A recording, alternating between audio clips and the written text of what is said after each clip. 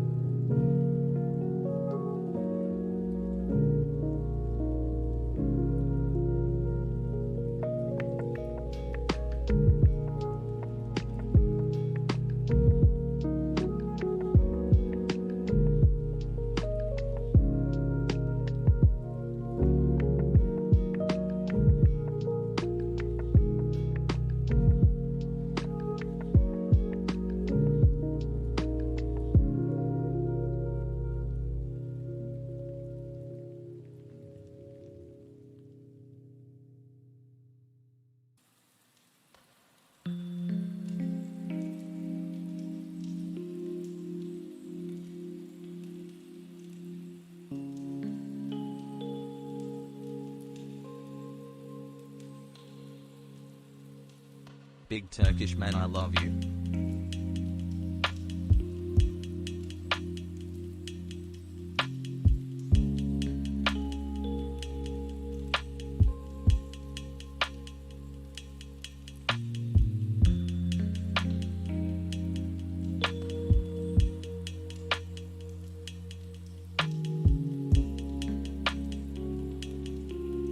What's good, chat Pog?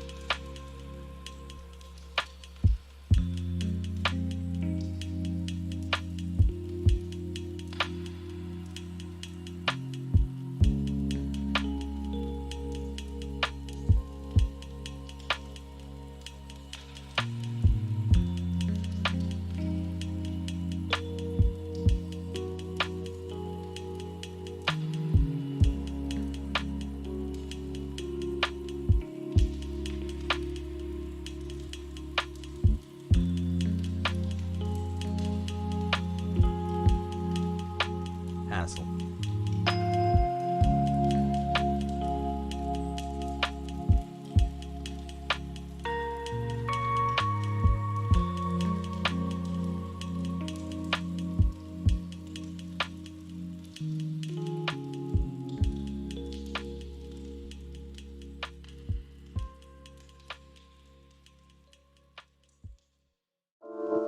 Love you at HasanAbi Hassel, keep it up, Chad.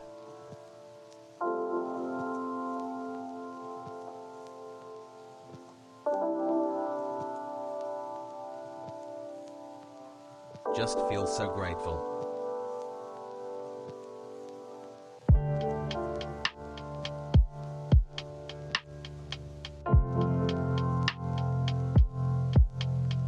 Thank you, Hassie. Can we all spam W for the boys?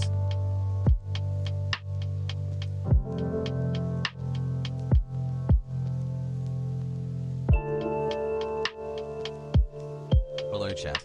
Hello, Ajan. Vlog.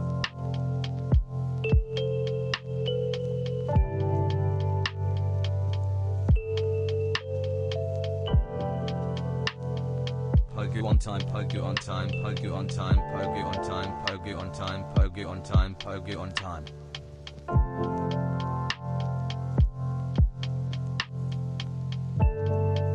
Ajan, Pogo.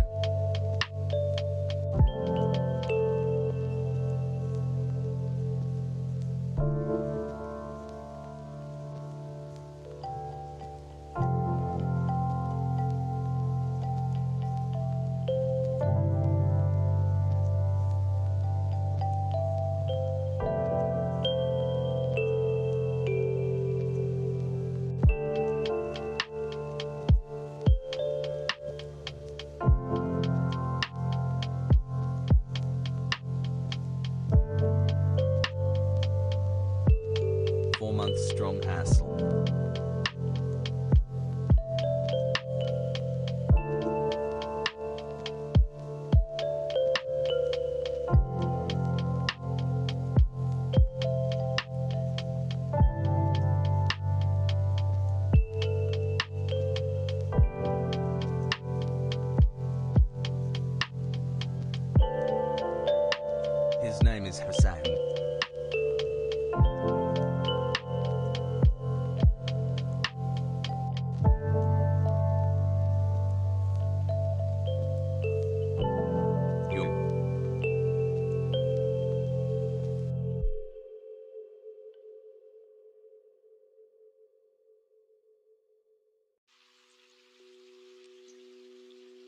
Thanks for helping me get through quarantine and hassle.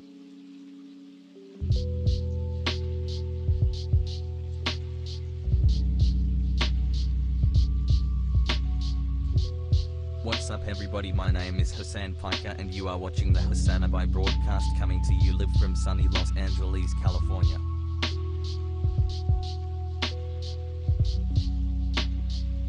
Thanks for free content Aja and Pogo, comrade.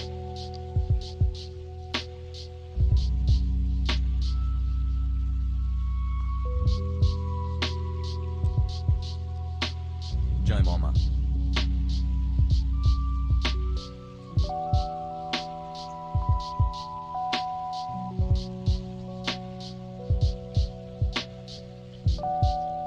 I want my money back.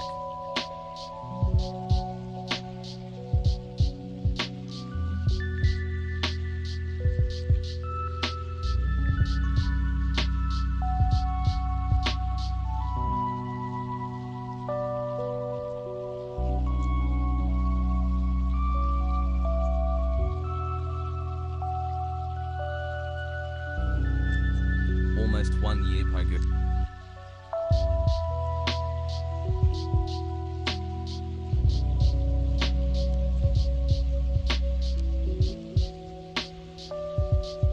Love.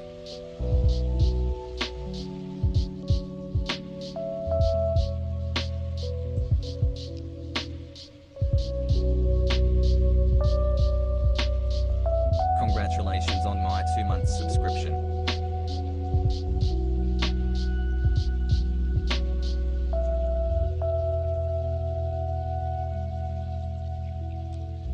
Dub sub chub scrub.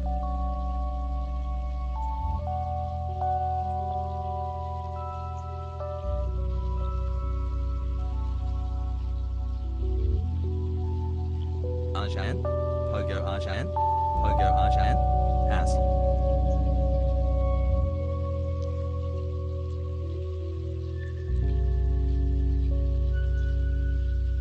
As am Pogo, I'm the Minecraft nerd from yesterday. I'm glad you called me a virgin.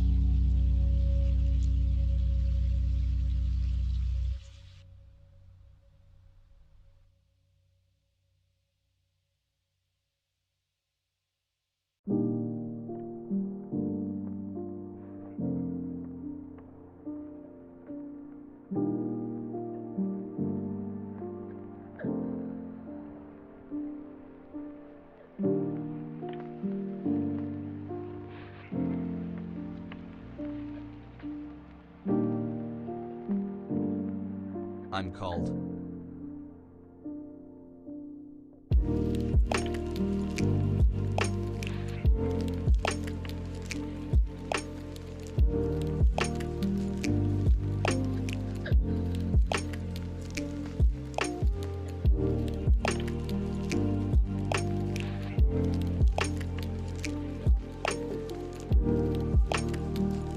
Yeah, chat, you guys are great.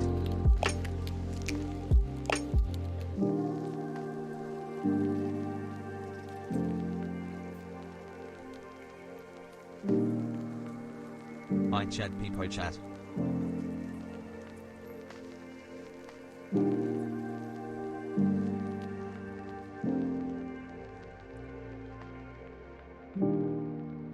Yeah.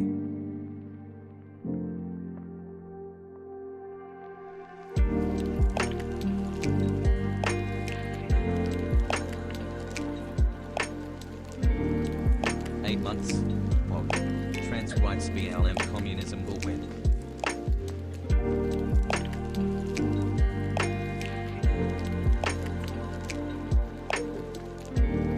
Love you, chat.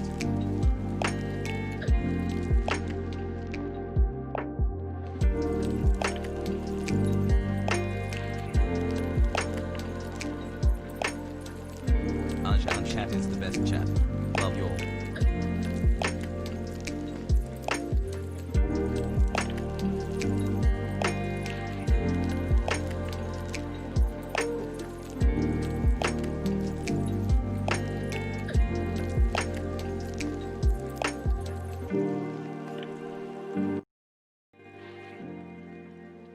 What's going on, everybody? Hope everyone's having a fantastic evening, afternoon, pre-noon, no matter where you are in the world. I'm Hasan Piker, and this is the HasanAbi broadcast coming to you live from sunny California, Los Angeles. We are live once again, folks. It's 64 degrees out here today, but I am cold as a motherfucker. I don't know why. It says it's 64 degrees, but I feel like it's 50. Maybe it's because I haven't left my apartment in the past week. Ever since Cyberpunk came out, I literally have only left the apartment one time to go to the gym, one time. It does not help that I also had crippling back pain for the duration of that, and it's now going away finally. But having said that, my God, it's good to be back. We're back, folks. We're back. We're back. It's Monday, December 14th, 2020. And it is 11:07, which of course means it's 11:07, which of course means it's news time, and I'm actually early. I am early today. I am rocking my designated fit, as some of you already know. This is one of my OG looks, the chain with a turtleneck look. Once made famous by Dwayne "The Rock" Johnson, as always.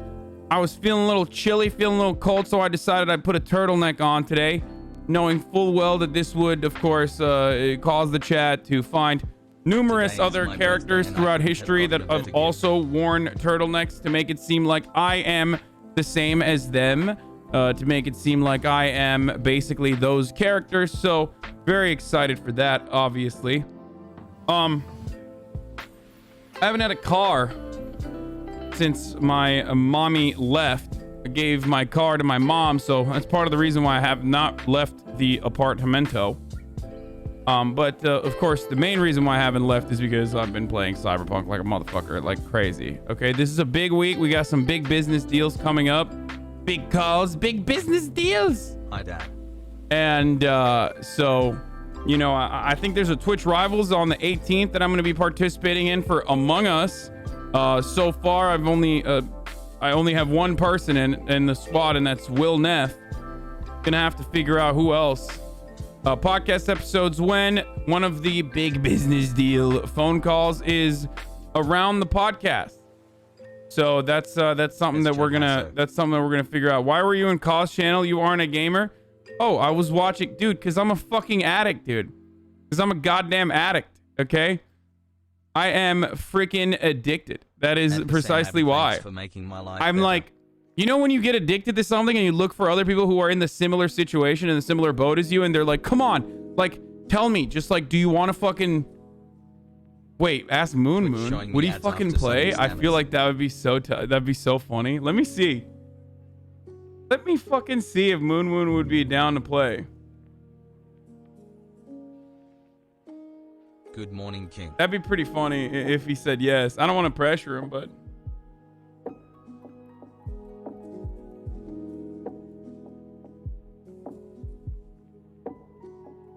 Crazy, it's been 9 months. Thank you for everything, Hasan. So...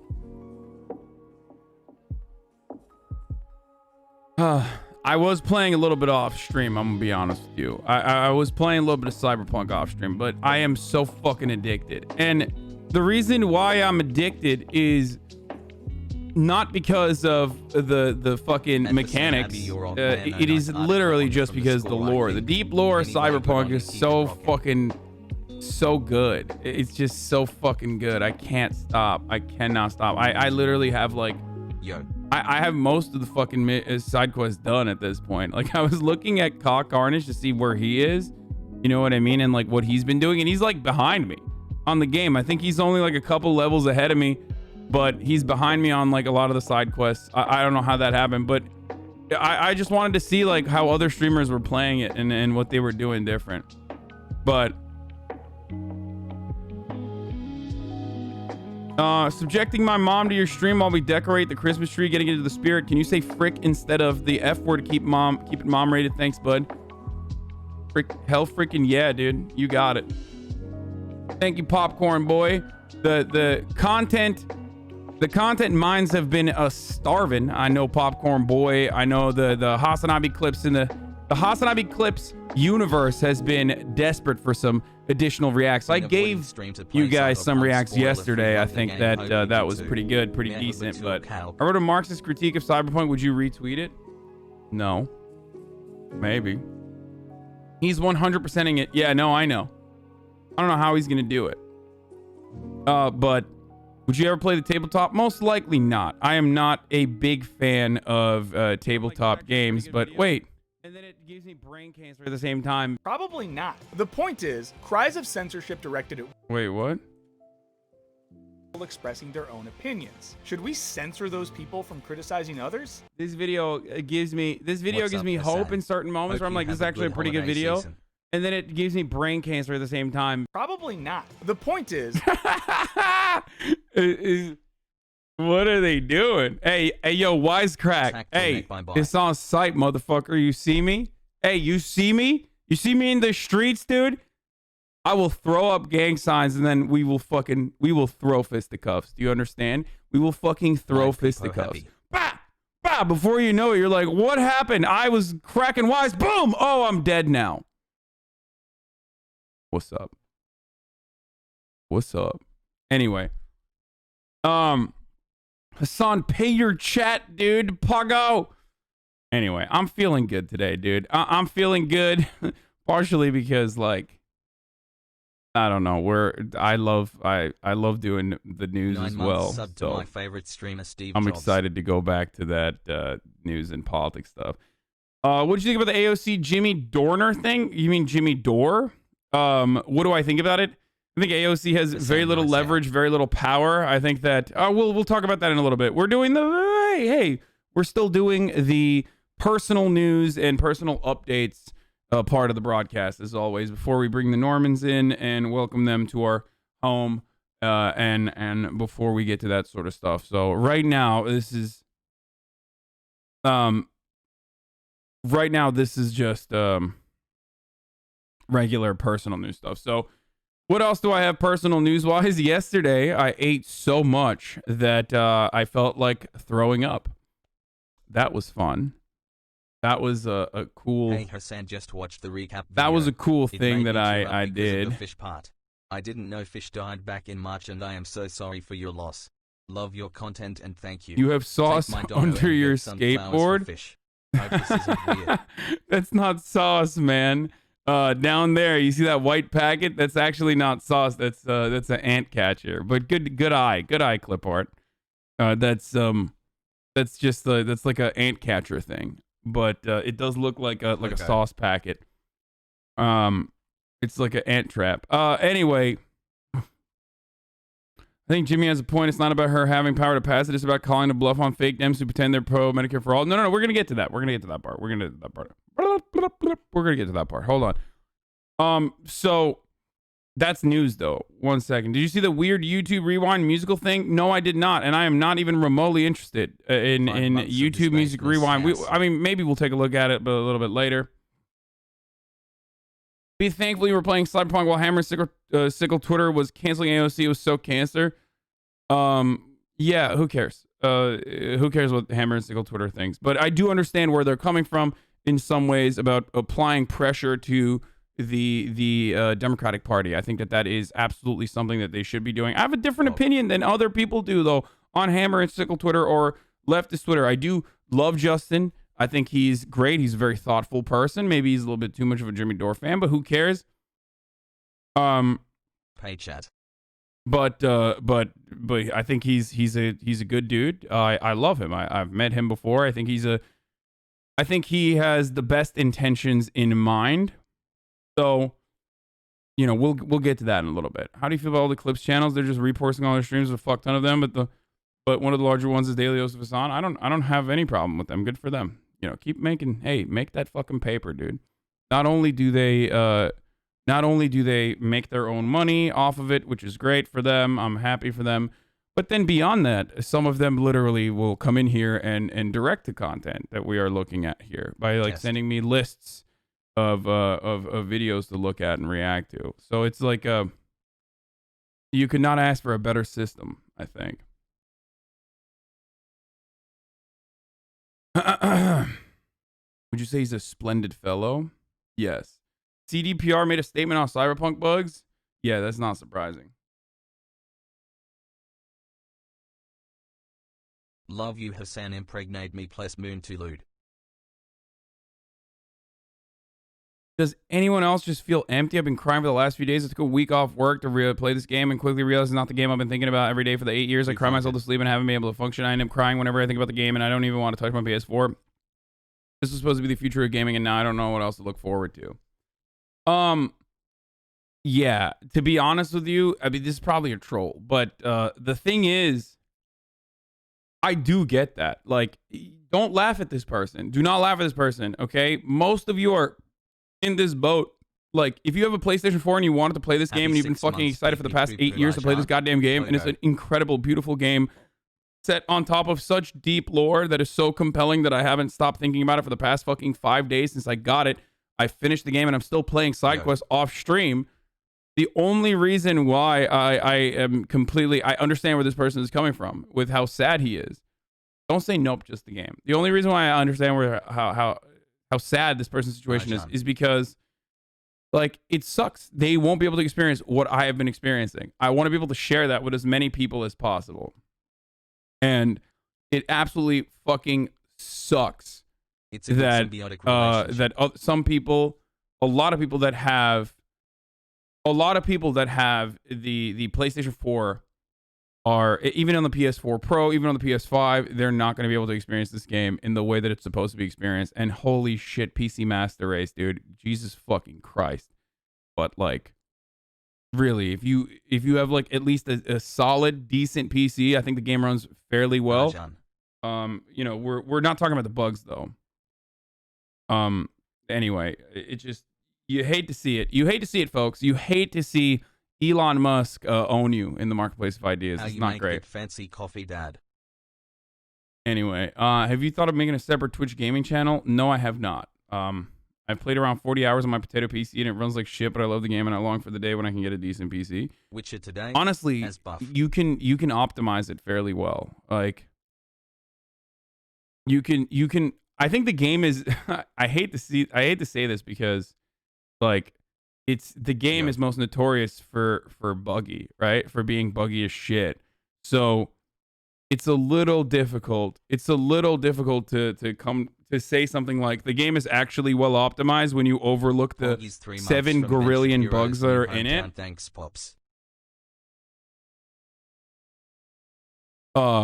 But it is actually fucking well optimized. The DLSS system is like one of the most incredible things I've ever seen. 6 months already. It's fucking insane. The DLSS AR system, if you have RTX, like it is crazy. Like the way that it adjusts, the way that is it DLSS or DSLL? DLSS, right? It's literally an actual. It is actually a well optimized. No, I don't have a 30. I don't have a 3080. I don't have a 3080. I have a 2080 Ti, which is a very good top of the line graphics card. I know that. But I have talked to people who have like 1070s, and even they have, like a 1070 can still run on ultra with 60 FPS as long as you fucking tweak it. That's what I'm trying to say. It is insane that you can tweak certain parts of it to be able to even run a fucking 60 FPS game as long as you shut off certain parts. Like RTX can't, I mean, you just can't have ray tracing. You know what I mean? As long as you don't have that, as long as you don't have ray tracing, like you're going to be fine. But regardless, the point is, 1080 Ti has good enough real-time ray tracing. The GTX GPUs are still kind of cucked for performance, though. Runs fine on Ultra with my GTX 1080. Like, it doesn't have to be top-of-the-line 2080 or a 3090 or a 3080 or whatever the fuck, like, is up now and is out. So, if I can figure it out on my own, and I am, as you know, a gonk, to use a cyberpunk term, like, as a big gonk, then you should be able to figure it out as well, for sure. Like, if you go to the subreddit, and parse through all the people that have legitimate grievances against the game, you will find optimization strategies. Like you will find tips that I looked at too. I was a dummy and missed the surprise yesterday. What was it? Oh, it was just SNL. It was just SNL reacts. So it is my game of the year. Like it is my game of the year. It is so disrespectful to say it. It is 100% without a doubt my game of the year. I'm sorry. And you will probably see a lot of people who are over the age of, if you're over the age of 25, this is your game of the year. Back for another and the month, reason why it is your I've game of the year, and it is my game of the year, is because this game is literally made for people who grew up on massive fucking like comprehensive lore built open world RPGs. Okay, this game is made for people who played Vampire Bloodlines Masquerade. This game is made for people who played all the Elder Scrolls games. This game is made for people who played who grew up on the Fallout series. Okay, not 76. Obviously, we don't talk about that, but it is literally made for people who are, one, old enough to remember how game breaking the bugs used to be whenever there was like a next level a game that came out. It's also made for people who just love fucking sitting around and like taking the city in. Old people. It's not for Zoomers. I don't think it's for Zoomers. If you're a Zoomer, you can appreciate it if you have an older, refined taste for the game. But it is absolutely for... It's not an RPG. I mean, it has RPG components. It's an action adventure for sure. But it has some RPG components. It's not like a hardline RPG, which I don't have a problem with. I don't have a problem with that. I think it's good. Copium. Anyway, I don't get hyped for games because of Metal Gear Solid 5. I feel like this person in the post, that's how I felt for MGS5. My biggest gripe is your choices don't actually matter. The story is 100% linear, and you have no option when it comes to actually completing things. It's always just something like, yes, rude, yes, or I guess so. Yeah, so that is a legitimate grievance. I think one of the most legitimate grievances that you can fucking have against this game is something that frustrated me with the dialogue options. They're either press the blue for additional fucking questions that you can ask, or press yellow to continue the conversation. They only make it feel like you have different options. There are only very few, very specific instances where the dialogue options truly are changing the outcome, and that kind of sucks. I wish there was more. The enemy AI sucks. The enemy AI can be incredible, or it can be the worst, and nothing in between. There has never been an instance where I'm like, the enemy AI is fucking mid, or the enemy AI is good across the board. It's just either really good where they fucking flank you and they're constantly like on top of you, they swarm you like a motherfucker, or it's really, really, really, really bad and they just stay behind cover the entire time, and you can go and like loot the entire fucking game and loot the entire map and then go back and like clap someone in the back of the head. Now, I'm not even going to talk about the cops. The cops spawn system is just completely broken. How the fuck do you do that? How do you do that? The cop spawn points are insane. People have tested this. You can go on top of like one of the highest skyscrapers and shoot down at a civilian. Cops literally spawn behind you at the top of the skyscraper. Really, dude? Really? That's what you're going to do? And there's no driving AI, which is insane. Most of the drivers are just looping. Like, there's another video that you can find on the subreddit that I saw where it's basically just, you know that circle where there's a circle in the middle of the map? You're literally just driving around in a circle. You can look down at that traffic circle and all the cars are just driving around in a circle. Even with all of this, even having said all these problems, the fact that they lied and purposely omitted PS4 and Xbox copies from reviewers, the fact that they would not let reviewers even show their own footage because they knew that it was going to be a buggy mess, and they knew that the reviewers would absolutely fucking show the buggy messes and how much of a buggy mess the game was, and that would diminish the amount of games they could sell on launch day. Those are all completely unacceptable, okay? it's not a 7-year game. It's like a 3 or 4 year game, but people have been waiting for it for 7 to 8 years. So the development is like the past 3 years, and it shows. Okay. So, dude, you're coping more for the Republicans with more than the Republicans with Cyberpunk. I'm just, look, man, I'm a simple man. Okay. I'm a simple man with a simple brain. I see all of the problems with the game, but ultimately the game is so awesome because it is basically, oh, here, this is what I wanted to show you. It's basically built on top of such remarkable lore that has not been explored in this way before. That's all it is. And it does a decent job at that. And that's it. That's literally all this is. The reason why it's fucking incredible. What? PP warning glitch? No, there is no PP warning in this one. Thanks for everything in a filthy liberal socialist now. Look at this. Look at this shit. Look. Like, unacceptable. That's entirely unacceptable. Have you never played Deus Ex before? I have, but Deus Ex is... To me, Deus Ex is not as... This game appeals to my sensibilities more than Deus Ex. Does that make sense? Did you even use the PP you customized? I did. I had Sekiro a couple times. It feels more like RPG than Red Dead Redemption 2, but RDR2 wasn't as repetitive. Wait. What was repetitive about this game? That's actually the whole point that's the reason why I love it. It's non-repetitive. The side quests are incredible. The main mission is like good enough. Usually the main mission is like, kind of mid, but it's above average. But the side quests are incredible. The city, though, everything is literally the city. Okay. Everything is the city. The city is living, breathing, even with the shit AI, even with the fact that the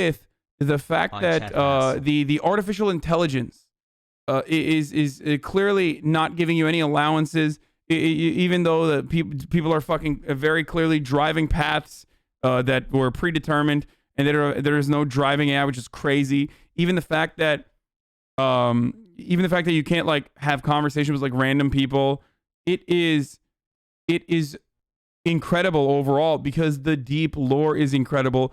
And a testament to the developers is that they were able to integrate that deep lore well enough into this city that they were able to build. It's clear that they focused everything on building the city. So much so that like the outskirts, the nomad lands, the badlands, all the other parts of the game are not even as well built as the city is. So it's honestly pretty accurate police representation 70 plus years from now. If you want that, play Borderlands 2. Yeah. It is literally a game that is, first of all, there's so much wasted. Love you, Hasan. Hasan, I literally sat watching their news channel for 30 minutes, LFMAO. Yeah. I'll say, I'll end it on this note. Are you ready for this? It's such wasted potential. This game could be literally the best game ever made. This game could have been the best game ever made. Like, of all time. Something that I will remember. Something that I will think about. Something that I will say, wow, this is, like, incredible. This is one of the greatest games of all time. And it is completely wasted. Completely wasted. Not because of the millions of bugs. I don't give a shit. As long as it's not a game-breaking bug, I don't care. Even if it's a game-breaking bug, if it's fun enough, I will still work my way around it. I don't give a shit about that. Okay? The wasted potential here was the fact that, like, little stuff, little additions like driving AI, additions like, I mean, obviously fixing all the bugs too would be great, but the AI, not making sure that the fucking cops did not just like spawn on top of your ass, or having like actual dialogue options that matter, that change the outcome. You know, when you work with a certain faction, you can't work with others. Like basic RPG stuff that they didn't add into this, that they made way more linear than they should have. Maybe they did that deliberately. Maybe they did that because they wanted to maybe they did that deliberately, or maybe they did it because they wanted to appeal to a larger base of support. A third person mode, which would have been fucking insane. What makes me wonder which was the more overhyped, Cyberpunk or Watch Dogs? Cyberpunk is repetitive. Cyberpunk is a classic Ubisoft game. Or not Cyberpunk. Watch Dogs is a classic Ubisoft game and it's repetitive. Cyberpunk, on the other hand, is fucking awesome. Like, so, but how deep is the lore? It's deep, dude. It is so fucking deep. It is so incredibly, incredibly deep. So,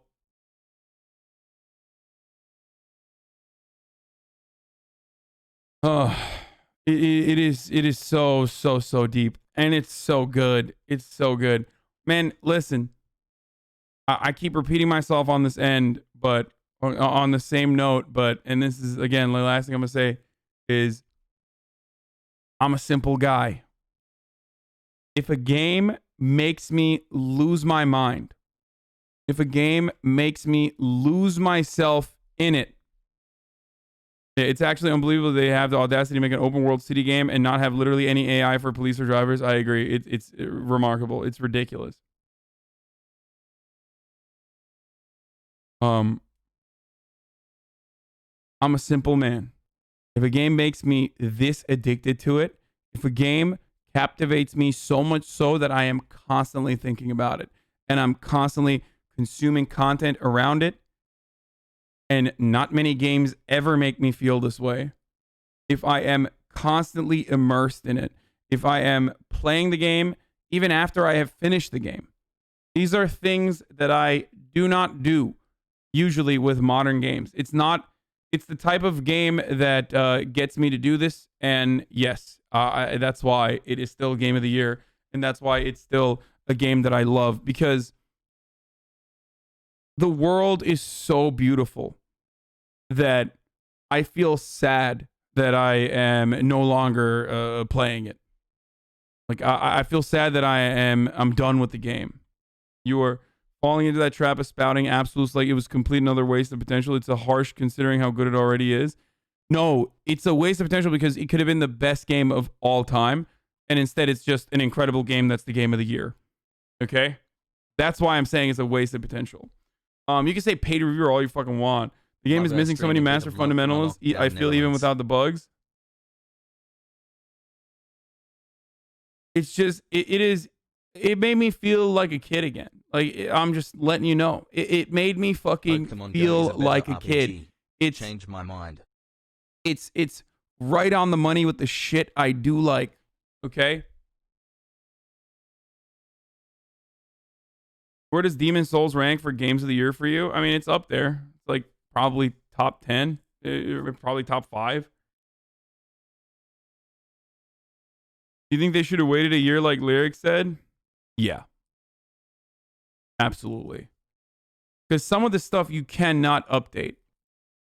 Like, some of the stuff I'm pretty sure you basically had to just you had to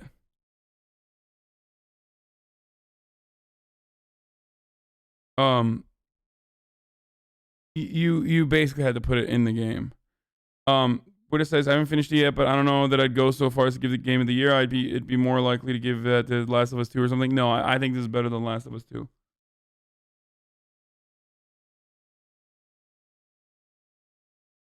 Anyway, let's do it. Let's welcome the Normans into our home. I'm 70 hours in my playthrough. The combat and weaponry needs variety, certainly. It's just the IP that it sits on is so good. And I think that they were able to really do it justice with the city that they were able to build around it. Like, and that to me is fucking incredible, honestly. Like, anyway, we've done enough personal news here, so it's time. Daycare is now open. Talking about the electoral college votes. Incredible amounts of MAGA opium and vaccine availability. Pog. Get in now. www.twitch.tv. Politic frogs now know what it's like to be gaming viewers, Sag. HasanAbi. Politics frogs know what it's like to be gaming viewers. I mean, yeah, I love that fucking core gamer ride or die fan base I have. They're fucking awesome. Oh, this was a pretty funny story. We'll get started with that one, actually. I've never seen a ratio like this in my entire life. So the New York Post, of course, came out with another incredible article saying the New York City medic helped make ends meet with racy OnlyFans side gig. And AOC said, leave her alone. The actual scandalous headline here is medics in the United States needs 2 jobs to survive. It's great. That's a great take. And that is also the actually incredible part about this. And yet, New York Post is going to do what New York Post does. It's a dish rag. It is an absolute dish rag. I have literally never seen a ratio disparity like this before. I've never seen a ratio like that. That is, it might be one of the best ratios I've ever seen on the on the platform. Amazing journalism from the New York Post is just too deep for these libs to understand. Exactly. Has five. This was about a friend of a friend and she lost her job because of this story.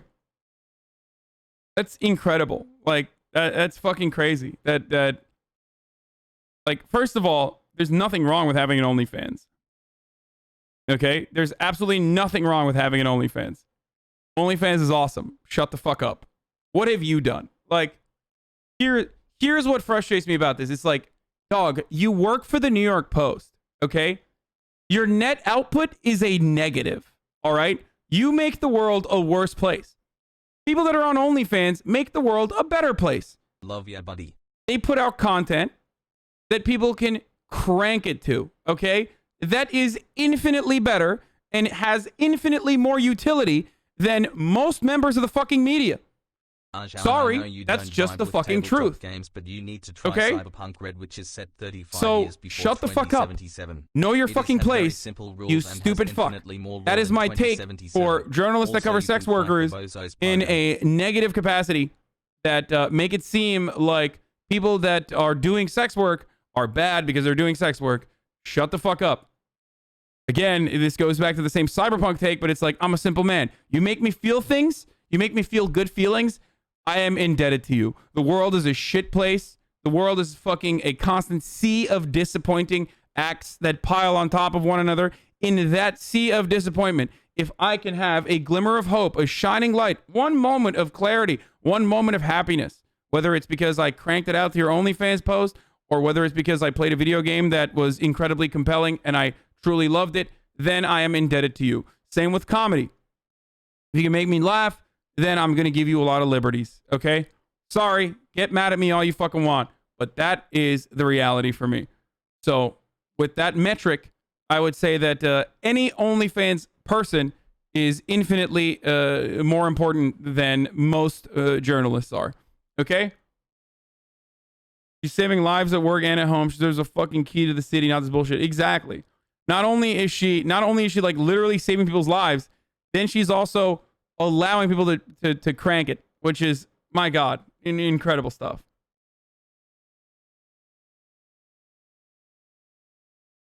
Two months in. Came for the politics, stayed for the copium.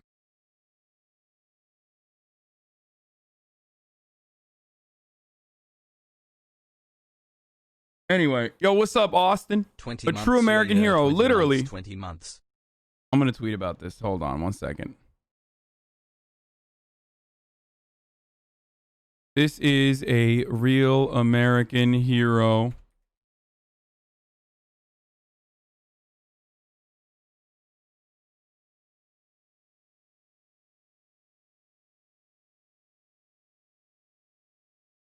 Anyone with an OnlyFans I want to sit with is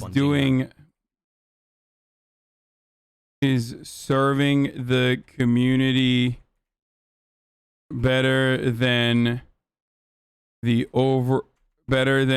every single person that works at the New York Post. At HasanAbi, this returns a reason guys got some hard lolbertarian energy gag. Alright, anyway. You better spam the link in the chat. No, I'm not going to. She's done more for the country than Dan Crenshaw? Absolutely. How about the fact that you can eat Cheetos in Cyberpunk? Can you? Support the family.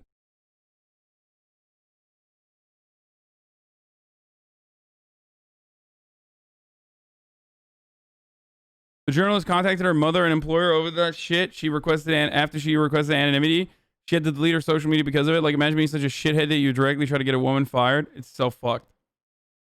And it's not like she's doing something bad. Like, it's not like she's a racist. It's not like she's, like, hurt people. Her statement says that she begged the reporter to let her remain anonymous, yet he ignored it and went to call her mother and employer. Oh my God. I want to start out by thanking all of you so much for standing up for me and fighting. I've read all your comments and messages. I'm feeling very overwhelmed with love and gratitude. Let me also say that I truly believe I do not have to explain myself, but I want to. I know in my heart I did nothing wrong, but it really helps to be reminded I do not deserve to be treated like this. All my life, I've been sexualized and treated as a sex object no matter what I do or say. I sold pictures of myself on the internet for extra money because it's easy. I didn't pick up extra shifts because I cannot work 40+ hour weeks to maintain my mental health. I did not ask my parents for help because I'm an adult and want to make my own money. I never once spoke of my pictures of work or used my job as a paramedic to solicit subscribers. I know I did nothing wrong and I have nothing to be ashamed of. Most of the quotes of the article are me defending myself to this reporter. He did not include that I begged him to remain anonymous, which was never agreed to, and that I told him my safety and job were going to be at risk if he posted this article. He truly did not care. He went on to call my employer and my mother. Some of you may know I've been home with my family in West Virginia following my father going to cardiac arrest last week. Yeah, that's crazy. I reached out to a Facebook group called First Responderinos, a subgroup of fans of a podcast called My Favorite Murder. And so many people asking if they could donate money. A very kind soul put together a GoFundMe for me and my family. That's awesome. I'm a strong woman because I have strong women all around me. I did nothing wrong and I will not take this lying down. I will continue to fight for my name and reputation. I will speak out against this and tell my story in time and when I'm ready. I love you, Zaddy. I will. Yeah, thank you for all so much. I love you all. Please forgive me if I haven't responded to your messages. Dude, they're such fucking pieces of shit.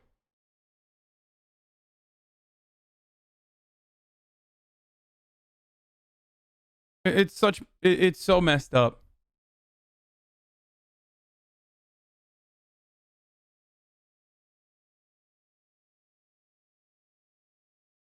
This is what the article. Here's what Dean Balsami, who wrote this article, looks like. Yeah. Of course.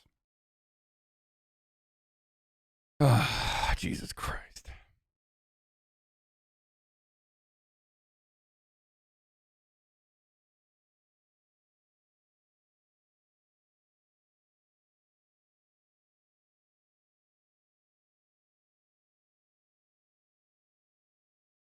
Yeah, it is.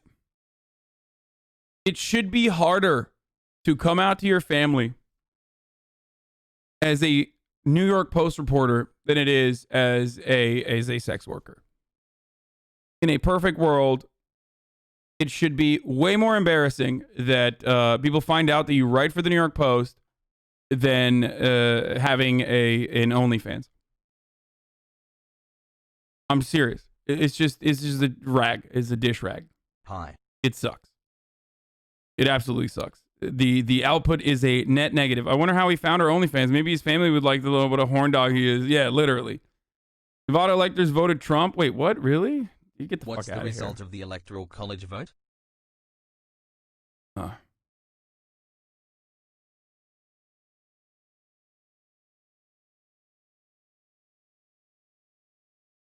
New York Post, officially a conservative media outlet, says Twitch streamer. I mean, what is that new? Is that news? That's not news. That has been the case for a while. Why are you a horse girl? Because I love horsies. Okay. Don't you think OnlyFans are fueling like the simp culture? What the fuck is the simp culture? Twitch is fueling the simp culture. Any sort of social media is fueling simp culture. Any sort of outlet that you can go to where you can develop a more meaningful bond with the content creator that you love and enjoy the content of is creating simp culture. Okay? You are just upset about the sex part of it. Okay? That's the difference. Most of the people that criticize sex work criticize it on anti-capitalist terms, but more often than not, they're not criticizing the work itself. They're just criticizing the sex part of the work itself. That's how it works. That's what it is. It's not that you don't like the work, you just don't like the sex.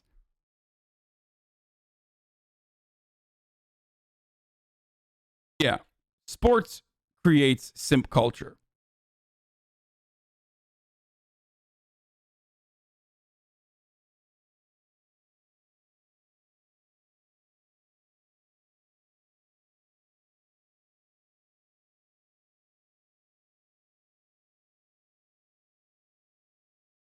Anyway.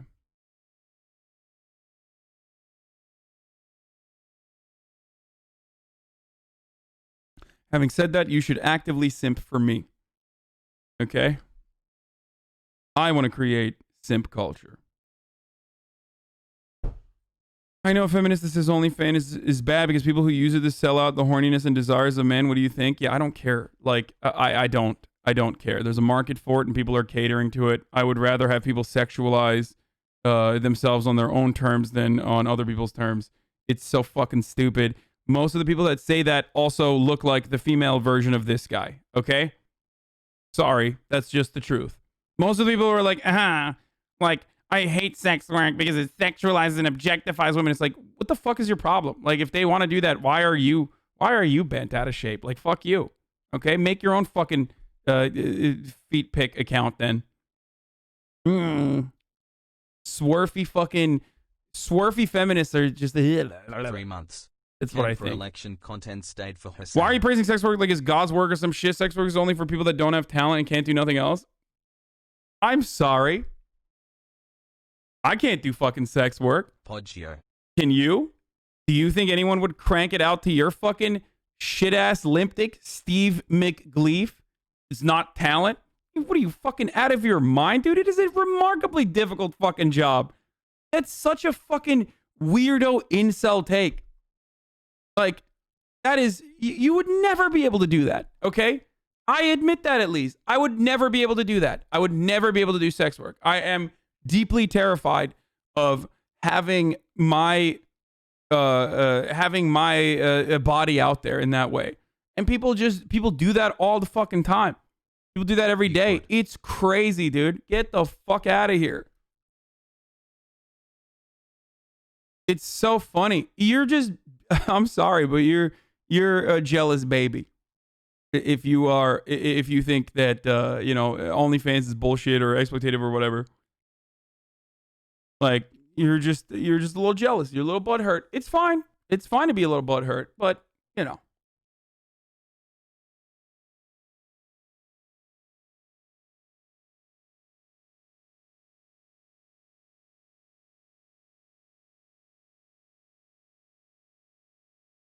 Sex work is totally only for losers.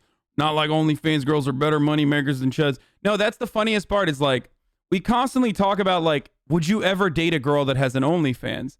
But we never ask the question, would the girl with an OnlyFans ever date you? Why the fuck would they date you? If you're asking a question like that, you're probably not even in the fucking running, okay? You're probably not even in the dating pool of people that a girl with an OnlyFans would be interested in dating with. Like, you're just not there. You're having that convo. It's like, dude, I could fucking, I could play better than LeBron if I was given the opportunity. There's no difference between having that fucking hot couch combo than talking about, like, would I ever date a girl with an OnlyFans? Fuck no, brother. It's like, dude, no girl wants to date you. And you're over here talking about, like, girls that literally have been able to commoditize, like, how fuckable they are. And you're having a convo about that, like, as though these girls are like, oh man, I really just want, Jebediah. That's who I want to fuck. That's who I want to date. The guy who is like stressing over whether or not I have an OnlyFans. Like, get the fuck out of here. Anyway,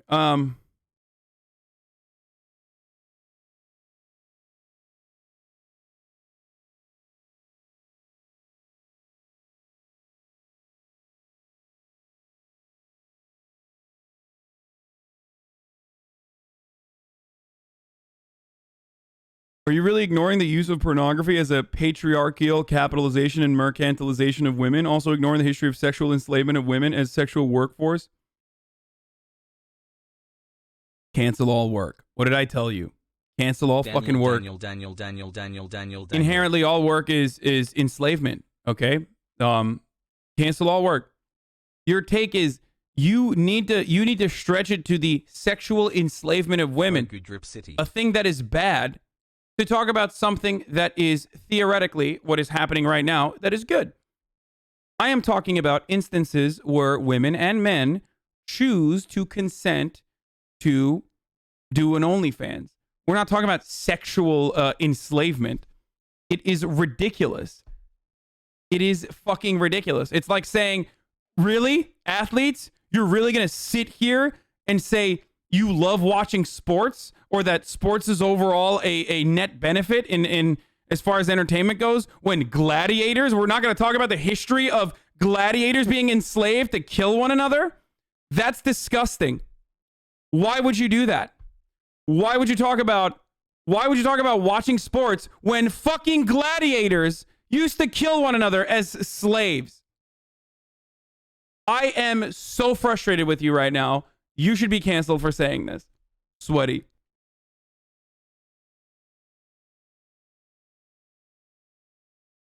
But it's bad that some women have to resort to it to make ends meet, but they shouldn't have to if they don't want to. Man, people that fucking say this stuff, listen. There are women and men out there that are resorting to sex work because they have no other option, okay? What you're supposed to do for them is make that situation as good for them as possible, okay?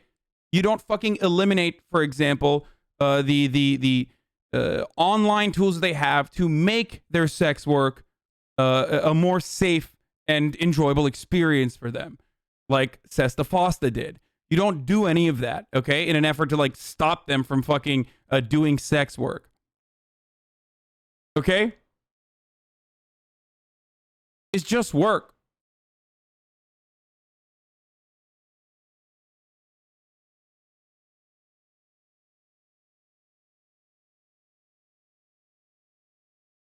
Dude, I know women who get pimped out for almost nothing just to make a living wage. Again, it's like talking about how we need to abolish McDonald's. Like, if you are in a horrible situation, most jobs that you take on are going to be absolutely fucking disastrous. Instead of abolishing that job in its entirety, what we must do is make that a more fulfilling experience for those who work in these sectors, okay? What, you think fucking working at McDonald's is fulfilling and great? No, it's not. The way we treat sex workers is basically like, oh, that job sucks, and I know better than you. You shouldn't do it. You don't want to do it, but you're doing it right now, so I'm going to make sure that you can't do it. It's fucking dumb. It's like, oh, you're poor, you maybe have a criminal record, and therefore your future job opportunities are limited as a consequence of that, as a consequence of your material conditions. So now you're working at McDonald's. Well, sucks. That job is terrible for you. So what we're going to do instead is literally fucking eliminate that job or make it harder for you to work at McDonald's. Okay? It's dumb. It's really dumb. Hold on.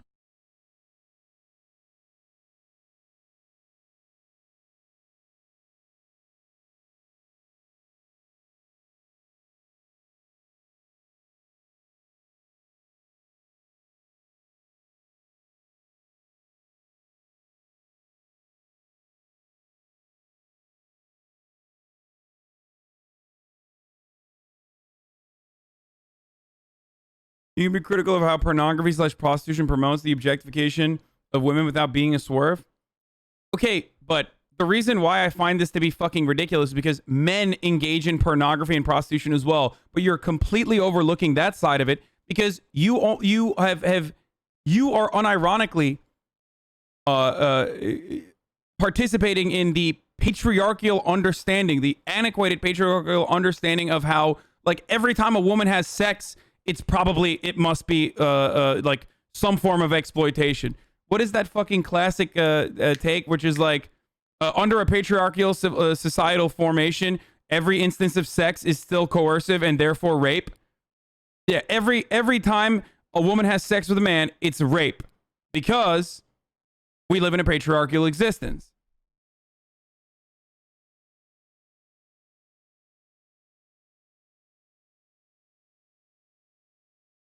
All sex is rape.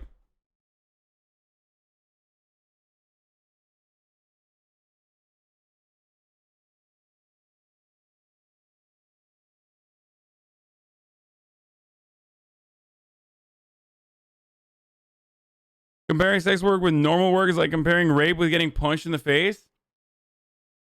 No, it's not. No, it's not. What do you mean normal work? Sex work is normal work. It's absolutely normal work. What the fuck? 4 months has left. It's work. Sex work is work. Oh, it's so funny that it's literally just all... It's all fucking incels, and I love it because whenever we have a conversation about sex work on this channel, there is a beautiful unity that we experience between the fucking psychotic, horny incels and the swerfs. They get together and handshake emoji their way into shitting on sex workers. It's fucking awesome.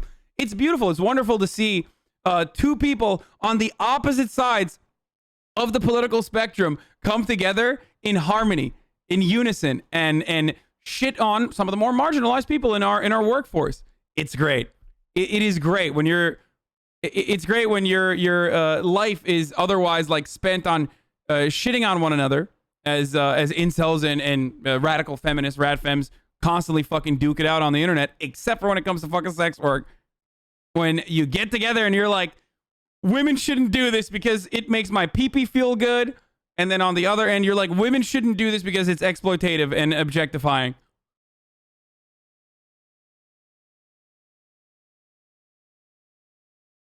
Bro, there's got to be a better platform than Twitch. This is basically cancer. Fuck no. This is, trust me, this is not bad.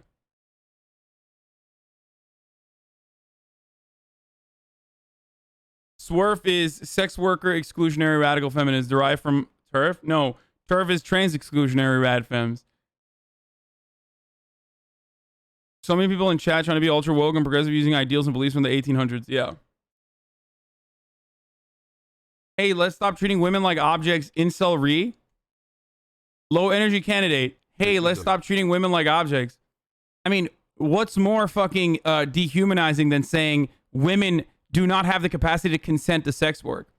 Like, there is nothing more dehumanizing than being like, women literally cannot consent to doing sex work. It's still technically exploitative and objectifying. You cannot do it. You sound like one of those people in like Laïcité, France, who says things like, oh, well, you cannot consent to wearing a hijab. Sorry, we are not going to let you do that. When you're so woke that you literally end up fucking telling women what you can and can't wear. You can't cover your body this way. You are not allowed. Just like you can't, just like if you look at Saudi Arabia, you're like, you can't show your body this way. You are not allowed. Well, if you go somewhere else, you can't cover your body this way. You are not allowed. Great. Good stuff. How about we just let people do whatever the fuck they want as long as it doesn't harm others?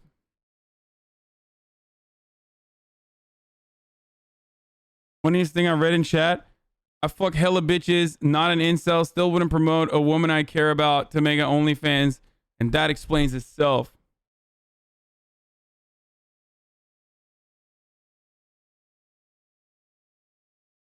You're just saying this stuff because your girlfriend was into sex work, so you're just an emotional offended loser? Yes. First of all, thank you for thinking I have a girlfriend. Very nice, very cool. I do not. And secondly, no. Can I pay you to have a hands camera on stream? No.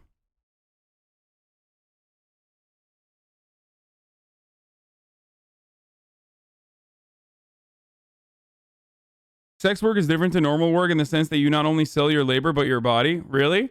Explain to me, what kind of fucking body do you not, what kind of labor where you don't sell your body? Yo, people literally are out here like, oh, dude, I would never do OnlyFans, and then fucking join the military, okay? Hello?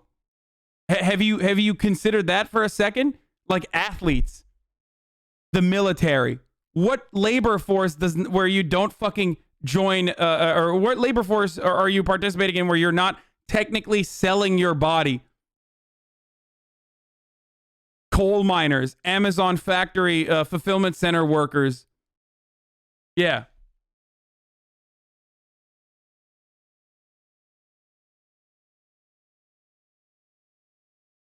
And the job isn't to eliminate that, and the goal isn't to eliminate that in its entirety. The goal is to make it as easy as possible for them, and implement workplace safety regulations, things like that, and a pathway towards that, making it easier for sex workers to do their wonderful jobs that we all literally take advantage of. Every single person in here has taken advantage of sex work. Like, everyone cranks it out. Okay, you love watching porn, but you fucking hate the people that are doing that for you. It's so psychotic to me.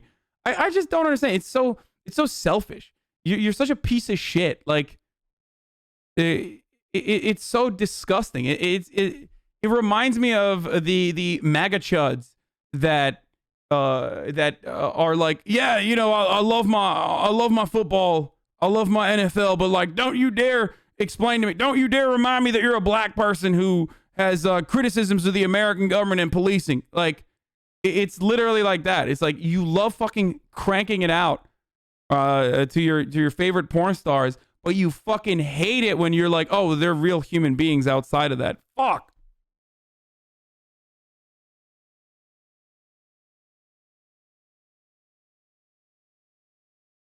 Anyway. Why even bring in the military? That too is just as bad, luring young people into a pointless war. Wait, are you saying that the military and its output is comparable to sex work? You are fucking delusional, dude. As a progressive mindset, you should work towards creating a just society, not a society where you enable your hedonistic behavior because you refuse to evaluate and change your own behavior. Yeah, exactly, dude. I'm sure you're having fun. Listen, even if it's not about hedonism, even if it's not about fucking pleasure, it's none of your goddamn business. Like, that's the difference. As long as the output itself is not harming others, then it's none of your fucking business. Like,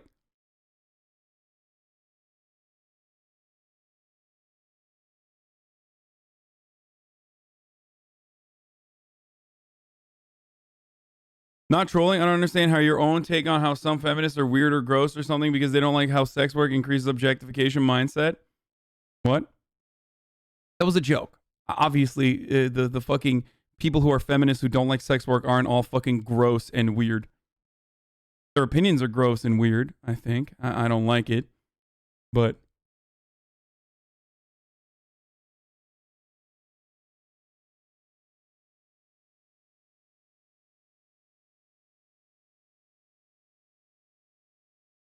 anyway. How can sex work be exploitative if somebody just wants to make porn? People want to escape into their entertainment and get upset when they get reminded of the real world. A better analogy would be the Confederate flag in NASCAR. There are some chud porn stars that still don't understand that. Of course there are some chud porn stars. Dudes in chat just mad they can't sell their body for $10. They sell their bodies for $10 an hour when sex workers can make an easy $200 and potentially have more fun. Yeah. Also, it's top of the hour every hour. There's a 60-second ad break right here, a contractual obligation. I'm going to run that right now. If you'd like to avoid the ads, all you need to do is subscribe. You can do that for $5, or you can do that for free. How, you might ask? Well, you can do it for free by connecting your Amazon Prime account or your mom or your dad or someone else's Amazon Prime account to your Twitch account, which gives you 1 free Twitch Prime that you can use on your favorite streamer. Maybe me, maybe someone else. But here's the ad.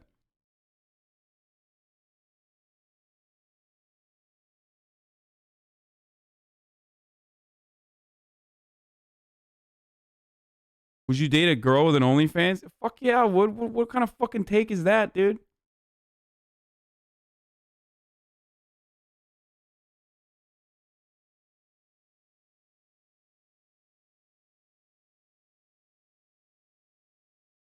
I would absolutely do that. Oh, here, this is Doo Daphne had a video that from this doctor that came out earlier today. We're gonna get back to the news in 1 second. We're actually gonna talk about the Pᴑrnhub thing too in a moment. But here we'll take a little break here with the Doo Daphne video. Hey, what's your name anyway? So your name is Dabney?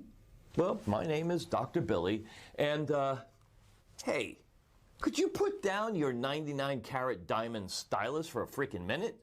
Because you're late to your appointment, too. Let's get cracking, huh? Jeez. Dabney. Wow. Is that the same damn shirt that you wore yesterday, broski? Anyways, let's just start with the checkup here, huh? Well, number one, do you have the constant urge to make god-awful puns and to farm poggos?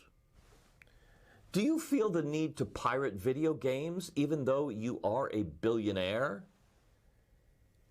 Are you... I want to keep subbing, but I don't know if I get a free sub every month or not. Yes, you do.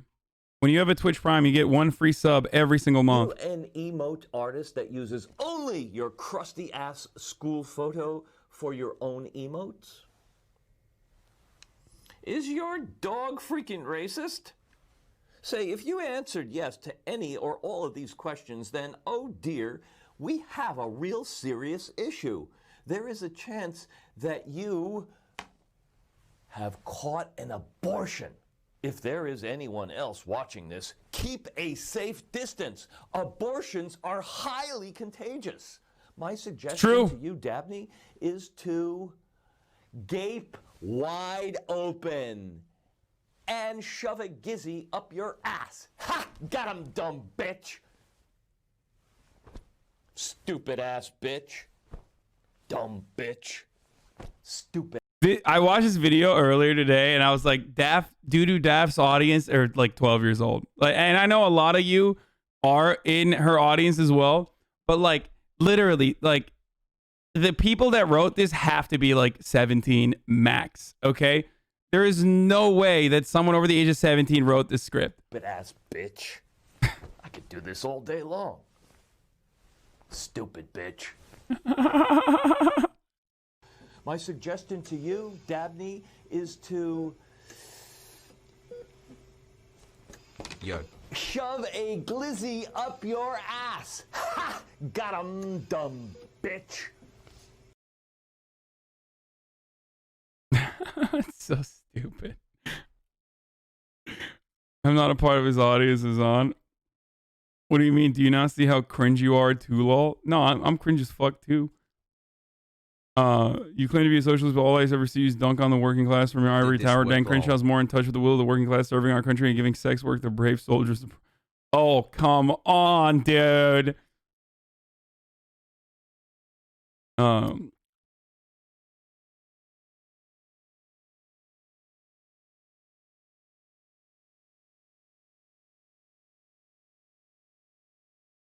She dabs exactly like the old man. I'm 22 and I can see my friends writing this.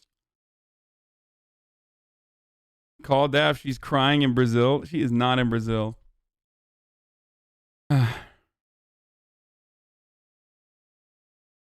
14 months. Anyway. Longer than any relationship I've had. You're literally a fucking millionaire and you sit behind your desk scrolling Twitter and you can't understand the circumstances that force people into sex work and yet you glorify it. If you want to praise sex work, then start an OnlyFans. For your simps, daddy, I'll pay you big bucks, please. I beg you. Oh, Jesus Christ, dude. Hot dog. This is pretty introductory conversations about sex work. We haven't even gotten to the part about like we're still talking about like sex work and why it should not be considered like demeaning. We haven't even got to the part about like objectifying sex workers, like when it's okay to be horny versus when it's not. Like that's like we're at the novice level. Once I fucking get to that level, you're gonna a lot of people are gonna lose their minds. Like, what the fuck? What do you mean? What if you're wait? What do you mean? If you're a porn star, I can just crank it out to you all the time, like no matter what.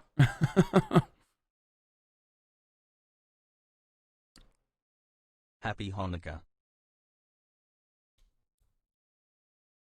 I know plenty of people who have been forced into sex work by financial factors. It's not comparable to McDonald's. If you went to McDonald's and a decent chunk of the burgers were made by actual slaves and are indistinguishable from regular burgers, I wouldn't suggest consuming McDonald's. We shouldn't criminalize the workers, but we should seek to provide genuine alternatives rather than focusing on excusing current consumption. I've never in a million fucking years been like, yo, sex trafficking is fucking poggers. Like, you're crazy. You are, again, putting words in my mouth that, or opinions that I do not hold. Okay?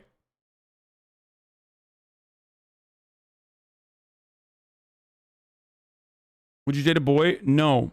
Hey, dude, I feel like you could explain the reason behind why swerves and turfs are bad because they're exclusionary of women, not because they're feminists. If you don't clarify that, the chat's going to go full grug. Yeah, no. Rat femmes that are exclusionary of other women that are participating in sex work or are trans women, for example, are just not real intersectional feminists. They are deeply conservative in other ways. They just, like, their worldview is not based on egalitarian principles and like making people's lives easier and better.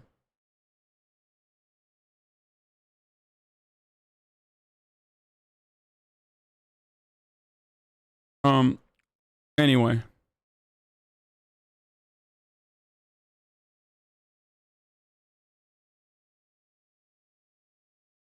Like, there's an entirely different thing between sex work and sex trafficking, okay? For those of you who are unfamiliar, sex trafficking bad, sex work good, okay? The key factor in this situation being consent. Very cool for people to understand. One is consent. It can be unenthusiastic consent. It can be enthusiastic consent, but it's consent. The other is no consent. The other is not only just coercive, it's coercive beyond capitalist exploitation. It's coercive beyond regular work under capitalism. It's slavery. Okay? That's the difference. Unenthusiastic consent, lol. Okay, that's a real concept that sex workers talk about. Thanks, Jeff Bezos. It's okay. Again, this is advanced level stuff. If you're still down at the fucking novice level, if you're still having a convo about, like, you know, sex workers are criminals and or are doing something that is bad, then we can't even get to the enthusiastic versus unenthusiastic consent. That we're not there yet. We're still in the entry level. Didn't we just have this conversation yesterday? I talked about it briefly yesterday.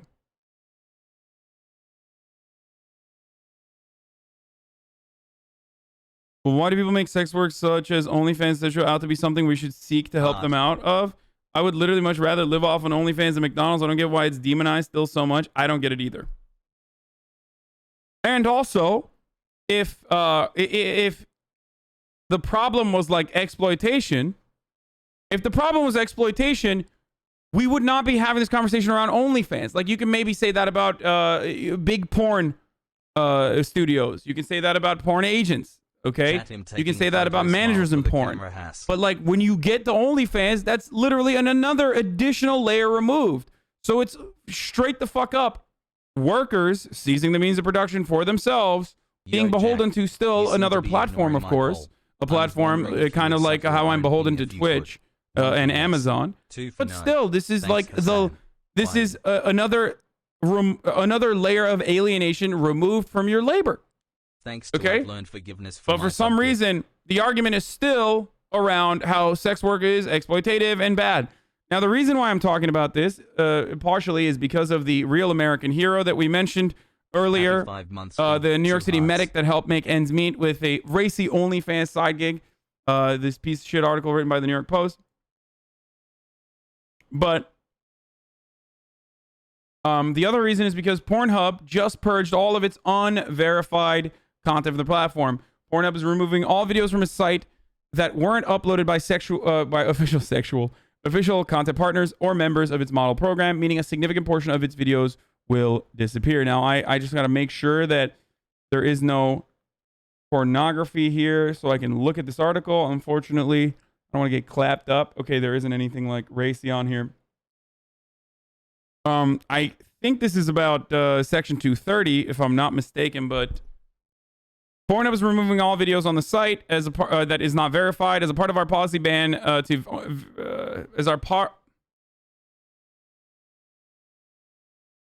a part of our policy to ban unverified uploaders. We have now also suspended all previously uploaded content that was not created by content partners or members of the model program, according to Pᴑrnhub's announcement. This means every piece of Pᴑrnhub content is from verified uploaders, a requirement that platforms like Facebook, Instagram, TikTok, YouTube, Snapchat, and Twitter have yet to institute. Pᴑrnhub, sex work has always been at the forefront of technological achievements. It's just something that you probably do not know. It's something that you will probably think is funny when I mention this, but they are always at the fucking front of the line. They are literally fucking pioneers in all this stuff. They're pioneers in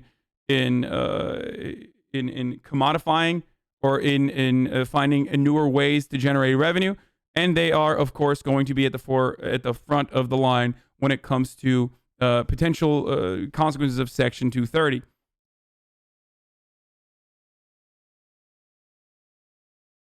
YouTube thumbnail previews. Yep. Wait, the only thing that they were behind. Wait, didn't YouTube also get the fucking video segments from Pᴑrnhub too? Porn popularized the VHS format. Apparently, there was hella sex trafficking and underage shit on Pᴑrnhub, so this is kind of huge. Plus, the verified account directly supports the creators and porn stars. Isn't it because they are having a lot of child pornography being uploaded? They have monitors in place for all this stuff. They do a better job. They also literally host rape videos. Okay, guys. It is a fucking platform where people can upload whatever the fuck they want. Okay? Obviously, there's going to be fucking shit like this on it. They are quicker to fucking clap this stuff than YouTube is when it comes to not sexual content, but when it comes to like fucking Nazi radicalization and shit.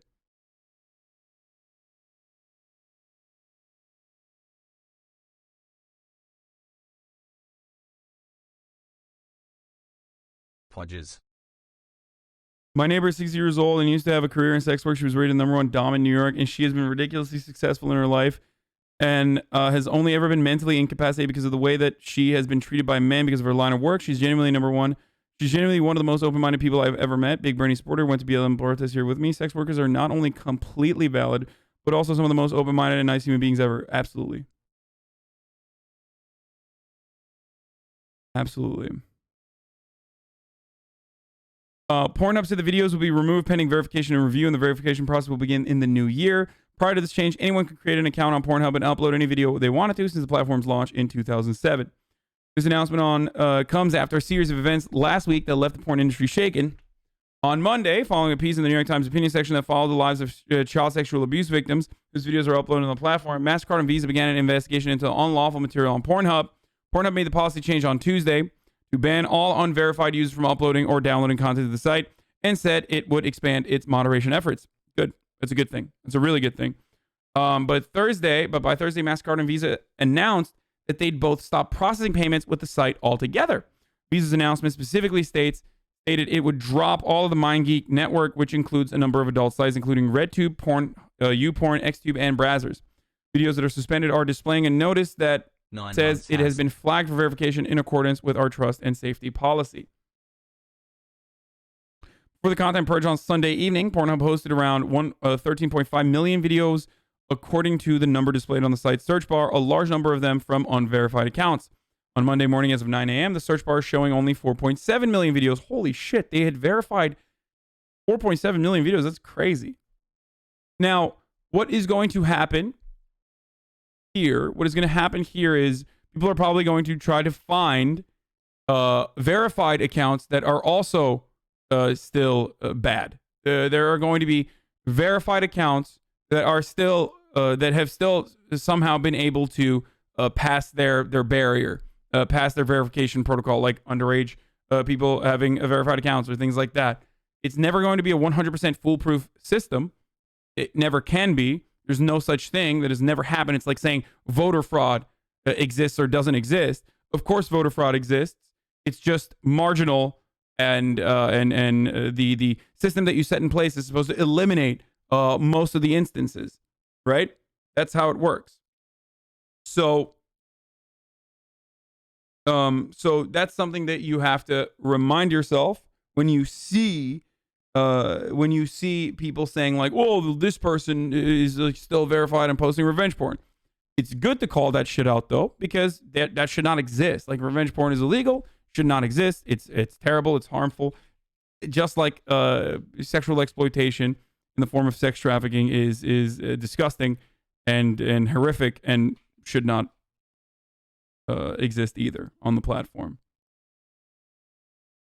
Verified users according to the site are those who have submitted a selfie of themselves holding a piece of paper and their username on Pᴑrnhub or the MindGeek site they're signing up for, handwritten on it. Pᴑrnhub told Motherboard that this process will be more thorough in the new year, but didn't provide specifics about what it will involve. Verification makes users eligible to join the Model Hub program, which allows them to monetize their videos. A lot of the unverified videos on Pᴑrnhub aren't even porn. Yeah, that's the other thing. Like, people fucking upload pirated videos and stuff. There's like, I think that there are memes of mine on Pᴑrnhub from unverified accounts saying like, you know, Turkish man fucks a small-headed child, like Charlie Kirk. Not child, but whatever. You know what I mean? Like the fucking. There was one about. Jank.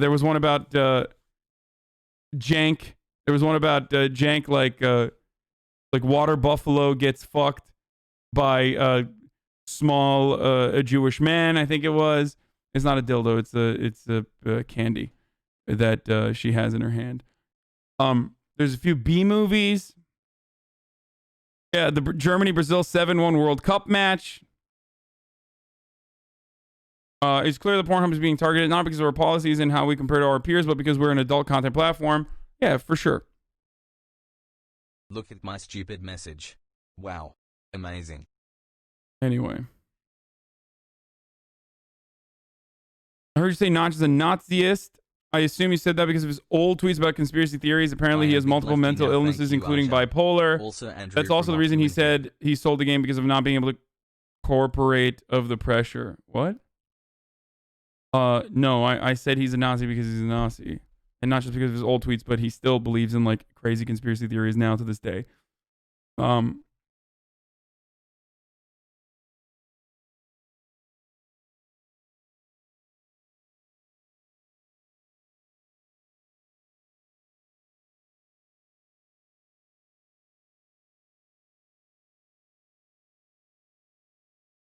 Maybe you should think about it if this is actually your place to talk on these issues. I'm vegan, by the way. Okay, shut the fuck up. Do a pog face.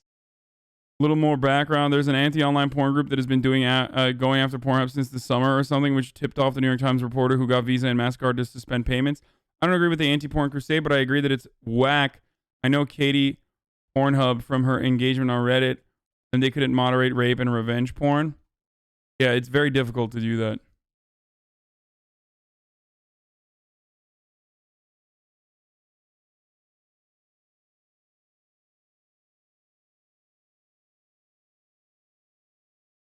While Pᴑrnhub's decision to stop unverified users from sharing videos on its site could greatly reduce abuse on its platform, it is not guaranteed method to stop all abuse. Pᴑrnhub continued to host Girls Do Porn and even promoted it as a Pᴑrnhub content partner while it was being sued by 22 of the women for fraud, emotional distress damages, and misappropriation of their likeness. And a motherboard investigation showed Pᴑrnhub was being used to dox and harass the women in the videos. Pᴑrnhub only removed Girls Do Porn's official channel after Girls Do Porn's owners were charged with federal sex trafficking counts.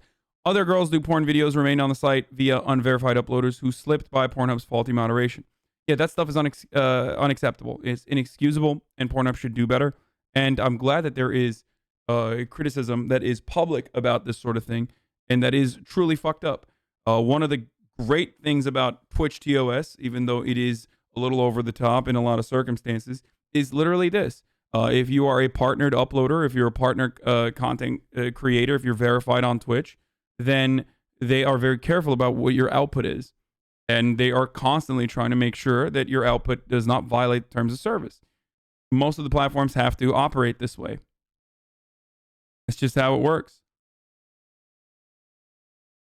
And very careful does not mean that shit doesn't get shit doesn't slip through the cracks. There's always issues. There are always issues. Okay. Anyway, I make porn games for a living, and we have to go through strict compliance with Steam and other platforms. Games already have to go through a lot of hoops.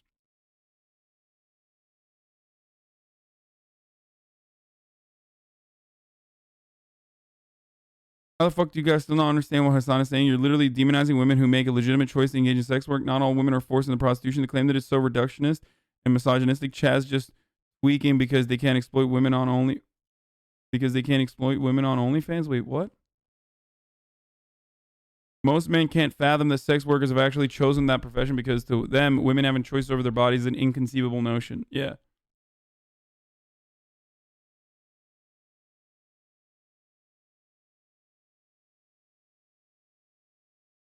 Maybe you should shut the fuck up and ask yourself if you have a say in how sex work impacts women. The real question is if you would date a boy if he wore a maid dress and called you daddy. No.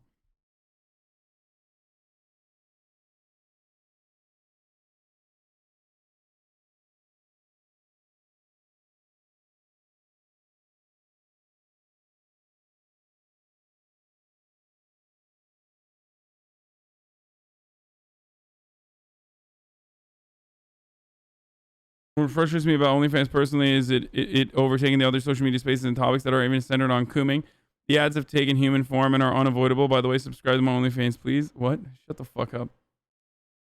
Okay, guys, stop memeing. Everything doesn't have to be a meme. The funniest memes are when you guys aren't like trying so hard to make me laugh, okay? The funniest memes come out of this community when you aren't literally fucking actively and deliberately trying to make me laugh by forcing the content. It's good.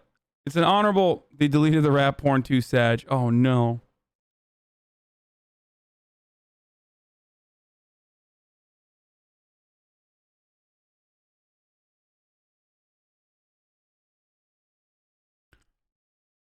Okay.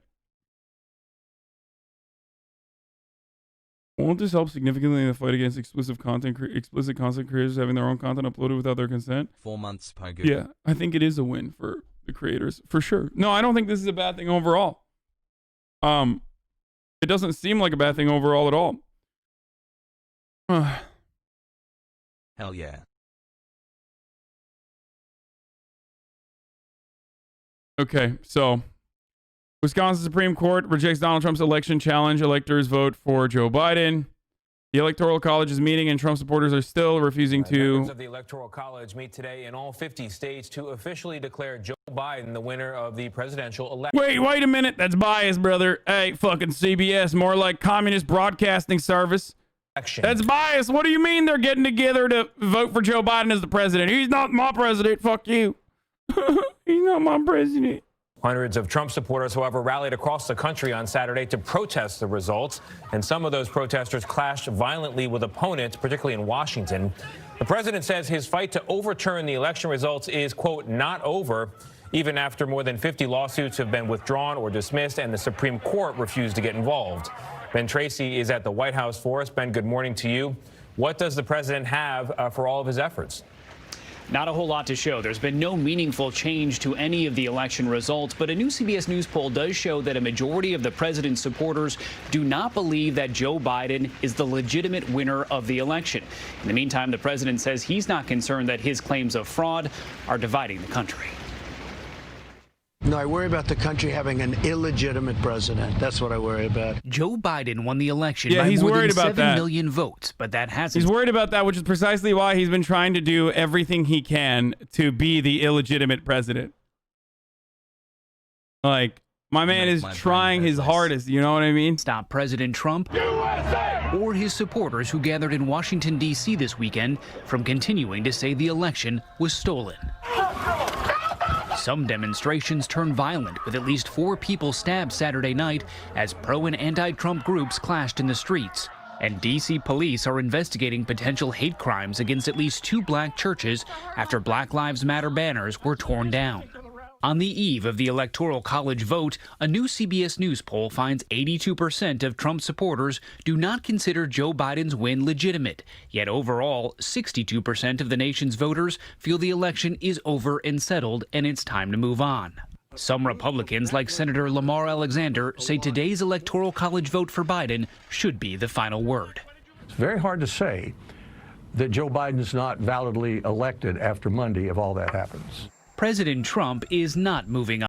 Fuck you, man. Lamar Alexander, another congressional person that I love specifically for his name.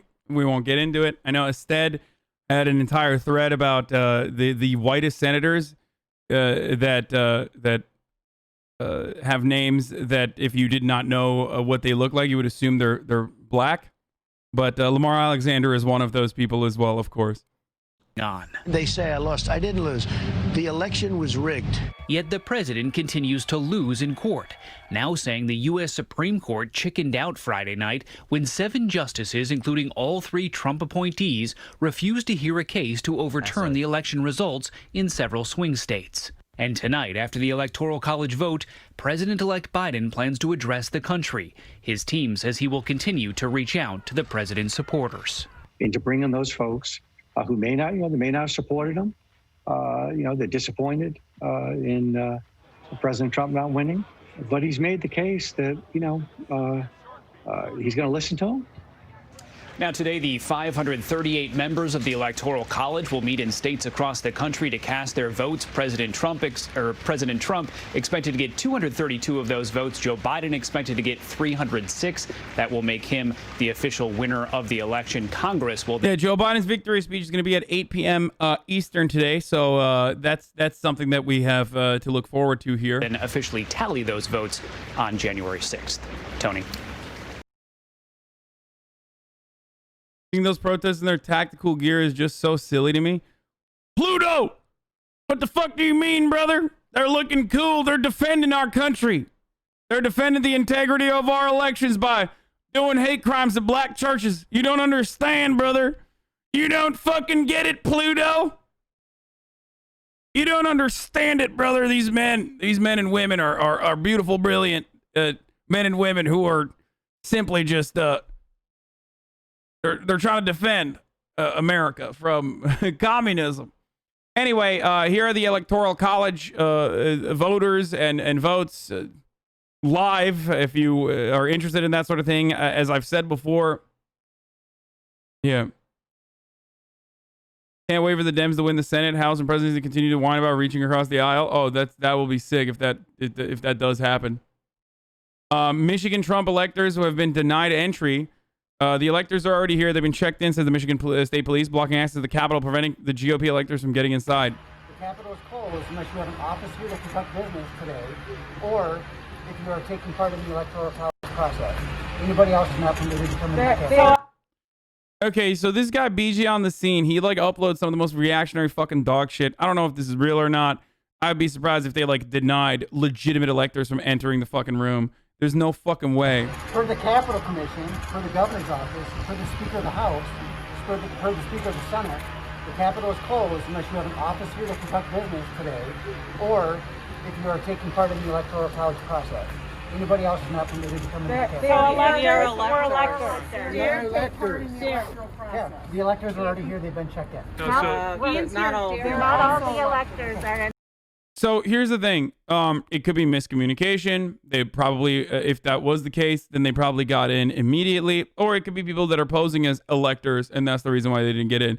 But the claim that there's some sort of systemic exclusion of actual fucking electors from participating in the process is silly as fuck. But of course, it gets you the fucking retweets. Inside. Capitol's closed. All 16 electors that we've been advised by the governor's staff that we're going to be here to vote in the Electoral College have been checked in. They're already here. But the GOP They are not invited. Trump lost Michigan. Why would they be allowed in? Oh, never mind. Yeah, no, that's not how that, okay, never mind. It's an alternate set that the GOP sent. What are they thinking? Like, how does that work? GOP electors. I'm sorry. I understand. Dare. Yeah. Dare. Ian's here. The Capitol Captain? is closed. Everybody Sir, that's permitted to come forward. For the 3. Stephen Miller said they're going to send a separate set of electors to muck it all up. So I mean, if you lose, that's not how this works. Like, you lost, so you don't get to vote. Like, I can't believe this is a conversation that we need to be having. But when you lose, you don't get to vote. You don't get to say you don't get to have a say in the process. This is like purely symbolic anyway. But they aren't the chosen electors for who won. Yeah. Breaking: Georgia Republicans are meeting at the Cap to select their own slate of Trump electors to send to Washington, even as Georgia Democrats are meeting to send the official state of Biden electors to Congress. So I find that to be interesting. It's not going to be anything. Again, this is not how you fucking steal an election. Even with how stupid America is, this is just not how you steal an election. So good luck to the Trump supporters who think that this is going to work. Eventually you will get to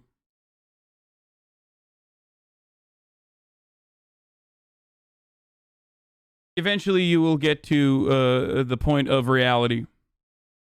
I really was inspired okay, so the strategy, but as the case with everything else, you know, oh god, I hate this bald fuck so much. This bald Nazi fuck. I despise him. He is so disgusting to me. I can't stand seeing his disgusting face. But anyway, but we're gonna get to that. So what do I always tell you? If you want to know what the Republicans are going to do next, or if you want to understand what's going to happen in the future of American politics, all you need to do is listen to the Republicans. Now, of course, Republicans, as always, will admit what they are going to do ahead of time. Trump admitted that he was going to try to steal the election by, undermining the USPS. He tried to do that. He failed. He said he was going to steal the election by trying to delegitimize mail-in ballots. He tried to do that. It didn't work. So the reason why I was able to predict some of the things that were going to happen in this entire election cycle was because I obsessively watch and listen to Republicans. And as always, here is Stephen Miller explaining exactly what they were going to do. Apparently, I didn't even see this because I've been playing Cyberpunk for the past couple of days, but here it is. What would stop that? Great to be on this morning. Thank you for having me. The only date in the Constitution is January 20th. So we have more than enough time to right the wrong of... Okay, they were, by the way, before that they were running on the only date in the Constitution is today, where the electors are voting. So they have moved the goalpost one more time. The only thing that's important is the date of the election. The only thing that's important is, like, none of the votes that came after the date of the election are important.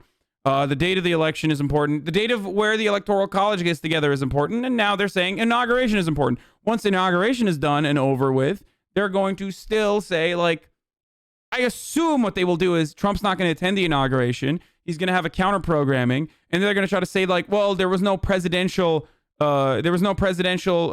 power being passed on to the next president. So the next president is illegitimate. I think that they will probably do that for the next 4 years. They'll say, like, well, Joe Biden is not a legitimate president because the president didn't pass down his power or something like that at inauguration. I assume something along those lines will occur. It's not going to work, and it hasn't worked. None of their efforts have worked so far, but it doesn't matter. So very cool, though, for him to start off by literally just moving the goalpost. Like, just being like, yeah, no, the date that matters is inauguration, actually. Who is this?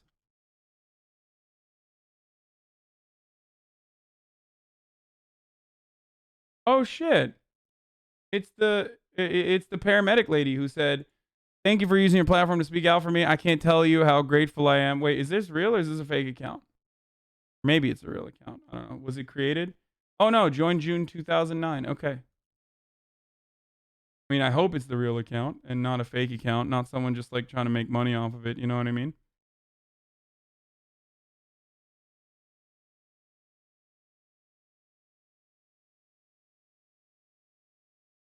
That's cool. Anyway, where were we? Big epic time. That the other side won't... Is this a usual thing that the other side won't accept defeat? No, it's not a usual thing. Nothing that the Trump administration has done has been usual. It is all unusual. This is not what is supposed to happen. This oftentimes happens in countries that do not have like that do not have the opportunity to build out fully comprehensive, protected, and transparent election processes. Like this happens in developing nations from time to time when there's like coup d'etats and things like that. Developing nations where the American government has decided, you know, we don't want like fucking a democratic socialist to be in a position of power, like that sort of thing. This does not happen in America. This happens to countries where that America rigs the elections of. It doesn't happen to America itself. So, no, it's new. It's definitely a new development here. Of this fraudulent election result and certified Donald Trump as the winner of the election.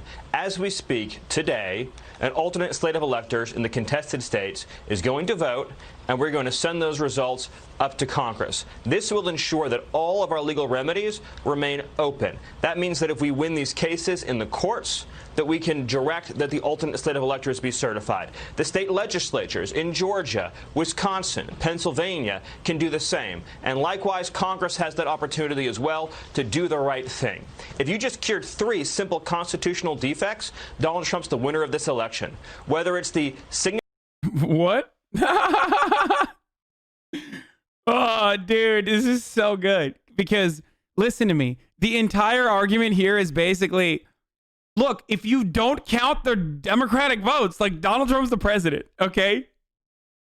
That's, oh God, he's such a creature. I hate him so much. I cannot. Oh my God.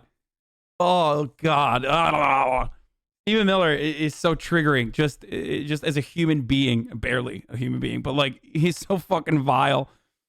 Oh God. Speaking of defects, Stephen fucking Miller over here. Okay, so he's just basically saying, like, you know, if you don't account for all the people that voted for Joe Biden, it's no different than making that argument. Do the same. And likewise, Congress has that opportunity as well to do the right thing. If you just cured 3 simple constitutional defects, Donald Trump's the winner of this election. Whether it's the signature matching in Georgia that was illegally changed as a result of a consent decree without the legislature's approval, or whether it's the hundreds of thousands of improperly cast ballots in Wisconsin, absentee votes. But that didn't work.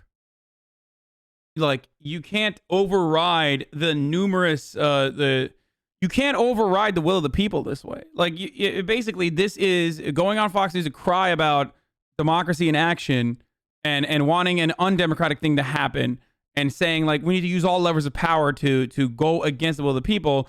There were recounts. It didn't work. There were court cases. It didn't fucking work. Like, it's literally just like a child. It's like childish to just constantly be like, it doesn't matter that, like, it doesn't matter. You keep saying we lost, but in my mind, we won.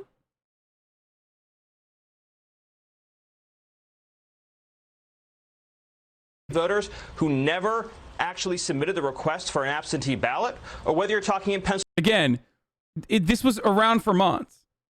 Universal mail-in ballot registration is something you can't go against, or some people did. Some states did.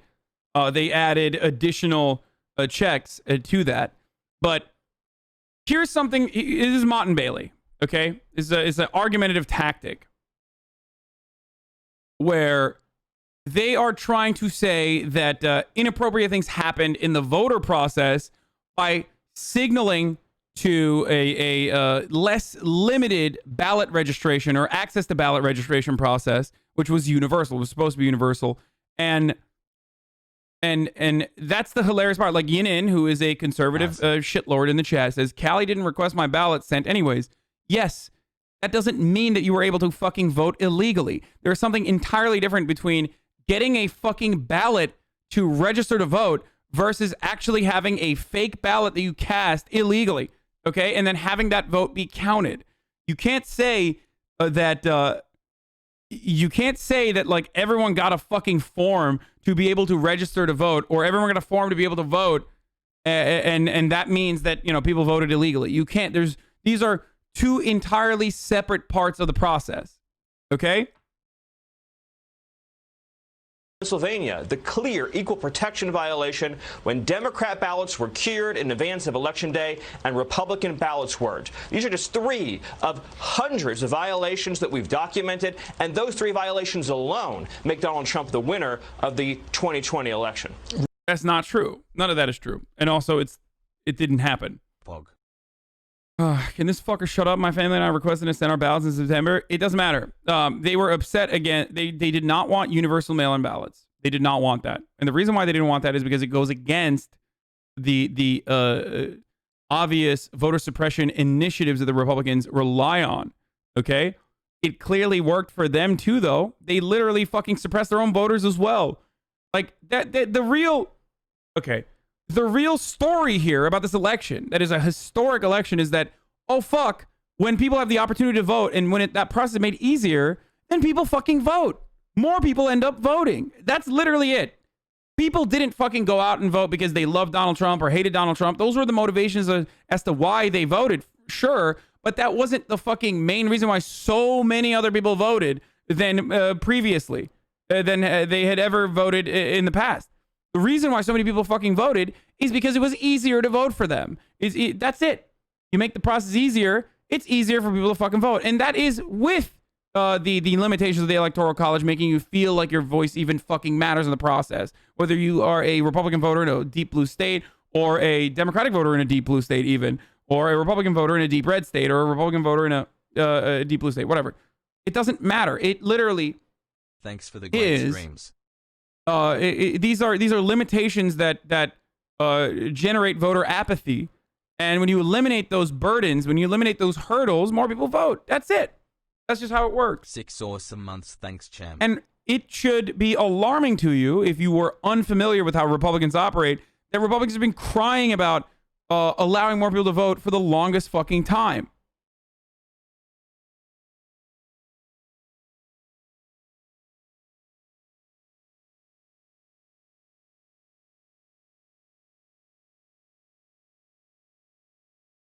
Right. And it just frustrates Republicans.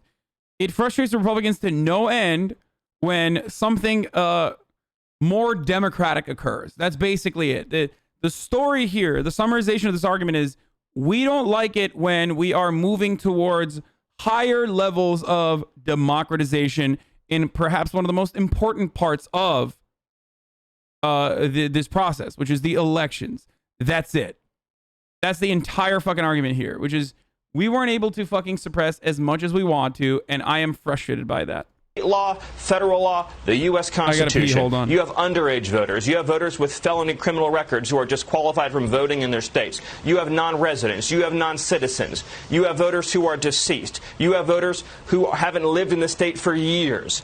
And you add all these together, and you have Donald Trump winning the state of Georgia, winning the state of Arizona, winning the state of Wisconsin, winning the state of Pennsylvania, and I could go on. So that's what these alternate electors are going to do to preserve our rights, to ensure an accurate and honest result to this election. So, Stephen, Fox News poll, 77% of Trump supporters believed he was robbed, 68% of Republicans believe the election was stolen, and 10% of Democrats said that they agreed too. But what's your next step? The Supreme Court...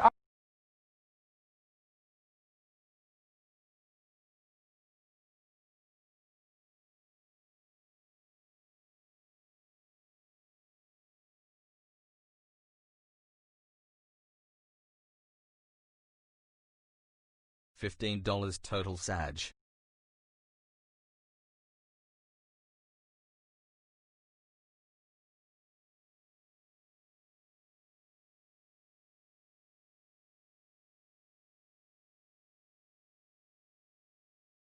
What a fucking liar, dude. What a fucking weaselly little lie, dude. What a fucking weaselly little lie, dude.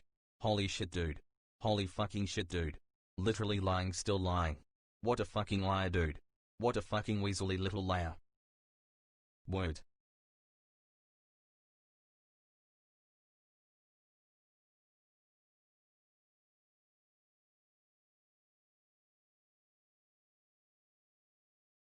Chat stinks, lol. Sorry, I had to pee. I'm bored. Are you peeing? Okay, how about chill out? Okay, I'm a fucking human being, and I have to pee. Calm down. I'm back. States. Take Wisconsin, for example. That's still working its way through the system. And if you look at what happened in Wisconsin, Wisconsin has a federal or state law that says in order to vote by mail, you have to apply.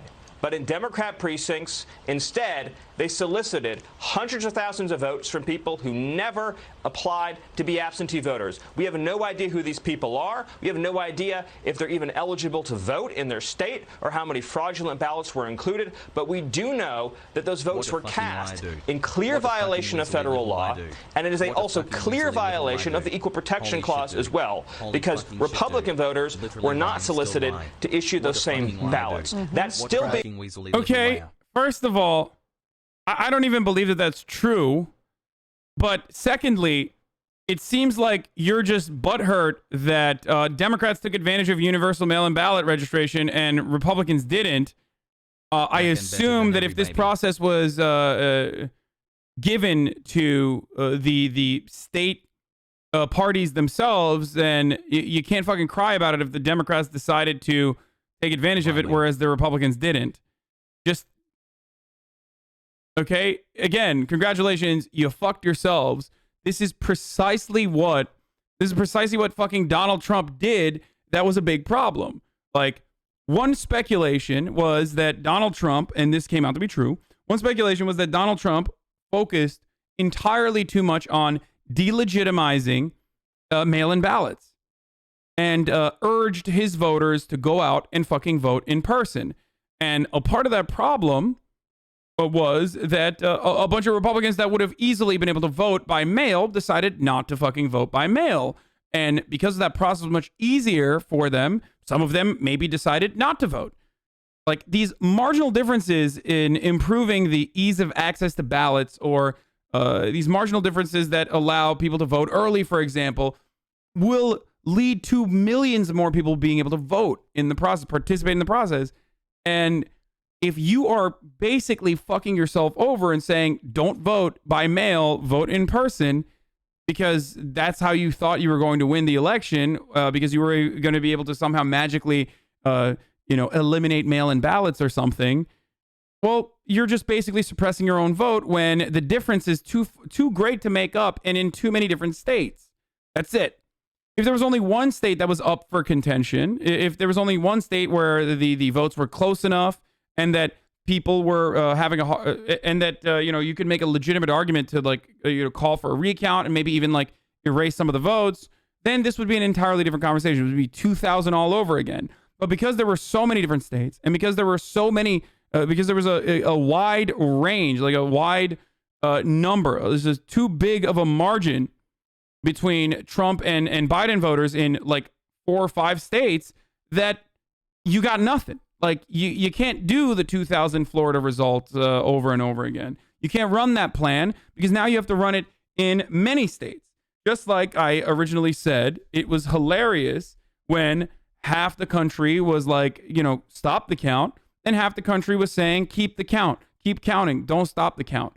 Trump supporters were a mess at that point, where they couldn't figure out, where they could not fucking figure out whether you need to stop the count or start the count. So you can't run like that. You can't run a successful initiative to steal the fucking election when it's all over the place. Being worked through as we speak. And in Georgia, any day, the state legislature could stand up and require signature verification in that state. That one act would give Donald Trump the state of Georgia. There was a rejection rate of mail-in ballots of over 6% in 2016. After the illegal consent decree that was done without legislature approval, It went down to 1/3 of 1% at the same time as the number of mail-in ballots increased exponentially. Guys. Okay. It's because they did not have signature matching.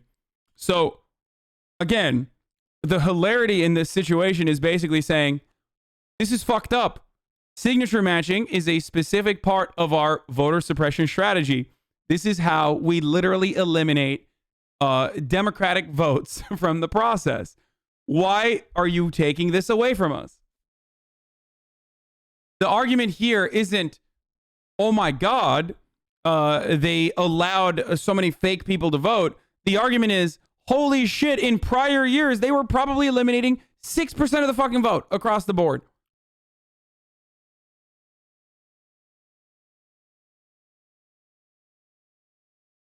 That's not possible unless there is massive fraud. Also, another change here is that there was ballot curing that was happening too. Another reason for why the number is so low is partially because 6% of mail-in votes. Yes, that's what I'm talking about. Yeah. That's what we're talking about. So the situation here is this was a different election. There were a lot more people voting by mail, so there was a lot more people telling you how to vote by mail, so you don't fucking slip up. So that's going to decrease the percentage of people that fucked up and like sent in incorrect votes. You could also cure your ballot. A significant decrease in the number of people that are going to avoid having their votes cast as fraudulent or having their votes get purged for no reason. Okay?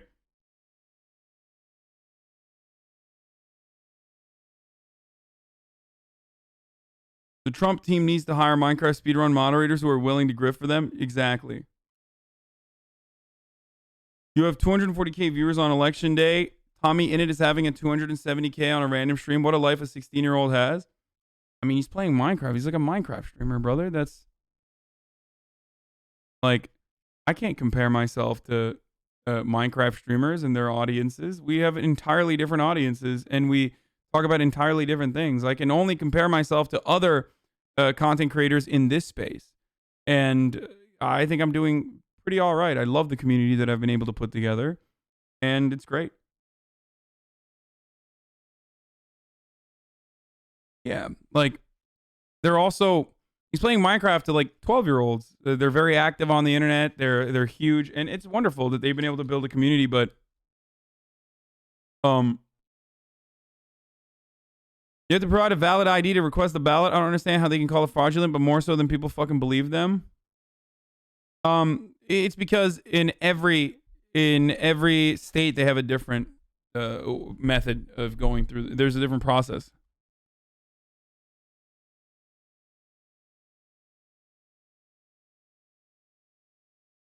I'm a Texan who goes to school at UCLA. When I requested my ballot back in October, I did not receive it until a week after the election.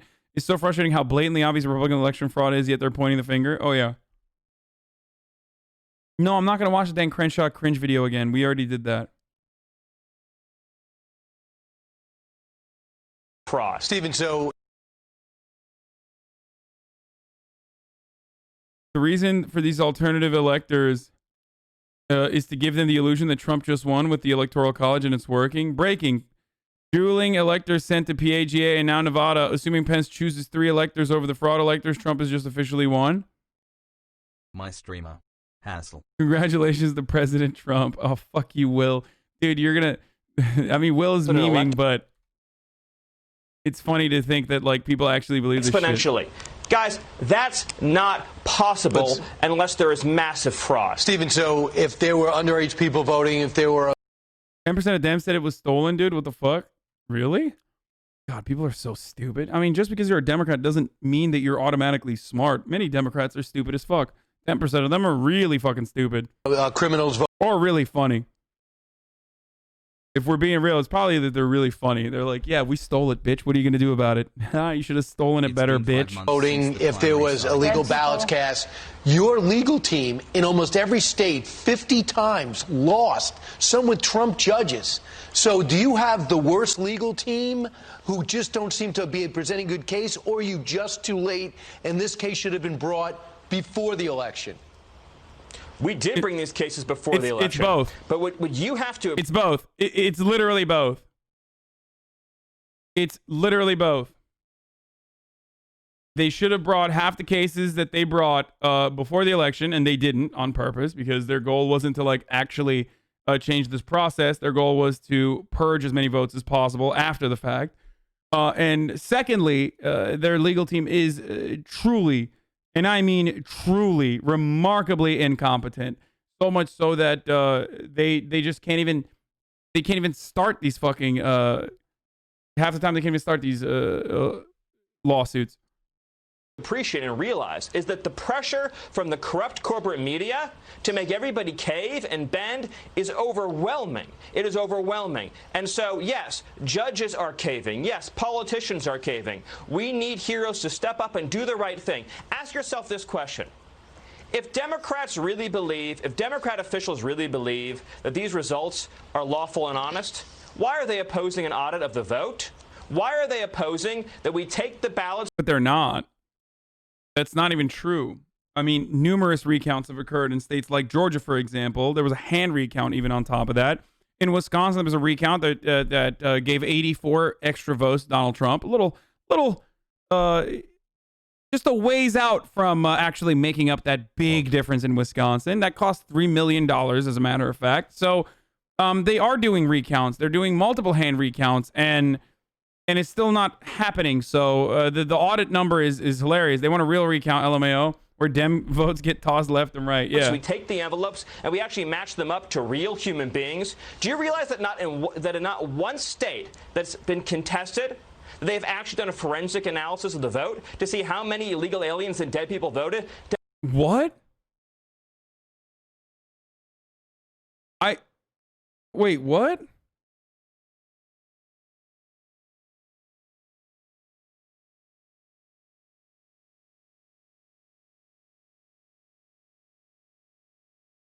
But they did. But how many illegal aliens voted? Love the stream. Fucking psycho, dude. Forensic analysis, like, yeah, we got to make sure that we figure out the DNA of every single person that voted. Fuck. Democrats have opposed that at every single step of the way. Meanwhile, we've tweeted out the names and the pictures of the dead people who... The hilarity is, no, they weren't even fucking dead. And the people that they tweeted out the pictures of were like actual people that fucking voted. That was also wrong. Very quickly falsified. For example, the conversation around the Pennsylvania voter, like a bunch of the voters that they said were dead were not dead. So I don't know what he's talking about there. Just because you fucking tweet something out does not mean that it actually happened. Does it mean, or does the term illegal alien sound extremely offensive? It is. It's on purpose. It's dehumanizing. That's why they say illegal alien. They want to like make it seem like these aren't human beings, but aliens, literally non-human. It doesn't matter. Don't get too caught up on that. He's a racist shitlord. Of course he's going to fucking say illegal alien.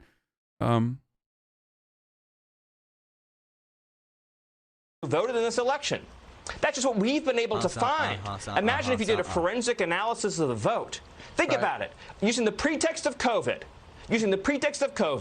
state Democrats unilaterally changed their election laws for one sole purpose, to facilitate fraud. They weakened every single anti-fraud measure, and they did it unilaterally. They did it illegally, and now they're trying to... The hilarity is, again, these were not unilateral illegal measures that the Democrats implemented. It was Republicans that also implemented these measures because smart Republicans recognize that it's probably better to allow more Republicans to be able to vote in states like Florida or the states like Utah, where they already have universal ballot registration and mail-in ballots that are easily and readily accessible. So the first people that actually criticized Donald Trump when he went on this conquest of shitting on mail-in ballots were literally Republicans themselves. Republicans in red states with red state legislatures said, shut the fuck up, which is precisely why Donald Trump had to turn his rhetoric around and instead of cast doubt on mail-in ballots across the board, he literally said, no, it's good when the Republicans do it. It's bad when the Democrats do mail-in ballot registration universally, but it's good when the Republicans do it. Those states know how to do it.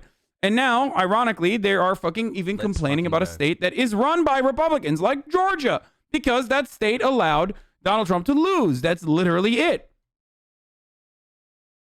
Anyway. Also, it's top of the hour, every hour. It's time for a 60-second ad break right now. A contractual obligation. I'm going to run an ad real quick. It's 1 minute long. If you no longer like to see the ads and want an ad-free broadcasting experience, all you need to do is subscribe. You can do it for $5 or for free by connecting your Amazon Prime account to your Twitch account. Get one free Twitch Prime a month right now. Here's the ad.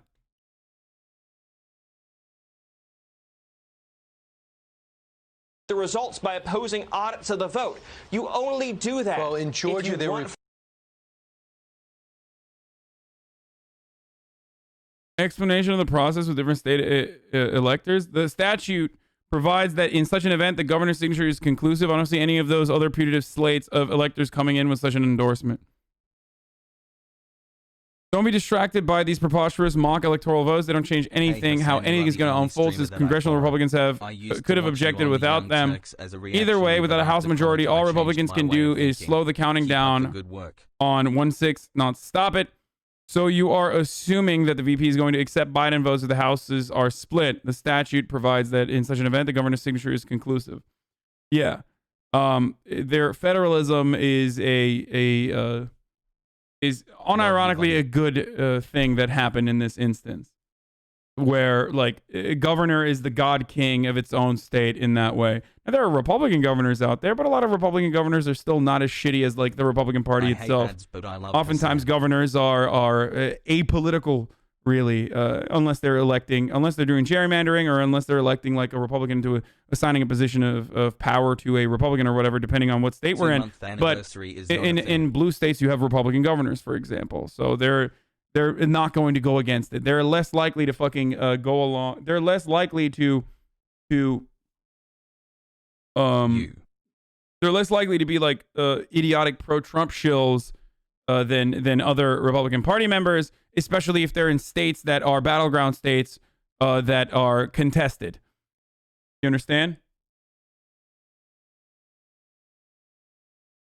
All 16 of Georgia's electors have cast their votes for Joseph Robinette Biden.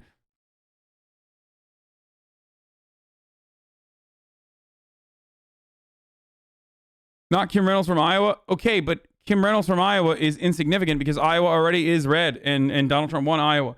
If Iowa was a battleground state still and it was contested, then we would, and that actually Joe Biden had won Iowa, but the electors were like holding up the process, then that would be a different conversation to have. My state's Rhino Governor Charlie Baker, yeah.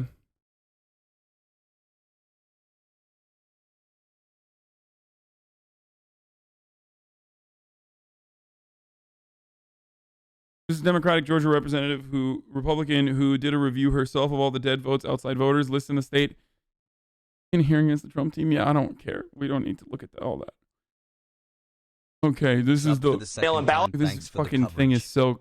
To cover up the results by opposing audits of the vote. You only do that. Well, in Georgia, there were fraud and encourage fraud. In Georgia, there was a Republican Secretary of State and a Republican governor. That's right. And it's a shameful episode. It's a shameful episode. And we need signature matching in that state. And if we did, Brian, Donald Trump's the winner of Georgia. We're going to win the Senate races, too. And if we similarly correct the defects that I just identified in other swing states, it's all over. Donald Trump has 270. All right. Thanks so much. We'll see what's next. Thank you. Thanks so much. Literally, they did it illegally, and now they're trying to... This is hilarious, dude.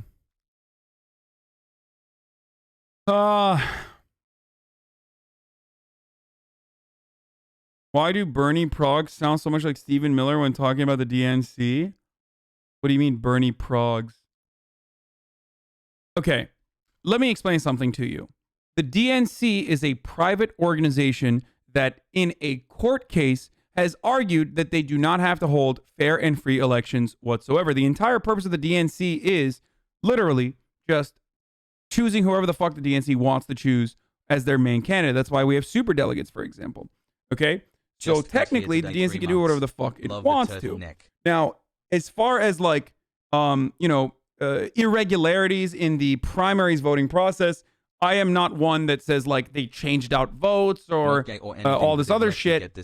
But when we talk about the primaries and Bernie Sanders' chance in the primaries both in 2016 and now, it's just around media manipulation and it's just around collusion with the media.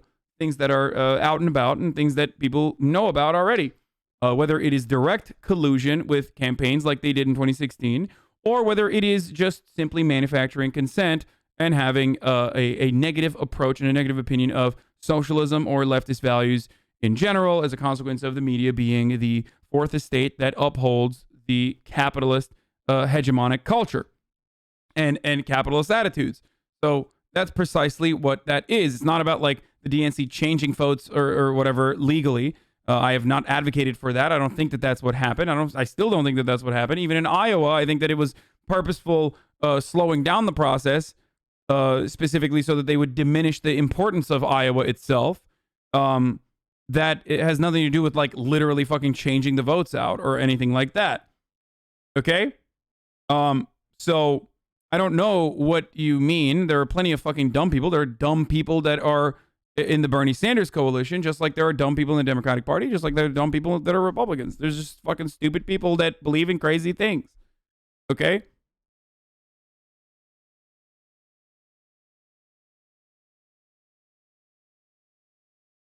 Tucker actually based? No. Again, dumb people in the Bernie Sanders base, or even in my audience, people who say things like Tucker Carlson is actually based. Tucker Carlson's not based. He's just telling you what you want to fucking hear. Stop being stupid. There's nothing wrong with being dumb either. You can learn. You can better yourself by reading and thinking critically about certain things. And that's it. We can only hope to get better every day. Bipartisan group in Congress just released the details of their stimulus bill. Cover up the results by opposing audits of the vote. You only do that. Well, in Georgia, they were fraud and encourage fraud. In Georgia, there was a Republican Secretary of State and a Republican governor. That's right. And it's a shameful episode. It's a shameful episode. And we need signature matching in that state. And if we did, Brian, Donald Trump's the winner of Georgia. We're going to win the Senate races, too. And if we similarly correct the defects that I just identified in other swing states. You know what's funny? I never noticed this because I'm always so like predisposed with how disgusting of a vile scumbag Stephen Miller is, who is a fucking Nazi white nativist piece of shit. But I never noticed how much he sounds like a fucking annoying little Cali shit too. It is the votes. Yeah, we're gonna cure the fucking ballots, bro. Like, look, listen to the governor. That's right. And it's a shameful episode. It's a shameful episode. And we need signature matching in that state. And if we did, Brian, Donald Trump's the winner of Georgia. We're going to win the... If we did, Brian, Donald Trump's the winner of Georgia, Brian. Oh, fuck you, dude. You fucking little Valley girl bitch. Fuck you. That's exactly what Laura Ingraham said I was. He's such a little bitch. Lol, you're mad? I mean, hey, I am not a graceful winner, okay? If you want to say, you can say I'm mad. At least I'm not a fucking loser, though. Oh, suck my dick, baby. Suck my dick dry. Oh my God. Hey, you might say I'm mad, but at least I didn't fucking lose, bitch. Senate races, too. And if we similarly correct the defects that I just identified in other swing states, right, it's all over. Donald Trump Stephen has 270. All right. Thanks so much. We'll see what's next. Thank you. Thanks so much. Literally, they did it illegally. Thank you. Thank you so much. Shut the fuck up. Anyway. Anti-mask megaphone tirade. Oh, yeah. Let's do it. Let's watch this shit. And I will I will talk about the AOC drama that has taken over left Twitter. Specifically the fucking idiots in my chat who are like, why aren't you talking about the AOC drama? We get it, bro. You hate electoralism. You hate AOC. We got it. You love Jimmy Dore. And you know better than everybody else. We got it. I'm going to get to it, okay? Where is that fucking idiot? Oh, here it is. Unbeast LA Giggle. Why aren't you talking about AOC, how Jimmy Dore? Pretty much everyone knows that AOC is fake now. You got her, dude. You fucking got her, dude.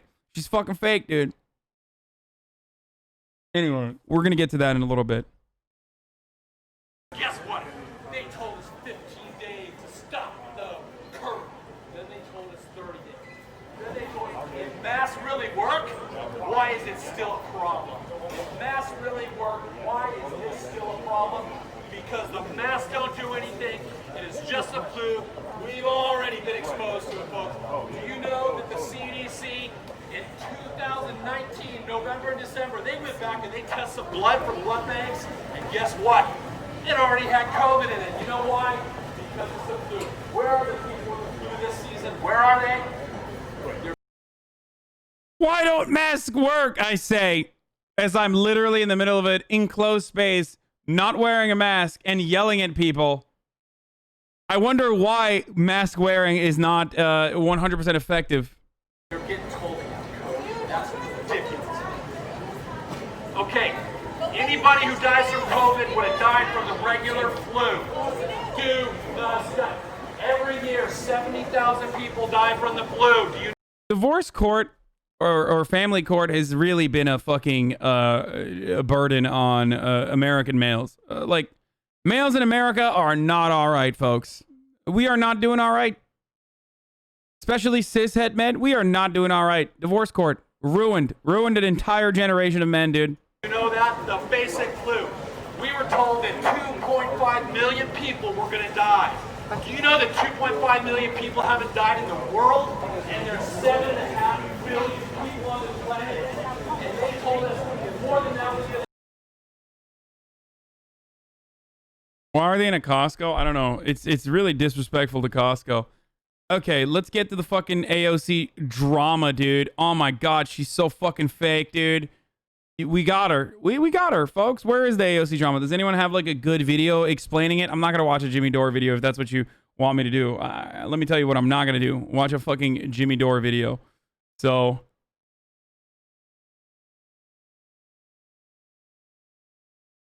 y'all talking about AOC, but I'm just trying to AOC some bitches. Nice.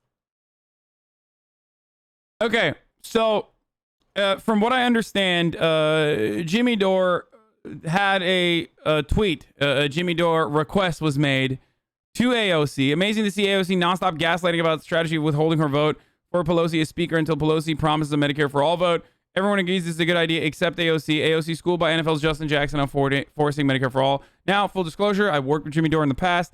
I have had disagreements with him in the past as far as like Canadian news when not voting for Hillary Clinton and like allowing Donald Trump to win. I think that I was right about all the things that Donald Trump ended up doing, and I think he was wrong about all the things that Donald Trump ended up doing when he was in a position of power over the past 4 years. So I will, you know, I will preface that with this take. I do love Justin Jackson. I think he's a really nice person, really kind person. He's a really great person. I have disagreements with Jimmy Dore over his lack of criticism around Tulsi Gabbard, for example. So there's that too. So there was a conversation between Alexandria Ocasio-Cortez and Justin Jackson, NFL player Justin Jackson, friend of the show. He's great. This was. Does anyone have that like actual back and forth convo? Not the Jimmy Dore one. I don't care about the video, but I want to see the actual convo. Oh, where is it? Let's see. So, Jimmy Dore follows you? Of course he follows me. We fucking work together, man. Why wouldn't he follow me? Okay. Where is it? Oh, here it is. If AOC and the squad don't do what Jimmy Dore had suggested and withhold their vote for Pelosi for speakership, unless Medicare for All gets brought to the floor for a vote, they will be revealing themselves. Power concedes nothing without a demand. So, this notion, this idea is true. Okay, power concedes nothing without a demand. Absolutely correct. Okay, the idea itself, not voting for Pelosi for speakership and making demands by withholding that vote, absolutely great fucking idea. Okay, incredible idea. Now, there are a couple problems with this still. One of them is the fact that there needs to be grassroots pressure being applied at every step of the way, maybe even work stoppages if necessary. We do not have the organizational power to be able to do that currently. Okay? But most importantly, and most significantly, are you guys saying still? The issue here is what the cause is. So withholding a vote for Pelosi for speakership, unless Medicare for All gets brought to the floor for a vote, will create a set of complications. Now, the goal is to show how fraudulent the Democratic Party is, right? The people on the ground want Medicare for All, but the Democratic voters or the Democratic politicians do not want it for their own personal interests, right? That's the take. The idea is to show that contradiction between what the Democrats say they want for the people, what the people actually want, versus what the Democratic politicians want. Because a lot of people think that Democrats are on board with Medicare for All, Democratic politicians, I mean, when they're actually not. Now, the issue here is how much power the mainstream media holds. Okay? The issue here is how much power the mainstream media holds. So, if you were to put Medicare for All in the forefront like this, every single part of the media, without any sort of organizational pressure in outside of Congress, would start absolutely shitting on Medicare for All. You would then create a narrative that like Medicare for All is a spoiler and Medicare for All is selfish. Medicare for All is a bad policy because it will simply never get passed. Democrats themselves do not want Medicare for All. This is exactly how the MSNBC and mainstream media would cover it. So the moment when you push for Medicare for All should be a moment when you actually have support, not when you don't have support and you want to fucking showcase how little support it has within the Democratic Party. What you should do instead is, knowing full well that they're not going to fucking fully get on board with it, pressure them to push for the public option. Because I personally speculate that the public option itself is not actually interested, that Democrats themselves are not going to push for the public option, regardless of how fucking popular it is, because they know how much contention is going to occur. No, they know how much money is going to be spent on attacking the public option. So what I would do in this circumstance, if I were to apply pressure, is to apply pressure for Democrats to do what they said they were going to do. Establishment Democrats literally fucking said that they were going to do public option. Let them fucking fall on that sword rather than destroy Medicare for All further. Rather than create a vulnerability within Medicare for All when people fucking turn around and say, oh, the Medicare for All would never pass. And the reason why it would never pass is because Democrats don't even want it. Democratic politicians don't even want it. And then that would create a cycle of negative coverage around Medicare for All that would make a lot of these Democratic voters also operate in a similar capacity to as they did in the primaries. Like, oh, well, we like Medicare for All, but it's simply impossible to pass. That's what I would do. Problem with the idea is that there isn't enough thought to give into step 2. The Dem votes aren't there yet, and with a razor-thin margin on Dem no's are over the margin. So you issue threats, hold your vote, and you lose. Then what? If you want to know who's opposed to it, look at the co-sponsor list. In contrast, you can use leverage to push for things that can happen and change, or change lives, i.e. a $15 minimum wage to vote in the first 100 days, doable. Elevating longtime progressive champions to important positions of leadership, also doable. That's the opportunity cost away.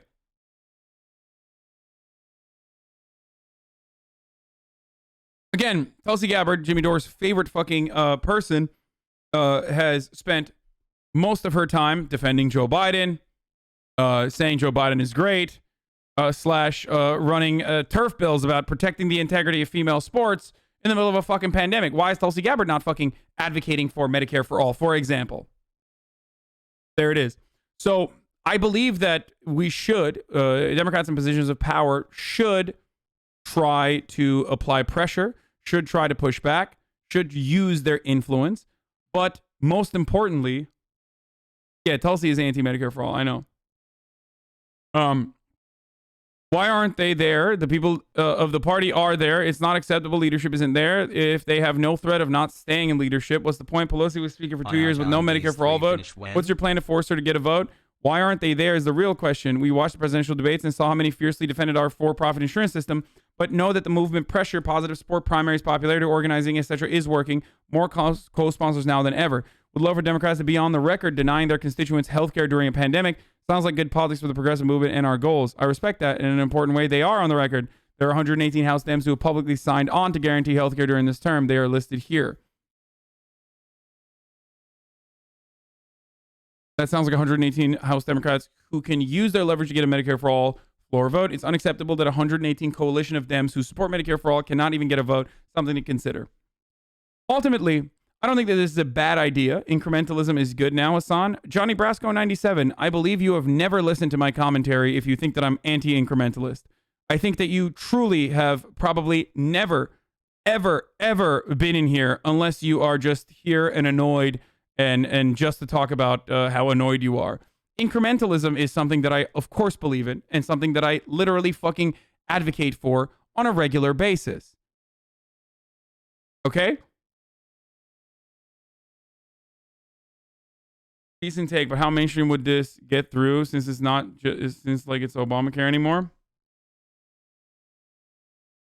I was in Justin's dorm freshman year of college, guys. So damn nice and insightful, super smart and involved in all his classes and extracurriculars too. I hope he gets into politics after his NFL career because he'd be a banger congressman. I love Justin. He's great. He was a fucking machine. He was a goddamn machine at getting people to go out and vote during their primaries. Criticizing Jimmy Dore without mentioning Tulsi challenge? Well, I did do that. I criticized Jimmy Dore for how wrong he was in the conversation between Hillary Clinton and Donald Trump all the way back in 2016 when I debated him on this matter as well. So that has nothing to do with Tulsi Gabbard. I've known Jimmy Dore for a very long time. I will always respect him because he spat in Alex Jones's face. So, I mean, here's AOC in her own words, repeatedly endorsing the strategy of forcing a Medicare for all vote. We don't have 100 years. We have Medicare for all now. It just takes courage. What changed?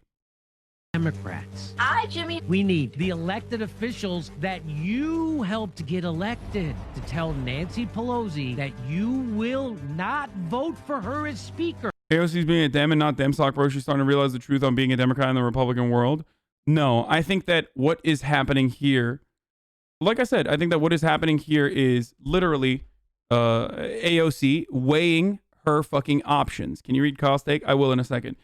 Weighing her options, seeing how much influence she has, in the Democratic Party, seeing that it's not fucking enough, and basically saying we need to hold off on pressuring Medicare for all because getting Democrats on the record against Medicare for all right now is not going to do Medicare for all the justice and the service that you think it is. That's my opinion. Maybe AOC has a different opinion than that. But I personally think that getting Democrats on the record to be fucking, to openly say no to Medicare for all in the middle of a pandemic isn't as good as isn't a good look for Medicare for all at all. That's what I was trying to say. It only will, it won't destroy the Democratic Party like you think it is. It won't destroy the Democratic Party like you think it is. Many of these Democratic politicians are not going to be scared into fucking voting yes because there's too much public pressure. It's only going to make Medicare for all look worse. That's my take on it. But maybe I'm wrong. I think putting pressure, especially when there is a lot of public support for it, is ultimately a good thing.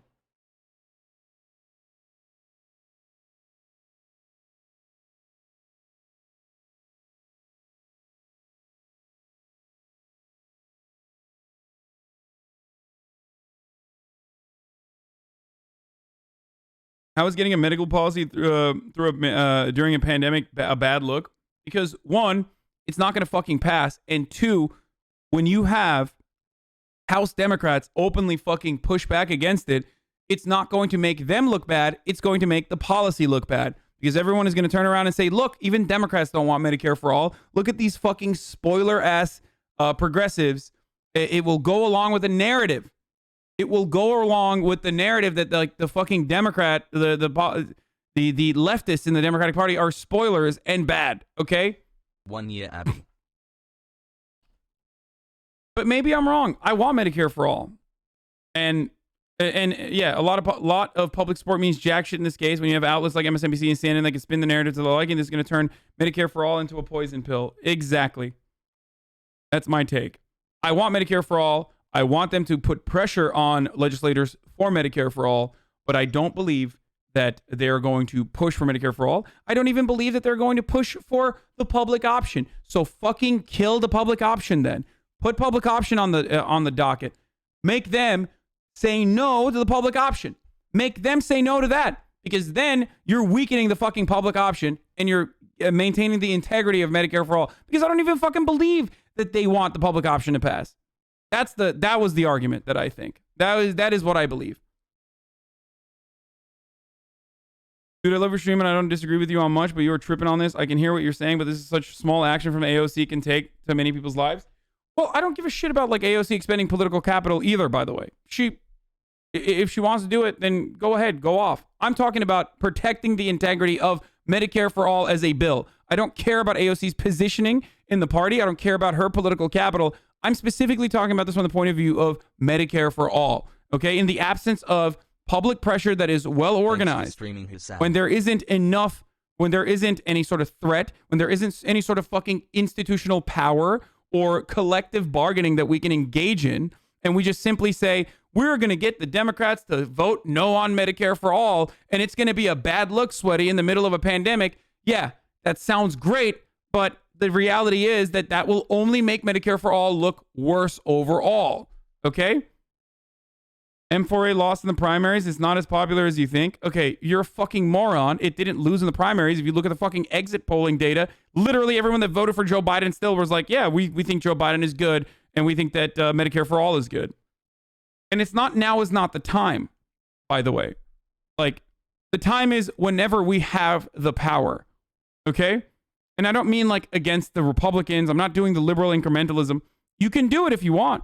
You can push for this pressure if you want. But all you're going to get is Democrats saying no to Medicare for all, and then Medicare for all ultimately looking worse overall. That's my take on it. Maybe I'm wrong. And again, I am a fierce advocate for Medicare for all, so I don't care if it's a good thing, and if I am actually wrong, then fuck yeah, that's awesome.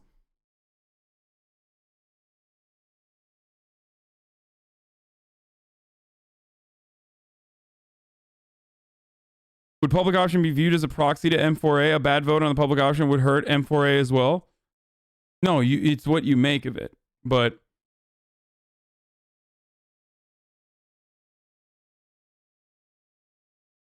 we should do Jimmy's plan with a public option and $15 minimum wage and everything Dems campaign on. Biden already said he would support this. What we should not do is concede to Republicans.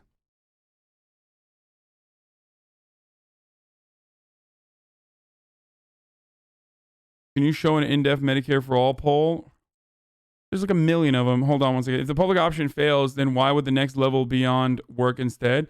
It would poison pill the topic of government healthcare, look worse overall, lol.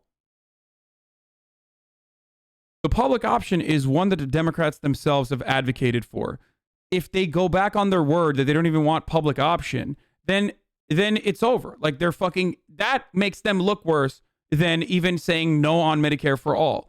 If your strategic goal is to make Democrats look bad in the middle of a pandemic by voting no for a fucking healthcare proposal that is good for the people, then make them vote no for a healthcare proposal that they themselves said that they wanted to fucking push. You can't say that Joe Biden didn't run on public option. He literally ran on the public option. I personally think he's not even going to go for the public option. That's precisely why I'm saying be a little bit more strategic. If you're going to have them fall on a sword, make them fall on their own goddamn sword. The sword that they claimed that they would fucking wield. The sword that they claimed that they would fight for. That's it. That's the point.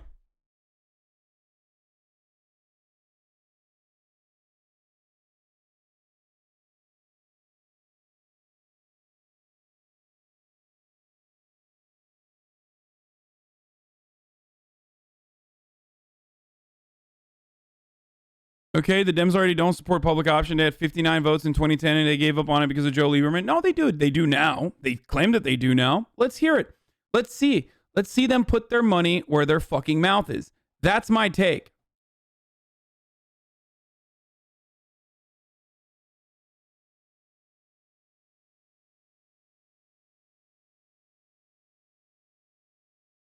It will make the entire left look bad. Leftists for forcing a doom vote and conservative Dems opposing their party. Republicans win in the end. You have me in the first part, King. Is true. We don't have any real power and we need to build dual power to do this. We need to build an actual workers' party. Okay, shut the fuck up. But yeah, we do need to build outside fucking pressure. It's not going to happen with just, AOC or fucking Ilhan Omar or, 8 other fucking freshman congressional Democrats that are progressive or progressive adjacent. That's not how it's going to work. How it's going to work is if you have that and also organizations, grassroots mobilization all around the fucking country. You have workers' unions that are saying, we're going to do work stoppages if you don't fucking do this. You have nurses saying, we're not going to treat people anymore if you don't fucking do this. That's how you could potentially push for it. That's how you'd have to stress the Republicans to get on board with it as well.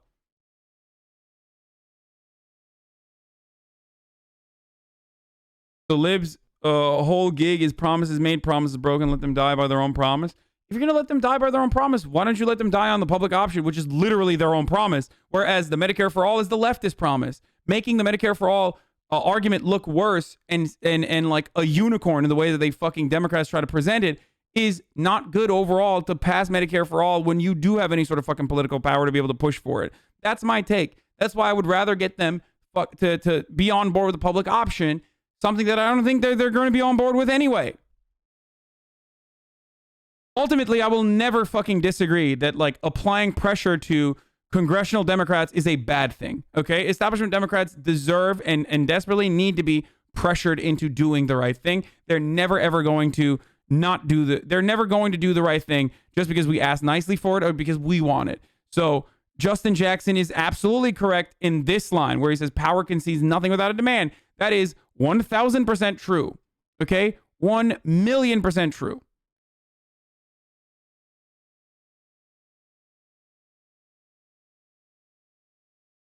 Real question that will help me engage with the folks on here who I think are coming from a good place. Why is a vote on the House floor for Medicare for All considered so obviously better than other demands? What's so useful about the floor? We already know who backs it and who doesn't. Okay, I think I get it. People think the co-sponsor list is fake, but a vote would be real. Sorry to say, but that's so wrong. A vote on a bill won't pass Senate is just as symbolic as the act of co-sponsoring. Exactly. Ryan Grimm is correct on this take as well, by the way. This is the reason why Kamala Harris, for example, is regarded as the most progressive politician in Congress. Why is she the most progressive politician in Congress? Because the only time she was ever in fucking Congress in the Senate was literally when she was a senator under the Trump administration, where she had no power whatsoever and literally voted for the most progressive bills possible. That doesn't mean that she's actually a progressive person. I used to say that all the fucking time whenever people would come in here and be like, but dude, Kamala Harris for VP. I mean, she's like, Kamala Harris for VP, dude. Like, she's the most progressive person. Like, aren't you excited about that? No, I'm not, because all of that progress is literally just nothing. It's garbage.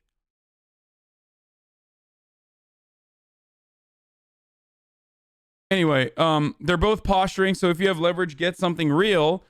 And regardless, by the way, it will still make it seem, the part of which I don't agree with is like, if you have congressional Democrats forced to act, even if they're fucking posturing, they will turn around and be like, this hurts us. This hurts us overall as the National Democratic Party because posturing on Medicare for All hurts us in the long run against the Republicans. That's it. So if you want them to take action, if you want them to posture further by symbolically casting a vote on the floor of on the House, then all you need to do is make them fucking cast a vote on their own proposals because they don't even want to do their own proposals. Incremental progress is still progress. It's true that Kamala Harris is the most progressive Democrat in office at the moment. That's a fact. That's not a fucking fact. Shut the fuck up. Wide peepo happy. Anyway.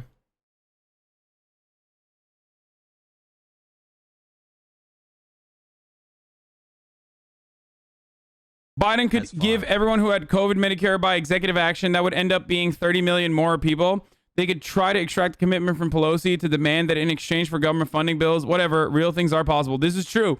You could greatly expand Medicare by executive action, something that Ryan Grimm, both friend of the show Ryan Grimm and friend of the show David Dane, have talked about and discussed in great detail on Ryan's Deconstructed podcast.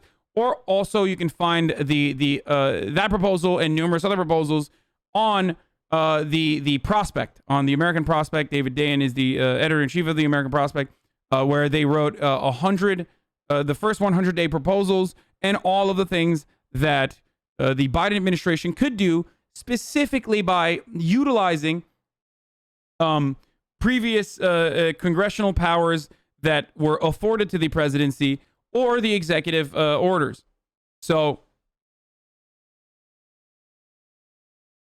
Ryan, when he's not saying weird shit on Twitter, yes, we look away when Ryan says stuff about the dude Jerk Off McGee or I don't know. With lockdown.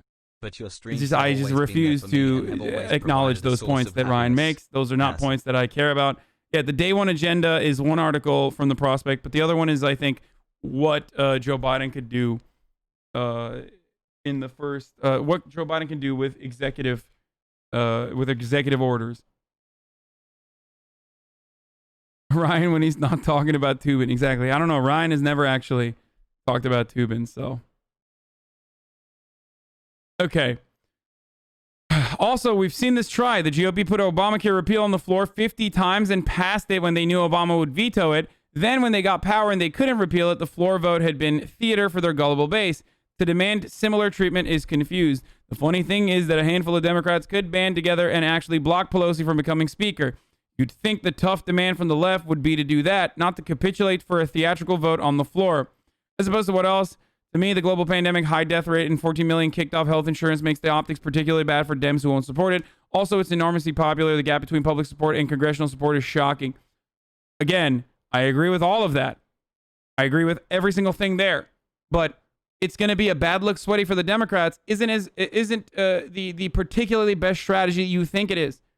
I just don't think it's a good strategy. If you want it to be a bad look sweaty, don't tie it to fucking Medicare for all. Tie it to a plan that they pushed for, like the public option.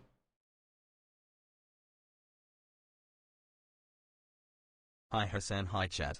I just don't want Medicare for all to be considered like this delusional fucking idea in the way that MSNBC and other Democrats present it as such. Okay? Ryan, you and I both know who backs it and who doesn't, but I can tell you from experience that a centrist in a tough primary battle who has worked to oppose tougher policies for years will pivot to paper support in order to lie. A vote against the policy locks them in for a primary.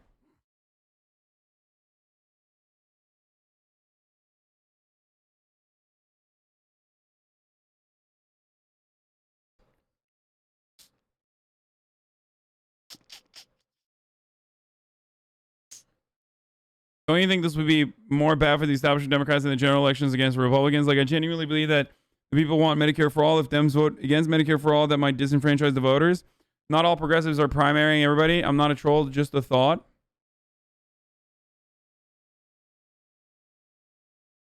Fuck you. You said there were no spoilers for the Cyberpunk gameplay, but then you showed the endings. Fuck you, Hasan. Wait, what do you mean?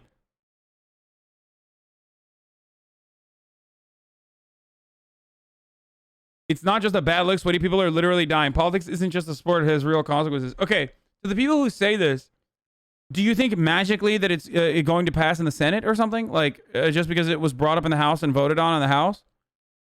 Like, what do you think is going to happen? Like, I know that people are dying. I want Medicare for all. I've been advocating for Medicare for all this entire fucking time. But do you think that, like, as soon as it gets brought up in the fucking floor the House, that like senators are going to be like, all right, I guess we're down to do this now? Like, no, I know people are dying, but that reality is not going to change. The goal for this forcible vote is specifically, as stated by the people that are wanting to force this to happen, is theatrics, as Ryan correctly pointed out.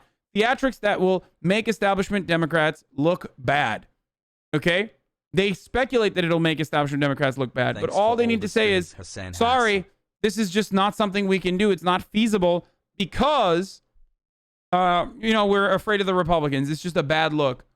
And you can point to every single Pew Center study. It doesn't matter. Electability is the main motivator for Democratic voters. So they can just say it's not, it makes us unelectable. And then every one of those fucking hogs, your parents that go out and vote, will then literally be like, well, it's not electable. It just seems like a unicorn proposal. They don't think about it. They have no capacity to fucking dream for better things. They don't think that a better future is even possible.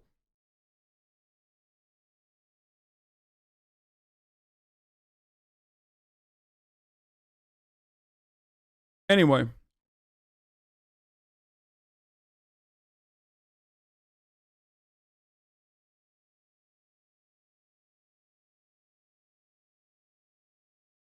Does that make sense? Do you guys understand?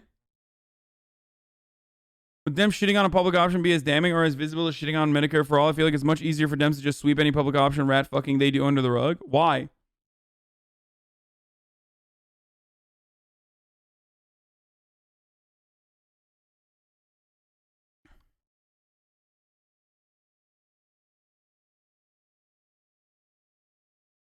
It's a very defeatist attitude. I'm a leftist, man. It's a realistic attitude.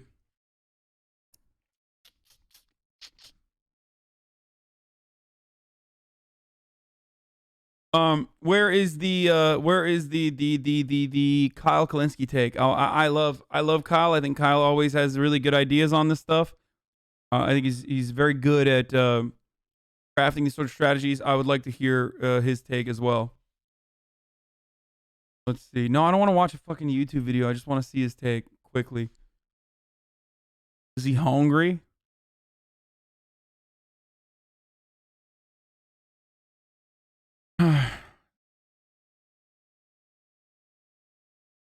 One of the only real tools that the people have left is people power. Public pressure campaigns are great politics. We have a left that's willingly gives up its advantage for backroom talks that they perpetually get rolled. Okay. I don't disagree with this, but I do disagree with utilizing it now for Medicare for all. I just don't believe that they're like, I just don't believe that they are going to, use, the only solution is a home gang AOC versus Pelosi on the floor to the death. He disagrees with you.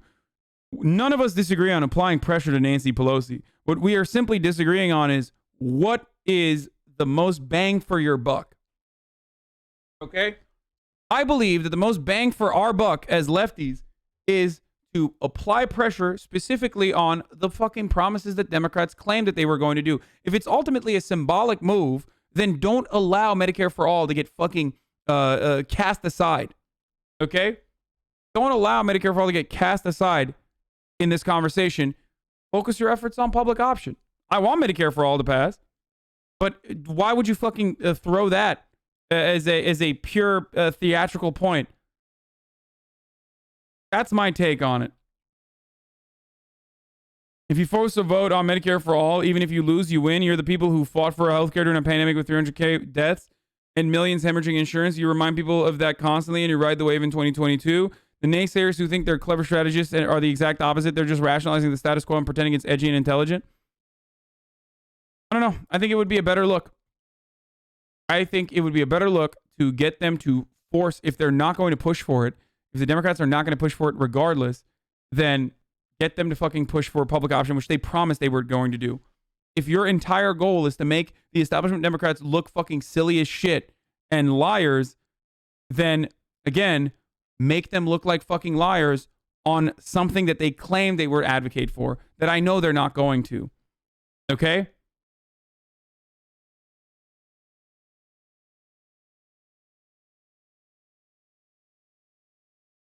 Hasan is most definitely not too online. We have the numbers to start a grassroots movement. We just have to realize as citizens that if we start making waves, they have no choice but to listen. We have more power than most because the country thinks, but I understand that they doubt it because the government has belittled the citizens and they fuck the system.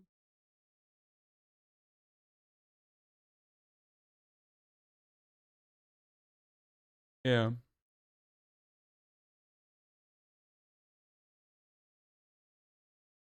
What is this? The right wing. The right wing and center never put aside their priorities and then rationalize their failures. They relentlessly push and message coalition to build, twist arms, take no prisoners. Only the left is dumb enough to pretend defeatism is edgy and intelligent and necessary. Wait, I agree with this as well.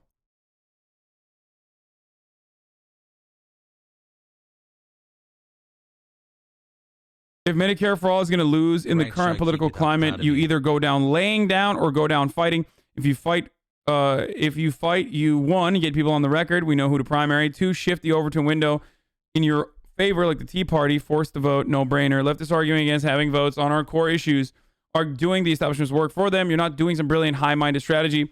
We don't understand. You're just weak, scared of the consequences, and rationalizing. The left, unfortunately, has to be a big tent party because the Senate structurally disadvantages them. No, you guys are misunderstanding what I'm saying. I'm not saying that we need to fucking cave and concede to the public option and advocate for the public option. What I'm conceding or caving to is the notion that no matter what fucking initiative Democrats have claimed they care about, whether it's the public option or Medicare for all, they're not going to do it because they're terrified of fucking public pressure. So my goal is to protect the integrity of Medicare for all as a proposal rather than allow it to be open to fucking additional attacks that will inevitably occur. So that is I don't have a problem with pressuring Nancy Pelosi. I don't have a problem with fucking pressuring the Democratic Party. I simply do not want additional attacks to occur on Medicare for all at a time when it's purely symbolic. If it's purely symbolic, and in that sense, by the way, I disagree with AOC. I think AOC should apply pressure to Nancy Pelosi. I don't even agree with AOC in that respect. I think AOC and others should pressure Nancy Pelosi. So I am in agreement with Kyle and Justin and even Jimmy Dore in that regard. You're just caping kind of blindly for AOC in that case. I am not caping blindly for AOC in that case because, again, you are failing to understand what I am saying. Okay? Pressure them, but pressure them on something that they themselves have advocated for that I do not believe they're going to do. Okay? They themselves are not going to push for the public option. And if it's theatrical, and if it's going to be considered fucking, too much to do and too much to win elections over with, then fucking make them vote on the public option. They said that they were going to run on the public option. That's precisely what Joe Biden ran on.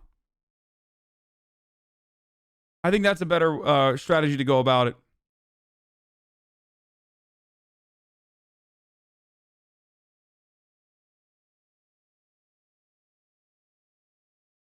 Forcing the Medicare for all vote is one thing, but AOC on the record is saying Pelosi doesn't support her. Why should she support Pelosi for speaker? Yeah, I don't have a problem with like fucking pressuring Nancy Pelosi or not wanting Nancy Pelosi to be speaker. Even though Nancy Pelosi is still a complex individual who has given AOC and Ilhan Omar really good positions, really good committee positions that she did not have to give. So that is probably one of the reasons why Ilhan Omar and AOC and other congressional Democrats aren't fucking like ripping her apart all the time, despite the fact that she is also a horrible. She's just horrible and absolutely operates as an additional bottleneck against progressive measures. So there is that too. There's a give and take no matter what happens. Do you think after the pandemic that MSNBC can still be so starkly against Medicare for all? Dude, what are you guys, crazy? Are you nuts? Hi. What? They don't give a shit. What are you talking about?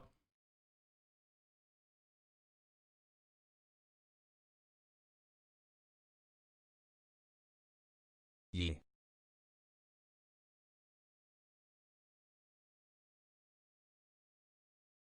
They've never... What?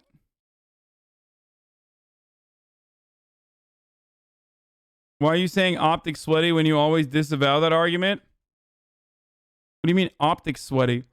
This entire argument is about optics, dummy. What Kyle is advocating for is literally optics. Yeah. What I'm advocating for is literally optics. None of it is about actual material power. None of it is about actually fucking pushing for legislation. So yeah, that's why the conversation revolves around how Democrats will look bad or how Republicans will look bad. The fuck are you talking about? Optics sweaty. What do you think? Kyle legitimately believes that, like, if we put forward Medicare for all as a proposal, that all of a sudden it's magically going to fucking pass through the House and then also the Senate? Like, is that what you think? No, he knows that as well. That's why they're all admitting that it's not going to get passed, and we should get Democrats on the record voting against it and advocating against it. That's the whole conversation revolves around fucking optics. Yee. What if they do pass the public option? Great! That's great!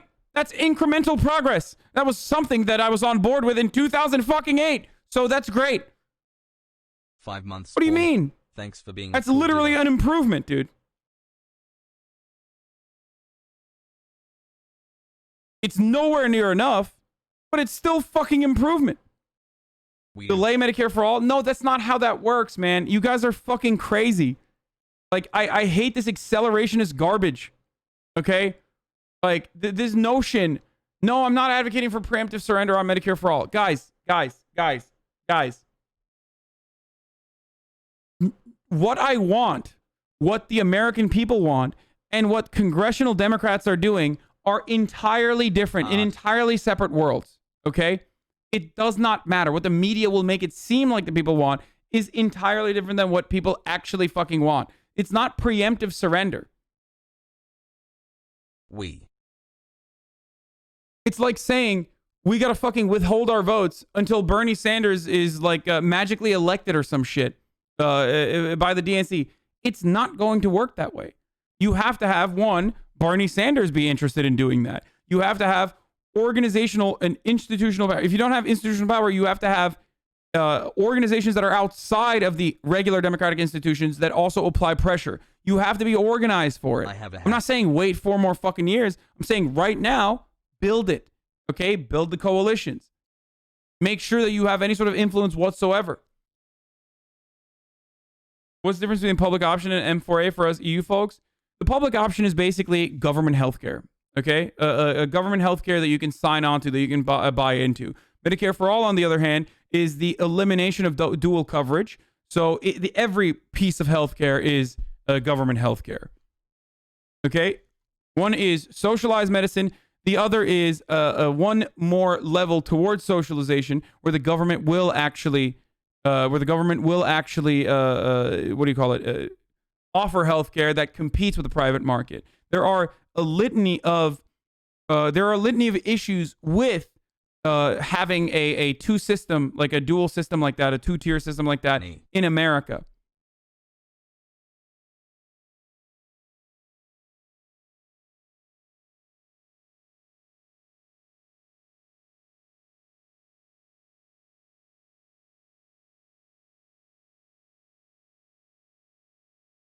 Thank you for giving me my Chad content in my very Chud town. 6 months of epic gamer moments. Poggers hassle.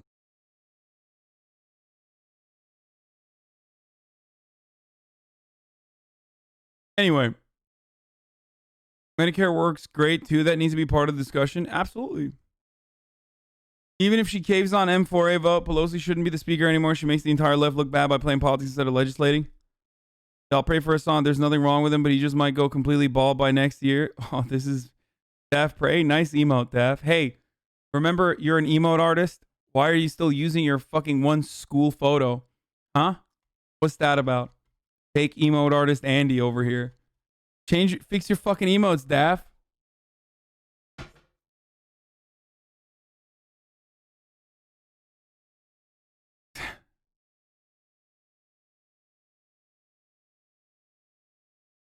Hasan and AOC like to play Among Us and call out imposters unless it's their own party. A truly revealing moment. Yeah, you know me.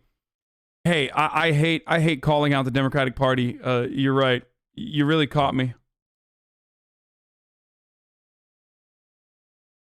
Pelosi's garbage, but the next speaker is Hakeem Jeffries and he's worse. No. No Hakeem Jeffries and no Pelosi either.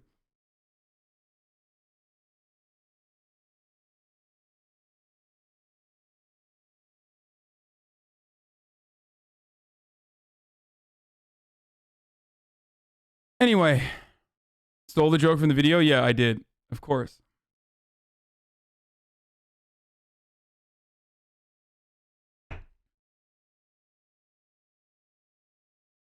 What is cute is that there's like 10 to 15% chat that thinks you're a Dem. I am a Democrat. I am. I do vote for the Democratic Party. I have no other option. Paul Mitchell, today I am disaffiliating from the Republican Party. Wait, really? Bad strat. Dems just vote yes for public option, knowing the Senate votes no. Okay, then Dems vote yes for the fucking Medicare for all, knowing the Senate votes no. Then it doesn't matter. Then this entire argument is just not even relevant. Like, if Dems are voting yes regardless, then we go back to the Ryan Grimm argument. Again, we go back to the fucking Ryan Grimm argument, which is that, okay, it's symbolic anyway. So what difference does that make? You understand me? Anyways, top of the hour, every hour, 60-second ad break right now. I'll be running a fucking ad right now. If you'd like to avoid the ads, all you need to do is subscribe. You can do it for $5 or for free with a Twitch Prime by connecting your Amazon Prime account to your Twitch account. Here's the fucking ad right now. All right. Anyway. Chat doesn't understand in America, a public option will move faster towards Medicare for all model than one that struggles to change anything, similar to decriminalizing drugs. Start with marijuana is accelerating the entire process. I don't even know if that's going to happen. I just know that, like, I would rather have Democrats that fucking claim that they care about the public option literally advocate for the public option, because I don't think they even care about that. Does that make sense? Big Trump rally and part of the GOP Senate leadership if John Cornyn calls Biden president-elect out of opium. Wait, Biden's speech has been moved up. Cornyn basically says the election is done and any effort in Congress to change it is futile. He's president-elect, subject to whatever additional litigation is ongoing, subject to any other litigation that could occur between now and January 20th. The answer is yes, he's president-elect. Thanks for the education. Look forward to many more months.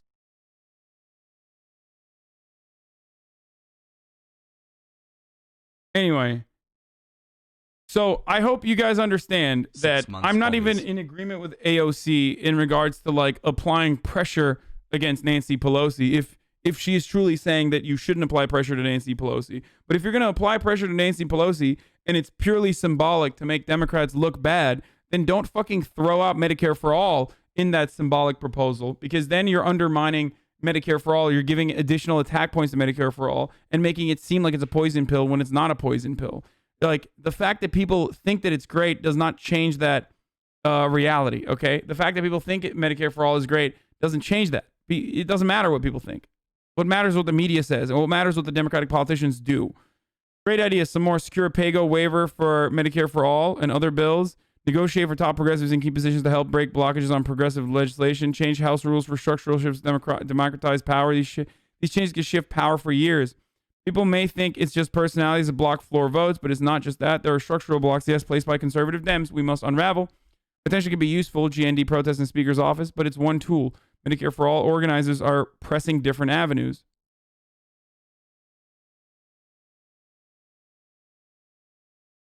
Okay, so other people are in agreement with me as well.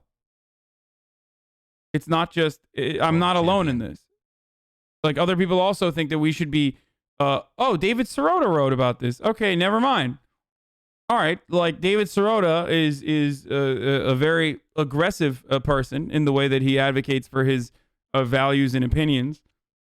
And I'm glad that, like, there are more people on board with applying pressure, but applying pressure in the right ways, rather than just, like, fucking forcing symbolic votes for Medicare for all that's not going to really go anywhere. Good. I'm not alone in my himbo takes after all. There you go.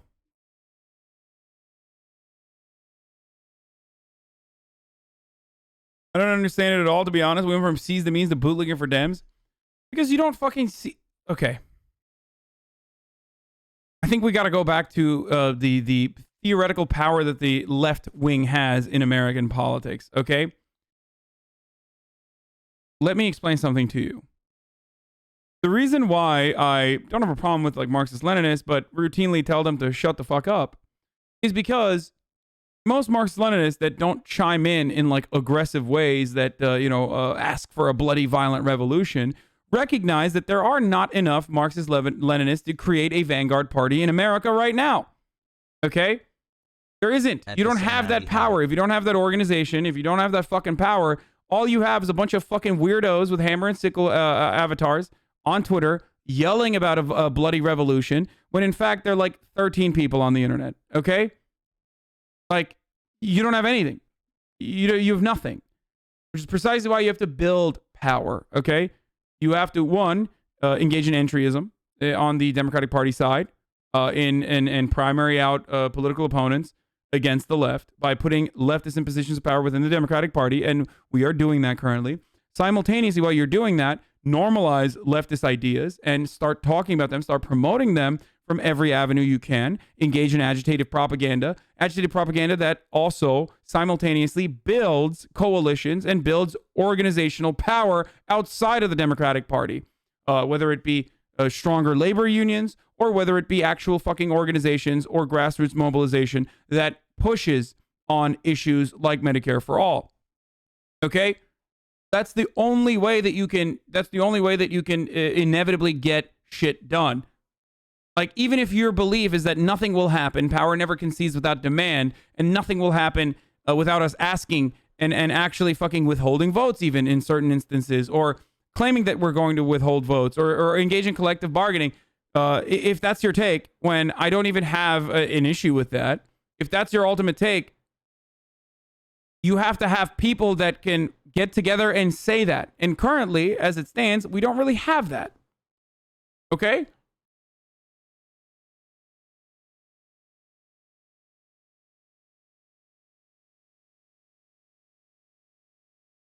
What do you mean with pushes on Medicare for all?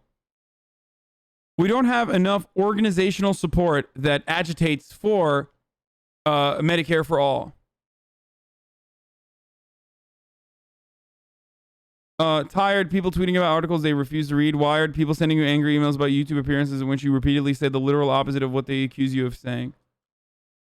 Forgot organizing outside of social media, in my opinion.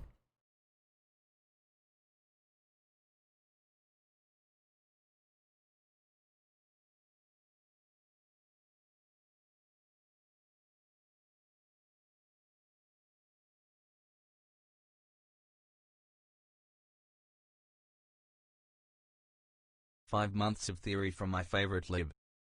Kyle talks about this in his latest YouTube video and agrees with you on all points except that he says to have the vote, symbolic or not, it is a push to move the party left, and it doesn't matter if you don't have the numbers. No one is going to come if there is not a position to sit on.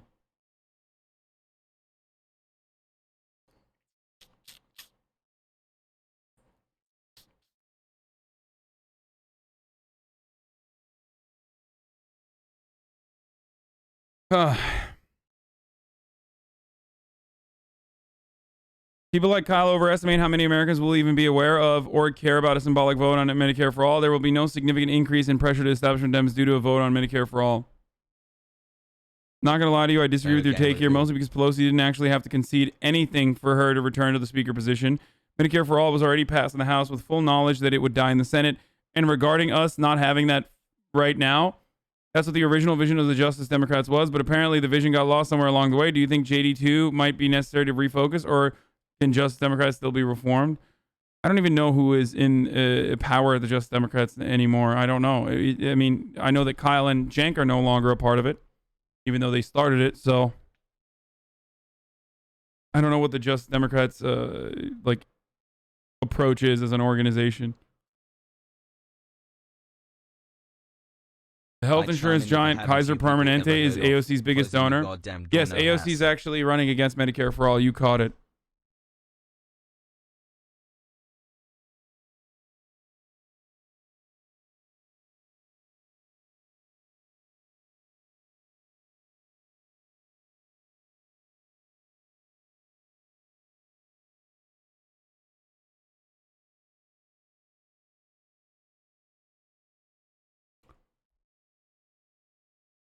Ultimately, if AOC and everyone else ends up agitating for Medicare for all or says that they're going to withhold their votes, I will back them 100%.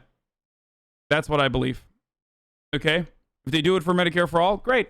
I'll back them regardless.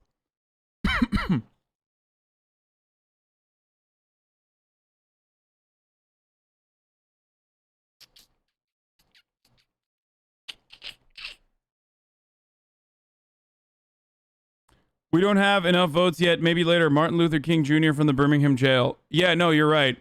The difference there, though, is that there were people willing to fucking die on the streets for the civil rights movement. There isn't people willing to die on the streets for Medicare for all. So, again, like, you're silly. It's a silly comparison. MLK was a revolutionary leader of the civil rights movement. You're comparing MLK to fucking AOC, who is a fucking politician. Okay? That is entirely different.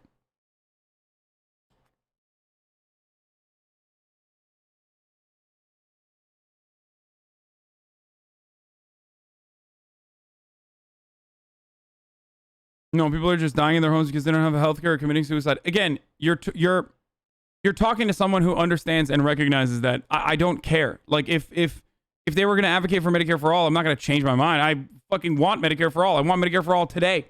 I want it yesterday. So, like, my opinion doesn't change whether people are dying on the streets or dying in their own homes. I'm aware of that already. Like, it's beyond. We're beyond that point. You're arguing against me on a position that I also hold. You know what I'm saying? Like, you're making it seem like I have a difference in opinion. But if we're talking about political strategies, it's entirely different than like what you are trying to compare it to. I know that people are literally dying because we don't have Medicare for all. I know. I am the one who has advocated for Medicare for all as long as I have, and I still do to this day. I think that this would make Medicare for all look worse overall. It would open it up to fucking additional scrutiny that is unnecessary. Make it seem like it's a fucking unreasonable thing when it is a reasonable thing.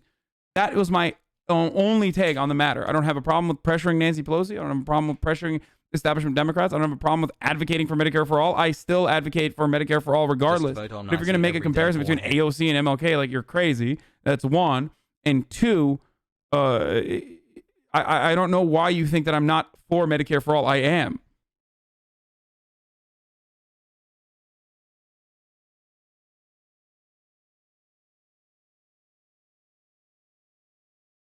I don't give a shit that Biden said he would veto Medicare for all. That wouldn't stop me from fucking advocating for Medicare for all regardless. Okay?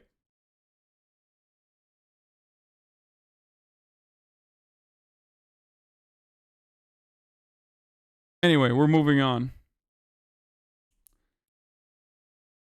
Yeah, it's crazy because AOC actually has political power, unlike MLK at the time. The fuck are you talking about? AOC is one person in Congress. She is nothing in comparison to the people power that MLK had. What the fuck do you mean? People power is what pressured the politicians to act in the way that they did. What? Are you saying that fucking AOC has more power than MLK does? Like, what are you, psychotic?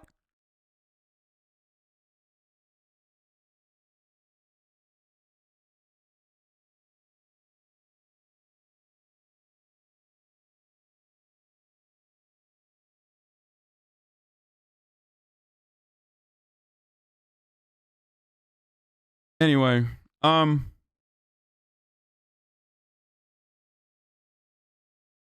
wasn't in office, he was in jail, moron. Are you telling me that that's something I know already?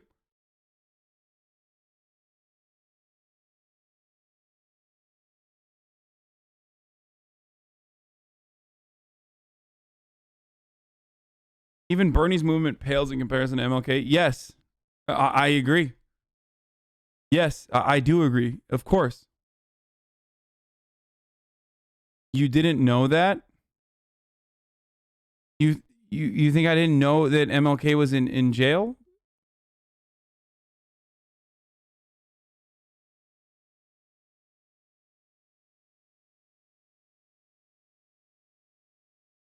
Probably the one fucking the one piece of writing that I probably talk about the most on this broadcast is his letter from Birmingham prison, but it's all right, I guess.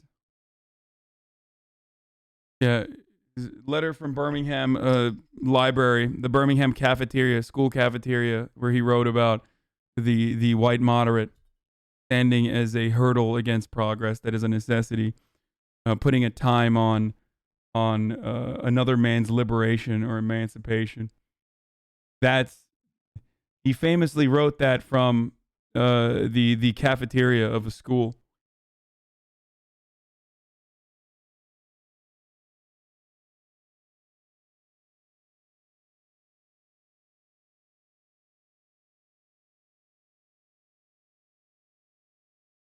Anyway, letter from the Birmingham Twitch stream.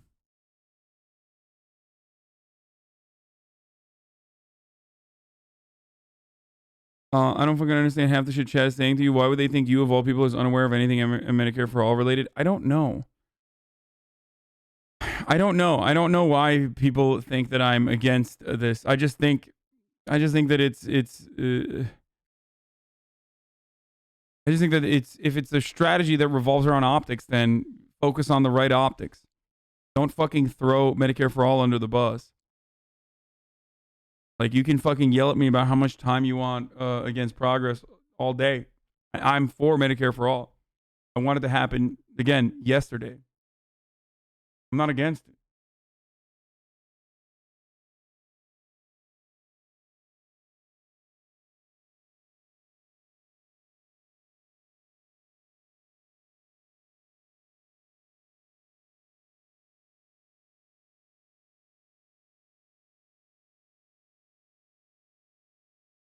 Anyway.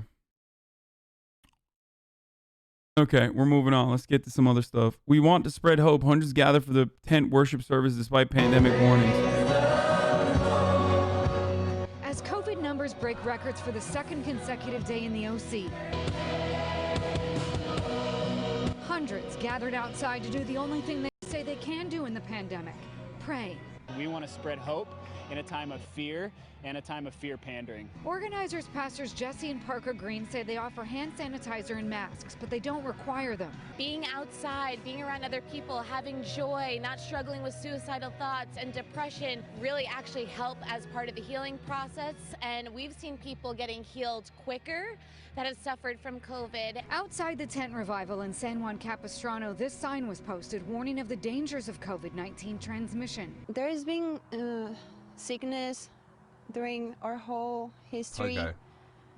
I'm not worried. Across South Orange County, a handful of bars are still serving sit-down customers inside. We need to be able to make a living so that we can support our families. The bottom line is the people that are coming here have had it, or they aren't worried about it, and it should be their choice. As many choose to ignore the stay-at-home order, Dr. Jim Keeney, head of Mission Hospital ER, is concerned. We're still seeing more and more people every day, and the number of people per day is growing. Dr. Keeney says Mission Hospital is still not at capacity, but in the next week or so, he suspects hospitals all across Orange County won't be able to take more patients.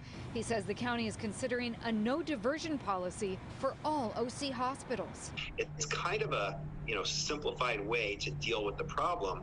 But unfortunately, what that means is there will be some ERs that are overwhelmed while other ones have capacity. Dr. Keeney says because of the surge and the nursing shortage, the state has offered to send in trained healthcare professionals to help. In Mission Viejo, Stacey Butler, KCAL 9 News. Early in the pandemic.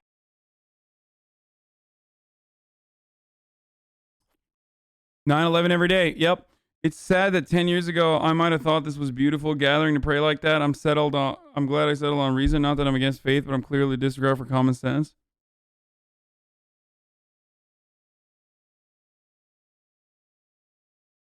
Dog, the biggest church in my area started holding huge inside services, and the pastor caught COVID and fucking died. Shocked. The only vaccine you need is Jesus Christ, our Lord and Savior. Amen. Amen, folks. Was this React Andy? Should I want SNL? Okay, shut up.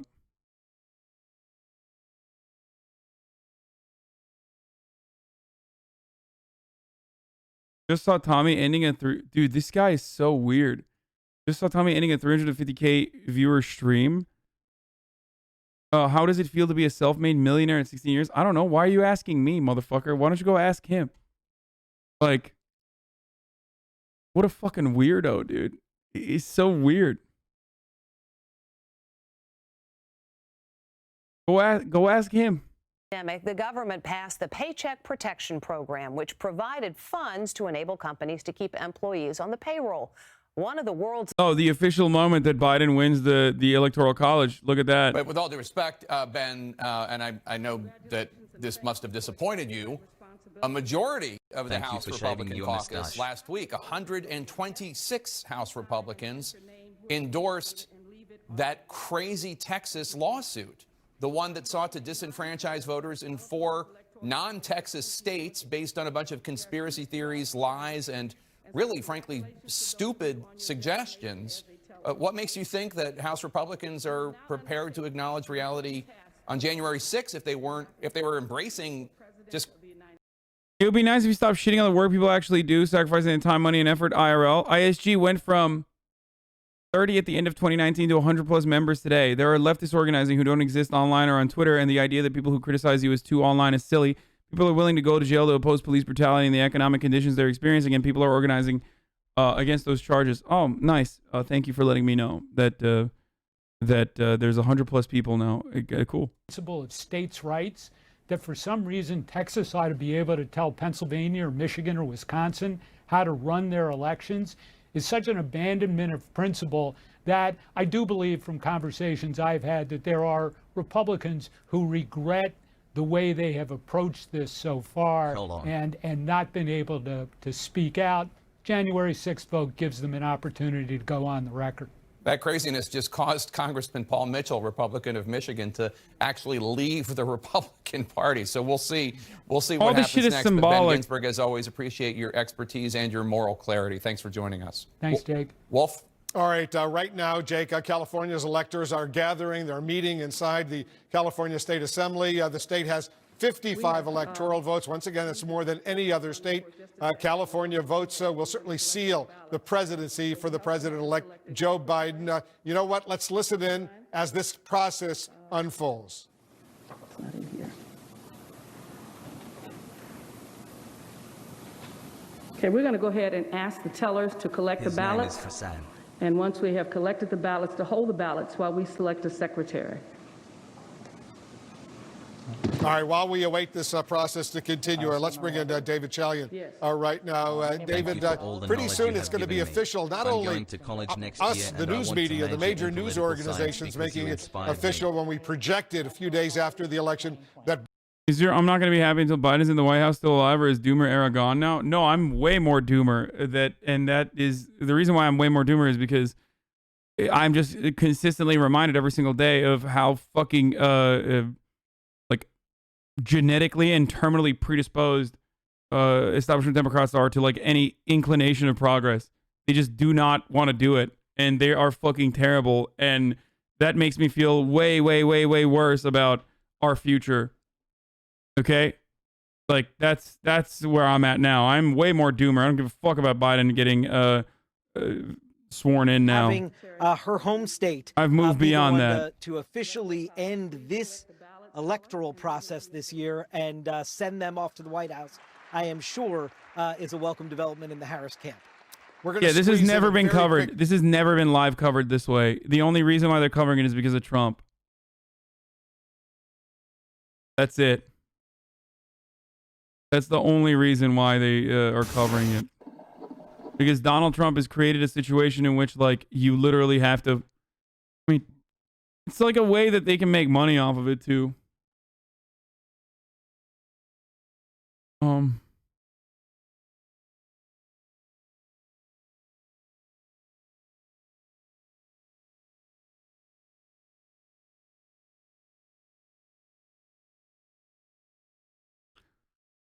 Its largest religious networks was approved for almost $4 million of taxpayer money.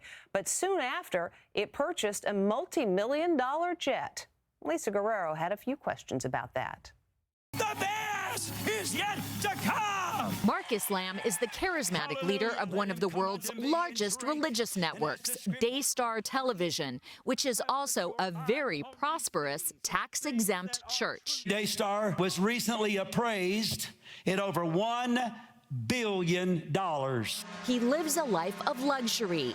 Check out his mansion with a beautiful pool. Hallelujah, hallelujah. Why do they always look like villains? The funniest part about it is that like these televangelist grifters can't help but very clearly look like fucking villains themselves. I find that really funny. I find that to be really strange that they're just like, I mean, they are villains, but then they also look like villains too. Like you could literally try not to look that way, right? But nope. Nope. They just can't help themselves. Like, look at this shit. Like, why do you have this This goatee literally makes you look like the devil. Like instantly, plus 10 points on looking like the devil. When the All right, pandemic I gotta pee. hit, Hold on. Lamb's Daystar TV applied for the government's Paycheck Protection Loan Program, or PPP, to help pay employees' salaries and received $3.9 million. We've learned that just 2 weeks after being approved for millions of dollars in taxpayer funds, the church bought a private jet. It's a multi-million-dollar 1997 Gulfstream 5, like this. The luxury aircraft, which Lamb says they got for less than half the market value, holds up to 14 passengers.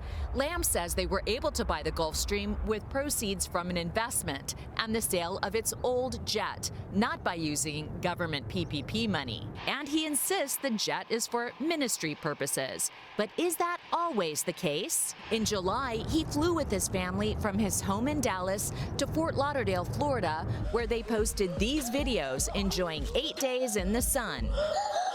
Look how his family described the trip on social media. Nice one, Our honey. amazing fam on vacay, wrote his wife, and his son posted lots of great memories made on our family beach vacation this year. But Lamb insists to Inside Edition that it was a, quote, working vacation, a leadership retreat with his family, who are ministers of the church too and were consumed with meetings. In September, Lamb and his family used the jet to fly to California for 2 days. When they returned to Dallas, they looked like they had time to play some golf. Lamb is known to be an avid golfer. Hole-in-one number 4. And in October, Pastor Lamb flew with his wife and some friends to Naples, Florida, where they spent 8 days vacationing and playing golf. He told us he had 5 meetings there and spoke at a church. Pete Evans is an investigator with the Trinity Foundation, a church watchdog group. They got millions of dollars from the government, and then they spent millions of dollars on a private jet. It just looks bad. We recently caught up with Pastor Lamb as he arrived at Daystar's golf tournament outside Dallas. So your church received millions of dollars in taxpayer money, and then 2 weeks I don't later... know what the fuck you're talking about. He's working hard for God, baby. Prosperity gospel is just so shit, dude. It's so great. It's great. You can do whatever the fuck you want and get away with it. It's awesome. Later bought a private jet for millions of dollars. Can you explain that? Did you use taxpayer money to buy a private jet? No, we did not. Then what are you We had using our that- own money. Then what are you... Yeah, it's tithing. They got their own money from the people themselves. He might have gotten it from the taxpayers, maybe not directly from the government, but taxpayers indirectly.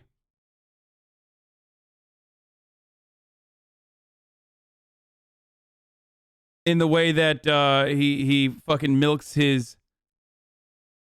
In the way that he milks his congregation. What are you using that private jet for? Church business only? Absolutely. Then why did you take 2 vacations with that church jet, including to Florida last week where you played golf? Hi, Arjan, I am Your Adun wife Norman. Can posted you on please social explain media that she exactly was on what a grifter or vacation. grifting We is? did have Please vacation. explain We it like also I'm 12 years did old several because meetings mentally with I am. ministers while Thanks, we were I there. love you, swoon. Then it was time for a round of golf. Bye. Earlier this week, Bah. after our inquiries, the church paid back the entire $3.9 million it received from the government with interest. An attorney for Daystar Network says it does not use charitable donations to fund its operations, including the purchase of that jet. It also says it complies with all laws. Wait, so how did they purchase it then? It's official, by the way.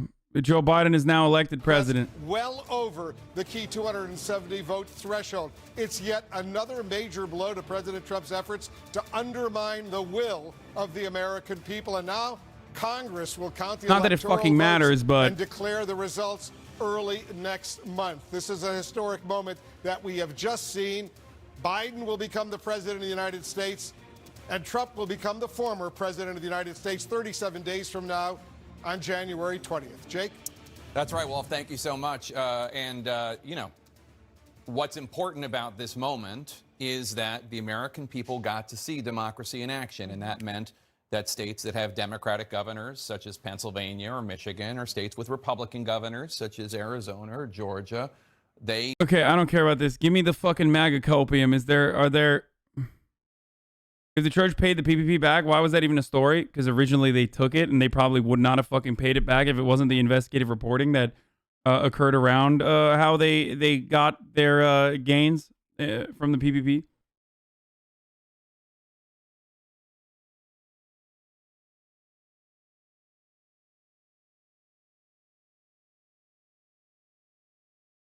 How much longer is CNN going to be doing this shit? They're going to miss Trump being president so much. I agree. Good work.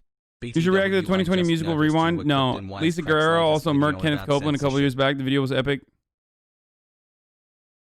Yeah, Biden will be the most Biden will be the most progressive candidate, dude.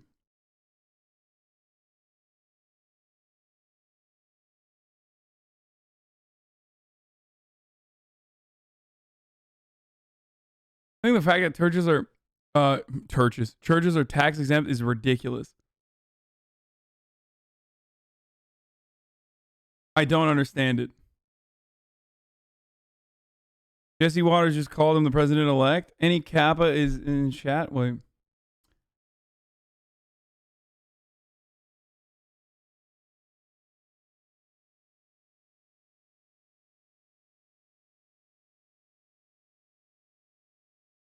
If the church apologized for misappropriation, why is that a story? Do you not consider it to be a fucking evangelical? Anytime an evangelical pastor or a televangelist purchases a fucking private jet, it's a good story. It's a story about corruption. It's the oldest fucking story on the planet, dude. What do you mean? How the fuck do you think they got it? You think it was off of their hard work and their labor? No, it's about fucking milking their audience by claiming that they are the pathway towards salvation. Oh, you were joking. Never mind. Yeah.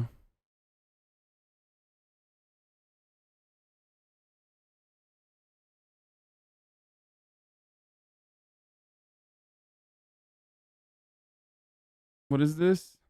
It became clear to me that I could no longer be associated with the Republican Party, that leadership does not stand up and say, the process, the election is over. It's over today. And then I saw the president tweet out that it's not over till January 20. Somehow he's going to continue to combat this. The people have voted. As I said in my letter, I voted for Donald Trump. It became clear to me that. Yeah, a lot of people that voted for Donald Trump seem to be against Donald Trump's latest actions, even though it is late. But this guy was retiring anyways. He voted against impeachment. Fuck this guy. Exactly. It's symbolic in that sense. Okay. It's like, what's his face? Jeff Flake. Jeff Flake saying he was against Donald Trump for the first couple of years while like simultaneously voting 90% along 90% along the way with Donald Trump's agenda. And the reason for why they say this versus what they do is because Donald Trump is a real Republican. He's a regular Republican, and it doesn't fucking matter. Literally doesn't matter. It's like John McCain symbolically voting no on repealing Obamacare without a replacement, and then very easily voting yes on the Trump tax cuts, which functionally were the same which functionally did the same exact thing of undermining the Obamacare marketplaces.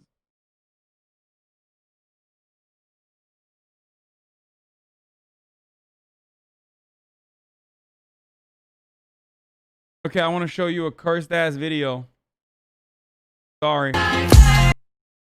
You know how everyone always tells me like you have to fucking you have to wash your chicken?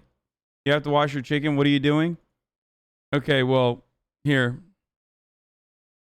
I can't. This is DMCA-able music, so. She's literally cleaning the chicken with dish soap. I like $1 million deals. Where's my pen? Bitch, I'm signing. I like those It's the worst thing I've ever fucking seen.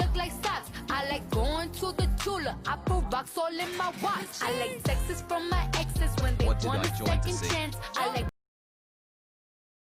She bad though? Yeah, a bad cook. You mean? There's another one that I want to show you, which is really fucking disgusting. Does anyone have the video of the ground beef? You know what I'm talking about.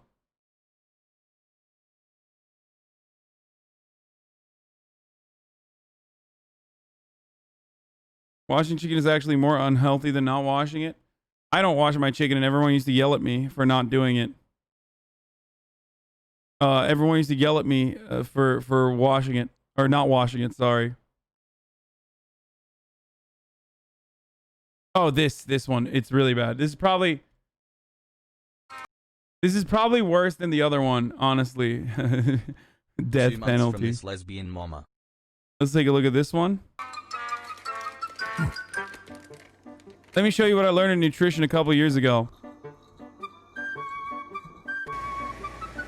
All this grease is disgusting, she says. Biden 2020, 2024, 2028, 2032, 2036, 2040. Happy 6 months. That's how you do it, shit. Like. I gotta turn this part. It's DMCA-able probably.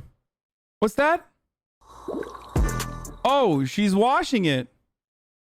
Oh, she's washing the ground beef.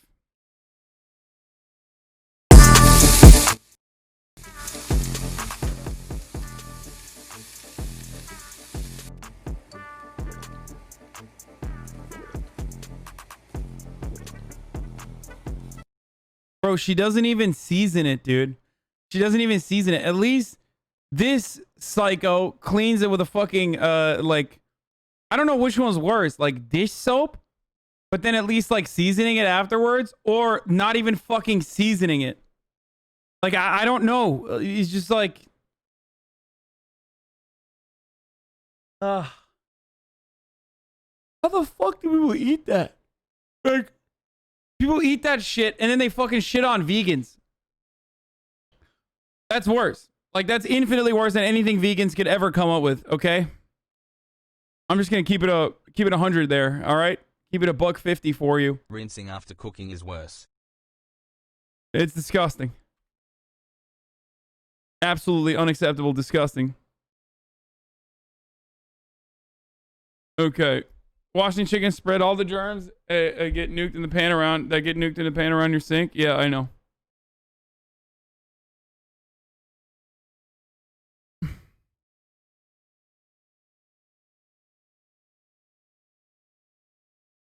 A lot of cultures wash their chicken, but really it's more like brining it because they're from historically warm climates where meat gets slimy quicker and brine gets rid of slime.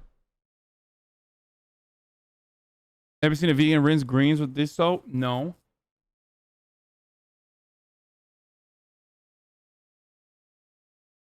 Rudy Giuliani beats the CCP virus. He's back. Okay, that's bad news. I don't want to hear it. To the channel left is best. Oh, Terrence is back. Let's see what he's saying.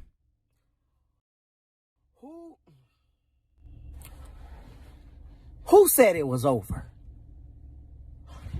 Who told you it was over? 3. It ain't over. Look at me. Stop doing what you're doing and look at me. It's not over. Do you hear the words that are coming out of my mouth? It is not over. Who told y'all it was over? It ain't over. It ain't over. He's honking his little baby horn too. Who told y'all that? Why do you think that? That's what I'm trying to understand. The Supreme Court didn't say it was over. They didn't say it was over. No. Why y'all throwing in the towel? Huh? Pick that towel back up. Because it's not over. Put that towel back on your shoulder because it's not over. Matter of fact, take that towel, put it in some hot water, and put it on your face so you can wake up and realize it's not over. The ground beef ladies from all went to school in my tiny province. This is not the representation in media we deserve. Case not because of merits, only because of standing. The Supreme Court never said there was no voter fraud. The Supreme Court never said there was no election rigging going on. Oh my God. Just had a very nice meeting with Attorney General Bill Barr at the White House. Our relationship has been a very good one, and he's done an outstanding job. As per letter, Bill will be leaving just before Christmas and holidays with his family. Deputy Attorney General Jeff Rosen, an outstanding person, will become the acting Attorney General. Highly respected Richard Donahue will be taking over the duties of the Deputy Attorney General. Thank you all. Oh my God, even Bill Barr is gone. Oh, Jesus Christ. He out, dude.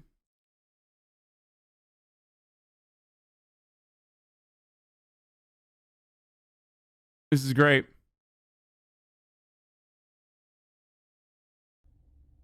This had nothing to do with merits. No, baby girl. No, baby boy. It had nothing to do with merits. So you better believe it's not over. You better believe we will win in the end. President Trump rightfully won this election. The Democrats are trying to steal this election. Keyword, trying to steal this election. But guess what? It ain't happening, Captain. Oh, no. It's not happening. So, what? It's not over. It will never be over. There is no expiration date on this hat. Okay? It is keep America great forever. Always and forever. I thought it was Make America Great Again. And that Keep America Great wasn't exactly one that they were using anymore because, you know, it wasn't really all that great. Especially considering how many fucking people died in the COVID pandemic. It wasn't exactly the best way to use that line of reasoning, so they changed it to Make America Great Again. There is an expiration date on it. New research points to effective ways to increase support for addressing economic inequality. What? He's like, crap, how do I keep my viewers now that he lost? Yeah. No, he is serious. This guy is just completely crazy. He's out of his mind. Okay, Bill Barr's out. Terrence K. Williams is a manlet. A man who I met on Twitter. Like, where is he? And he had like 700,000 followers. But also. Oh, no. Oh, no. I just thank you, because I'm a fan of yours also. You're a very successful guy. Say a few words, please. Thank you, President Trump. Thank you. Yeah, this is a little too tall for me.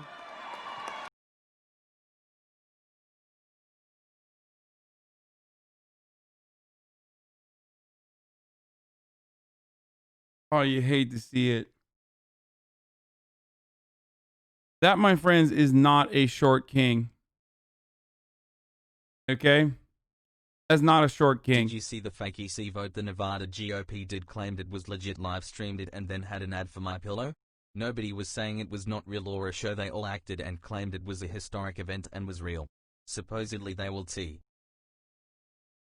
WHOTF bought Little Bill a suit. Listen, there's a difference between manlets and short kings. And that right there is a manlet.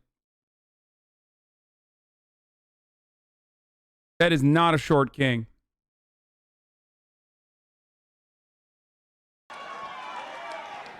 First of all, I just want to say I love President Donald J. Trump.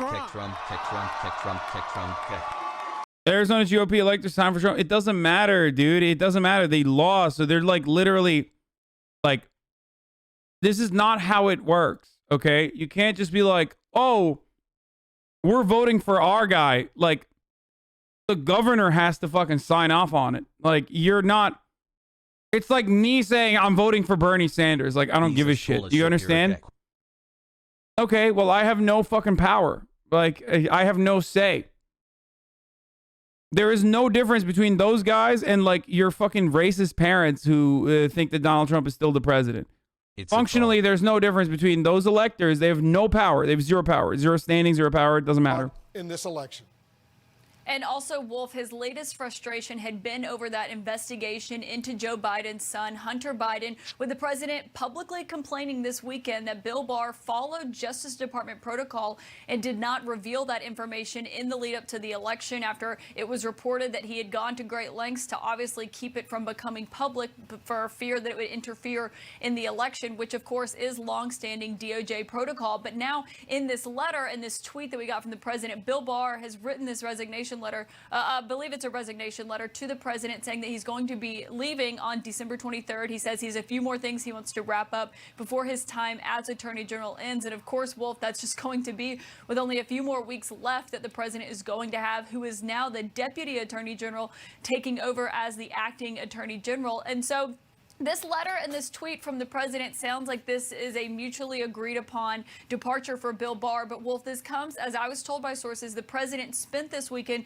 talking about firing the attorney general because he was so upset with him. And you are right, their relationship had deteriorated that much. And one of the big things that the president had complained about lately was that Bill Barr would not back up his baseless claims about election fraud. He came out and said, you know, the Justice Department looked into this. That's what he said on his way out. I heard that's live. Wait, hold on.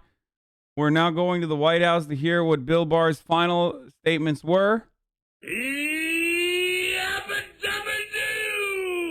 Oh wow, that's crazy. I can't believe that. I can't believe that that's how he wanted to go out on his way out.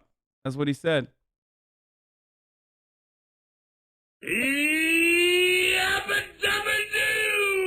That's crazy. Wow.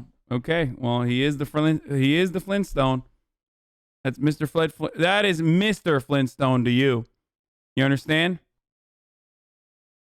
You think there will be any legal action against Bill Barr later on? There definitely should. No, there's not going to be any fucking legal action against Bill Barr later on. Those Arizona electors were fake. Fake electors try to deliver Arizona 11 votes to Trump. I already told you that they're fake. It doesn't matter. It does not matter. Like, none of these, like, Republican electors are real. They are.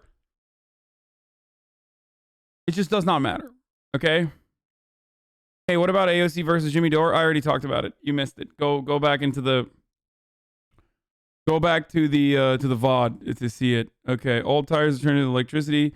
5 most expensive military projects of all time. Chick-fil-A. Why they're successful. All right, we're moving on from the politicking. More political react. What? CNN investigation on Cover's tailing Alexander. No, I don't care about that.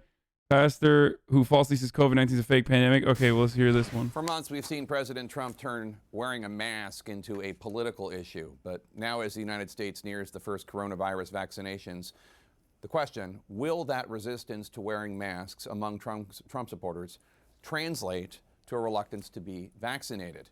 CNN's Ellie Reeve visited a largely conservative county in Tennessee for this story.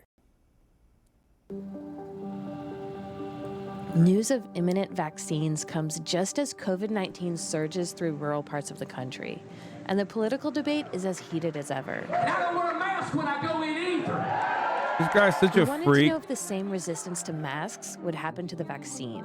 So we reached out to Greg Locke, a pastor in conservative Wilson County, Tennessee, who says he has grown his congregation by protesting. Why is he doing it in a tent? Why isn't he having this indoors, I wonder? COVID control measures. We're not going to close our church, ladies and gentlemen, because of COVID-19. There's a lot of sincere people that are doing their best to put out a vaccine, but that doesn't mean I'm going to take it. I don't believe the government can tell me, when or how. CNN picked her up from Vice, and I respect that. She's great. I can stick a needle in my arm or my kid's arms. Super government overreach. Locke says he's moved his services outdoors. Vaccine is government overreach, ladies and gentlemen, boys and girls. Not to limit the spread of COVID, but to handle all the new people who've come. Faith over fear. I ain't worried about some Oh my God! What? fake pandemic. Wait. All the new people who've come. Bro, my man is glocked up at the fucking church, dude. What is he doing? What is this, Cyberpunk 2021? Is that what's going on? It's America. The city is the most dangerous city in America. Always got to stay glocked. I always got to keep that thing on me, brother. Always got to keep that motherfucking thing on me, brother. I know it's not a Glock. Shut the fuck up. I don't think it's a Glock. No, it's in Tennessee. Yeah, welcome to Knot City, brother. Even in the house of Lord. Even in the house of the Lord, in the house of God, I need to keep that motherfucking thing on me. You never know. The devil might be coming, brother, trying to get me to vaccinate.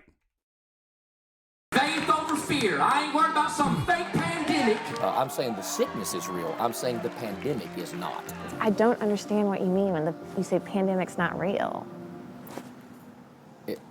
Pandemic is not real. But what do you think a pandemic is? Not COVID-19. What it is do no you think a pandemic. pandemic is? I think we stuck on the pandemic question. It's Well, then why ridiculous. can't you answer it? I did. There's no pandemic. COVID-19 is not a pandemic. But what is a pandemic then? Not what we're experiencing. I'm 44 years old. Okay. It seems like a pretty fucking cut and dry, you know, pretty easy to answer question, right? I feel like you should be able to answer it. Why can't he answer it? We've not had one in my lifetime, so I don't know. And this is not it. To be clear, a pandemic We have had pandemics in his lifetime. is a disease that spreads across many countries and affects many people. The World Health Organization declared COVID-19 a pandemic in March, and experts say about 70% of people need to get the vaccine to control COVID spread. It's not been tested enough. We don't know what's going to happen with it. Later on, it may help you now, but in the future, it can cause more harm to your body if you get it again. It's not. I love when people are like they try to come across as like understanding, where they're like, listen, I know how this works. Like, I'm trying to do what's best. Like, I know the pandemic is happening, but it's not as bad as you think it is. Like, we need to get COVID so our systems are safe. Like, what are you saying? You have no fucking clue. Why are you even trying to be rational here? Not, this anti-vaccination, it's the devil. It's like, personally, it's a choice. Some people at the service told us they'd seen Locke on Facebook and liked his message. Donald Trump won the election by a landslide, and he will be reelected as the President of the United States. We wanted to know how widespread his views are, so we drove deeper into Wilson County, where there's a COVID testing site at the fairgrounds. We met Quentin Smith, a cattle farmer who runs the agricultural center there and takes extra care to keep things sanitized during COVID. The irony is, of course, he is aware of COVID because he has cows. And this is COVID has been a problem amongst livestock for a very long time. It's not new for humans. So a lot of the people that he should know about COVID and vaccinating for COVID, because the cows used to get it before human beings had COVID-19. I'm fairly certain that cows used to get COVID. Maybe obviously not 19, but not COVID, a different coronavirus. A form of coronavirus is something that cows have antibiotics for. COVID. Y'all will never go to a fairgrounds where anybody is proud of their bathrooms. I am. Come on in. I'm cautious about running out and doing anything.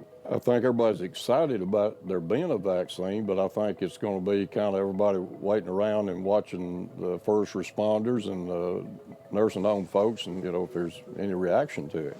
Everything here's completely clean. Let me tell you what my daddy always told me. Son, don't never believe anything you hear and only half what you see. I think it's entirely human to be a little skeptical and a little hesitant. After all, this is a new virus in the human population. This vaccine uses new technology. It's been developed very rapidly, and that makes people cautious.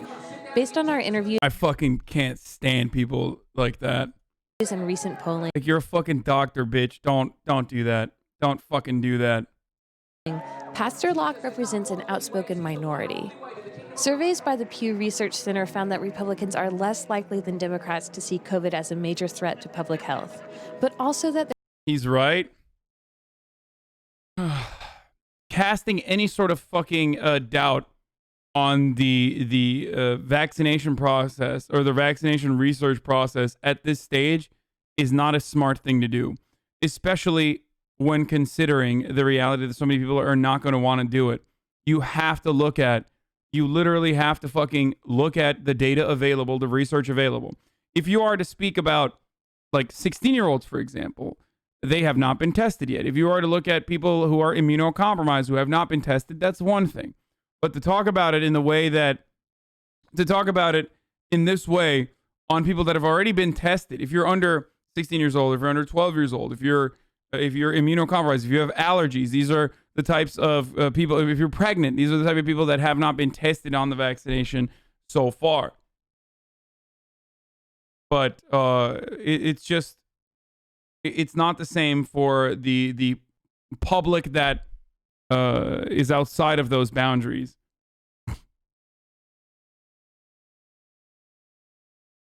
I find it frustrating when doctors say that sort of thing. there's a growing acceptance of the vaccine nationwide, including among Republicans. 60% of Americans say they'd take it, and nearly half of those who are reluctant say it's possible they'd get it after others do so. Yeah, even if he didn't mean it that way, they fucking edited it in a way that it makes it seem like he's casting doubt on the process itself. Dr. William Schaffner, who's been working on infectious disease at Vanderbilt University since the 60s, says that in order to overcome vaccine hesitancy, public health officials have to build trust. You have to respect people. You have to respect where they're coming from, That's not hear what they say, and then try to respond to their concerns. You know, we give shots to cows all the time, and you do get reactions to shots. So, you know, we have give a shot to an animal, and it... Yeah, when you take the vaccine and your body fucking produces a reaction to it, that means the vaccine is working. Your body is supposed to produce a fucking reaction to it. You getting like fever-like symptoms and shit like that means that your body is developing antibodies. This is what happens when you're sick. So it's not a bad thing. Also, anyway, he's not wrong. Like he means he's right. And I don't think he's also casting doubt on it either. They're 20 feet out of the chute and drop dead. Everybody's going to respond differently. After the first responders take it, when it's your turn, will you take the vaccine? I probably will go on to take the vaccine. How do you feel about the vaccine? Anything new that has not been proven, I'm not sure I want to be the guinea pig, you know? And I really wish there was time for more testing, but there's not. And we're losing too many people too fast, so we have got to do what we can. I know it's become a political issue at times, but it shouldn't be. This is a health issue. The approach to COVID has had... Your body isn't supposed to respond to this particular vaccine other than site bruising. It's an mRNA vaccine. That's not true. Your body has plenty of people that have taken the vaccine have had responses to it in a similar, like a hangover, especially in the second, for the Pfizer one, for the second vaccination. So, like people have reported that it's similar to a hangover, or people have reported that it's you sometimes can develop fever-like symptoms. And again, it's still, it's the, what do you call it? Around 2% have severe fevers. No, I'm not even talking about severe fevers, but it's just your immune system reacting to it.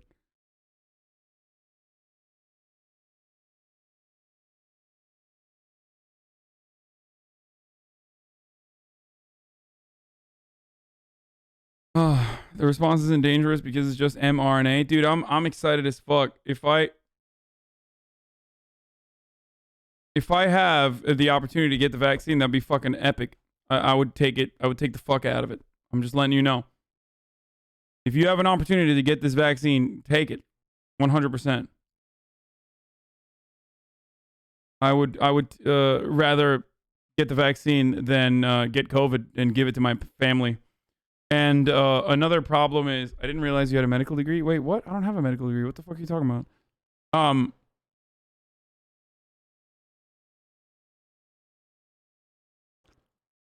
Would you stream getting the vaccine? Sure.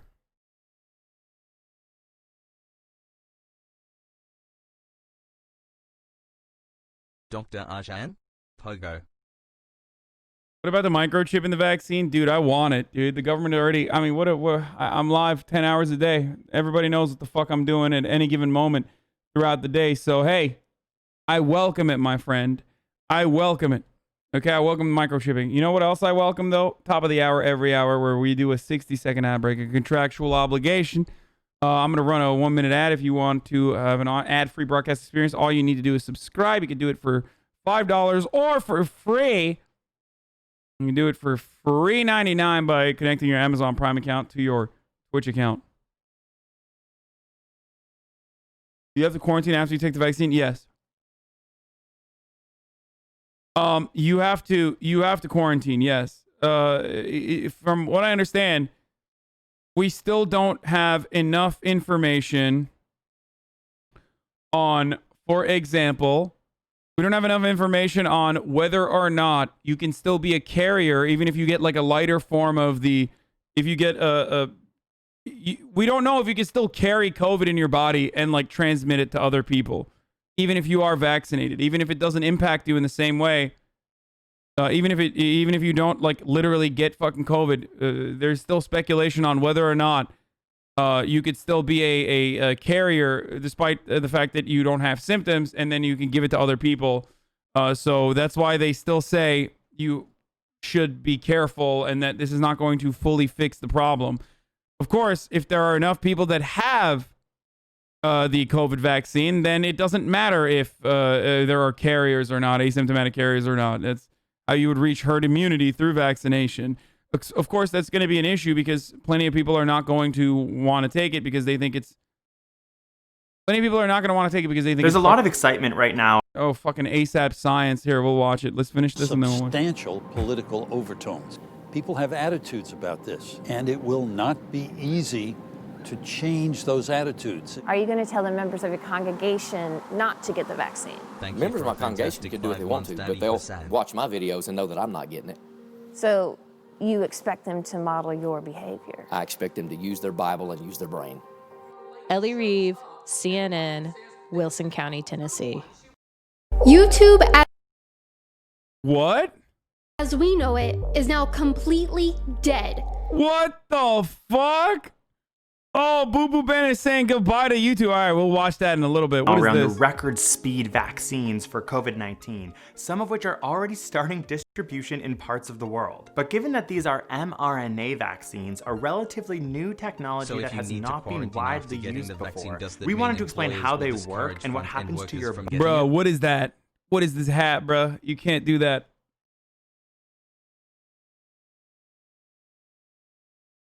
What is this? What is this? What is this? Tim Pool tweeted out 120 wishes per hour times 74 million Trump voters times roughly 10 hours of night, excluding dusk and dawn. 88 equals 88.8 billion wishes that Trump somehow wins on Monday. Consider looking up. The Geminid meteor shower peaks this weekend on Sunday night. Oh, God. Oh, that's so sad, dude. Why is that? Oh, God. It's like a child. Brother, look at how you're dressed. The fuck do you mean, how am I dressed? How are you going to shit on the way I dress when I'm just wearing a fucking turtleneck, dude? You can't win with this audience sometimes, okay? I have an unhealthy body from the moment that... Oh, I can't wait for fucking Jill Biden losing. These vaccines... I can't wait for Ben Shabibo losing his mind over Jill Biden being called a doctor, which I've also, like... joked about as well. Will be injected into the upper muscle of your arm, but unlike typical vaccines, which introduce inactive or weakened forms of a virus, these will release genetic material called messenger RNA. So what exactly does this mRNA do? Well, in a regular cell of your body, you have DNA inside of the nucleus, and this DNA stores all the information and instructions important to the functioning of your cells, your body, and ultimately makes you, you. Inside your cell is machinery that reads through your DNA and transcribes it into mRNA, which then leaves the nucleus and goes into your cytoplasm. And it's here that the ribosomes in your cells read the RNA and, depending on the specific code, build a series of amino acids, which... Okay, dude, I don't understand it. Oh god, science is so fucking hard. Okay. Yeah, we're moving on from that one. I'm not watching that. Okay, we're just not. It's hurting my brain, dude. You guys can watch it on your own, okay? Just get smart. No, it's too hard. It's too hard. It's just 5 minutes? Okay, sure. Fold in on themselves to make proteins, which keep you alive and functioning. This process is known as translation. In fact, it's this process that viruses take advantage of in the first place. They insert their own genetic information into you, and then your cell machinery unwittingly starts taking that information and building proteins to help create more viruses. So back to the needle. The mRNA that is being injected into you from the vaccine also carries genetic instructions, but in this case, it's only coding for one small part of the virus, instead of the whole thing. You've probably seen SARS-CoV-2 represented like this, with the spikes on it, and it's this spike protein, which on its own is harmless, that the vaccine's mRNA codes for. The mRNA makes its way into the cytoplasm of your cells, where the ribosomes read the information and start to create the spike proteins. Once the protein is made, it goes to the cell membrane, and then your cell breaks down and destroys the injected mRNA instructions. So what good does having a tiny fragment of viral spike in your body do? Well, it gives your body, and more importantly your immune system, a preview of what the virus looks like without causing disease. Suddenly, your antibodies will notice it and go, well, this doesn't belong here, which triggers an immune response to recognize and prepare your body for the real thing without ever having to come in contact with the actual virus itself. Your immune system essentially gets a head start by creating powerful antibodies that can neutralize and kill the real virus. And this antibody memory is stored in your B cells, so that if you are ever infected in the future with the SARS-CoV-2 virus, your body now has the upper hand. This is known as an adaptive immune response. Your body has already seen these spike proteins before, and therefore it already knows what to do. Essentially, these mRNA vaccines allow your body to protect itself from a future infection without ever having to risk the consequences of getting the disease COVID-19. So why haven't mRNA vaccines been used before? Chat's making fun of me and saying I'm not listening, but I do understand this process, and I've described it before, and the science nerds in the chat can actually confirm that I have successfully described this exact same process of how the COVID vaccine works in the past.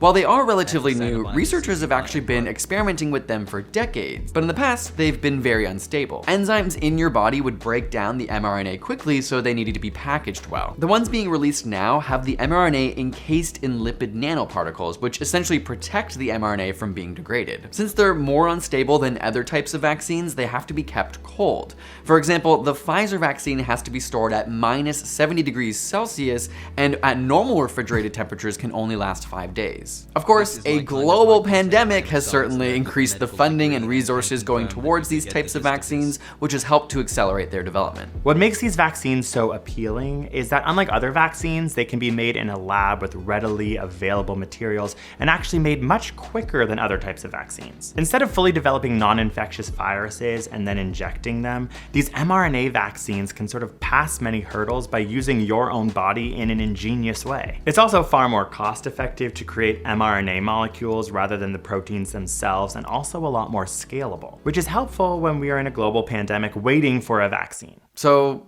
is it safe? And given that it's a relatively new technology, should you be concerned at all? Well, that's what these initial trial stages have been for, not only to test whether or not they work and cause immunity, but to make sure they have minimal side effects. As of now, around 70,000 people have been given these vaccines with no serious concerns, a caveat being that the full— It's not safe, brother. I took the virus. I took the vaccine. Virus is fake. I took the vaccine, and before you knew it, I was finding myself at truck stops looking for glory holes, trolling for that cock.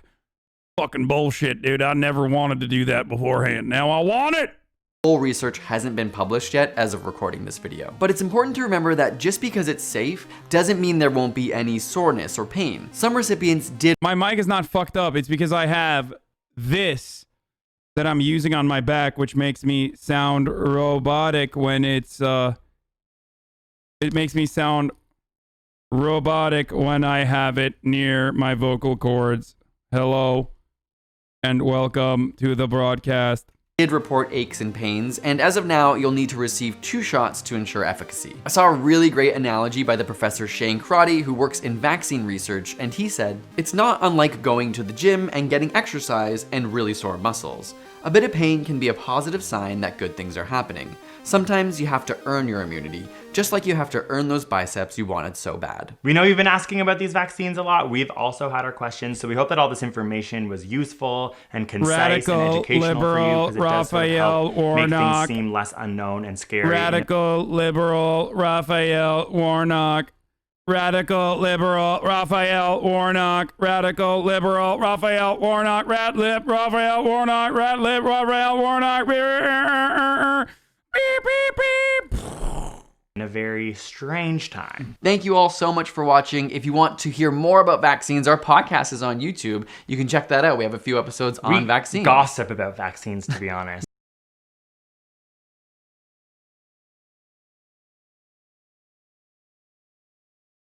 Okay, I don't want to watch this whole ass thing. This sucks. I want to watch the... No, Joe Biden isn't a real doctor. I don't want to watch this fucking nerd's entire show. I just want to watch that one clip. One of the Media Matters people probably clipped it. I know that they clipped it.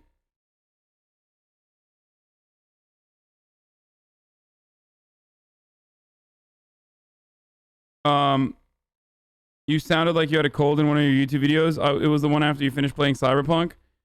It was because I had just woken up. I slept in. I know that Bill Barr resigned, by the way. It's funny how his DNA has the same actual policy idea for protein building, while RNA is just reactionary to what the DNA says. What an allegory. 3 months, Pogu. Oh, here it is. Okay, thank you. Because he's sneering at Joe Biden. If she insists on being called Dr. Okay, so one thing I will say is, like Jill Biden calling herself a doctor, I think is a little confusing because most people just assume that it's a medical doctor. I think Ben Shabibo, my wife is a doctor, by the way, getting upset about this or getting worked up on this is additionally funny because, you know, he loves talking about how his wife is a doctor and flexes on that point routinely. But yeah, I mean, my father's a doctor as well, technically. He's a doctorate in economics. That doesn't make him a fucking doctor, and I would clown him all the time if he literally ran around saying, like, I'm a doctor, by the way. Consider me a doctor, by the way. So I'm going to be a centrist on this. Hold on. I got to go pee, though, while this plays. Fuck, I'm peeing a lot today. Dr. Joe Biden, I join in the sneering. If you insist on being called doctor because you got a doctorate in divinity, I'm with them. Okay, and I get, you know, he says kiddo. Wow, he said kiddo. Well, yes, I'm sure he would say that to a dude as well. Okay, this is not about sex. It's not about misogyny. I understand that everything on the left has to be massaged into some sort of charge of sexism, racism, bigotry, or homophobia. But I'm sorry, telling a white lady in her late 60s that she should stop calling herself doctor because she is not an actual medical doctor, that is not sexist. It's not. Just because she happens to, first of all, I don't even know that the charge sexism makes sense anymore from the left, considering that they believe a man can be a woman or a woman can be a man. But even if you were to assume that it makes sense now, I'm just wondering exactly why it would be sexist to say that anybody at all should not be called a doctor unless they are an actual medical doctor. By the way, this came up when I was at Harvard Law. There was a and I'll keep dropping that reference because if you're not impressed by Harvard Law, then you certainly should not be impressed by a degree from University of Delaware in education. In any case, I remember when I was at Harvard Law, an actual prestigious law school, okay? And I'm not impressed by it. You shouldn't be impressed by it either. A professor one day was in the class, and a student he was a woman, she raised her hand, and she was called upon, please keep and it coming. The professor did not mention her honorific. Okay, it turned out that she had a doctorate in some classics field or something. And one of the other students said, you should call her doctor. And the professor immediately responded, if I have a heart attack, can she help? And she said no. And he said, then I'm not calling her doctor. Agree. I don't even know. Okay, I gotta run that again. Okay, so it pains me to say that I might actually agree with Ben Shabibo on this one. Okay, because I think that it's insufferable when people who aren't like medical doctors say like, oh, doctor, actually, I have a doctorate. Oh, I'm sorry. I know that you technically are a doctor. I get it. but you don't have an MD. So I find it to be insufferable when people do that. I do. And I have many PhDs in my family. Not many, but I have a decent amount of PhDs in my family. And I think that it plays on what people's opinions are. Like it fools people on purpose. I think that you do it on purpose when you get upset that someone isn't. Wait, hold on one second. Let me fix this shit. When you get upset that someone isn't calling you a doctor, by the way. Yeah, I am a doctor. Hello. This month has hello. I'm a doctor, by the way. Love you and everyone else. Anyway, you are. But who cares? Charge sexism makes sense anymore from the left, considering that they believe a man can be a woman or a woman can be a man. But even if you were to assume that it makes sense now, I'm just wondering. Wait. How did he find a way to like take this back to transphobia? I'm so confused. Is there ever a point where Ben Shapiro can't find a way to like somehow turn this around on trans people? Like how the fuck? What a fucking freak, dude. What a fucking obsessive little freak. Exactly why it would be sexist to say that anybody at all should not be called a doctor unless they are an actual medical doctor. By the way, this came up when I was at Harvard Law. There was a and I'll keep dropping that reference because if you're not impressed by Harvard Law, then you certainly should not be impressed by a degree from University of Delaware in education. Oh God. Oh, he went from like making a somewhat reasonable take on like how insufferable people are to literally God, he is. Oh, God. Put Ben Shapiro in jail right now. Cringe jail. I got a degree from Harvard Law, by the way, which is a great institute. You're like, shut the fuck up, you little fucking bitch, dude. Oh, my God. Oh, yikes. I was upset because of how pretentious it is when people are like, I'm a doctor, by the way. But nothing is as pretentious as being like, I went to Harvard Law. Yeah, notice me. Oh, horrendous. I remember when I was at Harvard Law, an actual prestigious law school, okay? And I'm not impressed by it. You shouldn't be impressed by it either. A professor one day was in the class, and a student he was a woman, she raised her hand, and she was called upon, and the professor did not mention her honorific. Okay, it turned out that she had a doctorate in some classics field or something. And one of the other students said, you should call her doctor. And the professor immediately responded, if I have a heart attack, can she help? And she said no. And he said, then I'm not calling her doctor. Agree.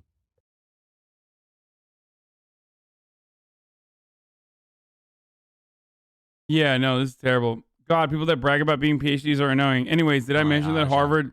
Did I mention I went to Harvard Law School? Did I mention that my wife is a doctor, by the way? I'm surprised that he didn't mention that his wife is a doctor, by the way. Like, I agree with you on most things, but if it takes a PhD that takes 6-7 years to get a doctorate degree, why does a physician get to take over the term?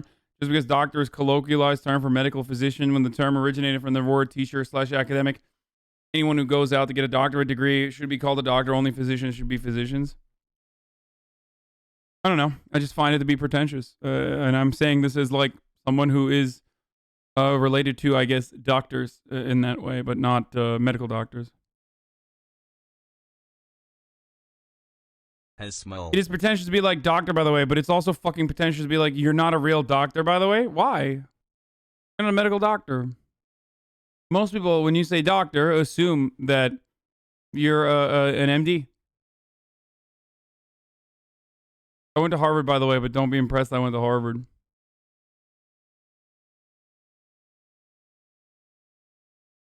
Doctors are crazy hard to get. Anyone with that amount of patience deserves to be called the doctor regardless of what...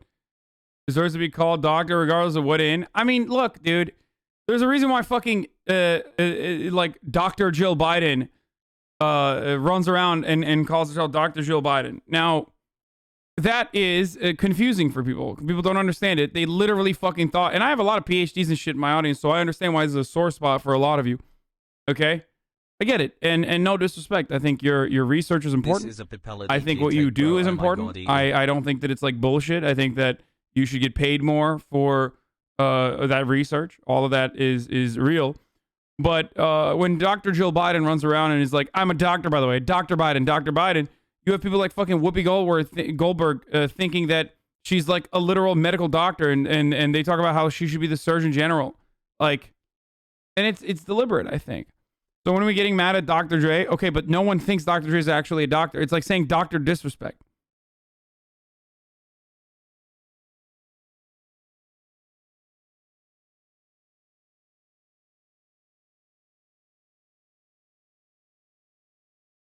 In my college, every woman professor usually mandates that they are referred to by doctor or professor. When asked, they always say that typically their degree is considered worthless compared to the same doctorate if owned by a man. When male professors do this, no one cares typically.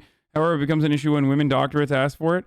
No, my father is a male doctorate. He has a doctorate. I think that's fucking lame if you ever were to do that. Big bad take. I think it's deliberate. It's like you're doing that on purpose. Why should we cater to stupid people? They're doctors. It's just a fact. You cater to stupid people all the time. Language is contextual, and it grows, it changes. Be called doctor. Literally, PhD means Doctor of Philosophy at HasanAbi. No, I know the original title for doctor is for PhDs. The term Latin for doctere means teach. The title is originally for PhDs who achieve expertise in their study. Yeah, I get it. I understand. Hey, man, you work for years and years for a title to prove your worth? Yeah, I, a Twitch streamer, say no. Damn, dude, PhDs get so fucking butthurt. Holy shit. All right, brother. God damn, dude. Yo, no one gets more. Okay, listen, I think you're valid, okay? I think you're worth it. You're valid.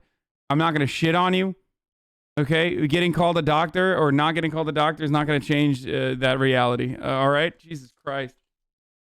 Jesus fucking Christ. Some of you literally became PhDs just so you could fucking be called doctor, and you're just mad that people don't want to do it and laugh at it.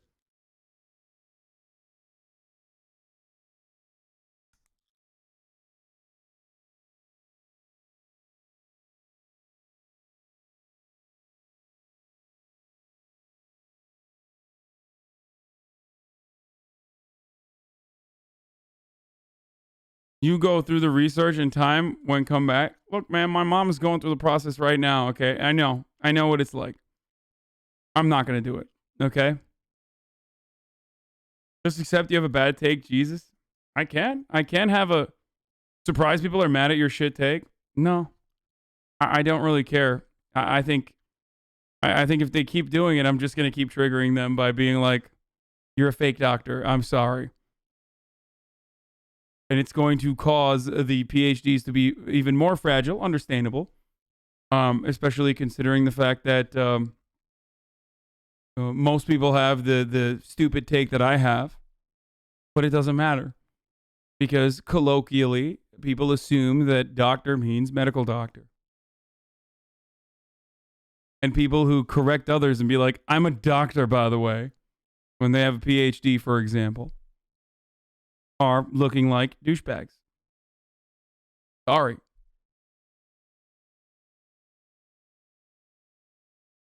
You just love to make chat maul with these takes like these as well as Gatorade and Nintendo?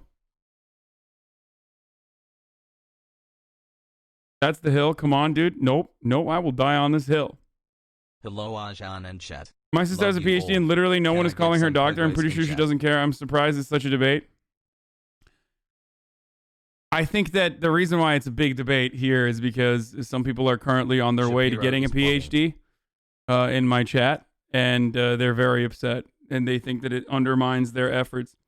And it's understandable. I think they would give less of a fuck if they were, getting paid $200,000 plus a year for doing the research instead of fucking $3 a day.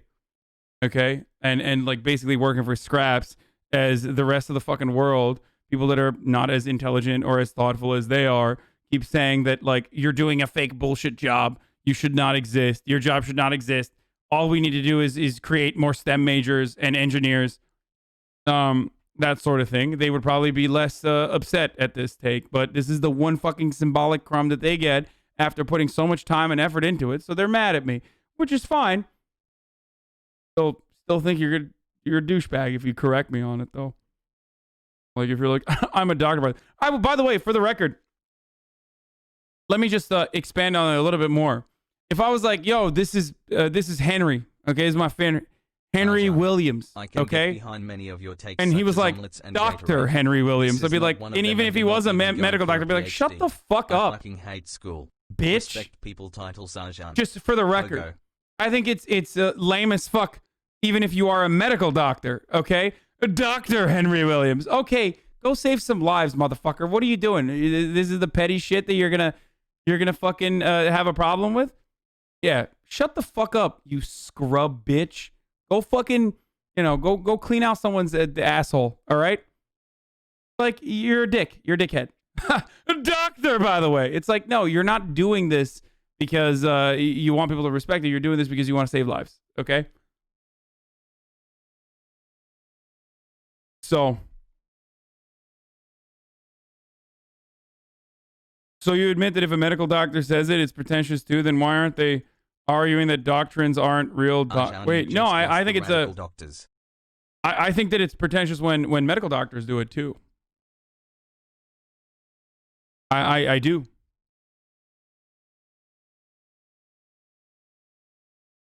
Why are medical doctors only real doctors? What about PhDs that use the title but aren't dicks?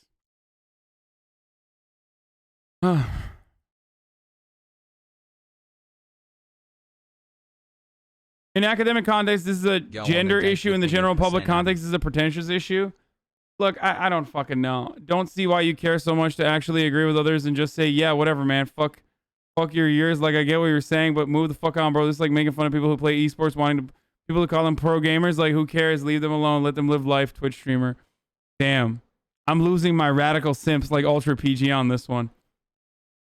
When you lose Ultra PG, it's over.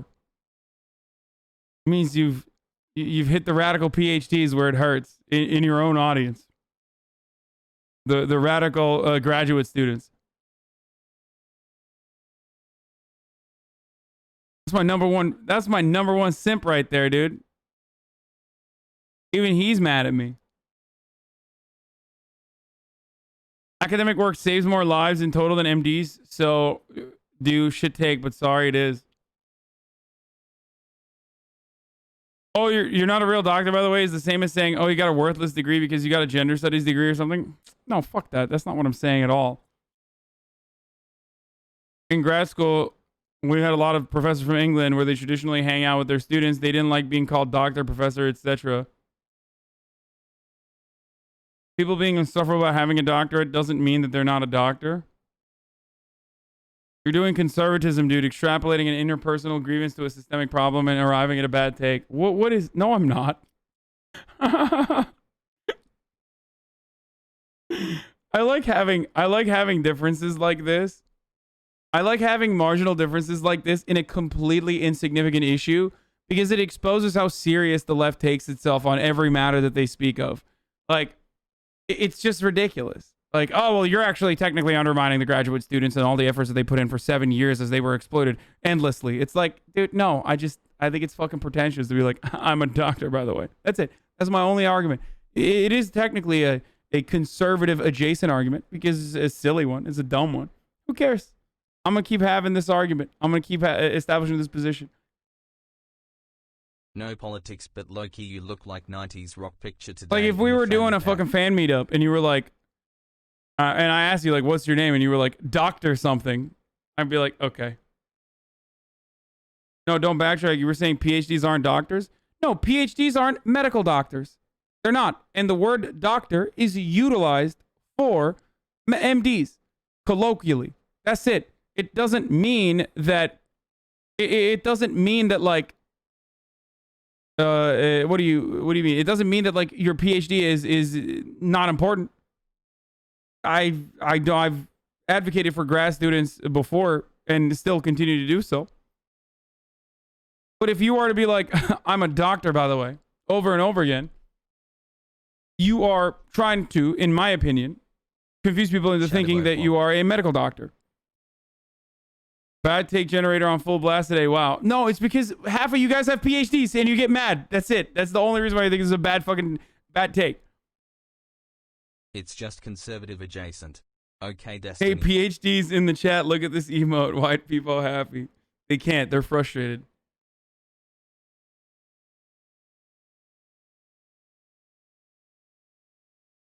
Backpedal Barry out here, Pepela.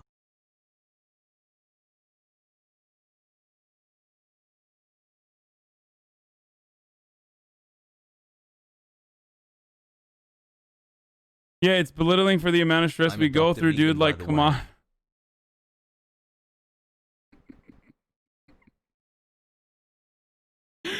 You can say backpedaling all you want. But in Biden's case, she's using it in a professional manner. I'm sure she doesn't do what you're saying. Yeah, okay.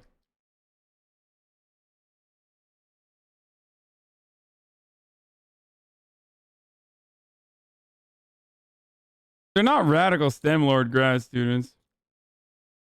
I remember why people get so fucking get so much entertainment out of like stun locking me, because when I get to do it to 28,000 people, it's fucking awesome.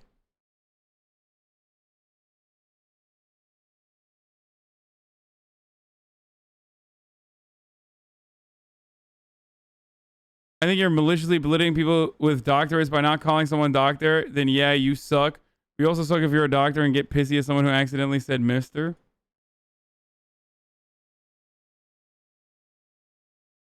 Only PhDs that matter are STEM, the rest are fake. Yeah, shut the fuck up. Like, you're an idiot. You're literally agreeing with Ben Shabibo, you dunce. Yeah, I guess I am.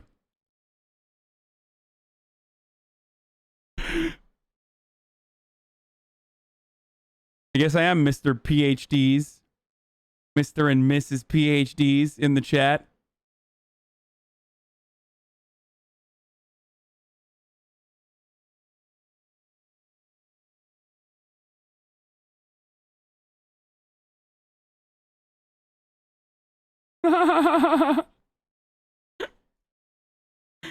Oh, this is great. Does being called a doctor make your PhDs feel better?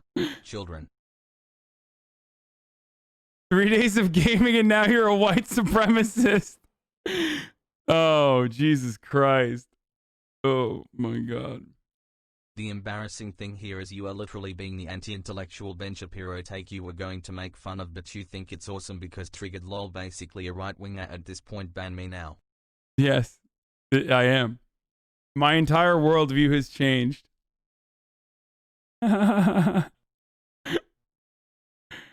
Oh, Jesus Christ.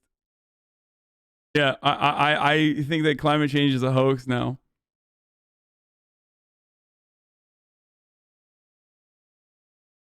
I think the reaction from the PhDs is precisely why people have this take as well. Like, I'm just saying, like, this is probably part of the reason why people get like a little apprehensive with the.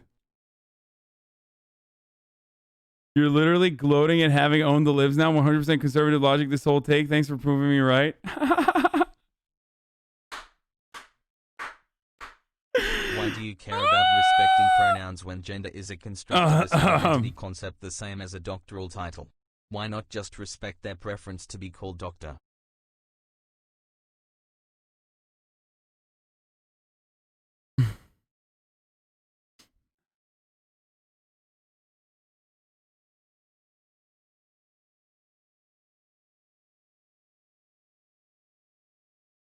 This is a Papega take. Just because you live with other himbos and bimbos in LA who don't take education and doctors seriously, sovereign plastic surgeons, doesn't mean the rest of the country can share your disdain for higher education. Oh, God damn, dude. Fuck me. Oh, Jesus, dude. This is, wow.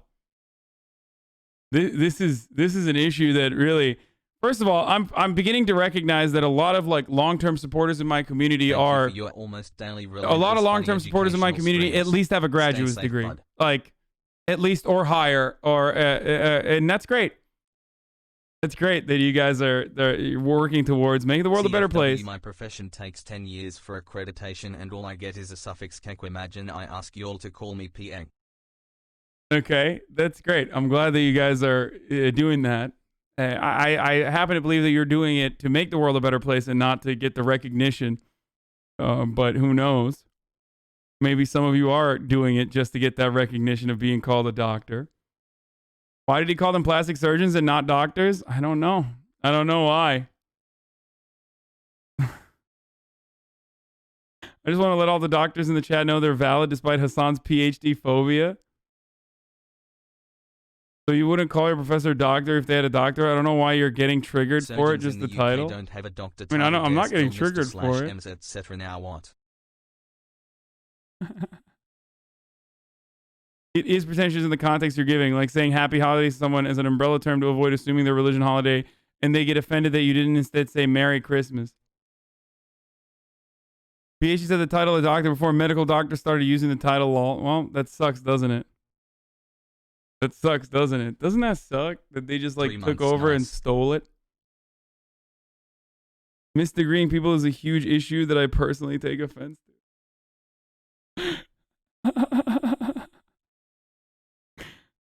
Wait, Biden is a communist? When did that happen? Listen, your take is insane, but I'm willing to keep you in the community as a pet. Oh, yeah? Okay, dude. Damn, y'all are fucking big nerds, huh?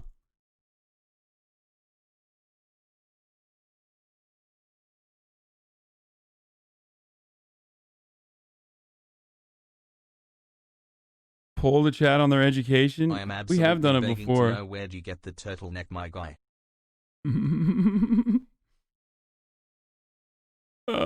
Maybe because a woman in STEM. Okay, I missed it, but like, what is it? What's the take? Is it that like women that have PhDs are like undermined unless you like call them doctors or something? What like how?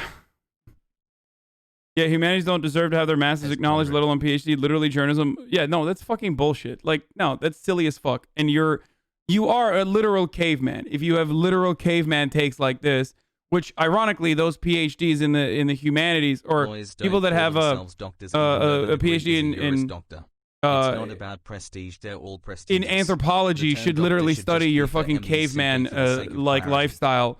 If that's your take, that's ridiculous. Like. People with PhDs are covering incredibly important things, and they're making the world a better place with their research. That's silly as fuck. I don't agree with that. I do think it's funny how mad they get when you don't call them doctors, apparently, though. Oh, Jesus Christ, dude. Trans people. Before you slander me, I don't actually believe that's okay. Nobody ever calls me associates, Andy. All degrees matter. Yo. I told girls I'm a doctor with my history PhD, so they think I make money. Badge. Men refer to women with PhDs by their title 30% less than other men. Women do it equitably. Everyone on your Twitch is a doctor, is 6'5", benches 200 plus, served with the Zapatistas and has trans black friends. What? Maybe. First you make fun of my city, Tucson, and now you're shitting on me being a PhD student. What the fuck did I do to you? Pogu. Educate yourself and then come back, you damn himbo, or you look like Ben Shabibo. What about pharmacists? Are we considered real doctors? I don't really make people call me doctor because it's weird and I don't care much about people get really upset about not referring to them as doctor. I think it's silly. I think it's silly if you're an MD and you get mad. I think it's silly if you're fucking... if you have a JD and it's fucking silly. It's just silly every time. PhD, it's still silly. Booga, I hate doctors. Silly across the board. When people colloquially reference doctors, they are referencing medical doctors for the most part. They're not thinking about PhDs. So the correction, the people engaging in that like corrective attitude are are probably further confusing people. Sorry, not all of us have PhDs. We're too dumb to recognize that it's still a doctorate. You have to live in this world with stupid people, and you have to accommodate to them. You should be smart enough to recognize it. Calling out your bad takes doesn't mean someone is mad. No, no. Many of the PhDs in here definitely seem not mad at all. If anything, they seem happy. All right, we're moving on.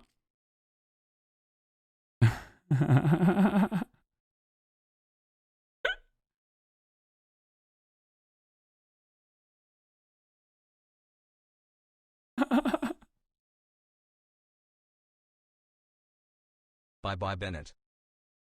I just lost the radical PhDs, dude. Doctor, the profession, and doctor, the title are different, though.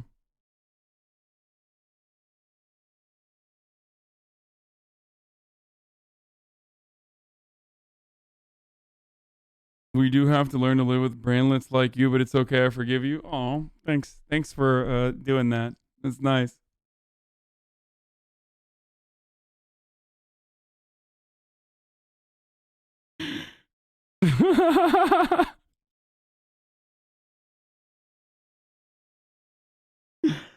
Oh, damn. This fucking feels good. 2 months of wasted money. Socialism in America. You're just mad Murad is your mom's favorite, so you shit on STEM PhD. Well, first of all, I'm the only person in my family that does not have a graduate's degree. In my immediate family. So yeah. 2 months so of wasted money. maybe that factors into it. Maybe that'll make you cope with it. Mr. Evil. Dr. Evil. I didn't spend 6 years in evil medical It's school fun to be on the other side of a stunlock, isn't it? True. That's what you do be sounding like. All right, let's watch a real doctor, a doctorate in poo-poo, Boo Boo Bennett. Someone who got a PhD in pooping herself a doctorate. 2 months That's what a PhD stands for, by the way. Money. For those of you who didn't know, that's literally what a PhD stands for. So whenever someone says, oh, I have a PhD, they mean like, oh, pooping himself doctorate or pooping herself doctorate. Yeah. So that's what that literally means. If they're an MD, though, that's a medical doctor, which is a very important profession. Dr. Poopy Butt. Okay, let's go. And if you support Donald Trump, your YouTube as we know it is now completely dead. And if you support Donald Trump, your days here are now numbered. What? To us here on the right, big tech censorship isn't anything new. For years now, they've been targeting conservatives and making those of us still left on here have to censor ourselves just to maintain a social media presence. They tried to be subtle about it for a while, but once the election came around, they took the mask off should go on The Bachelor and went like full-blown communist, hiding dozens of President Trump's tweets, labeling anything as misinformation, and fact-checking anything that challenges mainstream media narrative. Fact-checking? What do you mean? Like, I earned it. You're damn right I'm going to stand again, up when the a flight big part of the attendant asks if conservative Teresa arguments Doctor on board. revolve around just saying things that other people are doing, but basically with a tone of voice that means they're making fun of them. Okay? So, fact-checking things like factually inaccurate takes by reactionary Republicans that are just lying to people. Ugh. Well, good argument. Nice. Narratives. What is this? What article is? Where is this from? Why aren't they showing what fucking outlet wrote this? Lying for Democrats. Candace Owens wins challenge against communist Facebook fact checker PolitiFact over Biden post false rating. Communist Facebook fact checker PolitiFact. Seems like a normal person and not an unhinged psychopath that wrote this, but But what YouTube just announced is so much worse than any type of censorship we've seen before.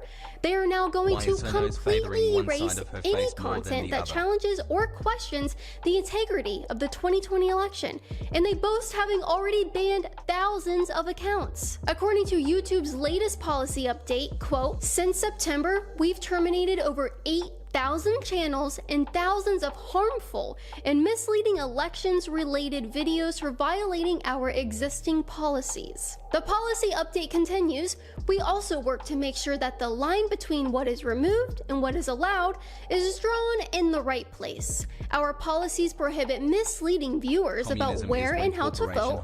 We also disallow content alleging widespread fraud or errors change the outcome of a historical U.S. presidential election.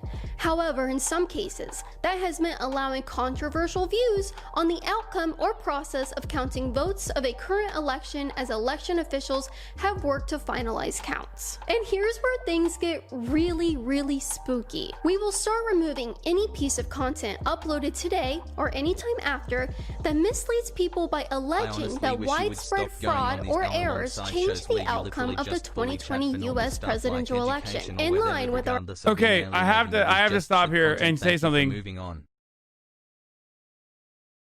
Congratulations to Boo Boo Bennett. I did not know she could read. So I just want to give her a round of applause. I did not believe that she could read, but it seems clear to me now that we know that she knows how to read. So she literally has no excuse for all the misinformation that she's spreading.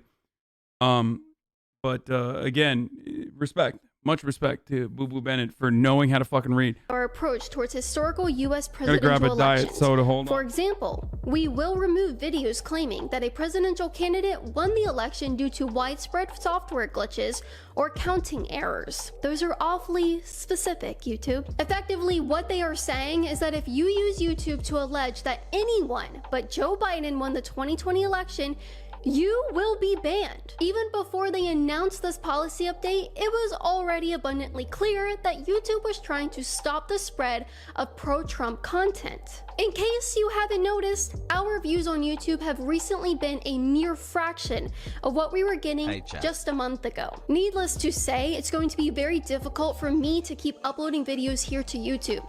What am I even allowed to talk about anymore besides the weather? This is why it's more important than ever for you to join us over at libertyhangout.tv. Oh my God, it's just like her just selling her Patreon. I honestly wish you would stop going on these hour-long sideshows where you literally just bully chat for normal stuff like education or where they live, regardless of being alienating. It is just shit content. Thank you for moving on. Do you want me to go back to it when you fucking send a $5 dono like that? Because it seems like you want me to go back to it. Because I had moved on already. But you got to get the final fucking word, don't you? Where I can actually speak freely and not have to worry about censorship. We are currently having our biggest sale ever for Christmas. And I highly encourage you guys to sign up for our annual plan. Oh my God, she's literally sharking like... Oh my God, is this like OnlyFans style content? Which you can get at a phenomenal rate right now at libertyhangout.tv. I really wish that I could upload every single... Oh my God, what the fuck? Bro, she's literally... Wait. I was joking when I said like Caitlyn Bennett Uncensored is just like her... Ew, you guys are grooming for Boo Boo Bennett. Ew, ew, ew, ew, ew, ew. How the fuck did this community shit on me for saying Candace Owens is at least like physically somewhat attractive, but her personality makes her awful.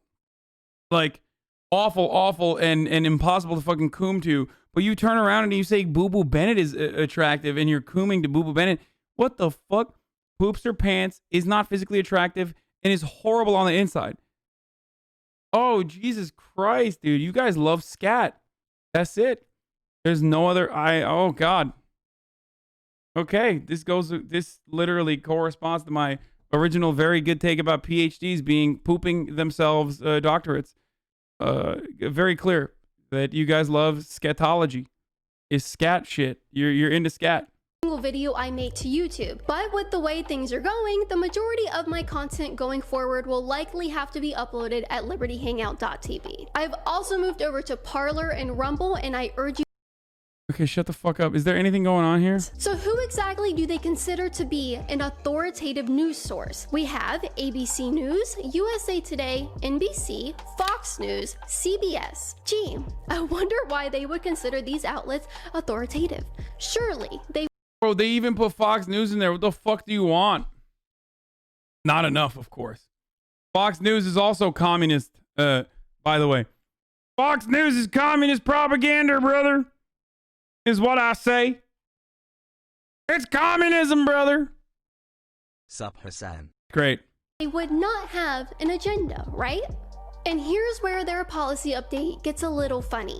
Despite these encouraging results, we recognize that there's always more to do. For example, while problematic misinformation represents a fraction of 1% of what's watched on YouTube in the US, we know we can bring that number down even more. So this misinformation, as they call it, is so dangerous to...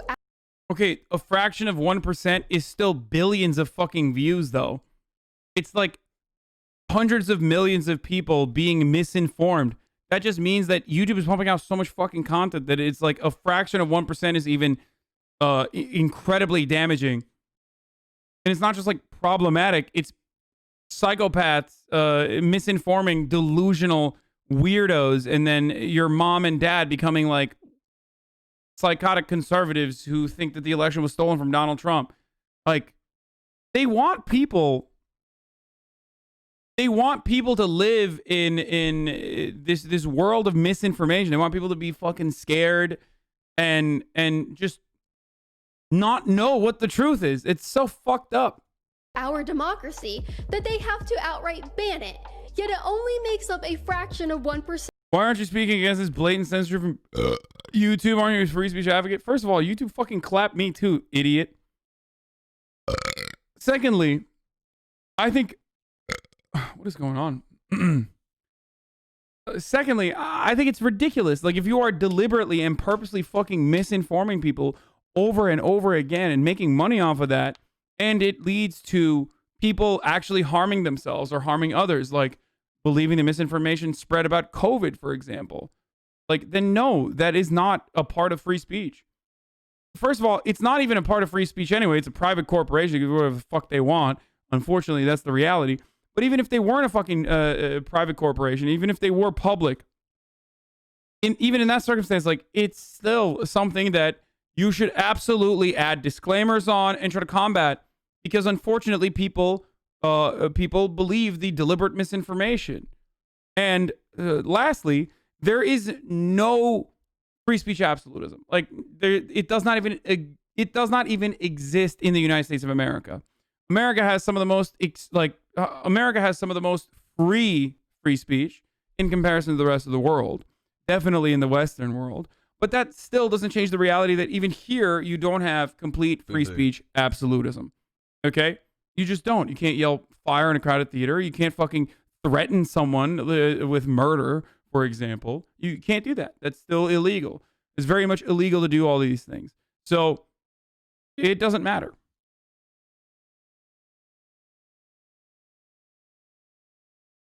What is this? Ratioed? Y'all so ugly, bro. That shit is insane. Yeah, Lore Loomer. Oh my god. Thank you. Thank you, N-word. Do we care for the tag? I love whenever there's like fucking shit that's popping off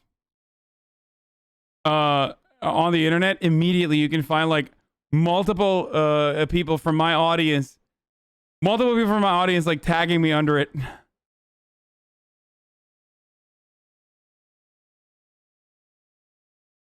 Bro, she does look like that. What the fuck?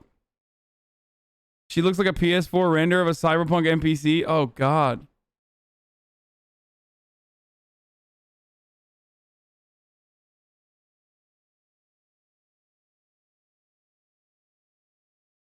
Oh, Kelly Loeffler posed with fucking a KKK dude, man.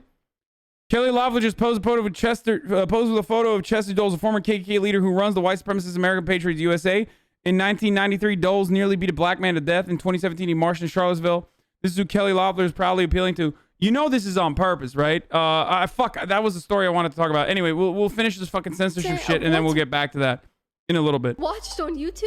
That's like cutting celery out of your diet because you're getting fat. But you know what's really ironic about all of this? Who were the ones misleading people about the outcome of the 2016 election? Again, it's not the fucking same. There isn't a deliberate attempt by those in positions of power to try to undermine the outcome of the election. Why is this so hard to fucking comprehend? People saying, I am questioning these results is entirely different than a deliberate effort pushed by actual people in positions of power that hold the levers of power to fucking undermine the integrity of the elections and literally do everything they can to steal it. Hillary Clinton conceded to Donald Trump the next day. Clinton conceded the next day. This notion that Hillary Clinton did not concede and tried to fucking literally steal the election over for the past 4 years is so psychotic that of course Republicans are advocating for it.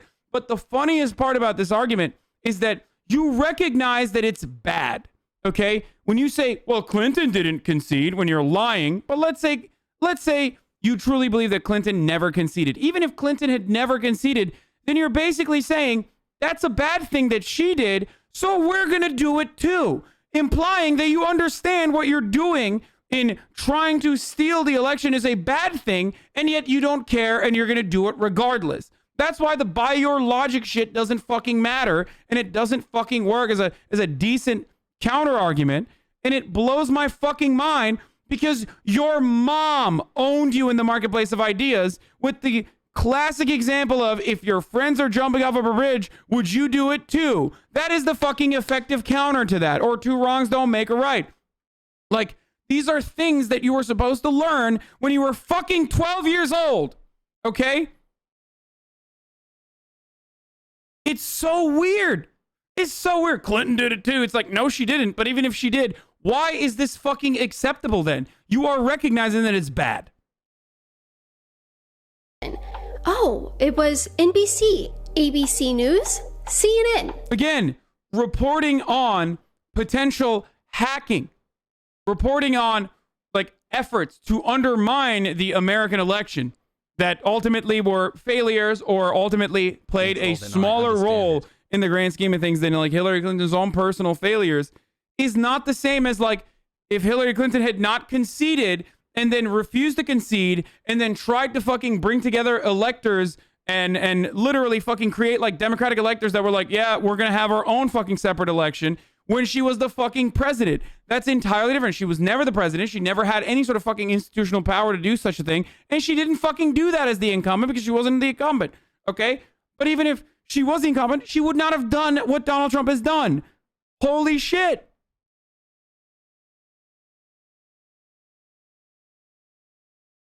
It's fucking insane.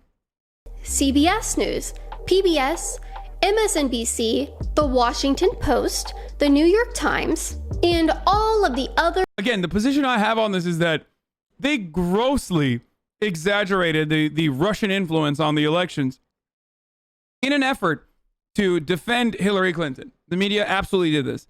There was at least enough evidence to question how much influence like foreign actors had in our election, on our electoral processes. It was also definitely reasonable to have some sort of fucking investigation when Donald Trump literally said, Russia, hack my opponent, and then they fucking did. Like, come on. Don't be delusional. Covering that is understandable and normal, okay? That is entirely different than, like, for example, what Rachel Maddow did, which was ridiculous, and I fucking made fun of it all the goddamn time.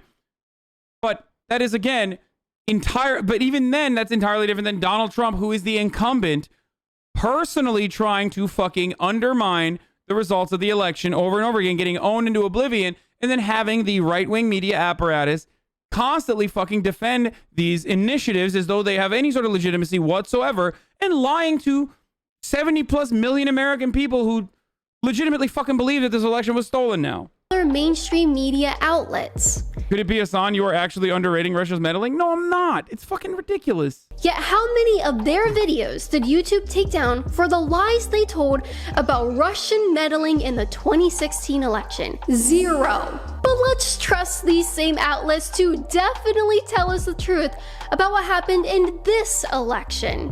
Right? With this, we need to start saying goodbye to YouTube since they said goodbye to us a long time ago. Join us over at libertyhangout.tv to watch Caitlin Bennett Uncensored, where I can Okay, I cannot help but feel like she's making it seem like she legitimately is like selling nudes on there. I wish she was. Again, that would literally be better overall for the what the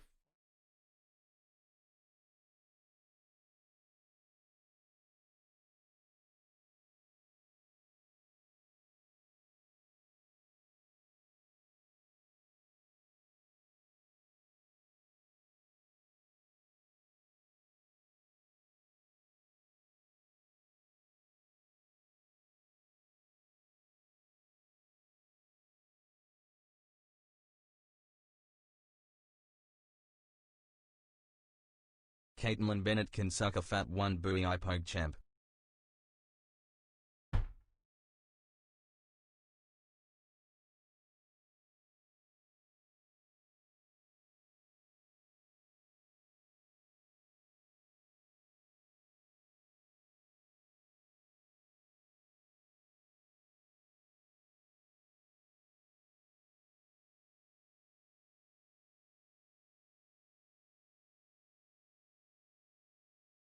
Peepo kiss.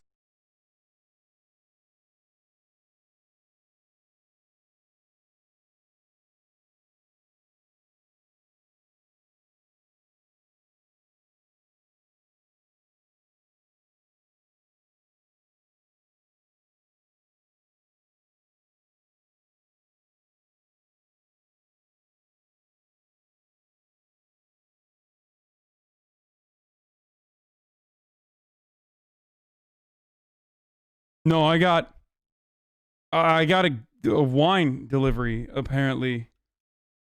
And I was freaking out at first. I'm like, who the fuck sent this to me? But it was my account manager at Twitch. Conrad. It's terrifying, but oh no, it's not even wine. It's just Macallan 12. Oh, nice. Oh, it's my favorite. Hell yeah. Fuck yeah. I was like, I'm not a big wine drinker. But it's Macallan 12 Sherry Oak Cask. Matured exclusively in hand-picked sherry seasoned oak cask from Jerez, Spain for richness and complexity. Rich spice, dried fruits. Oh my god, the graduates got him. Why are you guys saying F? Oh, the chat was late. Chat was delayed. Drink some now? I'm not going to drink some now. Gonna be having eye surgery tomorrow. Glad I found you. So it's Macallan. Me a bit distracted. It's Macallan 12. It's fucking Scotch. My favorite. Is that good? Hey, I love drinking Scotch. It's my fucking favorite right there. Big fan of the Scotch. Macallan 12 is so good. Yeah, I'm a fan. Oh, I love drinking a wee bit of Macallan 12. Show us the wine? No, it's not wine. It's just Macallan 12. Why not drink now? Because it's 4 p.m. and I haven't eaten yet today, so I will fucking get hammered, and I don't want to get hammered. Really tell you all of my thoughts about the election, about the lockdowns, and about any number of topics that social media doesn't let me express an opinion about. You can also... it's fucking ad time too! Top of the hour, every hour. We have a little wee bit of ad break right there. It's time for a fucking ad. All right, then. All you need to do is subscribe if you no longer want to see the fucking ads. For an ad-free broadcasting experience, all you need to do is subscribe. You can do it for $5 a month. Or you can do it for free with a Twitch Prime by connecting your Amazon Prime account to your Twitch fucking Prime account. Here it is. Laddie. So directly support my work at patreon.com/Caitlin Bennett to gain access to my private Facebook group and help me keep covering events and keep bringing security with me every time I film. It is so crucial to be out there supporting President Trump, but I can't do it without your support. And make sure you follow Liberty Hangout over on Rumble and follow me on Parler at KateMarieOX. The country as we know it no longer exists. Dude, what the fuck, dude? I mean, at least she's right on that. It no longer exists because Trump is no longer the president. So if that's the country as you know it, and that's the only way you know the country, then yeah, you're correct.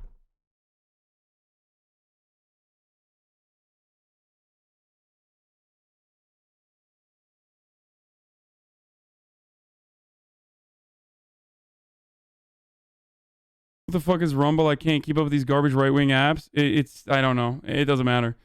I'm in Russia, and my take is that I agree we Russians probably meddled in your election, but Americans as well as other nations have done the same. Like instating a monarch in Iran isn't technically meddling. You meddling? Looks like Shabibo in that freeze frame. It's up to us to come up with ways to keep living freely and not let the communists win. Okay, I'm glad we can trust Google to be the arbiter of truth. You really took your mask off tonight, only appealing to corporations when it's politically convenient. I'm not appealing to corporations when it's politically convenient, jackass. I get fucking clapped up by these corporations all the goddamn time. Probably more than fucking Caitlin Boo Boo Bennett does. The difference there, of course, is that while I understand that corporations often look for a neat neoliberal bubble of ideas that they fucking allow to exist on their platforms, there is such a thing as people who are deliberately and purposely spreading misinformation. Okay, I'm not a fucking liberal, so no, I don't have this weird ideological notion that all speech is beautiful and wonderful and we should have all speech exist and coexist when there are so many stupid fucking people like yourself who believe this psychotic bullshit.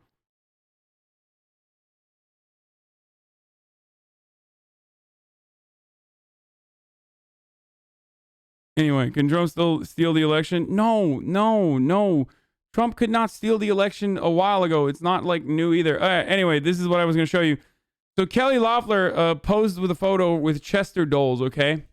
It was a former KKK leader who runs the white supremacist American Patriots USA. In 1993, Doles nearly beat a black man to death.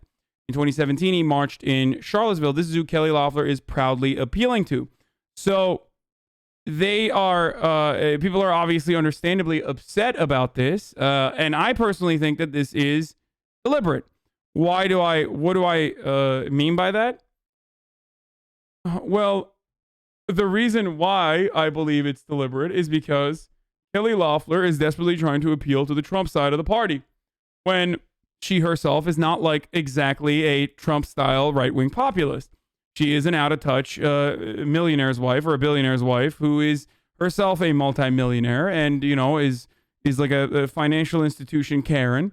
So very clearly, she tries to make it seem like she is, salt of the earth. That's why she wears that fucking ugly-ass hat with the American flag patch on it. That's why she wears that vest and a denim shirt and stuff like that. It's all very clearly an attempt to make it seem like she's, one with the Georgians because she thinks that that's precisely how Georgians operate. And she is kind of true. So this is on purpose. This is throwing up the racism dial a little bit. Is she literally a fucking KKK advocate? No, of course not. Obviously not. She's just regular racist. She's just regular white lady racist who's rich as fuck. So the reason why she is accidentally in a photo with a KKK leader is literally to fucking signal to the Georgians that she's with it. Okay, that's it. Now this is not a conversation about whether deliberately and purposely catering to fucking racists is functionally being a racist. Of course it is. But it doesn't really matter. She's absolutely trying to do this to appeal to Georgians. Just remember that. Why'd she post it though? What was her reasoning? I just told you what it is. I told you what it is. I literally just told you what it is. Stop. Parlor time. Her campaign is claiming she didn't know it was a white supremacist. Yeah, they fucking knew. Of course they fucking knew. Are you kidding me? No, they did it on purpose. Don't be a fucking sucker. They knew. They just wanted it to be out in the fucking... They wanted to be out in the news that she's posing with a white supremacist, guys. Don't be dumb. She's trying to fucking win over Georgia voters. This entire fucking Georgia battle literally revolves around black and white, like racial lines, okay? That's it. What, you think it's an accident that they keep fucking promoting Reverend Wright, for example, and making it seem like Reverend Wright and Raphael Warnock are the same person? Okay. No, they're doing it on purpose. Because, like, Raphael Warnock has said things that they consider to be radical, but Reverend Wright has said things that are famously even more radical than that. So they're literally playing the fucking black pastors, they're all the same, am I right? Type beat on purpose.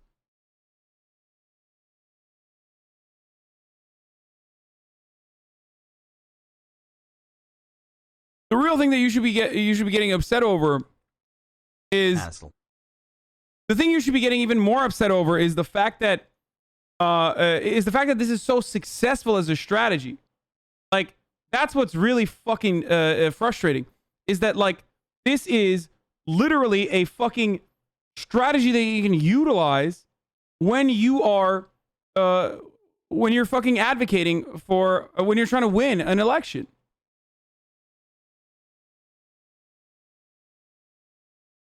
It's fucked up.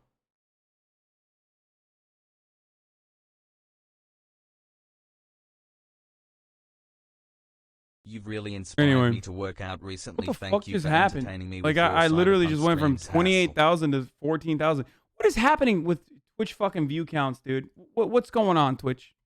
Can you fucking fix it, dude? Can you fix your fucking platform? Holy shit.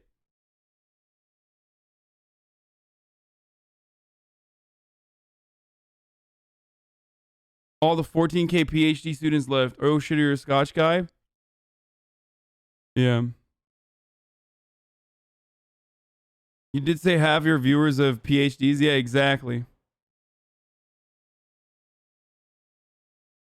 You just lost a radical PhD. All the radical doctors left. It'd be like that sometimes. What are you going to do? Much love, brother.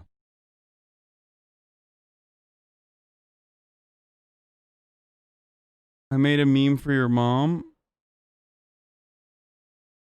Yo, Hasan. Yo, facts, Hasan has been the reason I started working out again. I'm 6'4" like you, and I will have your shoulder someday. Good luck, brother.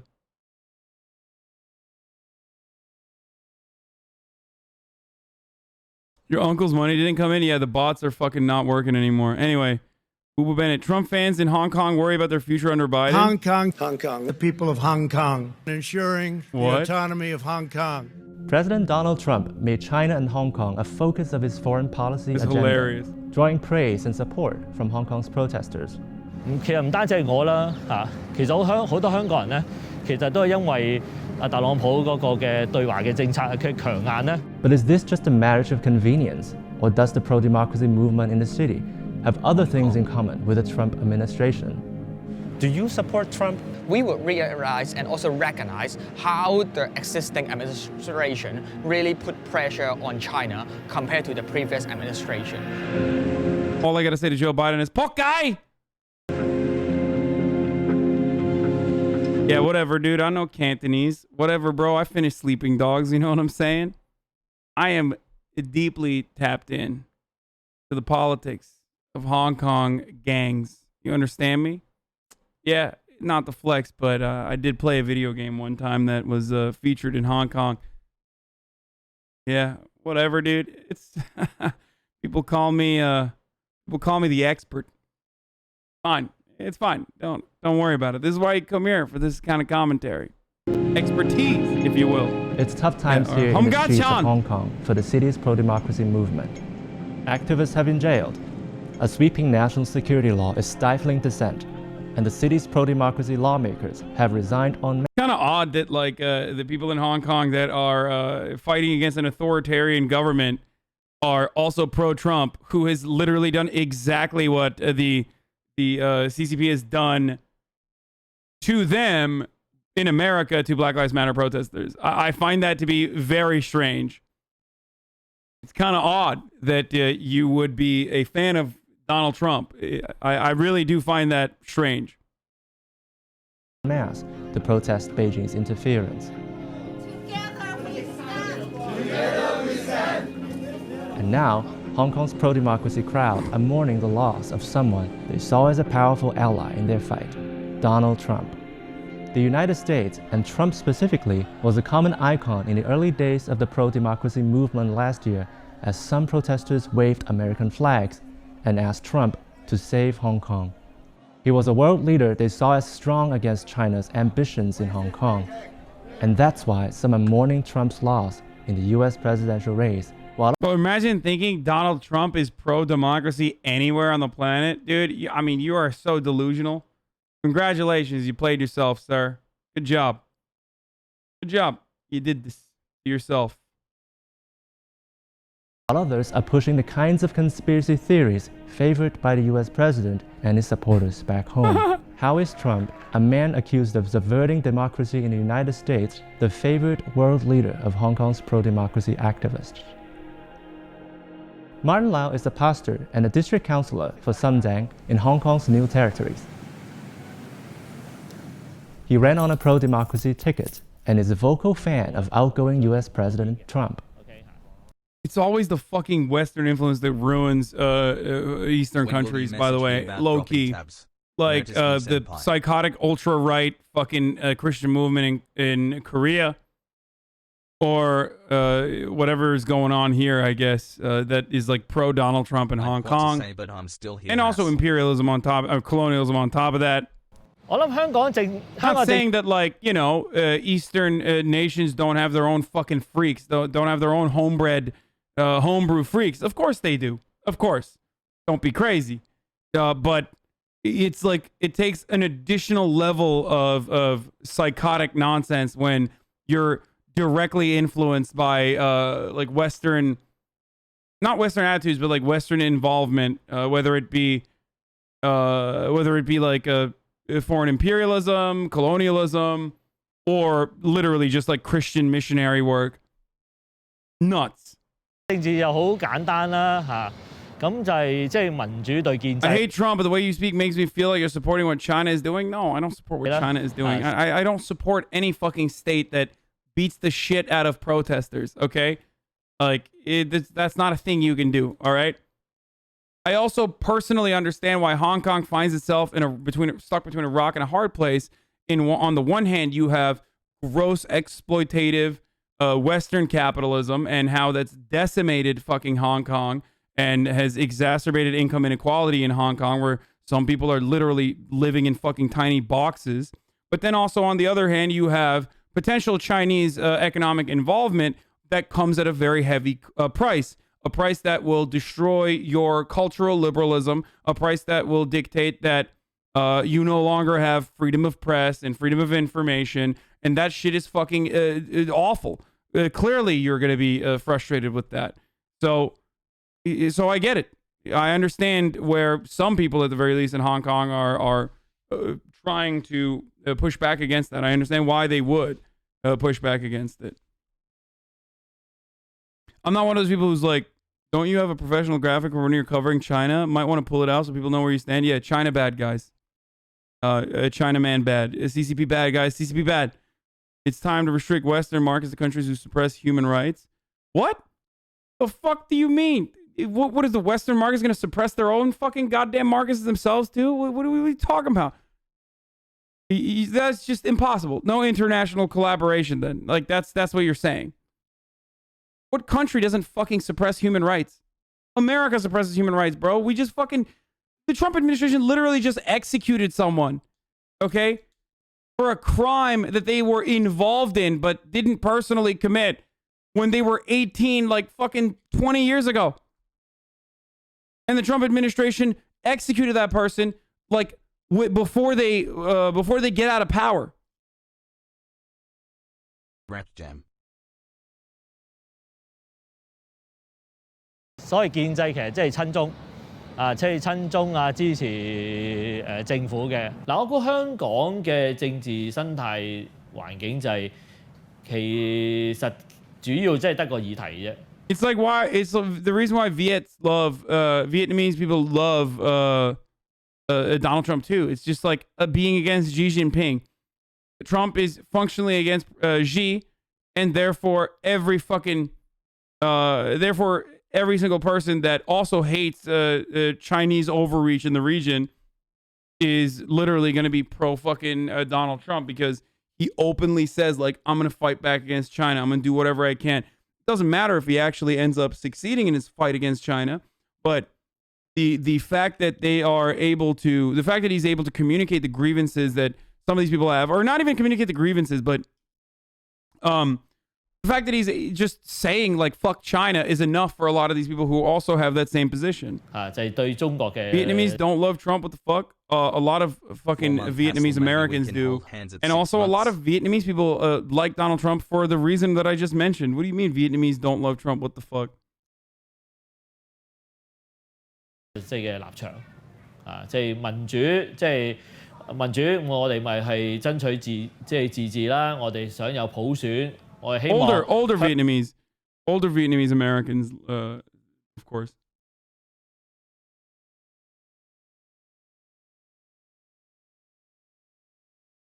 香港嘅事務，我由翻能夠香港人去管理，而唔係由大陸去干預咯。咁當然到今年咧，就其實都見到。 即係特朗普佢施政有4年啦嚇，姑勿論即係你欣賞也好，或者批評也好，咁你見到佢一定嘅成果啊。咁我坦白講，如果我當然我係香港人啦，我冇權去投票啦嚇。咁但係如果我真係有票，即係我係美國嘅選民咧，其實2016年我都會投特朗普。Pᴑrnhub's political Good thing you're not then, bitch. What do you mean? Fuck this guy, dude. Political views are conservative by anyone's standards. He doesn't support same-sex marriage, detests political correctness, and shares much of the same politics as the US Republican Party. He admits this puts him at odds with many of his activist peers, but in today's Hong Kong, he says agreeing on China is enough to call someone an ally. Fucking Falun Gong Andy over here. Oh my god. Hong Kong Ben Shabino, exactly. Come on, bro, defend him, bro. Come on. People in Vietnam have one of the most positive views of the U.S. in any country. I know. I was shocked to find out. When we found out on stream together that the country of Vietnam is the country that views the United States the most favorable in the entire fucking planet, more than Israel. Right. It was a shocking revelation. 你其實你對於某啲議題，例如係I wonder if he's also an anti-masker. Like, I wonder if that kind of, if he's at like that level of brain rot, you know what I mean? I always wonder, like, because at some point, wait, what the fuck? Why? Dude, I don't know. I don't fucking know.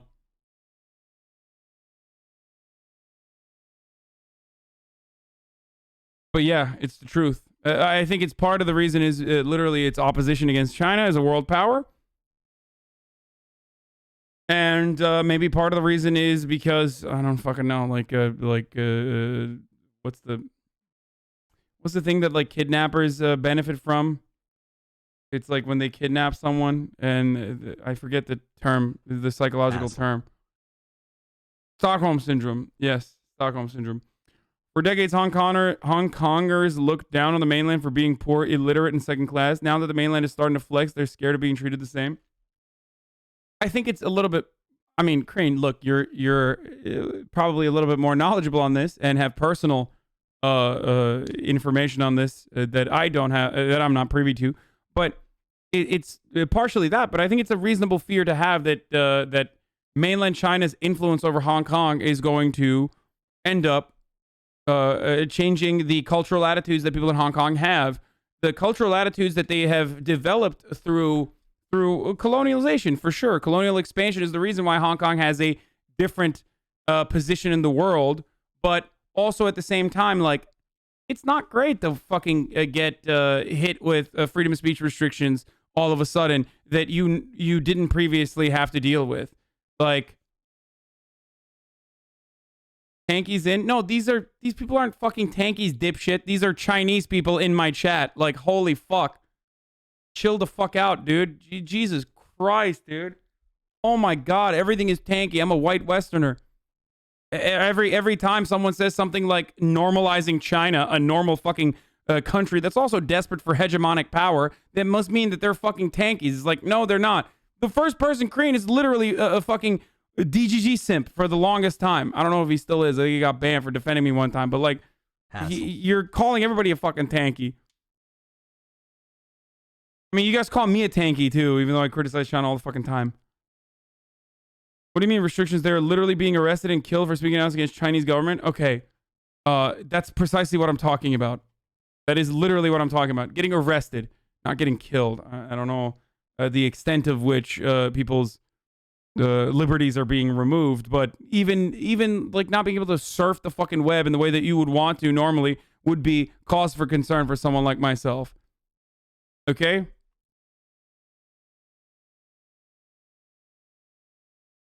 CCP is literally what the Democratic Party is in the United States. They control ideals, big media, big tech, and flow of information. Looting BLM crackdown is not the same as cracking down peaceful Hong Kong protesters. Wait, what?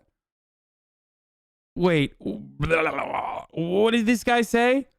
You're saying that the liberal Democratic Party has control over big media? Are you fucking stupid? If the Democratic Party in the United States had control over big media, why the fuck are there so many goddamn Nazis? Are you literally saying the Democratic Party are Nazis and love that there are Nazis on YouTube? Like, Nick Fuentes is a fucking verified checkmark on Twitter. How are you going to still sit here and be like, oh my God, big media is Democrat Party owned? Looting BLM crackdown is not the same as cracking down peaceful Hong Kong protesters. I did an entire video on this. Go watch the comparisons where I literally put together Hong Kong protests and how they are not peaceful. And by the way, there's no fucking problem with the fact that they're not peaceful versus this BLM protest at the same time. The very same people who said, you know, we got to liberate Hong Kong, literally turned around and shit on Black Lives Matter protesters. It was the exact same. Bro, motherfuckers in Hong Kong were literally using bow and arrows at cops. What the fuck do you mean, bitch? The fuck do you mean peaceful protest? They were literally using bows and arrows at the cops. Motherfucker was pulling Far Cry Primal shit. And you're over here like, oh, they were peaceful. They were peaceful. Shut the fuck up. 同性婚姻啊，或者係性取向啊、性別認同啊等等議題，其實係同主流嘅泛民嘅立法會議員係有出入嘅，係咪咧？嗱，事實上呢個問題就唔係我哋好常討論嘅問題嚟嘅嚇。咁即係之後講咧，其實因為呢個唔係我哋最關心嘅事情啊嚇。咁但係你話咧，即係如果真係去討論嘅話，咁我之後講咧，其實喺民主派裏邊咧，其實都幾多係受即係西方主流傳媒嘅即係影響啦，或者喺方面文化係幾左傾嘅。Of course, the United States only gives a fuck about Hong Kong as far as they can like use it as a point of criticism or destabilization for China. By the way, I'm not fucking delusional when I talk about where I understand why people in Hong Kong do not want mainland China, do not want fucking mainland China's involvement in their personal affairs. I get why they don't want that shit. Just like the reason why America is backing Hong Kong or American foreign involvement is, of course, siding with the people of Hong Kong against the CCP is because they want to fucking destabilize. That's totally understandable. Okay? Don't be crazy. 香港人支持即係特朗普對華政策，同埋喺呢度本地佢哋呢個傾，好似咁講傾咗嘅政治嘅思想，中間有冇矛盾？咁但係香港就比較奇怪嘅，就係香港咧，我哋話咧，就係香港就一直咧都係對左翼嘅思想係有批判嘅。咁係主要係因為咩咧？就係譬如我哋話咧。香港咧就係好重視本土嘅，咁我覺得拜登執政嘅時候，咁我覺得首先就應該會緩和中美之間嘅關係嘅，係啦，咁可能好方。This dude is fucking delusional if he thinks that Joe Biden is gonna be like pro-China or some shit. Oh my fucking lord! I want Hong Kong to unify with China because I think they can serve as an example of how to liberalize and reform the Chinese government. Yeah, I don't think that's happening, brother. I'm gonna keep it 100 with you. Hong Kong is the only money market for China. If China controlled it, it would tip the balance of power between firms and trade with the West. Wait, that's not even true. Wait, no, that's like true 30 years ago, but that's not true now. Like, that's literally, Hong Kong has outlived its usefulness for mainland China as a barrier between the Western world and China. What are you talking about? China has developed to a level where, like, China has developed to a level that is far surpassed Hong Kong in some ways. That's nuts to consider. What the fuck? There's still a huge external investment market for China. Now Shanghai is bigger, though. Yeah, they're still important. They're still significant, but it's no longer the same. Tensions between the USA and China de-escalated when Danny Way ollied over Great Wall of China. Pog. This dude always has the funniest fucking takes, dude. You're so dumb, brother. Oh, Jesus Christ. Pog, dude! Hassle. Freaking Pogaroo, dude. Oppo to China, and when the West opened trade to Vietnam in the 90s, they boomed and standard of living increased. They associated Western trade with the USA. The funny thing is they still hate the French so much. My stepmom is Vietnamese. Oh, that makes sense.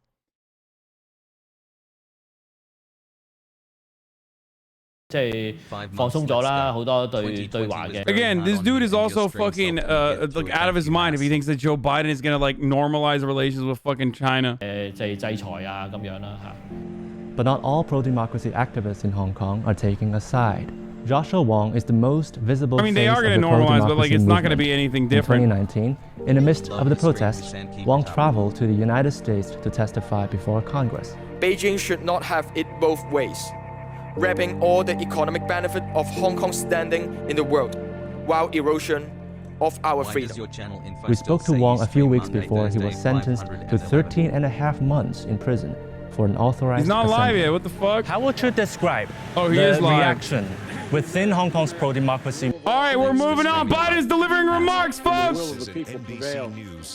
Our democracy pushed, tested. Why? Proved to be resilient, true, and strong. The Electoral College votes, which occurred today, reflect the fact that even in the face of a public health crisis unlike anything we've experienced in our lifetimes, the people voted. They voted in record numbers. More Americans voted this year than have ever voted in the history of the United States of America. Over 155 million Americans were determined to have their voices heard and their votes counted. And the start of this pandemic, this crisis, many were wondering how many Americans would actually vote at all. But those fears proved to be unfounded. We saw something very few predicted, even thought possible. The biggest voter turnout in the history of the United States of America. A number so big that this election now ranks as the clearest demonstration of the true will of the American people. One of the most amazing demonstrations of civic duty we've ever seen in our country. It should be celebrated, not attacked. More than 81 million of those votes were cast for me and Vice President-elect Harris. That, too, is a record. More than any ticket has received in the history of America. It represents a winning margin of more than 7 million votes over the number of votes cast for my opponent. Together, the Vice President-elect Harris and I earned 306 electoral votes, well exceeding the 270 electoral votes needed to secure victory. 306 electoral votes. What do you want me to do? Someone's trying to steal my merch. I don't know what to do about it. And Vice President Pence received when they won in 2016. Excuse me. At the time, President Trump called the Electoral College tally a landslide. By his own standards, these numbers represented a clear victory then, and I respectfully suggest they do so now. If anyone didn't know before, they know now. What beats deep in the hearts of the American people is this: democracy. The right to be heard, to have your vote counted, to choose leaders of this nation, to govern ourselves. In America, politicians don't take power. People grant power to them. The flame of democracy was lit in this nation a long time ago. And we now know nothing Not even a pandemic or an abuse of power can extinguish that flame.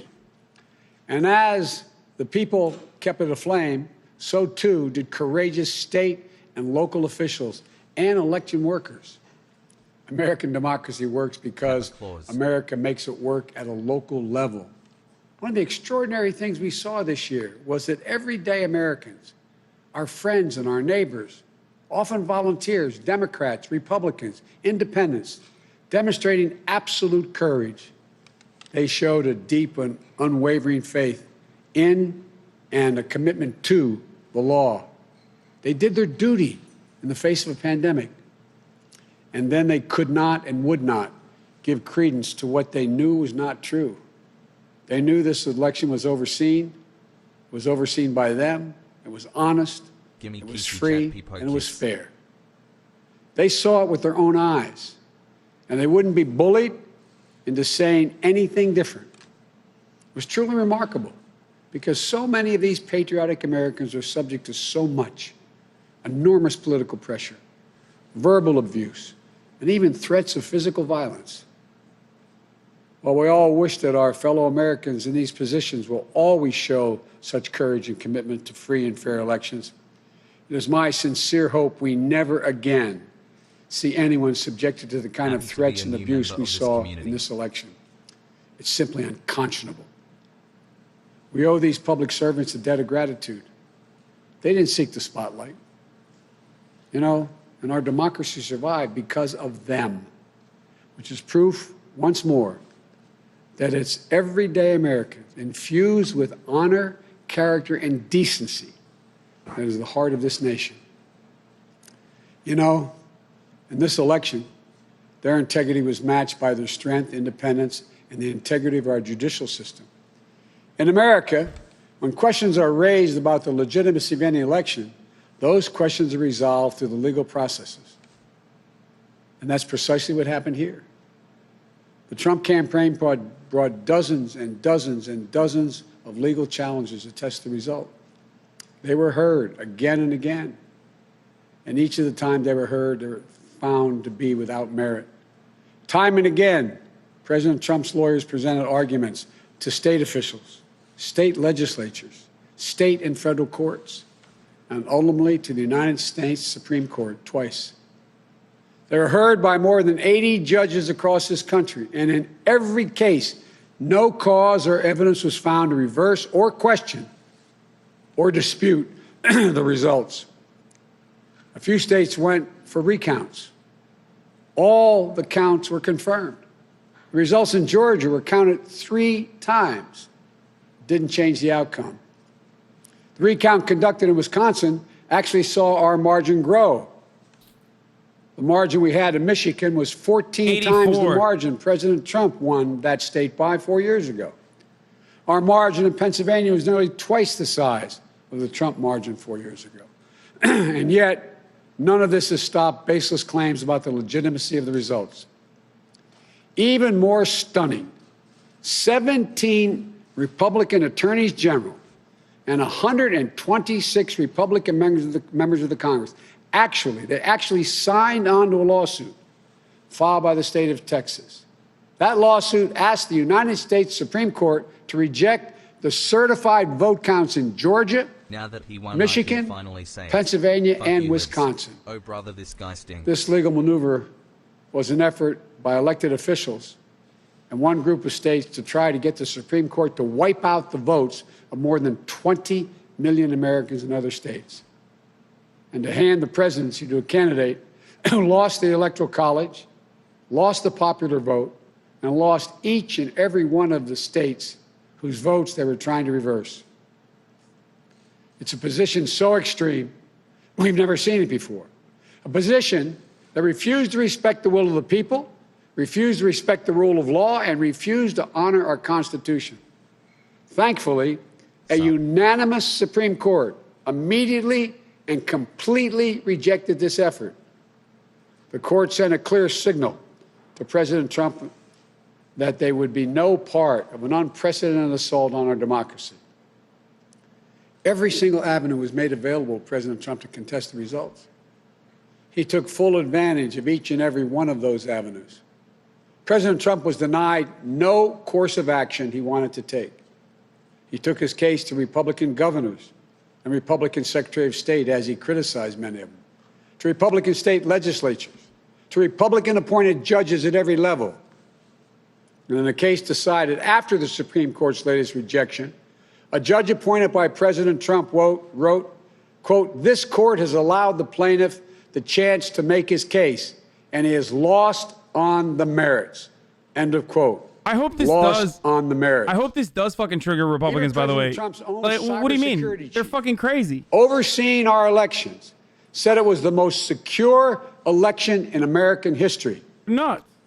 And summarily was let go. Let me say it again. His own cybersecurity chief, overseeing this election, said it was the most secure in American history. You know, respecting the will of the people is at the heart of our democracy, even when we find those results hard to accept. But that's the obligation of those who've taken on a sworn duty to uphold the Constitution. 4 years ago, when I was a sitting vice president of the United States, it was my responsibility to announce the tally of the Electoral College votes in the joint session of Congress that voted to elect Donald Trump. I did my job. And I'm pleased, but not surprised, by the number of my former Republican colleagues in the Senate who have acknowledged already the results of the Electoral College. I thank them, and I'm convinced we can work together for the good of the nation on many subjects.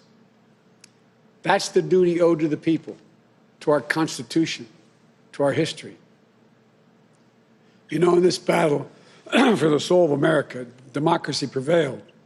We, the people, voted. Faith in our institutions held. The integrity of our elections remains intact. And now it's time to turn the page, as we've done throughout our history, to unite, to heal. As I said in this campaign, I will be president for all Americans. I'll work just as hard for those of you who didn't vote for me as I will for those who did. There's urgent work in front of us.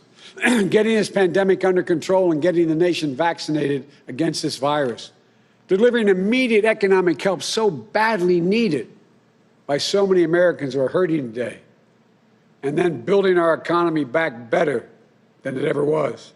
In doing so, we need to work together to give each other a chance to lower the temperature.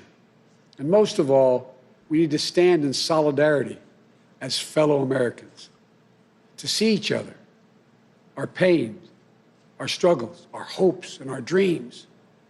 We're a great nation. We're good people. We may come from different places, hold different beliefs, but we share in common a love for this country, a belief in its limitless possibilities. For we, the United States of America, has always set the example for the world for a peaceful transition of power. We'll do so again. I know the task before us won't be easy. It's tempered by the pain so many of us are feeling. Today, our nation passed a grim milestone. 300,000 deaths due to this COVID virus. My heart goes out to each of you in this dark winter of the pandemic. About to spend the holidays and the new year with a black hole in your hearts, without the ones you loved at your side. My heart goes out to all of you who have fallen in hard times through no fault of your own, unable to sleep at night, staring at the ceiling, and weighed down by the worry of what tomorrow will bring for you, and equally important for your family. But we've faced difficult times before in our history. I know we'll get through this one, but together. That's how we get through it, together. So as we start the hard work to be done, may this moment give us the strength to rebuild this house of ours upon a rock that can never be washed away. As in the prayer of St. Francis, for where there is discord, union, where there is doubt, faith, where there is darkness, light. This is who we are as a nation. This is the America we love. And that is the America we're going to be. So thank you all. May God bless you. And may God protect our troops and all those who stand watch over our democracy. Thank you.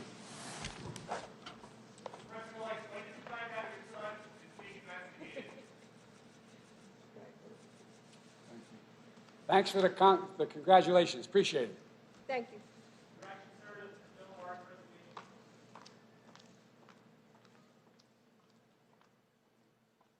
Okay, so that was Dr. Biden hugging Joseph Robinette Biden.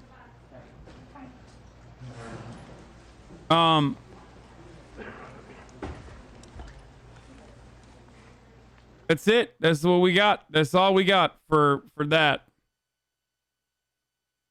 You think they're gonna get freaky in the Oval? I fucking hope they do, man. It's his God-given right. Progressive president to ever be elected. This Dr. Kiddo to you. Ever hear of a fucking lozenge? Yeah, whatever. He's like clearing his throat a lot. I don't know why, but it's whatever. Okay, holy shit, that was bad.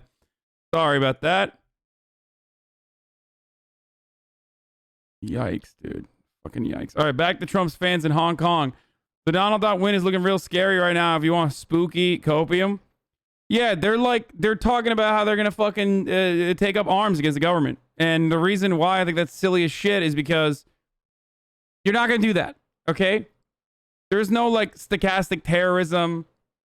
You're not going to be able to do that. There was a forceful and full condemnation by Joe Biden of this Republican resistance. It's the first time this, like, the pussy has ever said anything of the like, which I'm glad he did, finally.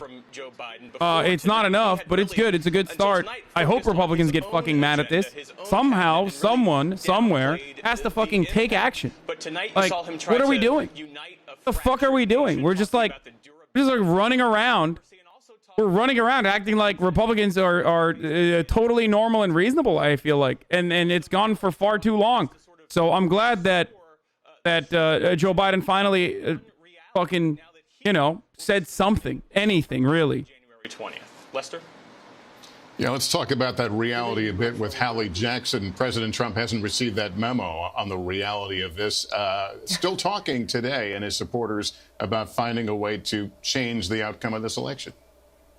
Yeah, listen, Lester, to use your analogy, he knows the memo has been written, but he is not abiding by what it says. The president is continuing to insist that there is a way to subvert the will of the voters, even though there simply is not. Here is what the strategy seems to be right now.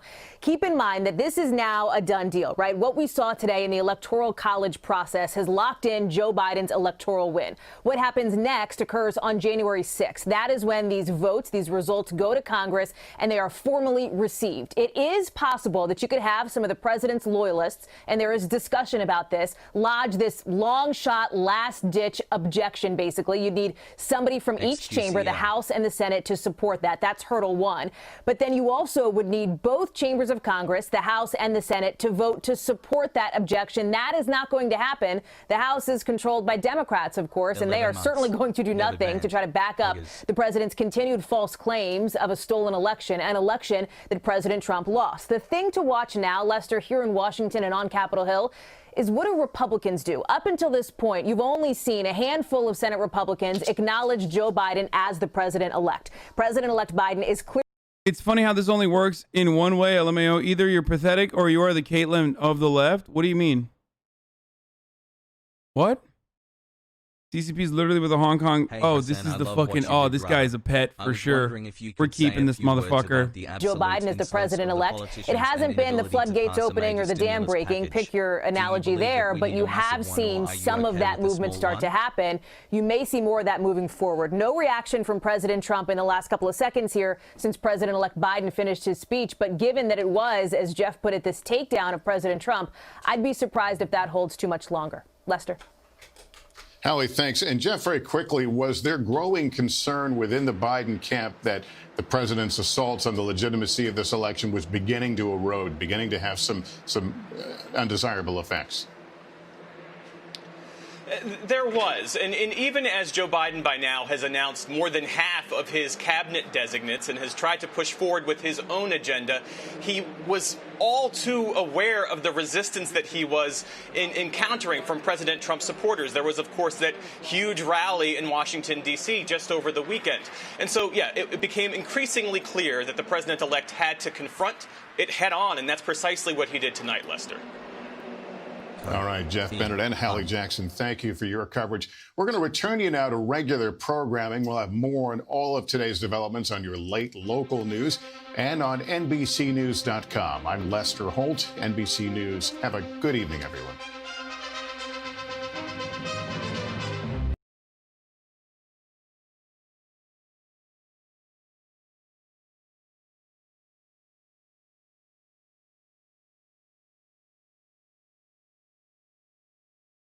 MSNBC is currently interviewing a Michigan elector who wore a bulletproof vest to cast their vote today. This is a direct result of what Trump is whipping up. See also racist paramilitaries ministering the streets of D.C. Does Biden still think he can be a uniter and try to be the president of all Americans after he's seen 70 million Americans will never accept him? I just don't know what the fuck he's doing, okay? I don't know this episode what the fuck he's doing. I don't know why he's doing it. I think it's fucking silly as shit that he's like, acting like there is an America that you can unite. Heard you joined OTK. I did not join OTK. What the fuck? I don't get it. I don't get it. I don't know what the fuck's going on. You can unite America on class boundaries. There are divisions that transcend beyond the divisions that we currently look at, the divisions that we currently hold on to. Okay? You can unite America against the politician class. Okay? You can unite America by saying, look, these Republicans, they don't fucking give a shit about you. Like, they don't. Right? But you can't unite America by saying, like, you know, we got Republicans, we got Democrats, it doesn't matter. Like, come on, let's get together and sing fucking Kumbaya. Like, low-key, you should join OTK and that be their news guy. They pull huge fucking numbers. No, I'm good, man. Thank you. I love them though. Cheeks. They're great.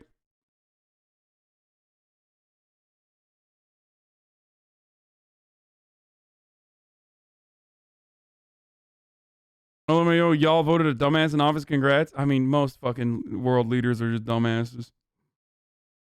Movement to the U.S. election results. Since the protests in Hong Kong in 2019, Hong Kongers realized how U.S. and the Western world foreign policy towards Beijing and Hong Kong really affects a lot of our protest movement in the local community. But no matter what happened, we still hope to emphasize that supporting Hong Kong is not the matter of left or right, it's the matter of right or wrong. In the last few years, there have been bipartisan proposals regarding Hong Kong issues. But Hong Kong's pro-democracy movement seems to have credited President Donald Trump for much of those issues. Did you think that was a fair thing to do? Frankly speaking, compare the reaction or the approach of the U.S. administration during Umbrella Movement in 2014 under the leadership of President Obama. We realized how the existing administration put more and more attention to Hong Kong. You've been criticized for not taking a sharp position when it comes to the who should be the next U.S. president.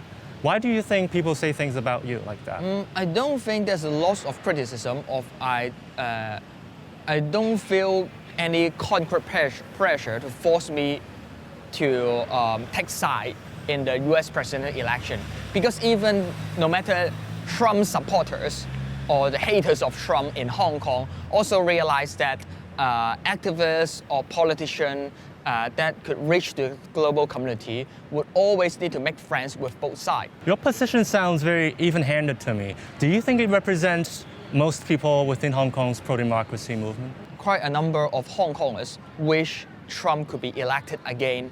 And I think apart from the expectation on Trump is also the good impression towards Secretary Pompeo. How would you respond to criticism that the protesters last year supported Trump? Far-right netizens might criticize me interact with founder of Black Lives Matter.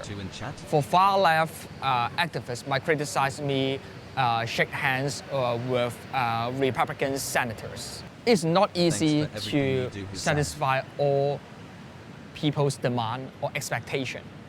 But instead of criticizing these dudes are CIA asses and want to return to British colonialism, I'm gonna keep it at 100. When you fucking find yourself shaking hands with Marco Rubio about liberating Hong Kong, it's a little difficult for me to be like, oh yeah, you must be a guy who has honest intentions. Sorry, that's just the fucking truth. Doesn't matter if it's a fucking Turkish dude that's doing it, that's like against Recep Tayyip Erdogan. Doesn't matter who the fuck you are or what part of the country, what country you're coming from. That's some real Juan Guaido shit, okay? Sorry. Hasan, I know you're gonna ignore this message, so chat spam bad streamer. What? No, well, I already saw it. My loved ones in Hong Kong lost so much this year, their youth and home and sometimes their life. Too much information, but thank you. I'm not a bad streamer. I fucking saw your message, bitch. Like, what is he doing? Like, what are you doing, bro? Wait, are you actually unironically pro Hong Kong? Kind of cringe, bro? Yeah, I guess I'm fucking kind of cringe. I think that the on the other hand, why should they care about specific U.S. domestic policies and issues? They just want whoever will support their movement. Yeah, except again, that's fucking ridiculous because none of those people actually genuinely care about their movement, and they're just simply using them as a fucking pawn against China. So if you want your fucking movement to have legs, and if you want your movement to have legitimacy, looking for allegiances from the American State Department and aligning yourself with Republicans like Marco Rubio is just a demonstration that these people aren't going to side with you when push comes to shove. Country glowing the chef for calling us CIS for being homies with the Republicans they claim to hate. Like I don't appreciate, like I understand why people in Hong Kong would absolutely despise and not want to have the Chinese government take over, which they inevitably were going to. That's what happens when you're a fucking like colonial nation state that ultimately was going to be sold back to mainland China, and accelerating that process on behalf of the Chinese Communist Party by 20 fucking years is understandably going to cause a lot of anger on behalf of the people that live in Hong Kong that don't want to that don't want the Chinese government to fucking change their way of life. Okay?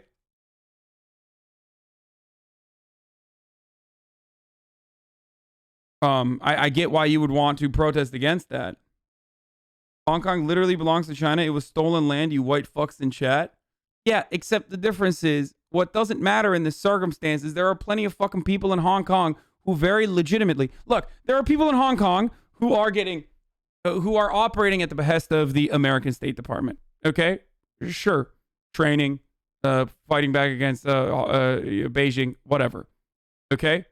But then there are also plenty of fucking people who legitimately do not want the Chinese government to take over Hong Kong and subject them to the authoritarian Chinese rule, basically. All right? And as someone who's saying, like, all land is technically stolen, okay, but it's stolen from one fucking power by another colonial power that is thousands of fucking miles away. Like, how are you going to... Like, what is this argument, dude? What is that argument? Oh, well, you know, it's technically British? Like, is that what you're saying? That like, the kingdom has a better stake on Hong Kong than fucking China does? Like, it's a psychotic take, okay? Now, having said all of that, obviously, the people of Hong Kong having issues with the Chinese government taking back Hong Kong is always going to be an issue. I think their grievances are legitimate. I do. Non-supporting CIA ops equals tankies? No, well, just because some of the fucking people in their protests are definitely getting help from the American State Department does not change the reality that there are still plenty of people who are absolutely, understandably against China taking back Hong Kong. Or blaming on any Hong Kong activists. I would say that as the politician, it's important for us to make friends with both sides. Still, some active voices in the pro-democracy movement are looking forward to what a Biden White House means for Hong Kong. America is strongest when it works with its allies. Daniel Lee Tat Ning is the owner of the Hong Kong Reader bookstore in Hong Kong, regularly hosting and selling works by pro-democracy thinkers in the city. Although he wants Hong Kongers to have greater freedoms and democracy. What? Give Turkey back to Africa then? What? Why would Turkey be given back to Africa? Found out my mom had cancer last month and your streams have kept me sane. She has to have surgery on the 31st to avoid paying her deductible again. Medicare for all. Sorry to hear that, man. I hope she gets better. What? That's what? I need to know where he was coming from. I know it's bait, but like it's one of those where you're like, what? That's some crazy bait, bro. He doesn't believe Trump is offering a path to that future. 即係接觸大選初期，我會個人係比較傾向拜登，即係比較明顯傾向拜登。而原因可能係因為的而且確佢其實同對美國人一樣啦，佢最大支持嘅原因係佢係落 Trump。但係你覺得即係香港人如果支持特朗普，然後同時之間亦都忽略咗佢嘅一啲同民主或者自由相違背嘅行動嘅時候，又有冇話呢樣嘢係有個矛盾係好難解脫咧？我諗呢個都要牽涉到香港人對於或者係華文媒體啦，即係對呈現出嚟對於特朗普嘅言論。咁首先好多人會首先願意相信特朗普先。咁所以喺好多香港人嚟講咧，其實特朗普係一個可信嘅，佢唔係一個冇道德嘅，即係佢都會指出民主黨喺 Donald Trump 上台之前，其實一直以嚟嘅政策都係同中國有好緊密發展一個緊密嘅經貿關係。咁而呢個路線如果持續，咁佢就會如果翻嗰個路線咧，就 The irony here is like Trump literally criticized China, right, all the time. And then what actions did the Donald Trump administration take? The only significant course of action that the Trump administration took was put sanctions on Hong Kong, which ironically literally leaves Hong Kong in a worse position overall and basically more reliant on China, on the mainland. So what Donald Trump did to Hong Kong was literally help China. Okay? Like, it's so weird that the people of Hong Kong are like, oh, it's so sick that Trump did this. People often focus on the theatrics. And they never look beyond that. They focus on the theatrics. They focus on what, like, you know, leaders are saying. And then they refuse to see what leaders are doing. It's the same shit with, like, you know, Recep Tayyip Erdogan speaking out against Israel, but, like, still absolutely, like, training Israeli pilots and shit. You know what I mean? Like, it's just, I mean, that was a long time ago. It's an old meme, but still, it's so silly. Like AOC fucking got him, dude. So, again, don't look at what some are saying that about AOC right now. Yeah, okay, dude. Yeah, AOC is super fake. I know you want to play Cyberpunk right now, Habibi. I do. It's a 4chan meme to troll poll posters. Oh, Karabağ is an anti-white movement originated from Turkish posters on 4chan. Oh.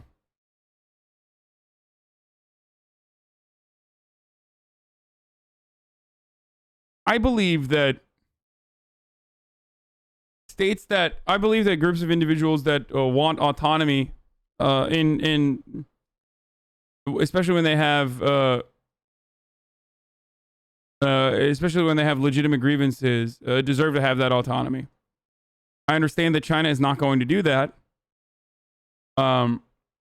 and it's still technically Chinese land. So I don't know how to deal with it, but what is 2 Michaels? China still has the 2 Michaels. What do you keep saying? They have a right to self-determination, but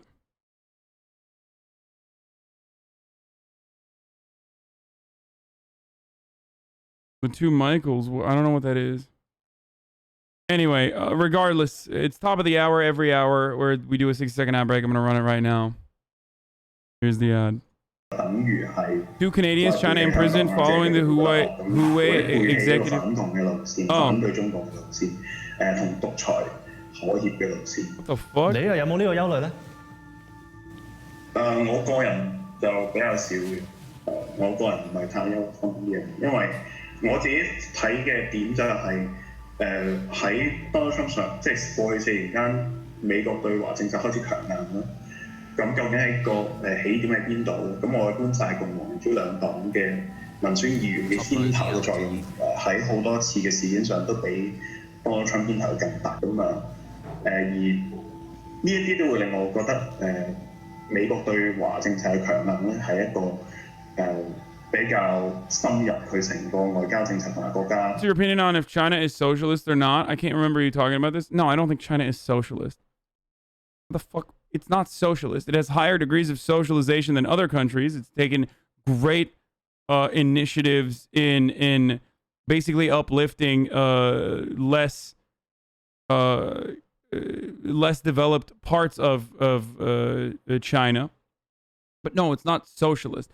I don't even think it's a transitional socialist state, as many would declare it to be.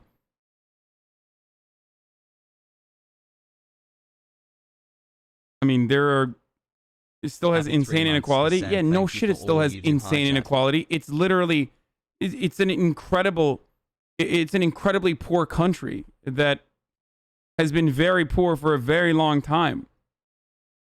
I think that they have done some horrible things to the Uyghur Muslims, considering them to be separatist and hold them under a surveillance state. But overall, uplifting rural areas, villages, like hard to reach areas, year over year for the past 2 decades, 3 decades is really good, and it would not happen without higher degrees of socialization. So it's a transitional social democracy, I would say, but with authoritarian rule.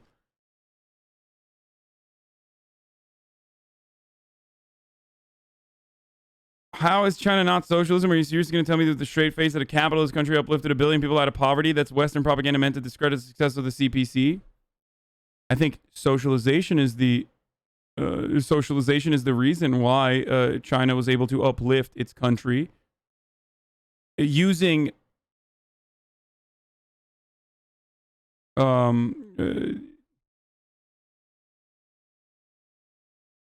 do I describe it? I mean, part of the reason why they were able to do this is because of a bargain that they made, utilizing their own basically functionally unlimited resource of labor power. They allowed their own labor resource to be exploited by Western manufacturers in exchange for, and I am using very reductive terms here, but they basically threw their labor power at the problem and took IP as a secondary payment, I guess. And through that, by utilizing the foreign investment coming in, flying into their country, they rebuilt or they built infrastructure all around the country and truly uplifted their country in no time. They used capitalists' own interest in increasing their profits every single year against them. This way, they maybe intentionally or unintentionally disrupted the American and overall Western labor force as well, by removing manufacturing and destroying a fundamental plank of what the capitalists would consider the middle class, a strong middle class, and capital owners in the United States both move their manufacturing overseas and simultaneously work to abolish any sort of labor union power in America, putting the American working class at a worse position overall. A lot of the anger that you see from reactionaries, or a lot of the anger that you see from working class people, stems from this reality. Okay?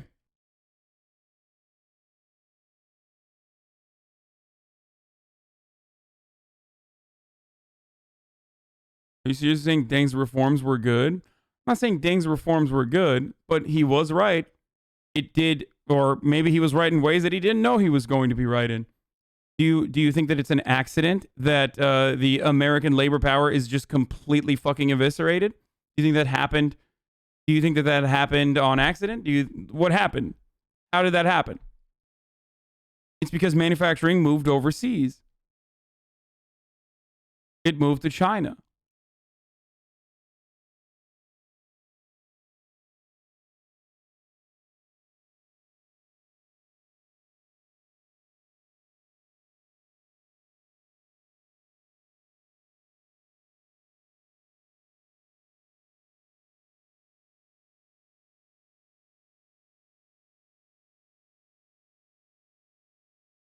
Corporations literally have more voting power than citizens in Hong Kong. I know we all call the U.S. a classic dictatorship, but Hong Kong is even more so. Autonomy for Hong Kong means authoritarian capitalist control.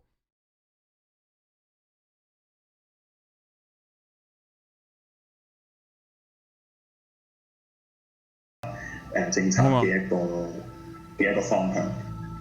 city is starting to get to know what the Biden. How is China capitalist when it's run by the Communist Party? Checkmate.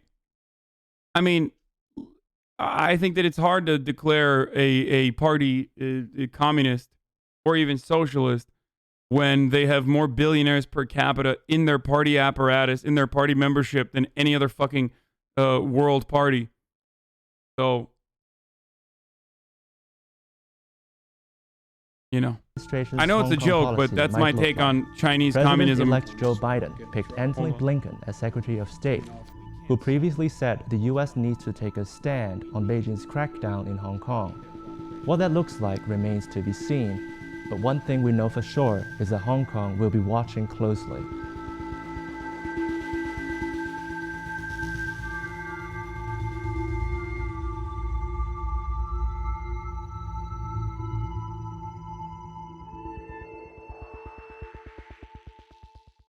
Everything we need inside the barn. What the fuck? Hold up.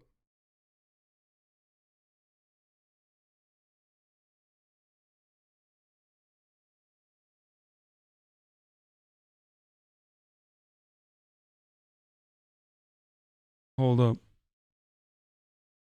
Listen here, Hank. Communism is the government does says they pretty much follow the Korean miracle technique, but did on austerity state-fueled companies, extreme protectionism, stealing IP until they could compete. It's the same way all Western countries became individual industrial powerhouses. Protectionism until you hold the advantage and then push free trade. Hasan Chang has an excellent book covering this called Kicking Away the Ladder.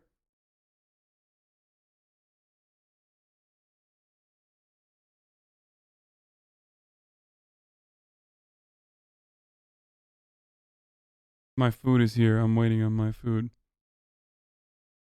That's because there's 80 million CCP members.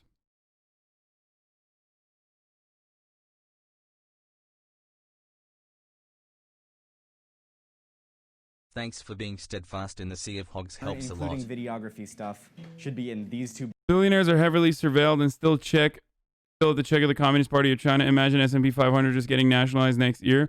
The problem is Western leftists complaining are being idealist and don't seem to get the material conditions are different. Oh, okay. No, you have to have billionaires. You're right, but they're being surveilled by the government, so it's okay. Hey Hasan, you look no, that's a very really good take. In that turtleneck hassle.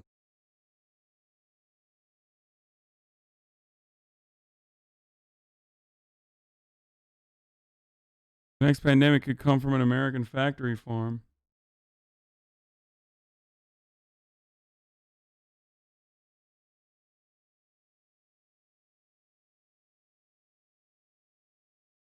Just leave? Hold up.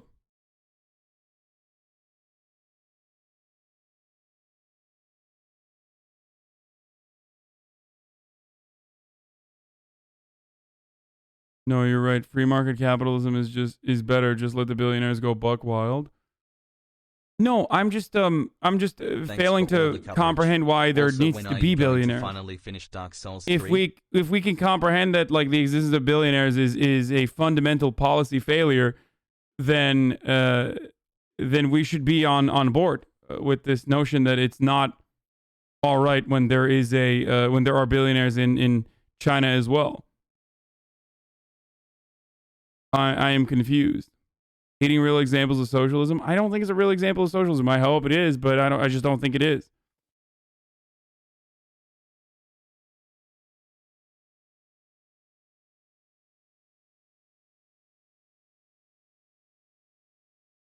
Attract foreign capital is a reason to have billionaires. Oh, okay. Never mind. So, here's the thing. I think that China has great redistributive policies. And it has good social safety nets. It's done a good job of reappropriating its wealth. I think it's done a good job of uplifting certain parts of the country. It is a success story. But having said that, this notion that they have done as best as they could or are otherwise socialist is, I think, a little silly at this stage. Maybe they will be. We'll see. But as long as there are billionaires, and as long as there are, as long as like, you know, workers do not own the fucking means of production, and they do not, then they are not a socialist state. They're just not. I don't even know how they would be considered a transitional socialist state, unless you think that. Unless you think that as a someone who would be otherwise considered a tanky because you're defending China or whatever, unless you consider social democracies to be a transitional state towards democratic socialism, in which case I do agree it is. Nice. Feel me?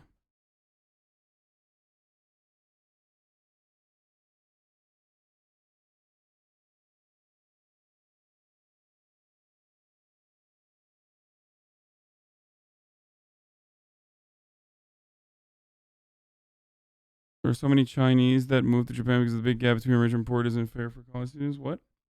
Dude, what the fuck is going on? This homie is like literally lost. Hold on 1 second. Here. Backpacks. Rocky, you should take biosecurity gear. I'll also give you a trauma kit because we just might be split up. I'm in the safe house with a group of activists who are planning to break into a pig farm tonight. Their goal is to steal some pig feces and nose swab the animals in order to prove their hypothesis, which is that the next global pandemic is brewing inside an American factory farm.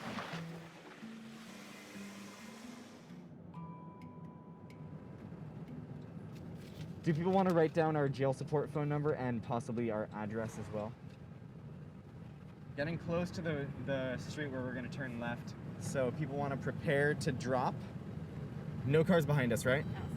Let's go. Turn off the light. It's all good. Just go.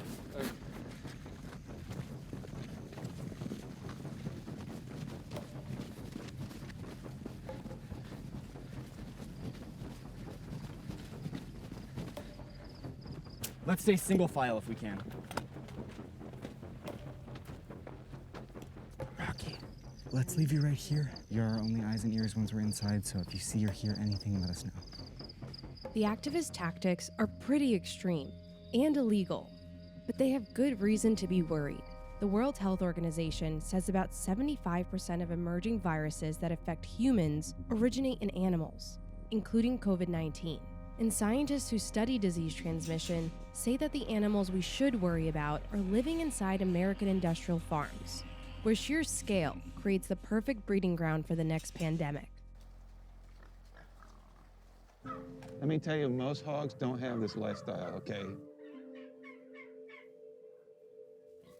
If you have several thousand hogs packed in together, and they're all genetically largely the same, then it selects for the most virulent pathogens that are possible. And so in the course of industrializing livestock production, we are also industrializing the pathogens that circulate among them. This has already led to outbreaks. In the late 90s, chicken coops in Asia fostered the evolution of the bird flu, which still infects humans to this day. In 2009, the swine flu was traced back to a factory farm in North Carolina. The bug killed nearly 500,000 people. Focusing on diseases alone when they become pandemic is kind of a little bit too late. You know, once a virus goes... Criticizing the existence of billionaires and the CCP is something I fight with other commies all the time with. The CCP's stated goal is developmental and material conditions for the masses. Even Xi states this in its governance of China. Billionaire existence is inherently counterintuitive to that stated goal. Yeah, it is.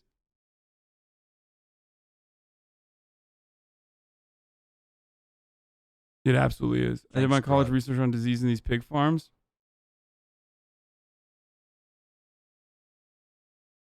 How are workers not exploited in China? Though, isn't China bad on workers' rights a lot like in America? Yes, they are.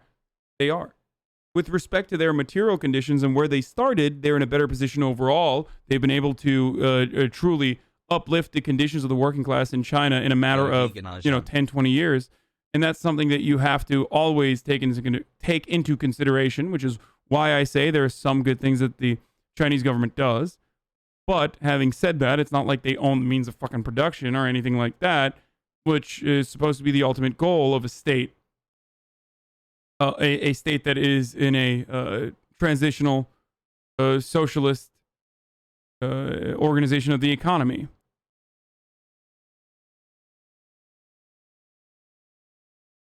Anyway, here. Human to human, there's not much you can do. What's the worst? I'm literally about to eat fucking, chickies. Love you. While watching this again. Hold on. Scenario. That it will spill over into the people that are tending to these animals, adapt to the human immune system, and then circulate among humans to the point that we'll have no defense for it. Despite these fears, farms are difficult to monitor, even for government food safety inspectors. They're forced to look for diseases inside slaughterhouses. But in recent years, under pressure from the pork industry, the Trump administration has made that harder to do. In 2019, officials at the Department of Agriculture passed a rule that would give pork producers more control. The program gives the option to reduce the number of government food safety inspectors by 40% and allows plant workers to sort bad meat, traditionally a responsibility of USDA inspectors. It also allows plants to process meat as fast as they want, potentially giving undertrained workers less time to spot diseases. That went too far for Dr. Pat Basu, who was then the chief veterinarian for the USDA Food Safety and Inspection Service. I worked at USDA about 35 plus years. How did it change over the years that you were there? The public health situation went down quite a lot when Trump administration came in. Their goal was to reduce 40% of the inspection force. Mm-hmm. And that was not what I thought would be the right thing to do, because we were supposed to make sure that things are protected for the consumers. Can you explain why that's a concern for you as someone who was a chief veterinarian at the USDA? Well, the point remains, the biggest eyes and ears we had in the field, they were trained to look for disease conditions. If you remove those people, there's nobody else other than the industry itself looking over their own shoulder. What worries me is people with vested interest in position of power giving the authority away to industry, and industry taking it, and they're not as qualified and not as interested to do work for the consumers as they are for the industry they're working for. This would create a problem where we could have an epidemic outbreak, which we couldn't control. How real is the fear that we may have a pandemic brewing? Any day. Any day. It can happen tomorrow, it can happen 2 years from now. But it will happen.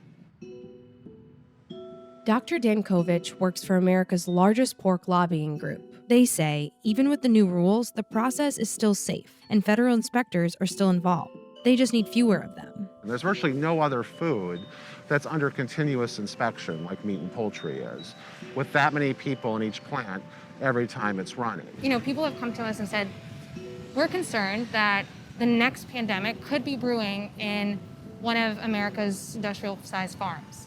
What do you say to that? It's something that we all take very seriously. I think it's important to understand, though, just to take a step back and look at the way that we raise pigs in this country, which really I think is a global model, was designed to keep the pigs safe and healthy. And I think the intent of the new swine inspection system is really not less people, but using the people that you have in a smarter, better way to tasks that they've identified that really have big food safety impacts. You mentioned that the intention of farmers and meat packers, it is to hold food safety to such a high standard. Then why not welcome more USDA inspectors? Why not hold up the line speed? To say just the answer is necessarily more regulations or more inspection, I'm not sure it's as simple as that.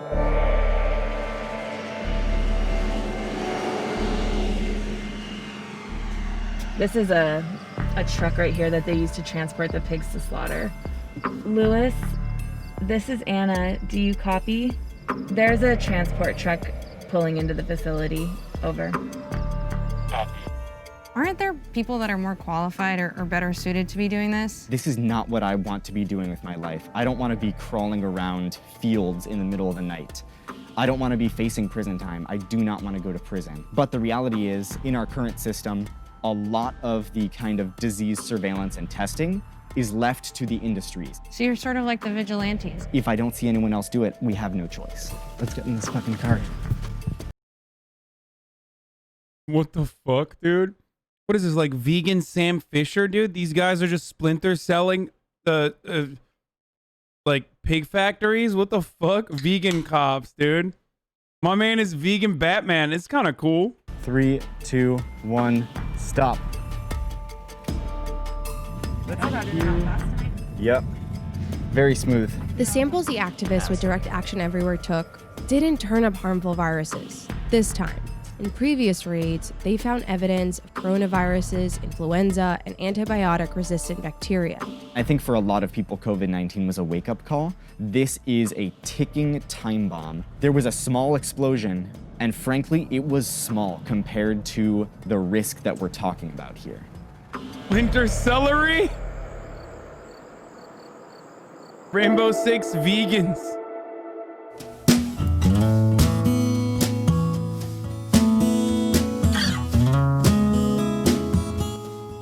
We've had the solution all along. I mean, there are hog producers across this country who are operating on somewhat of a different model.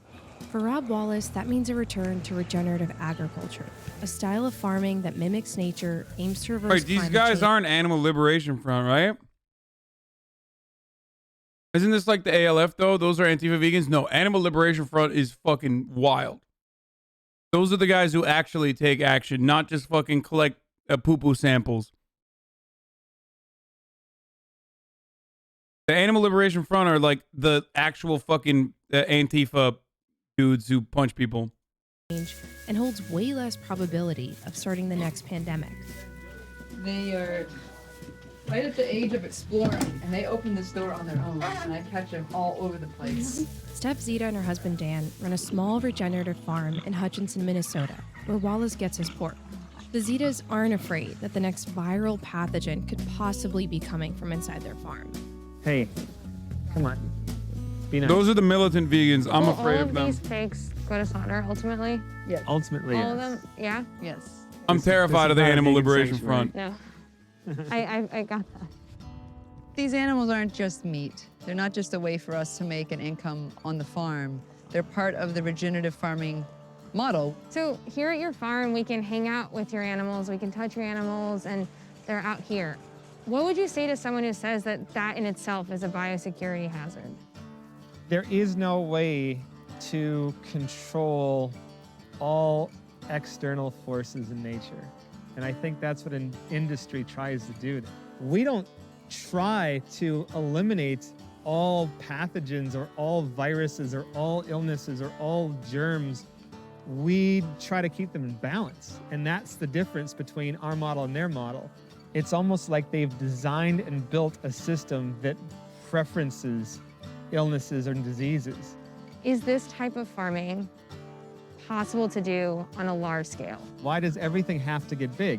If we have one farmer running 10,000 acres, or we have 100 farmers running 100 acres, there's still the same amount of food being grown.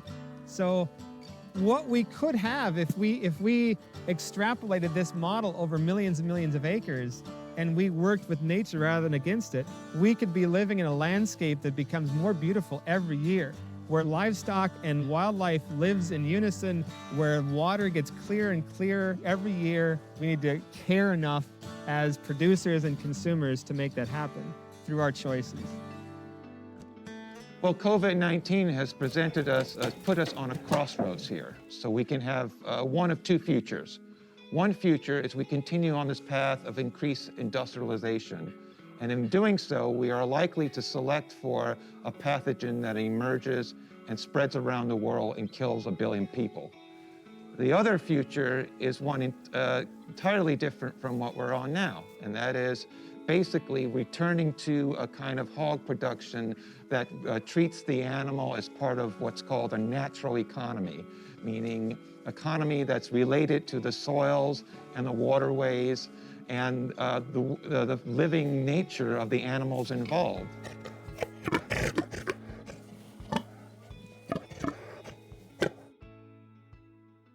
I mean, vegans don't think that those guys are fucking good either. Like, I mean, they're better than Inside the Race to Keep Georgia Blue. So ready. Okay, cool.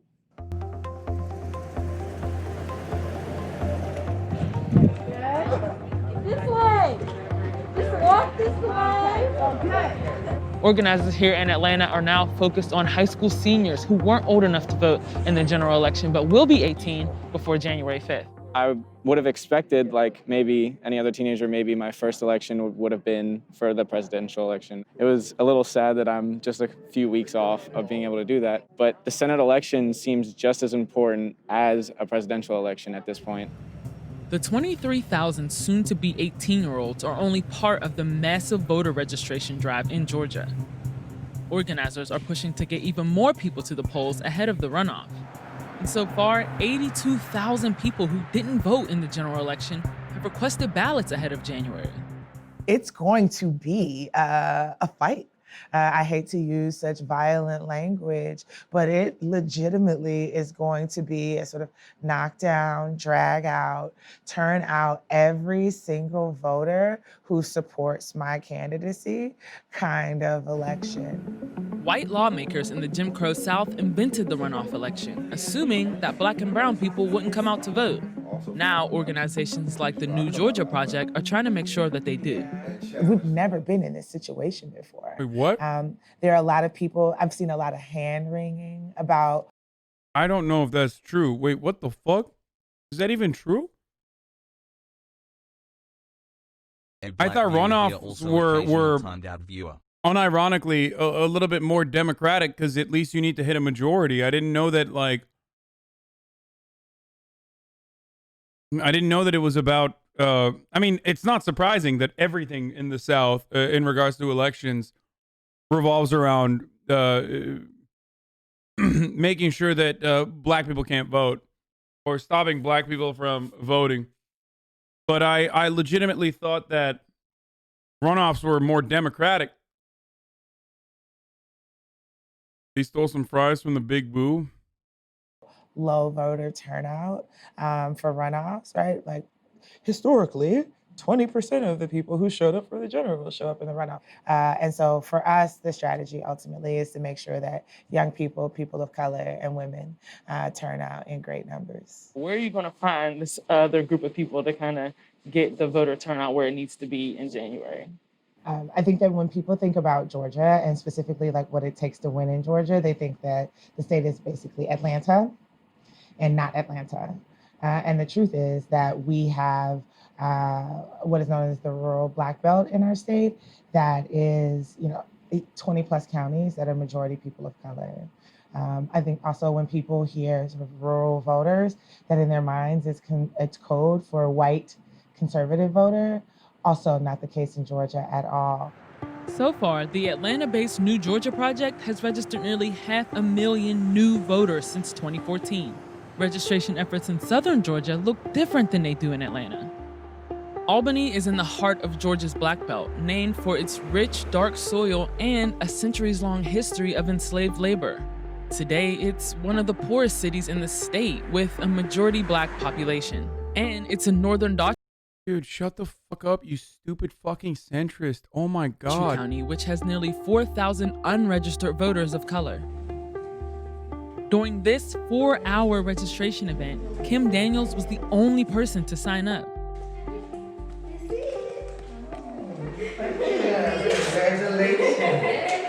What made you decide to come down here and register to vote today? I decided to come down here and register to vote today because I didn't get a chance to be able to. And I believe that that is because I was miseducated on how to. My family everybody has voted but me, but nobody really showed me how to. So you weren't able to vote in November? No, I wasn't. What are some of the things you care about or the people in your family care about that you are hoping can make some changes? Mostly just equality, just for everybody to be treated the same and seen as respectable individuals no matter where they come from, like their past. There are a lot of reasons why people here don't prioritize voting. They're trying to eat, work, and pay their bills. And these very issues, organizers are trying to use to convince people to vote in January. What are some of the biggest challenges you guys face in a rural area like Albany that you don't think is really happening in other parts of Georgia? You're not going to get 100 people registered to vote in a day in a city like Albany. You have to adjust that expectation. I mean, I think that there has been a culture here for a long time of people in elected positions or in positions of power in this city and county think that people just don't vote, or that they're not going to come out. What are you hearing from voters when you're knocking on their door and you're like, can you please just vote one more time for the Senate race? What are they saying back to you? Well, I think the main thing is that we let the people kind of lead our effort. So we care about what the people care about. We saw that high utilities was the main thing. So we were telling people, if you don't vote for anything else, you have to vote for your light bill.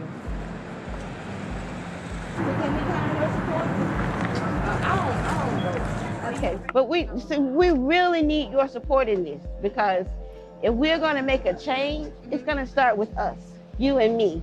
And you might be saying it's one vote, you're just one vote, but that one vote made a difference. Thank you. Girl, I got you, girl. Anytime.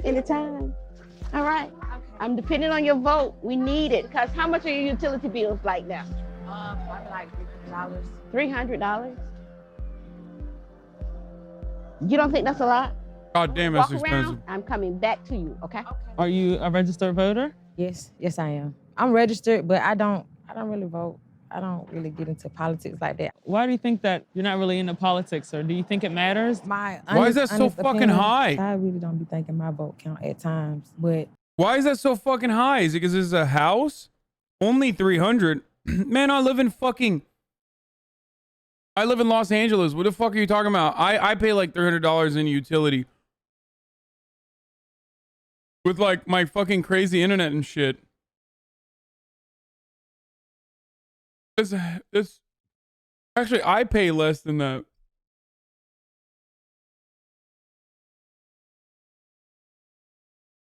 It's rural.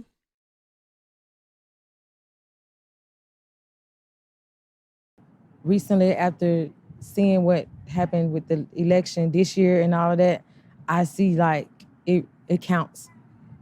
It counts. You gotta vote.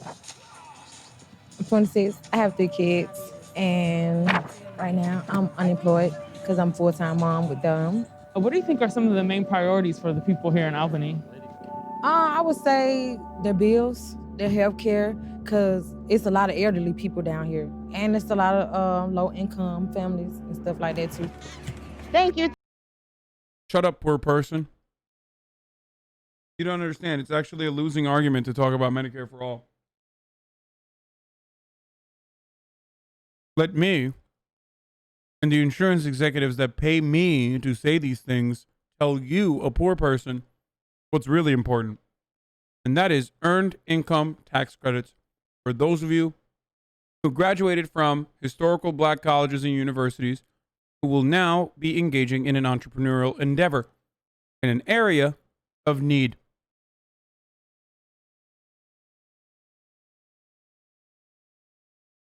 Why are you so privileged? Did no one tell you that Medicare for All is literally racist, Sweaty? Thank you. Why do you want Joe Biden to lose? Okay, I will. I'm gonna make sure I vote. Disgusting. Love you, you sexy beast. How do you go from winning the Nobel Peace Prize to being blamed for a humanitarian crisis all in just months? Ethiopia's Nobel Prize winning prime minister sidelined Tigray's powerful regional. 3, 2, 1. 1. Yeah. Drug scenes are a part of a lot of movies and TV shows. In Breaking Bad, the meth that they smoked was actually blue rock candy. Right now, I'm crushing up this meth so we can get it into a consistency that is more smokable.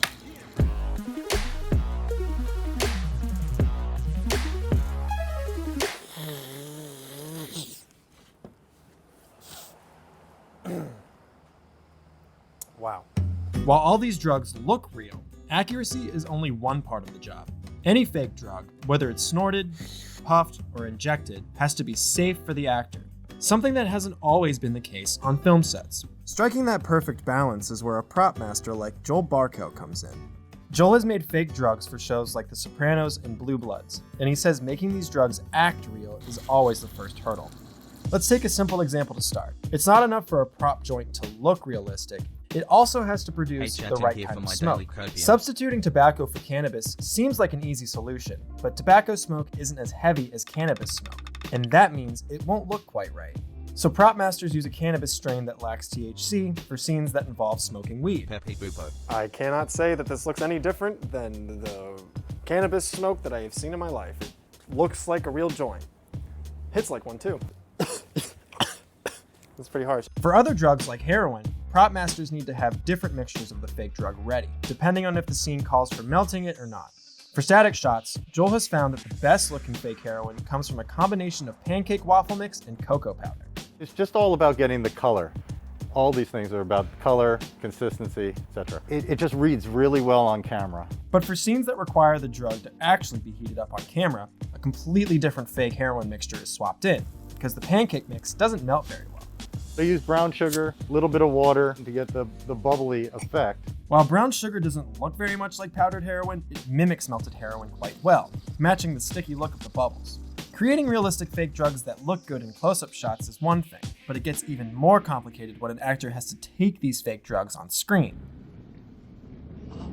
For scenes that require an actor to shoot up with the needle can't actually penetrate the actor's skin, but they need to show the syringe injecting the fake drugs. So, for these situations, a specially engineered needle is used. This is a retractable syringe. This is the greatest syringe to use for on camera because what it does is the plunger is ready to just force forward and it'll retract into itself along with the needle. As you push the pump into the syringe, the liquid disappears inside a tube and vice versa too. Let's say in a scene where you need to draw blood from an actor, you can do the same thing. You have red liquid already inside there and pull this out. Joel also provides real needles to use for shots that don't require faking injections or drawing blood. When I send them out, you'll have a kit. In this case, this one's dulled. I don't send like a really sharp tip out. And so that way they can do this on camera as they're about to inject. And then if they're gonna actually do the injection, they'd have a retractable one as it's standing. Hey guys, it's not real needles, okay? Shut the fuck up. Knowing the look of a substitute is just one part of the job. Joel has the added challenge of making sure any fake drug is also safe for the actor, and Hollywood hasn't always gotten that right. For example, the fake cocaine that was used on the set of Scarface caused minor but permanent damage to Al Pacino's nasal passage. This injury was likely the result of the quantity and quality of the film's fake cocaine, which in this case was powdered baby laxatives. In order to avoid any sort of accidents or injuries like this, Joel works directly with actors to prepare them for using fake drugs. You have to think of them at all times. If you talk to them about any allergies, it's almost like being a prop doctor. Joel said that one of the most common allergies... If any of these PhDs were actually, medical doctors, they wouldn't be so grossed out by these needles and stuff. That he has to look out for is lactose intolerance, because powdered lactose is often used as fake cocaine. And so if they are lactose intolerant, obviously you're not going to use the lactose. That gives you the next option, which is inositol. Inositol is a vitamin B complex that is safe to ingest. It looks so much like cocaine that drug dealers have been known to use it to cut the actual stuff. Joel said that this prop cocaine is so harmless that it shouldn't even irritate an actor's nostrils when they snort it. Joel lent me some inositol so that I could check it out for myself. Sweet. This is wild. Wait, is he snorting it? Oh yeah. Right? Doesn't really feel like anything. What the fuck? No stinging or anything like that. Wow. Yeah, that was easy. Good. I'm just shocked at how, it's not that it. Bro, the way he fucking snorted that so easily is like, this is not his first rodeo. You know what I mean? Is this allowed on Twitch? Dude, are you fucking stupid? It's all props, man. Why would this not? It's literally about props. Like how movies make fake drugs. Is this allowed on Twitch? Like, you're so fucking pleasant. stupid. It was an extremely neutral experience. Right. Which is, I guess, what you would want. And that's what you want. You want them to be able to act on Right. camera and not, you know, tearing up and crying. You know? Yeah, totally. When any actor is snorting, ingesting fake cocaine, it's good to have a nasal spray nearby Sure. too, to offer them up, you know, just afterwards or in between takes if you need to, just clear it all out. While prop drugs have gotten safer since the days of Scarface, things can still go wrong. While filming 2013's The Wolf of Wall Street, actor Jonah Hill became ill after snorting too much vitamin D powder during production. I did so much fake cocaine in Wolf of Wall Street, I got bronchitis for 3 weeks. I had to be hospitalized. Yeah. While vitamin D powder is theoretically completely safe to ingest, inhaling the powder almost every day for several weeks straight caused an infection in his lungs. Just as actors stopped using real cigarettes on screen after the health risks of smoking became widely publicized, actors have recently become more conscious of the fake drugs that they might have to ingest. Some prop masters have created rigs with a suction device that will suck up the fake drugs for the actor. To hide this rig, the tip of the hose is wrapped in a dollar bill. The hose can then be pushed up an actor's shirt and out their sleeve. And then the right camera angle and lighting are used so that only the dollar bill tip is exposed. You can see this ingestion-free technique in a scene with Armie Hammer in 2018's Sorry to Bother You. They chose to use the rig because there was so much fake cocaine that needed to be snorted. For Joel's suction rig, he uses a manual pump so it functions more like a human lung. You can use a compressor as well with this, but I thought it was going to be, a compressor would be way too much power. All right, that looks good. Okay, so on 3, 2, 1, go. Okay. 3, 2, 1. Yeah. As you can see, the final shot looks pretty good, especially for having such minimal setup time. Joel said that these rigs aren't used very often, but I'd expect. Bro, this dude fucking literally looks like he already does drugs. You know what I mean? To see them become more common in the future. It was pretty easy to use, and I didn't have to snort it. I mean, he cut the line up like fairly well. Anything myself. It would definitely be a nice option to have if there was a scene where I knew I'd be doing a lot of takes. Figuring out fake drugs from movies isn't as simple as finding one solution. Like in the case of cocaine, it's about figuring out better and better alternatives that look great on screen and keep actors as safe as possible. Each iteration becoming a small part of Hollywood history I don't feel and so constantly good, reaching for a new high. We didn't do the whole thing. Okay, hold on, zip that. I mentioned this. How do you know how to cut lines well? How do I know? It is not a coincidence. How do I know how to cut lines well? I don't know. I just assumed. Coincidence that this bird, often consumed at winter holiday feasts, shares its name with the land of the Turks. The turkey is named after. The irony is, in Turkish, Turkey is Hindi, which is of course similar to India. after turkey. At first blush, this makes no sense at all because the turkey, both in its wild and domestic forms, is indigenous to here, the Americas, not to Eurasia. The world beyond the Americas only obtained this bird relatively recently via the Columbian Exchange, but that fact actually explains why the turkey is called the turkey, or the Hindi, or the Indic, or the Peru. There's all just different people trying to identify this delicious new character who had suddenly appeared in their lives, and they were doing it by either comparing it to similar birds they already knew, or by naming it after the places from which or the people from whom they most directly obtained it. And by that standard, I could call this bird the Whoopie, because I got footage of her at Whoopie Farm here in Kathleen, Georgia. My name's Farmer Mark. Whoopie is a Lakota Sioux word, and it translates into hope. Speaking of indigenous Americans, what did they call the turkey? I mean, if anybody gets to have an authoritative opinion on the subject, it's them, right? This bird was domesticated in the central areas of Mexico, mainly Oaxaca, 2,000 years ago. I asked my delightfully international followers over on TikTok to duet me and to tell me what they call this bird. So this guy, it's called guajolote in Mexico, and the word comes from the Nahuatl language, huexolotl, which literally means the old monster. Just looking at it, the name fits, right? Old monster or beast, or sometimes it's translated as great monster, great beast. Guajolote. That's what the Aztecs called it. Or at least, guajolote is the Spanish colonists' version of the indigenous word that was something more like this. I'm not even going to try to say it. But the Spaniards did come up with their own name for this bird, and that name is naturally still around in Mexico. Hi, I'm Christy. I'm from Mexico, and we call this a pavo. Pavo. That's a Romance word that potentially goes back to ancient Greek. This video fucking sucks, dude. Okay. Here. A future beyond capitalism, socialism, explained. I gotta fucking pee. I'll be back in 1 second. Episode was made in collaboration with Azure Scapegoat. They run a fantastic channel covering all sorts of leftist topics, so be sure to check out their video after this.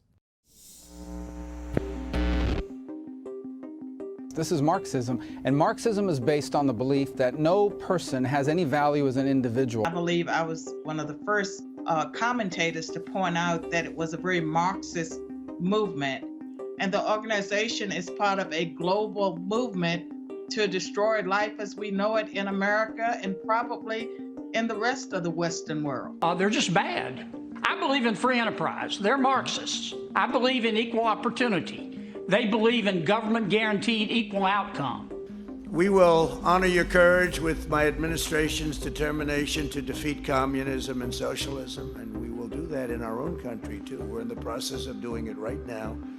The courageous veterans here today bear witness to how socialism, radical mobs, and violent communists ruin a nation. If there's one thing America has down to a science, it's twisting the meaning of words and using them to terrify the population. Ever since the Soviet Union rose to prominence to the point of competing with the US for global supremacy, the powers that be have fought hard to burn the image of communism and socialism as great evils into the mind of the average American. In this episode, we're going to correct the record. There's nothing wrong with criticizing ideas you disagree with, but in order to do that, you have to engage with accurate depictions of those ideas. So, let's talk about America's favorite boogeyman, Marxism. But before we do that, we need to briefly discuss the history of capitalism. Once upon a time, there existed an Like Bernie Sanders? This is him now. Still like Bernie Sanders, dude? Donkey uploaded a big drama video about Minecraft Dream. Do we watch this or should we just move on to like fun stuff and leave this for tomorrow? I'm kind of bored of like... Damn, everyone is saying, wait, fun and watch it. All of the above? Okay, we'll watch this. We need to briefly discuss the history of capitalism. Once upon a time, there existed an economic system that was neither capitalism nor communism. Shocking, right? Under this arrangement, lords granted parcels of land to the lower echelons of society, and the recipients, known as vassals, in exchange would work the land and vow to fight for their lord should he call upon them. This was a pretty sweet deal for the nobility, because they got laborers to work their land, grow them food, and fight in their wars. The vassals had little choice other than to enter into these agreements in order to stave off starvation and abject poverty. This type of arrangement later became known as feudalism, and from a modern perspective, it seems outdated and cruel. Fast forward several centuries, and we begin to see a fleggling new economic... in Huntington Beach, Chud City. Yeah, this is very different than what we have now, by the way. Like the vassal states of tech feudalism. System take its first... Like Silicon Valley, where they have like, you know, corporate dorms, things like that. Steps. Somewhere between the 14th and 15th centuries, feudalism lost ground to a market-based system, one that elevated some of the lower tiers of society, creating a new merchant class. Not quite peasant, but certainly not nobility. Since that time, various interpretations of market-based economies have been implemented with varying degrees of success around the world. When proponents of capitalism say that it raised the standard of living for millions of people, they're correct. Capitalism has its place in history, and has unquestionably increased global production many times over since the days of feudalism. But just like technology keeps advancing, so too does history need to keep moving. And just like feudalism was overtaken when it became outdated, so too will capitalism need to be replaced with a superior system. We have a tendency to believe that history is only something that happened in the past, that we've now reached the end of history. This perspective makes it difficult to see that life and progress are ongoing processes, and that there will come a time when capitalism will seem just as outdated as feudalism. I believe we're at a point where large portions of the world population are beginning to realize that global capitalism is actively making their lives worse. The system having generated such vast oceans of capital in the hands of the powerful that it's left the majority to suffer needlessly, even in tremendously wealthy countries. This inflection point, the shift in public perception to viewing capitalism less than favorably, signals the beginning of a massive societal change. Capitalism is falling out of favor, just as feudalism did those hundreds of years ago. So, what exactly is wrong with capitalism? This is the part where you may have to grit your teeth and sit through some things you don't want to hear. In America, we've gotten our self-identity so wrapped up in our economic system that we see capitalism and America as the same thing. Capitalism is our national identity, and therefore any criticism of capitalism is an attack on the nation itself. This should not be the case. An economic system is just one way to structure the monetary relations of a country. It's not a national culture. Capitalism is a tool which, in theory, should elevate the people of said country and materially improve their lives. Let's look at some examples of why this is no longer the case.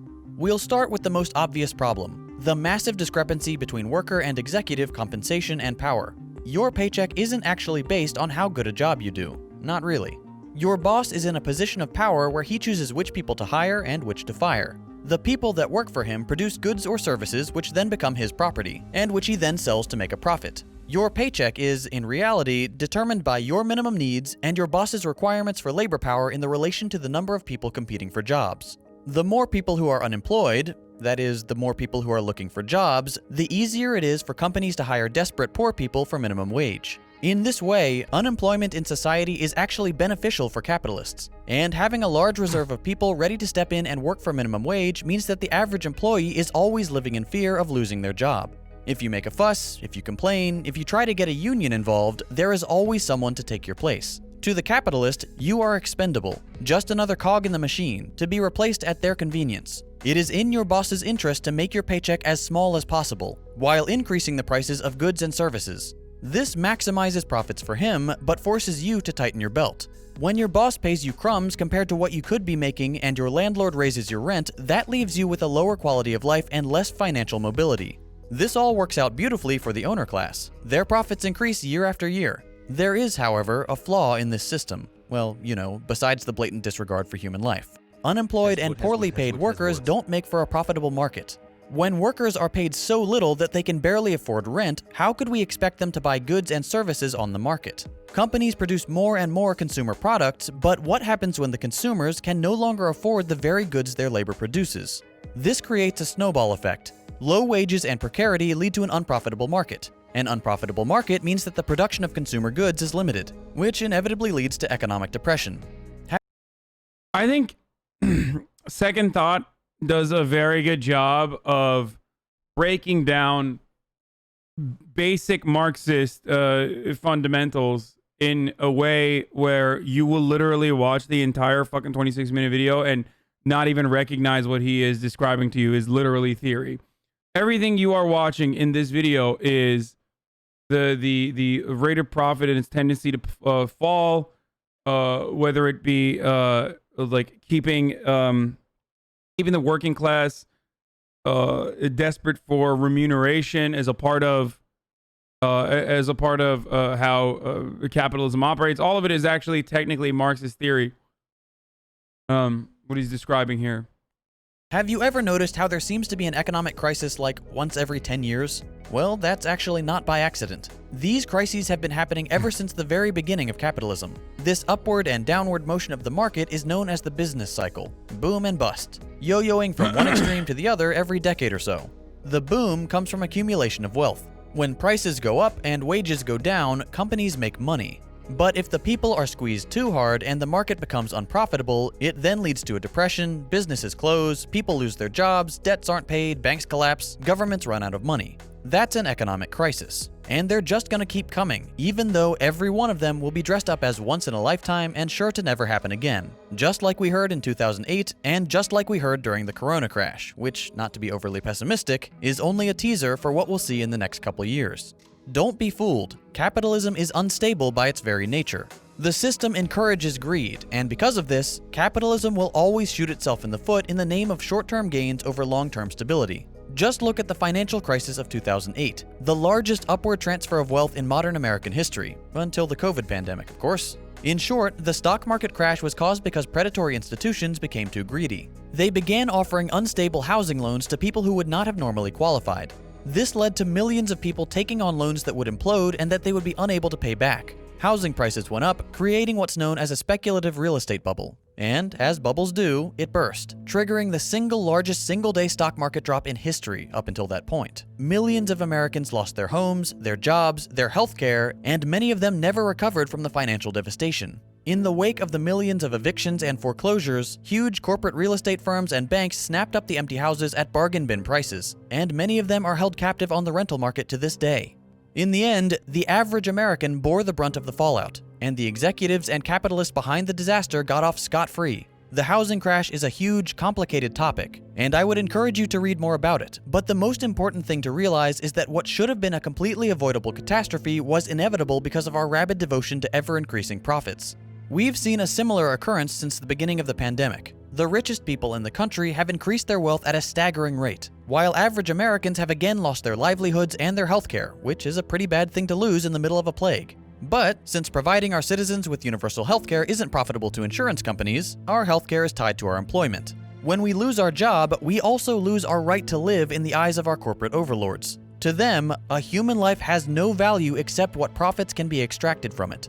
This isn't due to some inherent evil in every corporate executive. It's simply a byproduct of capitalism. Capitalists are very much conditioned into being cruel because cutting wages and other actions harmful to workers rewards them with greater profits. And giving their workers benefits like maternity leave punishes them with reduced profits. Even otherwise good people are affected by this. The problem isn't rich people as individuals, but capitalism as a system. Business owners learn to see everything in terms of revenue and expenditure. Taxes are an expense, rent is an expense, raw materials and machines are expenses, and that means labor is also seen as just another expense. Human beings are reduced to numbers on a spreadsheet. That brings us to our next point. Capitalism doesn't care about human well-being. The primary concern of every nation should be the well-being of its citizens. But in modern hyper-capitalist countries, the only factor worth considering is the almighty dollar. Profit is the sole driver. Contrary to what we're taught about classical economics, capitalism does not follow the law of supply and demand. Housing is in huge demand, but it's not profitable to supply it, so people go homeless. As of 2019, the US had a homeless population of nearly 600,000 people. We also don't even follow neoclassical economics and the models they build on supply and demand, especially on concepts such as, well, housing is one of them, but also on concepts such as healthcare, where there is inelastic demand. And because there is inelastic demand, i.e. demand that is irreplaceable and you have to have it if you want to fucking survive, there needs to be more regulation around it, because when there is inelastic demand, those who control the supply can literally fucking dictate whatever price it is, and people will fucking pay for it. But in America, we literally do not add any sort of price restrictions or regulations around it. As a matter of fact, we make it illegal to fucking collectively bargain or put price restrictions on pharma. And therefore go against the even go against the understanding that you learn in fucking Econ 101. 17 million vacant homes. Why is supplying housing not profitable? Because it's about restricting shelter. That makes it.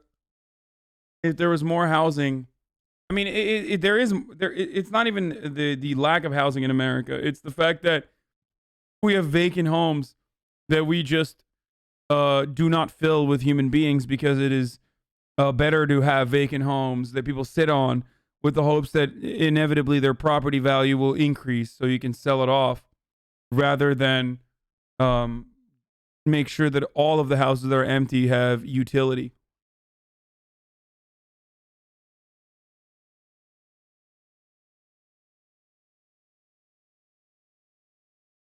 We could house nearly the entire population of the New York metro area. That's the nearby cities in New York, New Jersey, and Connecticut. But we won't house just 600,000 people because it's not profitable. We'd rather let... Do you believe housing is a human right? Then why not forgive all housing there? Should we give free housing to everybody? Wait. Chunk yogurt?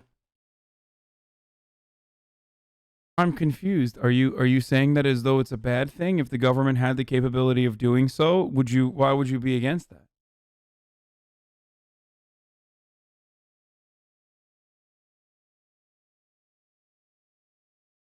Yeah.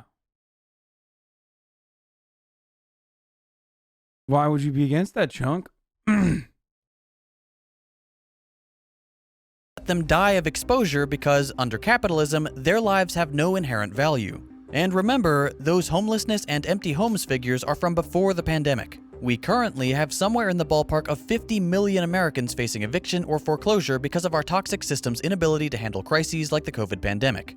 This will never change unless we're able to move beyond capitalism and assert that, yes, humans do have innate value beyond what capitalists can extract from their labor. And of course, the problems at home pale in comparison to how wealthy capitalist nations treat the rest of the world, especially smaller or weaker nations that we can bully. Just about every instance of American foreign intervention in the last 70 years has been in the name of capital. Whether we're securing oil fields, deposing leaders who want to escape the stranglehold of imperial rule, or creating environments favorable to US corporations, we're not afraid to use our military to destabilize and destroy other nations and regions in order to make a quick buck. The Middle East is the most recent example. We've been meddling in the Middle East for decades. We entered Iraq under false pretenses, propagandizing the American population with false intelligence reports. The global community knew that there were no weapons of mass destruction in Iraq, but it sure made for convenient cover to start a war that was unjustifiable otherwise. The tendrils of capitalism don't stop at the borders of our nation. They unjustly influence the daily lives of innocent people around the world.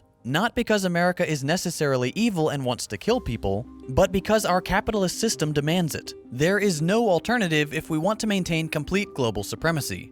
Okay, so what's the alternative? I know a lot of people are frustrated that videos like this don't often provide anything beyond criticism of the current system. I'll do my best to explain why socialism is a necessary next step. Under capitalism, your paycheck is made as small as possible. Unemployment is a positive for the ruling class. There being more empty homes than homeless people is simply a profitable housing market. Automation leaves people without jobs, and healthcare is a luxury rather than a human right. Socialism turns all those negatives on their head.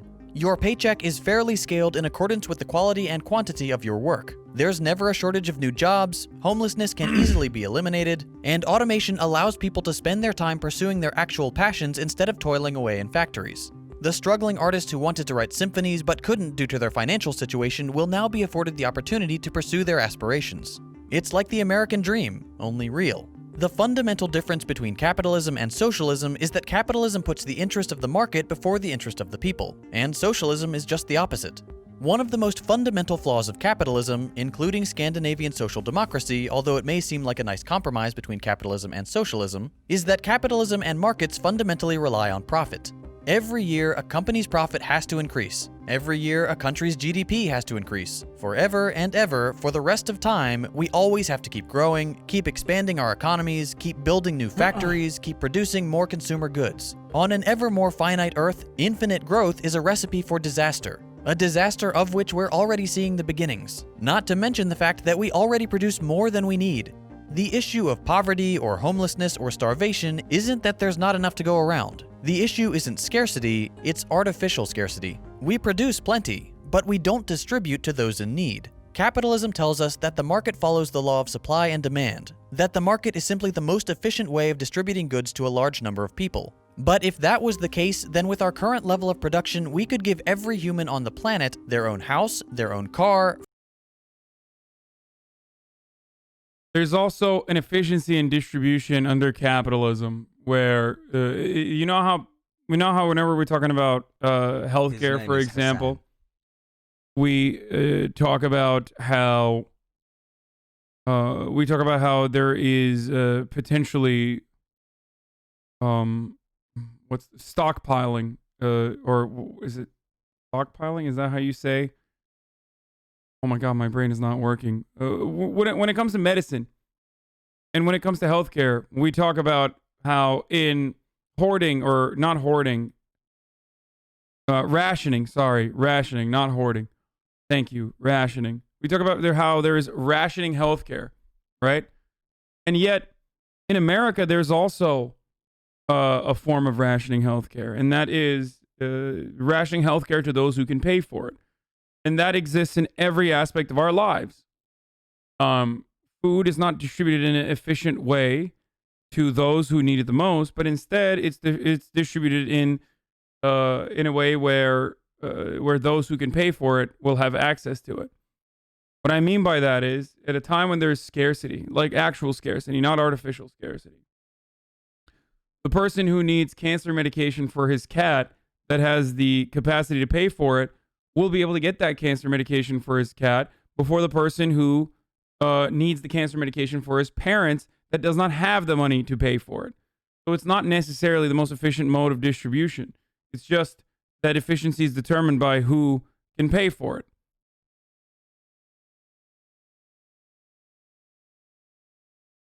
Free access to education from kindergarten to university, and free universal healthcare.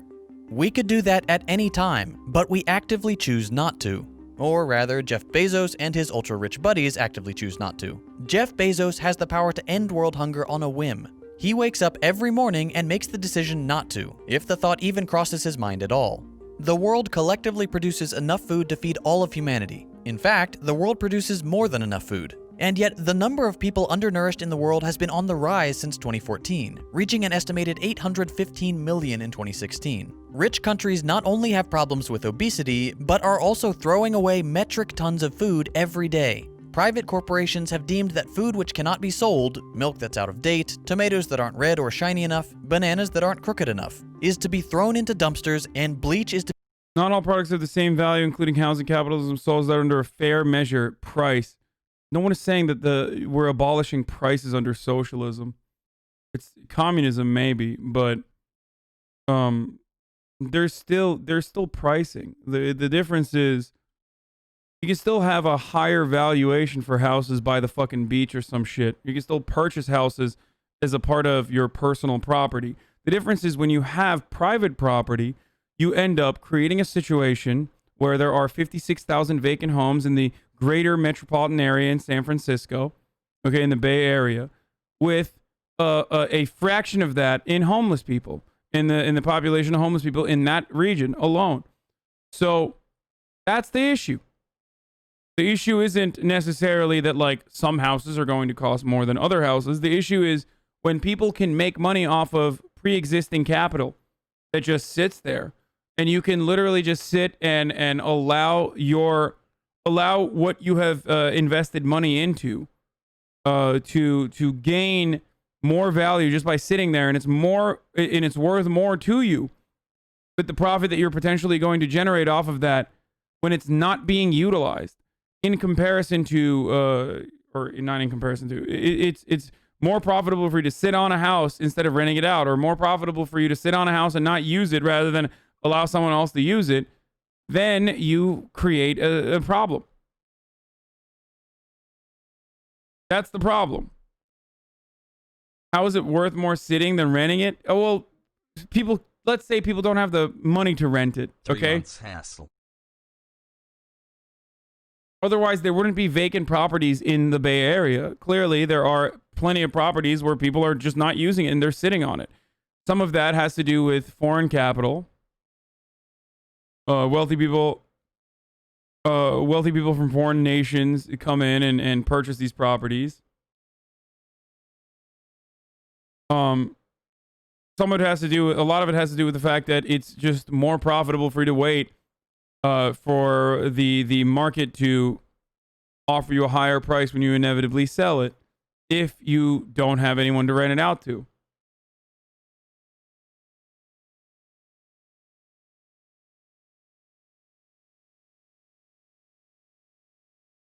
Is the long-term equity play, especially if the intent is to move cash out of China and purchase U.S. assets. Yeah.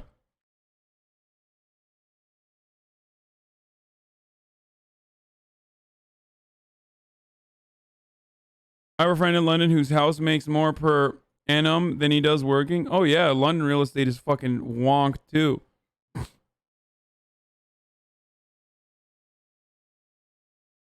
Just look at Irvine, California, a whole city owned by a private company, and the owner is one of the richest dudes in the world. Half their rentals are empty, but the rent stays high as fuck. Yeah. And they can do that. :3. Genuine question, isn't pricing by a market more efficient on the whole than something centrally controlled, at least a little more responsive to demand, actual conditions of consumers? I think there is centralized control in every aspect of markets. There has never been a fully free market. It's just a matter of how much centralized control you want to implement in that market. When we offer subsidies to public, or not public housing, but it's like section housing developers, that's one form of centralized control to increase the supply of a necessary resource. Okay, I'm going to run an ad right now. Top of the hour, every hour, 6-second ad break. I forgot to run it, so I'm running it right now, and we're going to continue with the video. If you'd like to watch without any ad breaks, all you need to do is subscribe. You can do it for $5 or for free by connecting your Amazon Prime account to your Twitch account. Here it is. A lot of young, rich Chinese people buy American property. Ontario people will let their shit sit vacant rather than renting lower during the pandemic, especially because tenant rent protections. Then landlord capitalists turn around and say that the protections are the problem with affordable housing.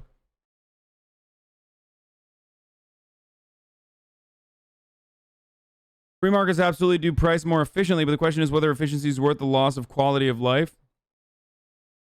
I mean, there also isn't really a free market, so I don't know what you mean by that. Where is there a free market? There is always going to be either price restrictions in some respect, whether it's taxes or whatnot, or subsidies on the other hand. Like, where is the free market? Jammies. Not a good argument? No, but why is it not a good argument?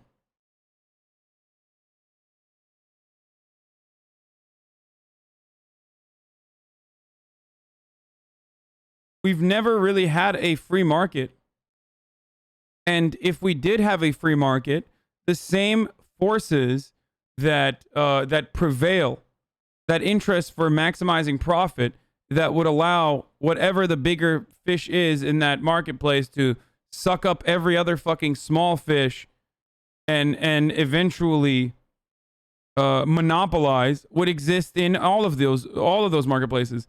That's why in the United States of America, we have so much monopolization, because it's the closest to a fucking free market capitalist society as you can get. And even then, there's plenty of centralized control. To be poured on top so that the hungry and homeless don't eat it. To not only deny food to the hungry when you have plenty, but to go out of your way to ensure that the hungry won't even eat your trash is a barbaric and inhumane practice. Under socialism, all workers would be allowed to reap what they sow, and receive according to the value of the labor they put in, as well as democratically decide how the workplace is run. The workers are the ones who produce value. Dr. Chess Gremlin, when are you doing P.O. Box next? I sent you something before I knew you hated PhDs. Shut the fuck up. Are you serious? Are you actually upset, Dr. Chess Gremlin? Because I know you fucking sent me a dono addressing your grievances. What do you want me to, like, throw it out? I sent you a gift before I fucking decided that you hate PhDs. Oh, he's just saying Omega Lol. Okay, good. Son of a bitch. They are the ones who should receive the benefits. CEOs and other corporate suits don't contribute to the value produced by the company, and yet they are paid hundreds of times more. For a worker to earn as much as a CEO earns in a single year, they would have to work 45 years. Socialism puts power, political, social, economic, and financial power, in the hands of the 99%, the proletariat, normal people. In such a system, people are paid in accordance with the quantity and quality of their work. Workers are entitled to reap what they sow, to actually benefit from their hard work. And isn't that what capitalists are always telling us? That hard work should pay off? Jeff Bezos makes $321 million a day. Someone who earns the federal minimum wage earns $58 a day. I do not believe that Jeff Bezos works 5.5 million times harder than the average minimum. You're wrong. He does. And I'm not just saying that because he's my boss.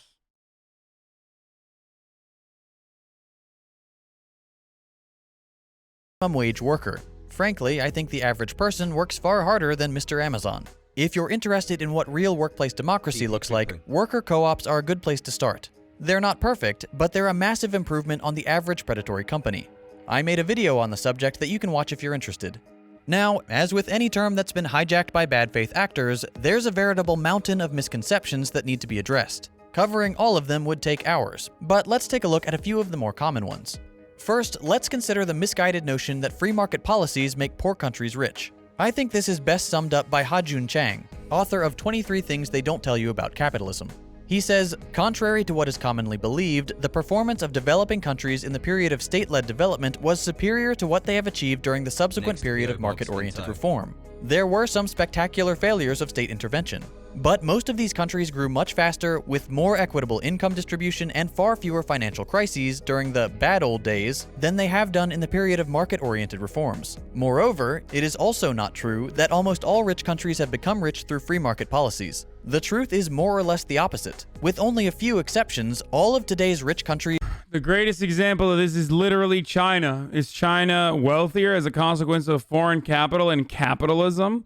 Or is China wealthier as a consequence of, well, not wealthier, but like, or has China been able to escape the throes of pre-industrial poverty by growing across the board and redistributing the wealth generated better than, for example, the United States of America does now? You don't need to really look further than even the United States development itself. Obviously, it's two different factors there, but the United States' greatest leaps in industrialization came because of a war economy, but more importantly, higher degrees of socialization in the aftermath of the Great Depression. That those infrastructure, the great advances that we made in American infrastructure that we still take advantage of to this day is literally a consequence of post-Great Depression era policies.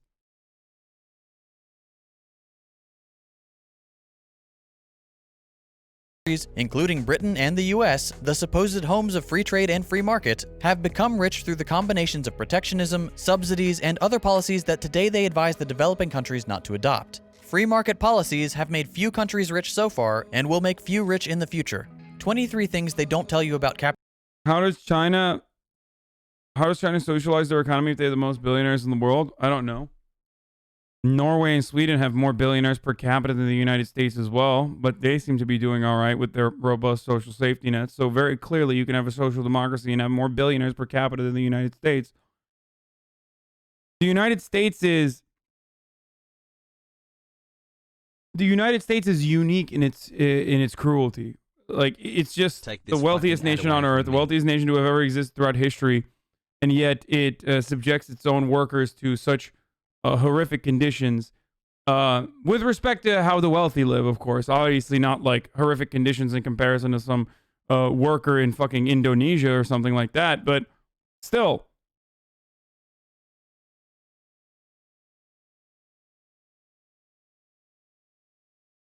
the existence of billionaires does imply, in my worldview, a significant and fundamental policy failure. A failure of the economic organization that we exist under. However, having said that, you can have billionaires and still have robust social safety nets, as evidenced by both China, to a certain degree, but certainly Norway and Sweden. Capitalism is a great book for someone interested in ideas outside the scope of usual capitalist economic teachings, but who isn't sure where they stand. Yeah, they have more billionaires, but American billionaires are richer, LMAO. Oh, never mind then. Sick, dude. Yeah, that's true. That is true. You're right. Even their billionaires are more socialized, I guess. And yet, it's also not entirely antagonistic to the idea of capitalism. It's just willing to engage with the reality of modern neoliberal capitalism and its many problems. So even if you fancy yourself a capitalist, it's worth a read. I'll leave a link to check it out in the description below. Next, let's consider the myth of the American dream. Remember, criticizing an economic system is not an attack on the nation as a whole or its people. We just need to engage with certain realities of modern life under late-stage capitalism. When you hear the expression, the American dream, you probably picture a smiling family grilling in their backyard behind a white picket fence, probably 2 kids and a dog. It's a pleasant picture, one of stability, contentment, and fulfillment. By definition, the American dream declares life should be better and richer and fuller for everyone, with opportunity for each according to ability or achievement regardless of social class or circumstances of birth. There was a time when the average American could afford a home on a single salary, where we could afford to have children, or a new car, or pay our way through school on a part-time wage. Those days are long gone. There are some Americans still living who experienced that reality, and for them it's often difficult to understand why younger generations seem to have such a hard time when they were able to thrive.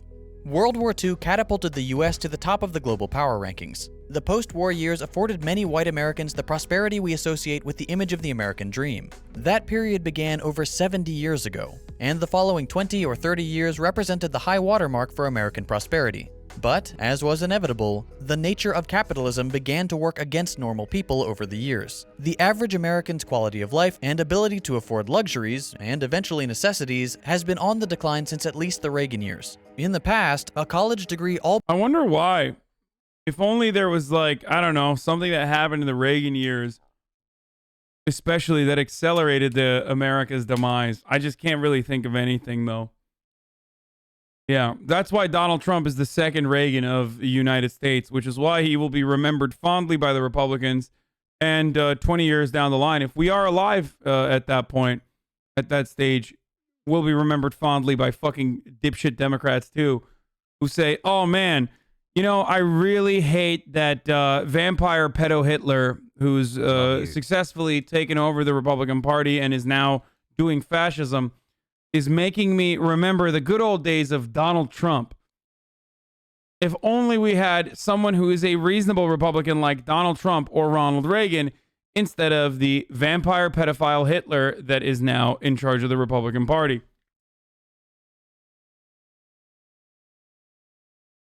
all but guaranteed you a job that paid well enough to afford a home and support a family on a single income. Even those without college degrees could land a job with a smile and a firm handshake, and make far more adjusted for inflation than workers today could ever dream of. Today, a college degree means next to nothing. As of early 2020, the unemployment rate for new graduates exceeds that of the general population. Among those that are employed, 41% of them are working jobs that don't require a degree. I was one of those people. I graduated from a nice, expensive school thanks to the generosity of my parents, and I ended up selling cameras at Best Buy. The only reason I'm able to support myself now is because I got lucky and the YouTube algorithm picked up my channel one day. I now spend my time actively fighting that same algorithm as it tries to bury my content. Even with my difficulties on this awful platform, I'm still far better off than most of my friends working traditional jobs. My position is not unique. The only people I know who are able to achieve what could be considered a modern American dream are other YouTubers and people in non-traditional jobs. But that's not the American dream, is it? The American dream is supposed to be for all of us, not just a lucky few. If you accept a position in a typical American company... Definitely not PhD students, that's for sure. Or doctors, if you will. There you go. I will call you doctors for the duration of this video. You will not be able to live the life your grandparents did, or even your parents. Supporting a family on a single income is unfathomable. Paying for healthcare on the market is unfathomable. Even affording the bare essentials like food and rent is becoming a real challenge for millions of Americans. The American dream died a long time ago, long before most people watching this video were born. That's not to say we can't reignite that possibility, but we need to acknowledge that it doesn't exist now, and it will never be possible again under capitalism. Finally, let's tackle perhaps the biggest misconception of all. Socialism has never worked. This one comes up in every single conversation about capitalism. Whether you're Vuvuzela, brother! Vuvuzela attack helicopter. Pinochet did nothing wrong. 100%. Ooh, I got him. Oh my God. Here, look at me. I'm throwing up the OK signs. Are you triggered? Are you triggered, libtard? Hell yeah! Socialism. Vuvuzela 100. Advocating for socialism or not, it's a knee-jerk bit of propaganda that most Americans have swallowed hook, line, and sinker. First, we need to realize that socialism, like any system, is a spectrum. You can implement socialist policies in capitalist countries, and vice versa. To say socialism has never worked is just as silly as saying capitalism has never worked. But let's look at a few specifics. We'll start with Bolivia. If you're an American, the most you've probably heard about Bolivia is that their former leader Evo Morales was some kind of horrible dictator. As usual, this is anti-left propaganda. Morales served as Bolivia's 65th president. Look at how brown he is. The more indigenous you are, the more socialist you are, the more socialism you're doing. Everybody knows this. That's why BLM is a Marxist institution. What the fuck's this man? His name Evo? I've been Hasan for over 2 years. Why isn't it something good like Hank? Overused joke from 90s tourist t-shirts. And its first indigenous president from 2006 to 2013. He was democratically elected and well-loved by the general population. He is not well-loved by the United States. Why? Because he's a socialist, and he tried to free Bolivia from US influence and the control of multinational corporations. During his terms, Morales worked to improve the lives of Bolivia's poor, more equally distribute national gas profits, and introduce programs to combat illiteracy, poverty, racism, and sexism. These strong socialist policies led to a period of notable economic growth, as well as a reduction in poverty. Morales is regarded by many, with the exception of the US, as a champion of democratic reforms, common sense policy, anti-imperialism, environmentalism, and genuine care for the poor and working families. He objectively improved the lives of his people. To the US, he's a big scary dictator. Then there's Burkina Faso under the leadership of Thomas Sankara. Sankara assumed office at 33, having led a popular movement to overthrow the dominance of French colonial power. As a Marxist revolutionary, Sankara was deeply concerned with the health and well-being of the people of Burkina Faso. Immediately upon taking office, he launched a massive campaign to feed, house, and provide medical care for the entire population. He followed this with a large-scale vaccination program to eliminate polio, meningitis, and measles, vaccinating 2.5 million. Classic leftist libtard, brother. Thomas Sankara, he was vaccinating everybody. I heard it! Million people in a single week, earning the praise of the World Health Organization. As far as foreign policy was concerned, the Sankara administration— he was microchipping them! —was staunchly anti-imperialist, and focused on agrarian reform to prevent famine instead of relying on foreign aid. They prioritized strong education, and planted over 10 million trees to stop desertification in environmentally threatened areas. Sankara appointed women to high government positions and encouraged them to work outside the home in an attempt to reform outdated patriarchal notions. He also had the integrity to lead by example, only accepting a military officer's salary, and redirecting the presidential salary to an orphan fund. Thomas Sankara's socialist policies did more to improve the lives— wow, it's a lot like Donald Trump. He doesn't take a single dime either. I gotta stop. Okay, sorry. His people in a few short years than most nations do in 100. Poverty was reduced. Hunger and famine were reduced. Preventable diseases were essentially eliminated. Education and literacy rates went through the roof. Environmental concerns were addressed. And imperialism's hold on the nation was diminished. What did Sankara get for his efforts? He was overthrown and murdered by French colonial sympathizers. There are so many examples of socialist policies being implemented with great success around the world, and for each of them, the story ends the same way: a coup, an assassination, a fabricated war, or American intervention.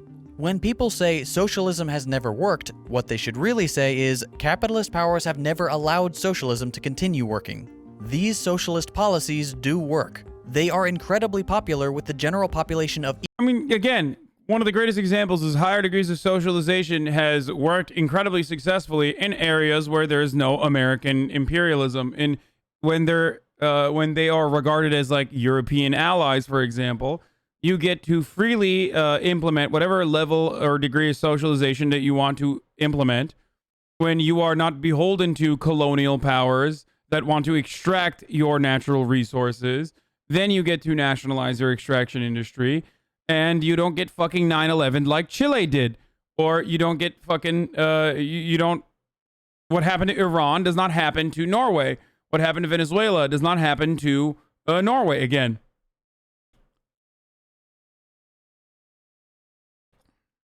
Each country in which they're implemented, and they always produce outcomes that put wealthy capitalist nations to shame, until, of course, we come in and destroy everything they've worked so hard to build. Why do we do it? Because the United States can't stand the thought of people getting a glimpse of what life could be like under a more progressive, humane, and common sense system. No, that's not the reason. No, that's not the reason at all. It's because it's natural resource extraction and being the hegemonic global superpower.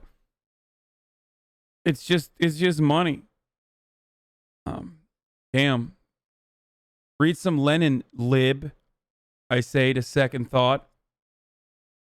Imperialism is a necessity under capitalism. You have to.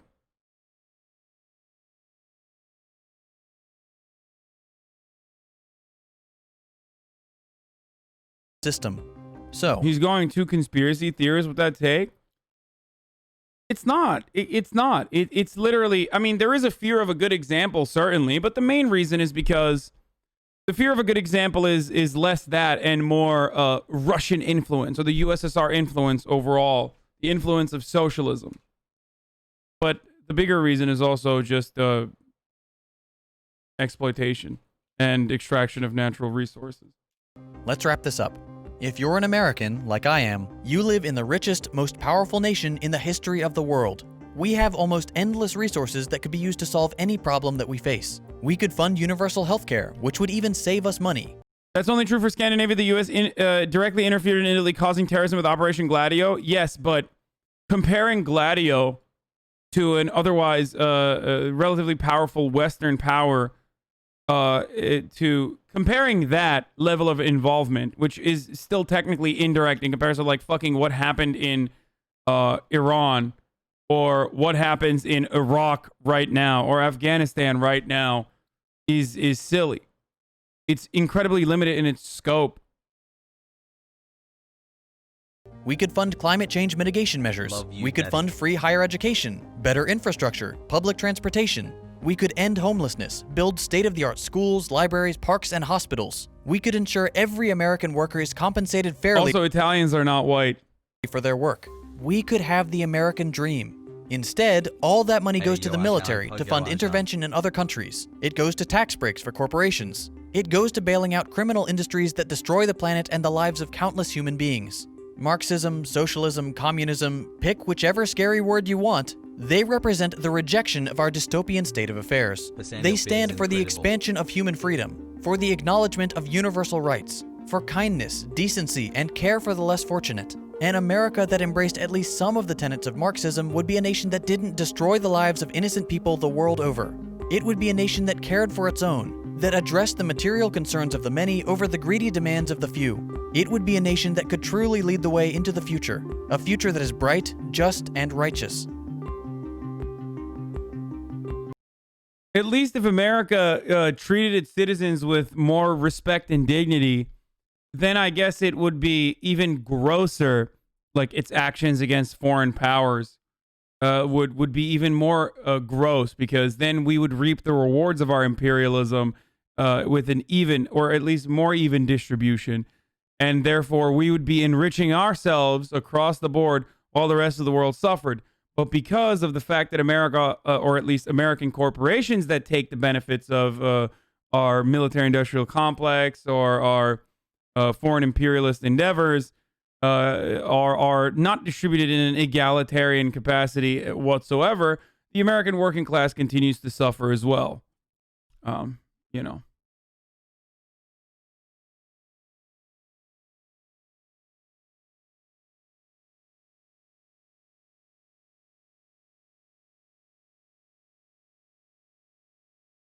Are you going to watch the second part of my channel too? What's up, Azure Scapegoat?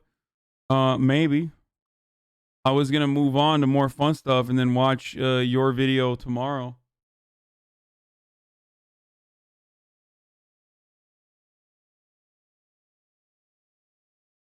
What is this? Republicans tell Biden to hang tight for 6 to 8 months and then they'll work with him. Biden thinks that's so good. He tells the press 6 to 8 months takes you the summer recess.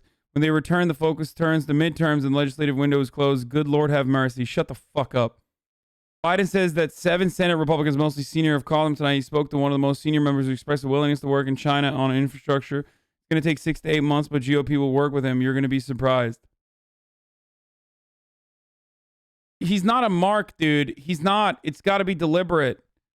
Biden's been in the Senate since 1972, and he's still a mark. Amazing. For those just tuning in or folks elected to the Senate in 1972 but not paying attention, the first 6 to 8 months is the window you have to get something done. Any plans for 2021? There's no fucking way. I cannot express how happy the past 2 days of streaming have made me. Why? Because I'm finally talking about politics again instead of playing Cyberpunk.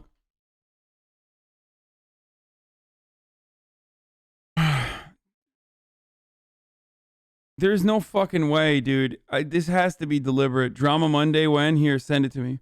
Yeah, no, you're right. It's obviously not the same level of involvement. Just pushing back on your allies can do whatever they want comment. Hey, dude, having 2.5 years.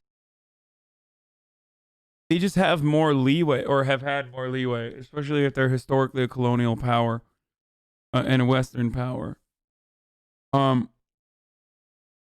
Here's my rebuttal to that Marxist video you just played. Yeah, Azure Scapegoat, are you in here still, bitch?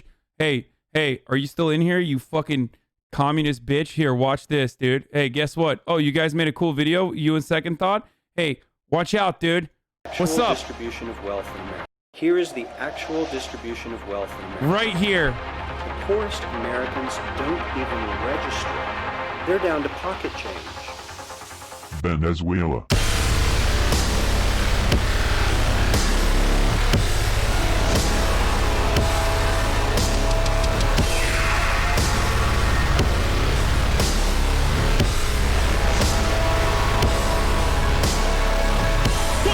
Goes down a socialist path. Vladimir Stalin invented communism in 1956.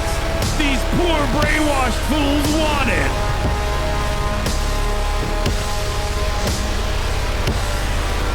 This is what will happen to your family under communism. Start a small business instead. Yeah, brought to you by the Vuvuzela iPhone 100 Gorillion Dead Venezuela Foundation. Brought to you by the Victims of Communism Society. In collaboration with the Vuvuzela iPhone 100 million dead, 100 Gorillion dead. What the fuck? I'm literally shaking and crying. I'm pissing and shitting my pants right now. Why did I even watch a video about how great socialism could be potentially? Yeah. Hey, let nobody tell you that I don't look at both sides of the argument. Okay? Pogo. This is the real centrism.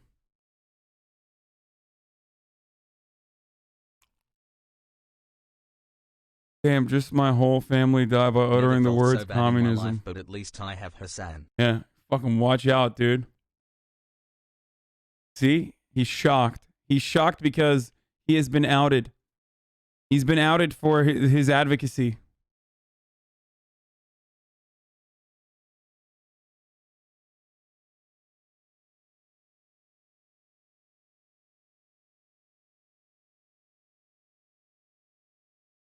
This video proves all the comments critics have warned about you. You just go and mock the right and put up strawman arguments like that, just like how you go and don't complete Dark Souls 3. The irony, of course, is like, this is literally not even a mockery. Here is the actual distribution.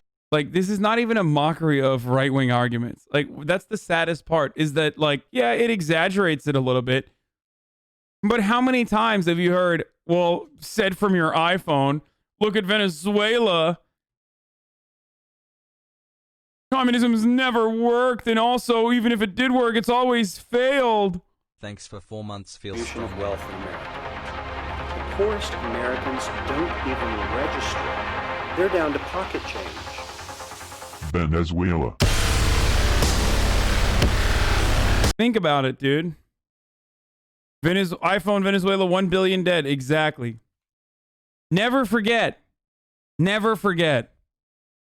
When people die under a socialist or communist distribution, I guess, or a socialist distribution of the organization of the economy, they die as a consequence of communism.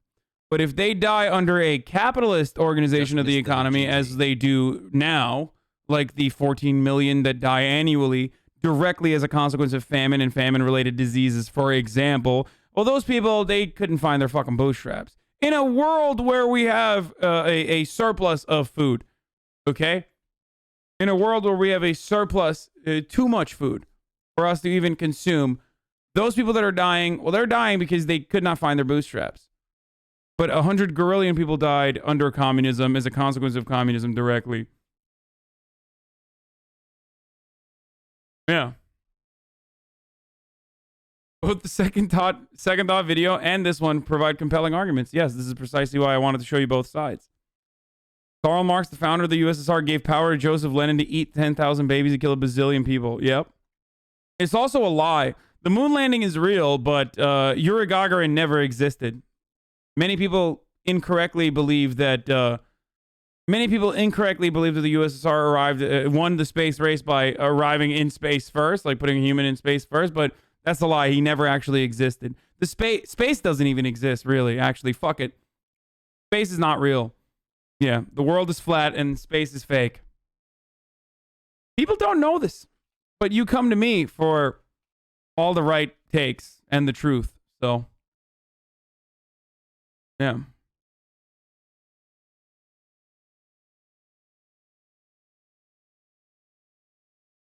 You obviously support rent forgiveness, then tell me how landlords and property owners are supposed to pay their mortgages, utilities, bills, and maintenance. I mean, my friend, it's a push and pull, you know? It's literally not possible. You libs don't understand ekvonimics. There you go, being racist again. Mocking white southern accents. Literal racism. You never do a black accent. Why? I do like a Nigerian accent from time to time. I don't know why, like...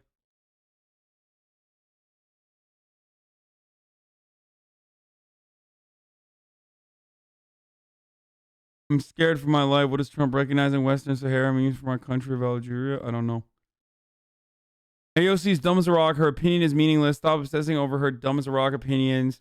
Funny how libs assess and argue over AOC's dumb as a rock, by the way. Opinion shows your lack of intelligence and are all probably dumber than her. Ironic that you call every Trump supporter a racist, but you're the literal racist calling the blacks who support Trump self-hating white supremacists. You literally make everything about race because you're the racist one. Do you have any self-awareness? I love this one. He is steadily providing so much delicious content. How am I going to ban this guy?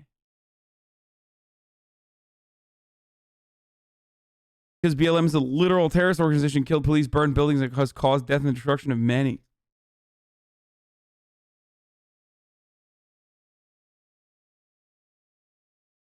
You fucking greasy turkey. What?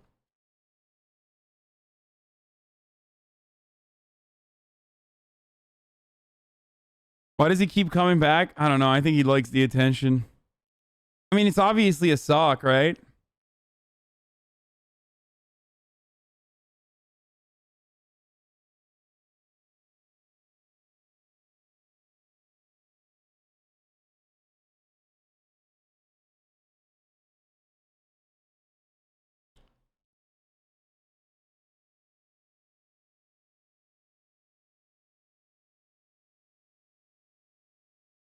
Every pale-faced reprobate that says the blacks reserves to get mollywopped. It was his birthday last week. Aw, chunk yogurt. Happy birthday, brother. Pet the chud, pet the chud.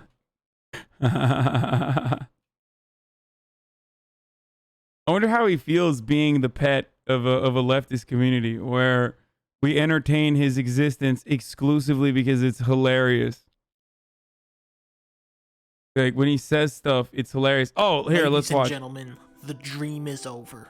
Just last night, the Minecraft speedrunning sensation Dream Minecraft channel was exposed for cheating in his Minecraft speedruns. This news comes as a huge shock to the Minecraft community. Fans are absolutely devastated. People are tearing up their Dream posters. Small children are returning their Dream Funko Pops back to Target. It truly is a horrific time to be a Minecraft fan. The first thing you need to understand about Minecraft speedruns is that the top level speedruns are heavily RNG reliant. The people with the fastest times are very skilled players who also get extremely lucky. Enter Dream Minecraft channel. This year he has erupted in popularity. What is this? So here's the thing I don't understand. Okay, first of all, congratulations to everybody who hit fucking 14 minutes. Like, that's ridiculous. Good job. Okay, good job. Fucking random. Lucky. Oh shit, that's Twitch streamer Vaticus, right? Good for him. Enter Dream. How does anybody know this is what Dream looks like? Doesn't nobody know? I thought no one knew what he looked like. So they're just like making it up?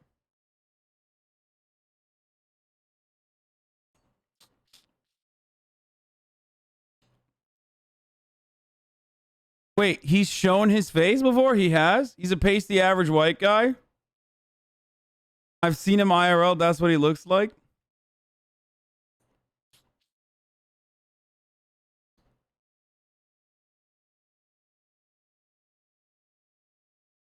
Minecraft channel. This year he has erupted in popularity. He went from 300 views a month to being one of the largest channels on YouTube, period. How can this be explained? A lot of kids were trapped inside this year because of the virus. For some reason, kids found out what a speedrun is. This guy is very good at Minecraft and is playing with famous streamers, and then he starts uploading these elaborate speedruns to his channel, and kids go insane over them.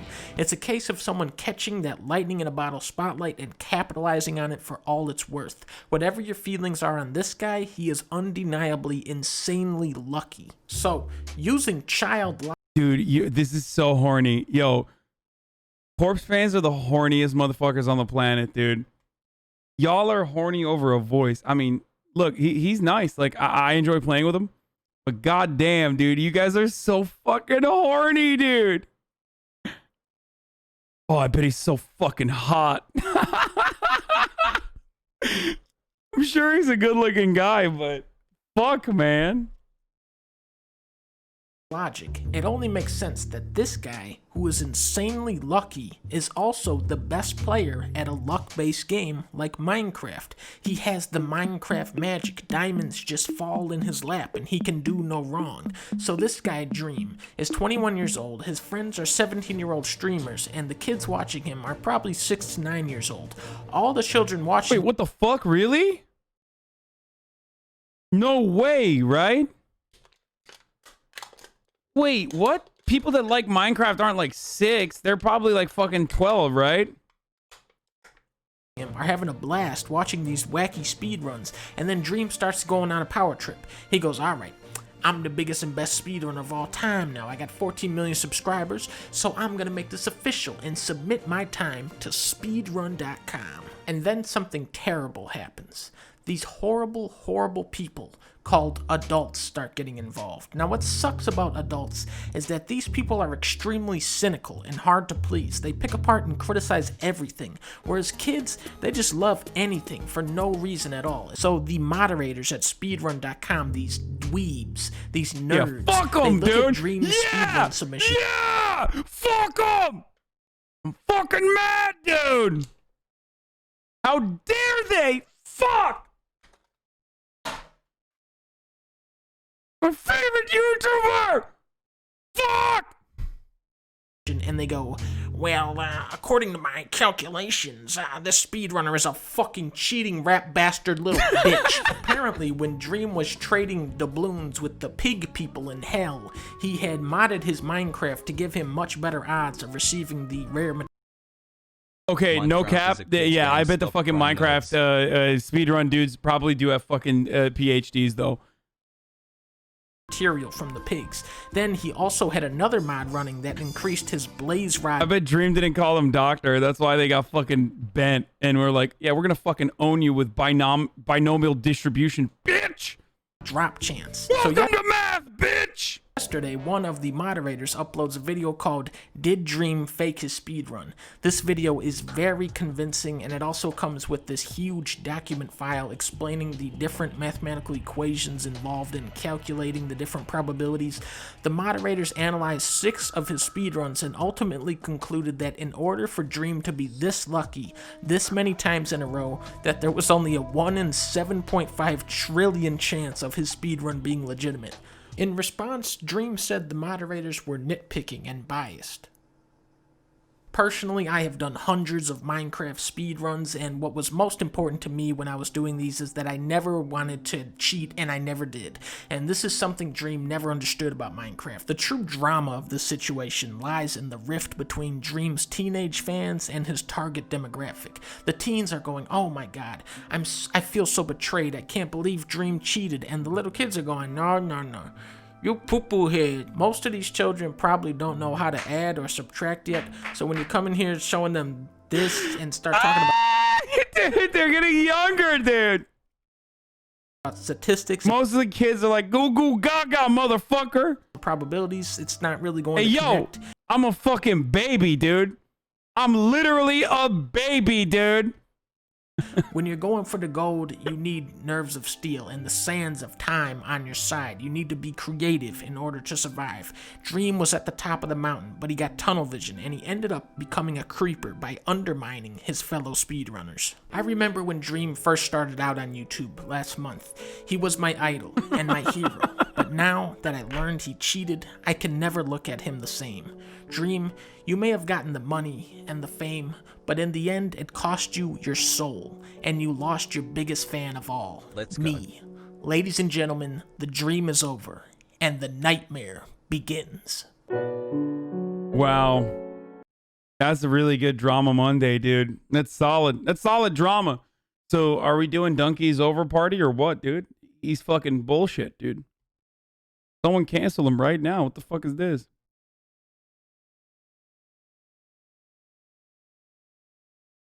Yo, please do a stream with Donkey. Yo, speaking as a 3-year-old Dream fan, this is not funny, motherfucker. Dude, I'm literally a baby. Okay? Chill. Why was the end so deep? Because that's betrayal, bitch. What do you mean? Did you not know that Donkey is also 6 years old? Yeah. Fun fact. Donkey, literally a baby.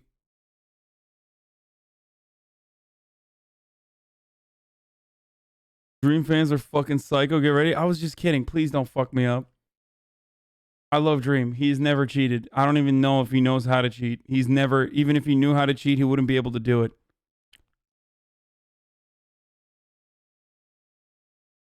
Look at the comments. Why won't he just let the clip where he breaks the stone finish playing? You're welcome for the drama Monday. Content Dumpkey. I'll take my payment in diamonds. Season 1 of Donkey was cool, but season 2 is really revving up the drama. So you're saying he didn't mind that? Hey, Donkey, how many times did Dream cheat in his speedruns? It was every day, bro. Classic 1010. Can't wait for Among Us Tuesdays.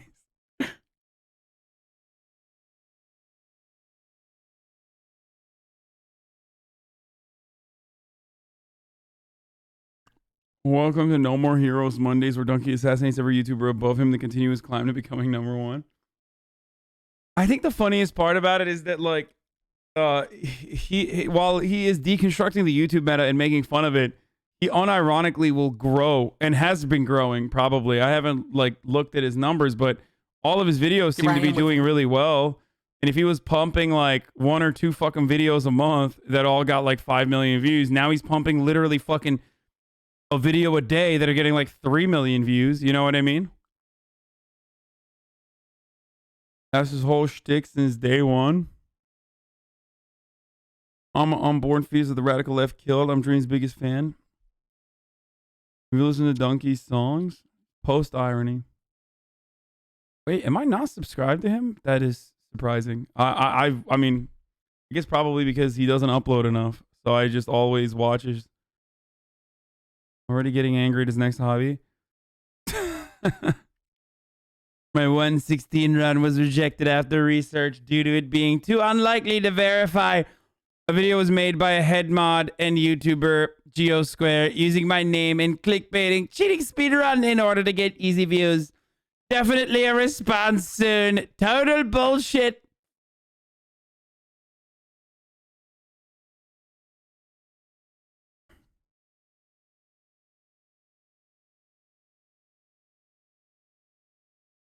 He's like the Weird Al of YouTube.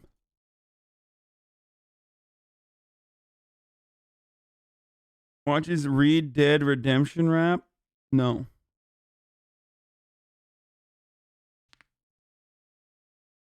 No. He's been popping off in his quality content. You and him are the only two content creators with the consistency and quality. Really? I feel like I have consistency of quality in which my quality is just shit across the board consistently. So that's the way I see it, but the best part about Minecraft speedruns is the yearly update makes them all pointless. Yeah, I don't know what the fuck's going on there. Like, I don't know how.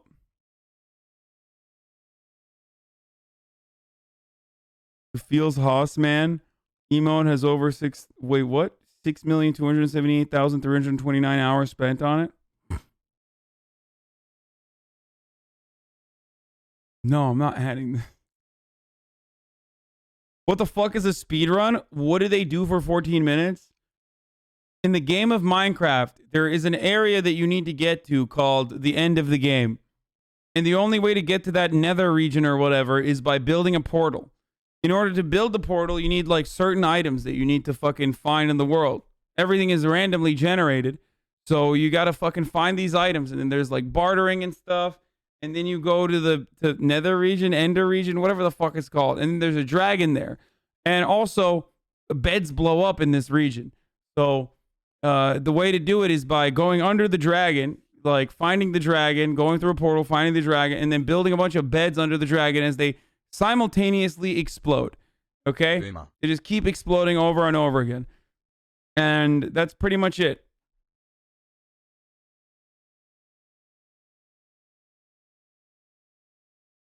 That's Dr. Boomer to you.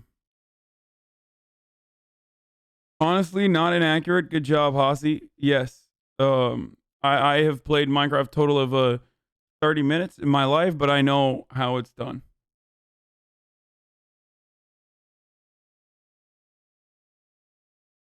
Stop memeing Dream or you will lose the radical 3-year-olds.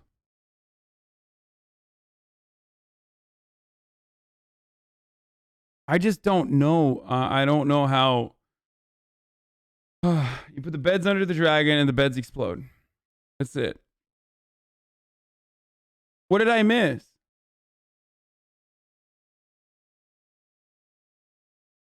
Oh my god, it's top of the hour again. What the fuck? Why is it so... Dude, time literally flies when you're fucking having fun, dude. It's crazy. I can't... I feel like I just sat down to start streaming and it's already motherfucking 7. I've already been streaming for 8 hours. All right, top of the hour, every hour, 6-second ad break. Right now, coming to you. Right now, live. All right, there it is.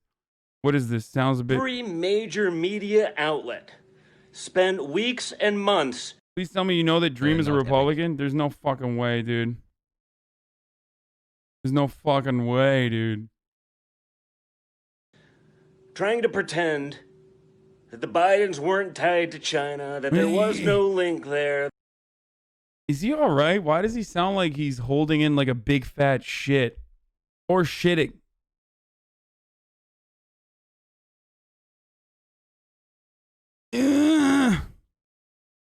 Media outlet spent weeks and months trying to pretend that the Bidens weren't tied to China, that there was no link there, that there was nothing shady at all about Hunter getting $1 billion investment from the Chinese government. I mean, this isn't like he's dealing with a Chinese businessman that happens to be an American or an expat or something like that. Chinese businessman. Yo, this literally sounds like, you know, those fucking TikTok memes where they will like distort the sound, so it's like that's what he sounds like. You know what I'm talking about? I think I did a really good job of like recreating that sound. You know what I'm talking about? Someone give me that. Someone link me that shit. You know what I mean?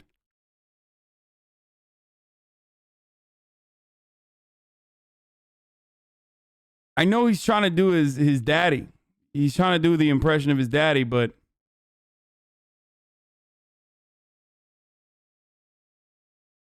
on mobile, you can avoid ads by minimizing to the screen player. Come on, someone send me that link. I fucking nailed it too.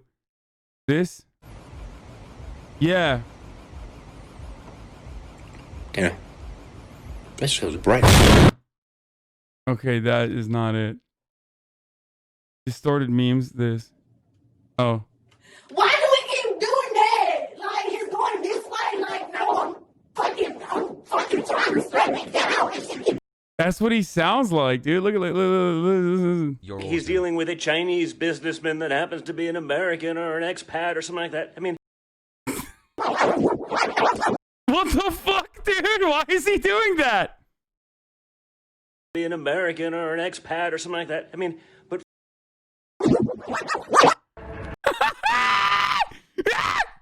what's wrong with him? Why is he doing that? From the actual Chinese government, it was as though that was a conspiracy theory. It was as though that was a hoax. And now we see that, I guess, the U.S. Marshals and people in Delaware are investigating Hunter Biden for tax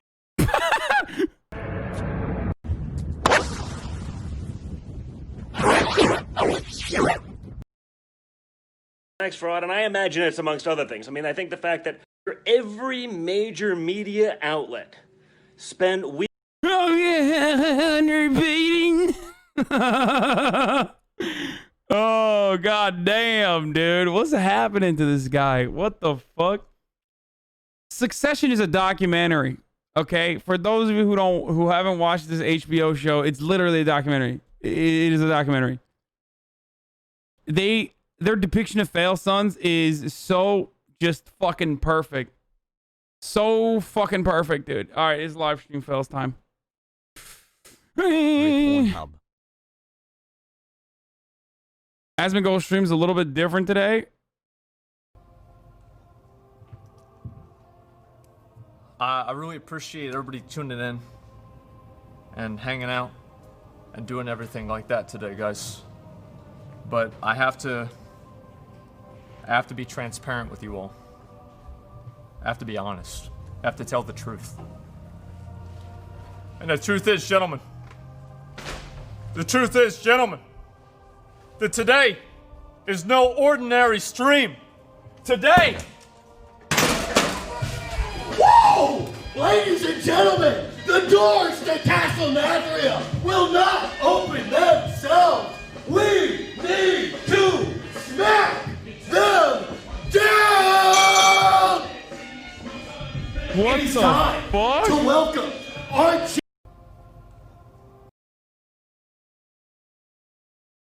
Dude, that's fucking sick, dude. Good shit. God damn, dude. Maya breeds. Oh, you know what time it is? Let's go into LSF and react to some clips. Do you guys want to watch some clips on LSF? Yeah. Yo, wait. Wait, we can watch an LSF clip live right here, right now. Put the camera on Maya. Maya, breathe. There we go. That's #1 on LSF. Clip it. We're gonna start off a little bit. Hey, what are they doing? But thank you for providing great content as always, Hassel. Someone please tell me how that's a fail. None of these are fails. The Lawmakers comeback. God damn, they fucking farmed LSF with this entire stream, huh? I didn't even know this was happening. This is fucking sick. Give me a beat, dude! Oh my god. Is Mitch Jones a part of OTK now? Turn it up! I'm fucking sick of this shit. Terrible fucking production quality in this. Unfucking great. Alright, let me fucking tell you a story about OTK. You got a fat leech named Mystic. Yeah, he came through. He was a cameraman for CX. Oh, then he came through. Now he's got 20K subs and he's getting his dick sucked. It's all good though. We got the big leech Rich. He is by buying Pokemons without his money, though. He's buying it on the company's dime. Yo, send him to jail for those crimes. Admiral, he's a little cool. I'm not gonna talk shit, he's got a guild, dude. I also want to raid and get the fucking loot, so I may as well pass. You're cool with me, dude. What is going on, dude? It's like, it's bad, but it's good. I don't know how to describe it. It's so bad that it turned around on itself and it's good again. Fuck your shit, but you hosted me this morning, so I'll fuck with it. Dab me up if you love me, bro. Now give me a hug and don't call me a bro. Okay, let me roast myself. I'm a panda and I killed the blood elf. Give me a Educational rap flow? Yeah, no, literally. It's wow, good shit, guys. They did a fucking they did a great job. Be cautious using Cash App. What the fuck? I'm only posting because they're starting to make a huge presence on Twitch. All the raids and sponsorships they're doing, people having money randomly taken out of their account or money being sent to some random person, waking up to find an email stating your account has been banned with no rhyme or reason. Their support is less than useless. What is this?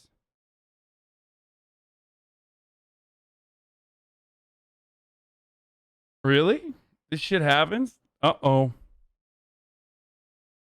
When you listen to shit ironically, but after countless listens, you enjoy it unironically? What it slaps though? A white. Cash App is weird to me. In Canada, we just use e-transfer. I've never used any of this stuff. I only have PayPal. I don't even know what the fuck Cash App is. This is like a Venmo, right? I mean, they give me hella fucking cheese whenever I'm like, whenever I go over 30K, Cash App is there lacing with 100 gift subs. They give me $50 on Will's stream. Nice.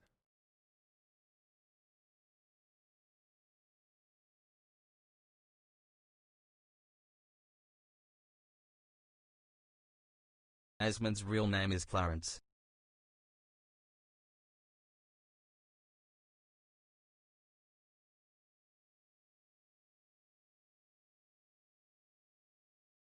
Has mods. Implying that most streamers have an ounce of integrity. What the streamers are the ones who are being ripped out of the situation because Cash App went through the traditional round of sponsoring streamers instead of just giving them subs. The streamer would be making 20 times the amount they received through subs. Streamers being scammed hard by Cash App. Hassle. Yeah, I mean they give like 100 subs, but Cash App asked for my SSN because my card uses my dead names within a match. Skyrim streamer becomes an NPC. Watch the YouTube rewind? Why?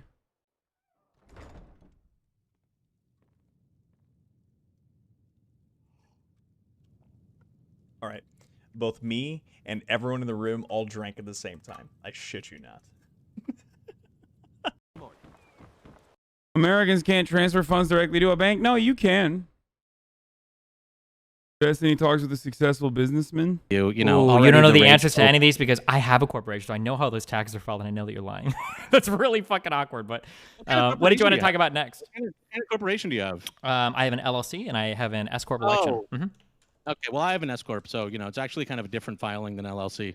You know that you can actually file a form 2553 to have your LLC taxes and S corp, so it's pretty similar in terms of like the filing. What kind of form do you file? What kind of form are you filing there, buddy? Because for my business taxes, I file an 1120.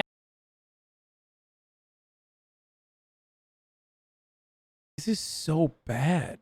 Oh God. I'm moving away from that. It's so cringe on all fronts.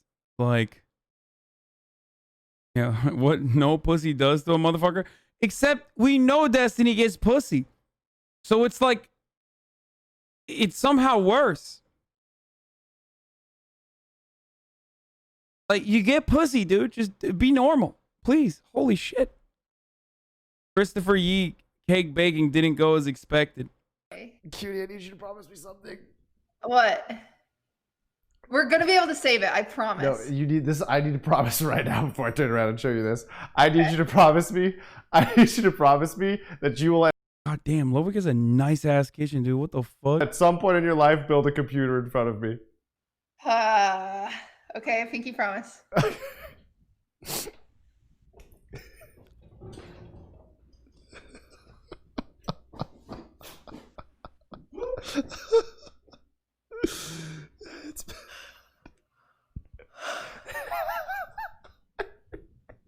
What happened?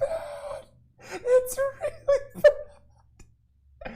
It's moving. Parts of it are still moving. Parts of it I need to What the fuck did he do? I don't even know what happened. show chat what mine looks like for reference of what his should. Okay. Wait, I want to know what it looks like. I want to know what the actual OG cake is supposed to look like. Oh fuck, they don't have it.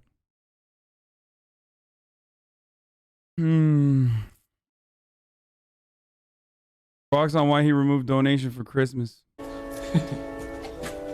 Okay, how am I gonna attack this side? Why did you take the donate button off for Christmas? Oh, it just made sense, eh? Just so nice. people hold on to their money.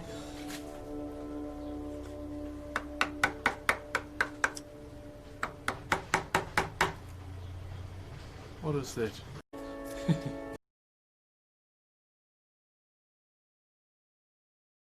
Literally like a scene from The Office. Everything that we have in store, Jenny Carey. Maya? What? Say you're sorry. What?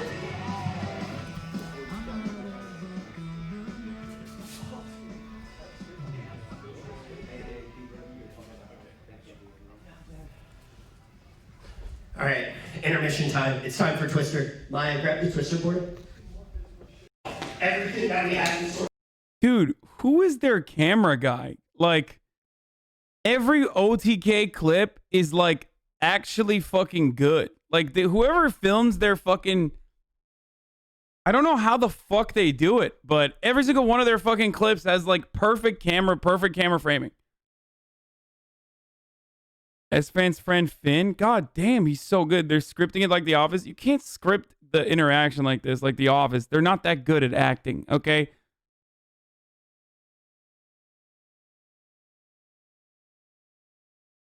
I mean, they're not. Misgift picks on girl. They do a really good job at like mockumentary style camera work. Swirly! Oh, no! I thought we all came to Twitch to avoid that. Loser!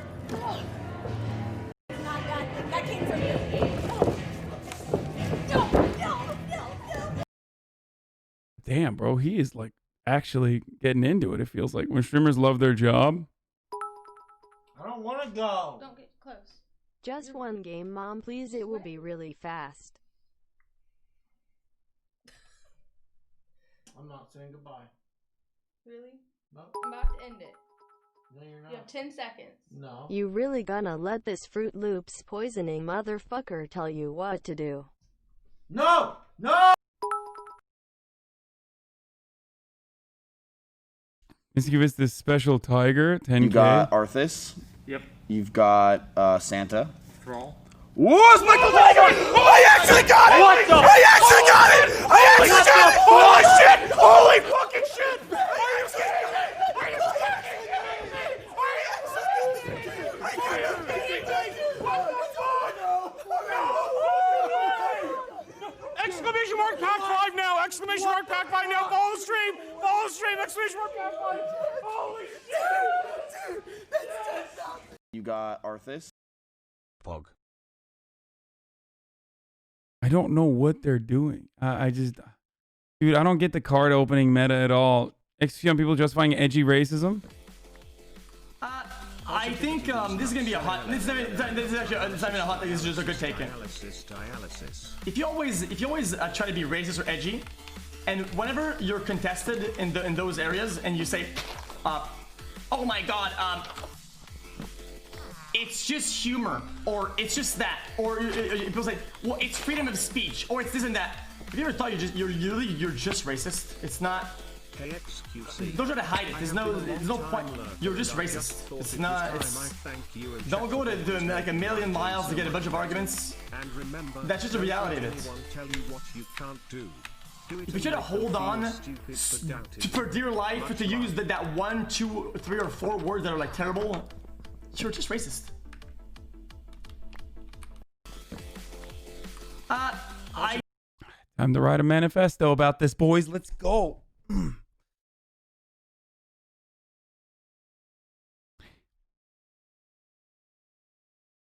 Law Freestyle Part 2. What the fuck? Peddlers. Yo, I'm a OG gangster, and I don't fuck with no haters. Get off my playlist. Yo, I came back. They said, who's that?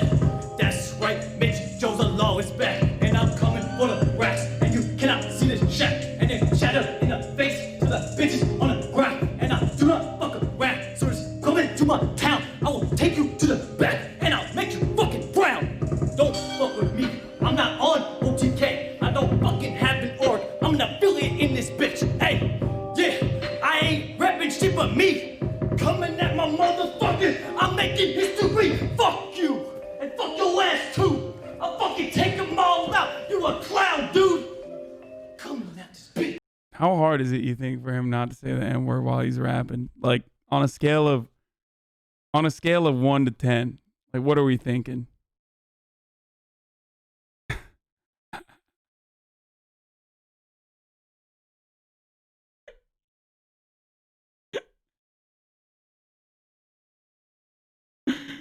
Can we get I'm notice just in chat? kidding. It's just jokes.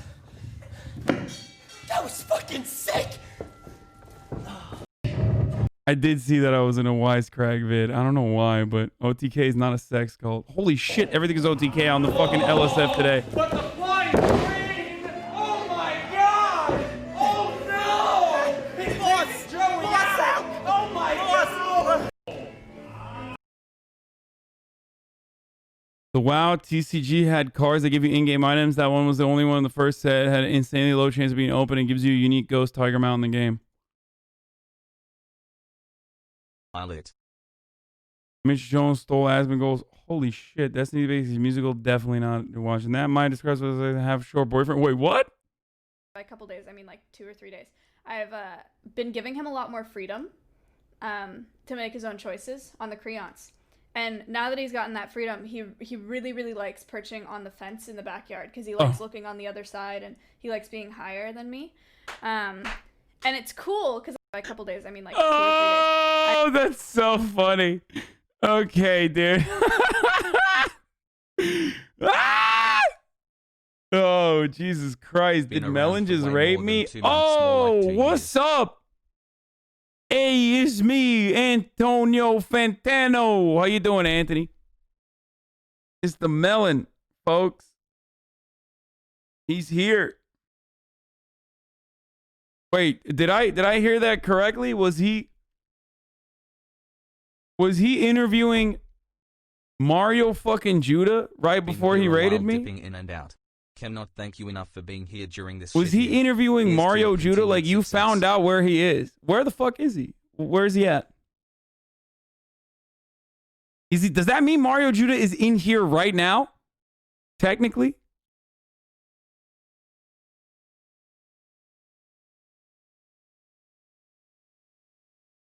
We would like to know. On behalf of the HasanAbi community, we would like to know where the fuck is Mario Judah?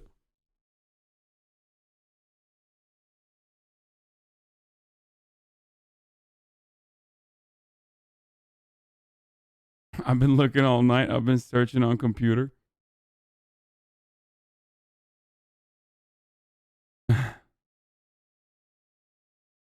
Water with some interesting chicken facts.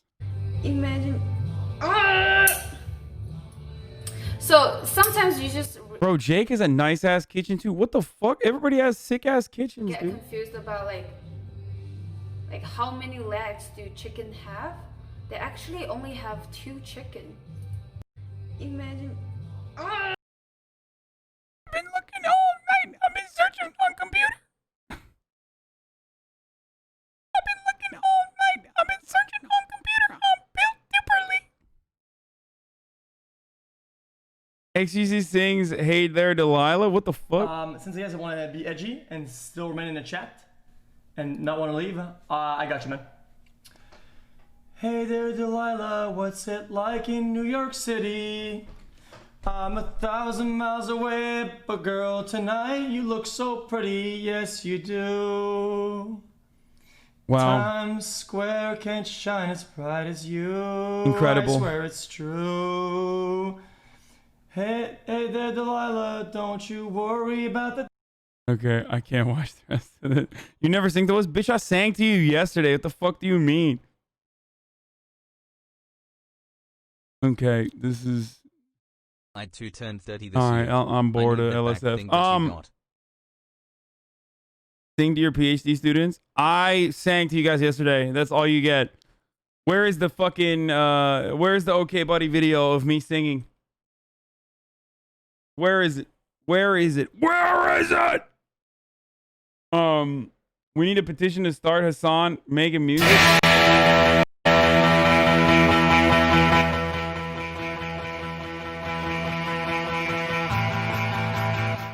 I'm gonna get DMCA for this. I'm just a crosshair. Oh, wait, here. I'm going to jail, boys! I'm just a crosshair. I'm just a shot away from you. And if you need me, you leave me broken, shattered alive. I'm just a crosshair. I'm just a shot that we can die.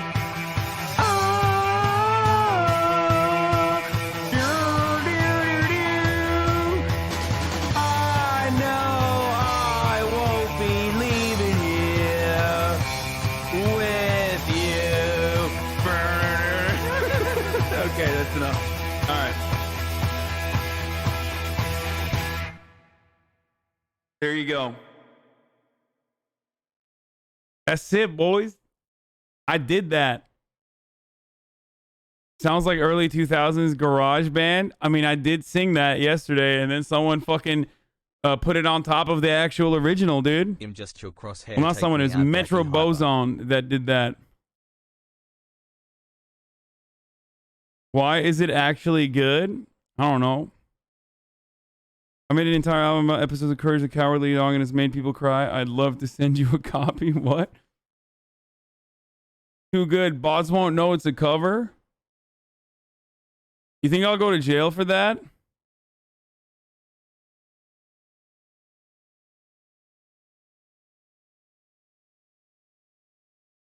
I did that, dude. I sang yesterday. So... for everybody who says I don't fucking sing, like, you know, you're wrong. I do sing.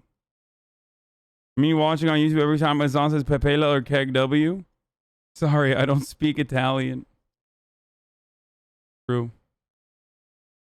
Low-key, I just like fucking moved over to OKBUDDY without a transition. You like that? Cyberpunk fan art for my #1 streamer. I've never drawn buildings. Hasan, please go easy on me. Thank you. This is incredible. This is beautiful. You did a great job drawing buildings. Abisaka.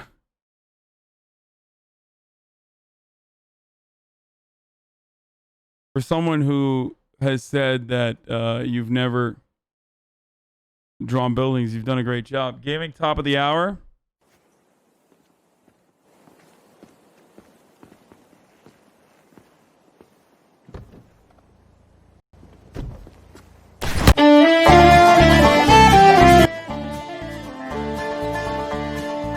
I was born on a Dublin street where the Lyle drums did beat.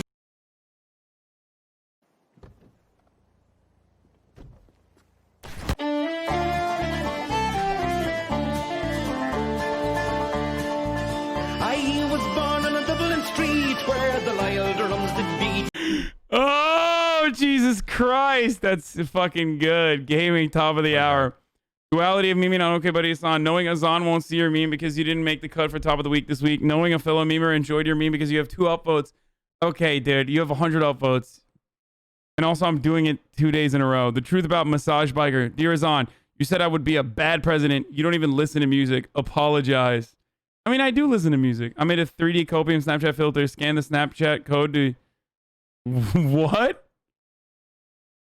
Oh my God, you made a copium Snapchat filter. That's crazy. Good shit. Wow, this community's going places. I don't even use Snapchat, but kind of full skunk. Poggers, thank you, Hasan. Oh, you. So if you're lonely, you know I'll be here waiting for you. I'm just a crosshair. I'm just a shot away from you. And if you leave here, you leave me broken, shattered alive. I'm just a crosshair. I'm just a shot that we can die. It's because I was singing it over the game. That's why he took the first thing that I did over the game and interlaced the sounds. I know I won't be leaving here. It's the original version. With you. Okay, that's enough. This is the original game clip. This is where it's from.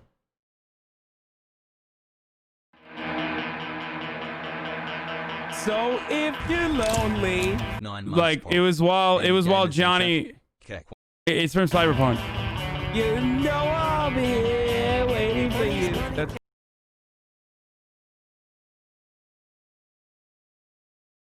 no AI for vehicles noise.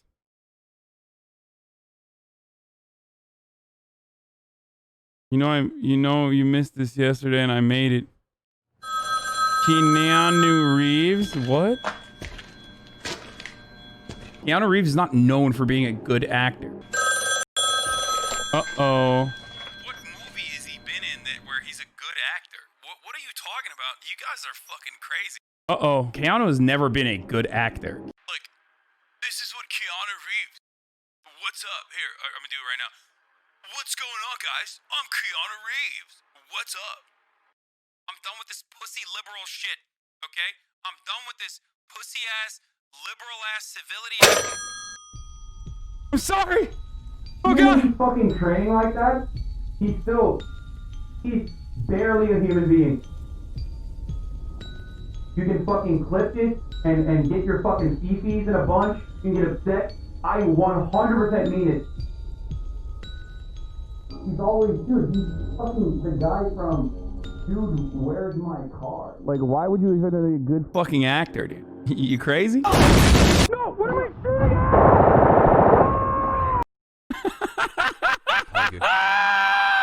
at? Oh, that's incredibly well done, dude. Oh, wow. That was really fucking good. Holy shit. The meme quality has gone up significantly in OKBUDDY as of late. With you as on PhDs need to be purged. PhDs in chat. Be like, am I right? Pog. So if you okay, what the fuck, dude?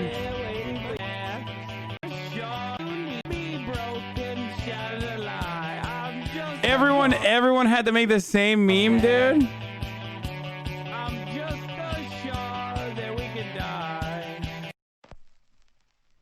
PhDs when Hasan says he won't call them Doc. True, dude. Devastated. I devastated half of my community by saying I'm not going to call PhDs doctors. They like 6'4" Hasan with the titties, 5'6" Poo Poo Bennett, 5'5" Shabino, 4'7" Tiny Williams. Dude, it is crazy. I did not know that Terrence Williams was so tiny. Hasan Puggo, some fan art I did for HasanAbi. Oh, nice. This is cool. Thank you. Give me 3.5 years and you better call me Dr. Fizz. I don't know about that. I have? Do you think so many PhDs are watching you? No, I don't think so many PhDs are watching me. But out of all the people who talk in the chat, there were a lot of people who were probably pursuing at least some form of like a degree that's higher than bachelor's. And they were very clearly upset. Okay, ladies, one at a time. Good one, dude.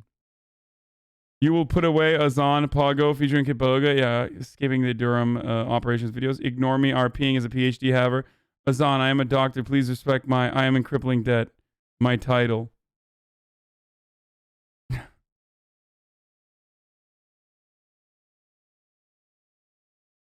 What is this? So I didn't get this done before Hasan finished the game. Sag video should be DMCA if you use songs Internal Sky by Carl Casey at White Bat Studio. What? Oh shit.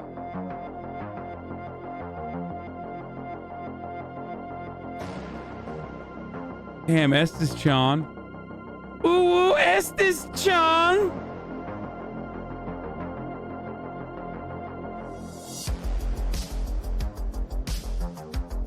Ooh, Estes Chan.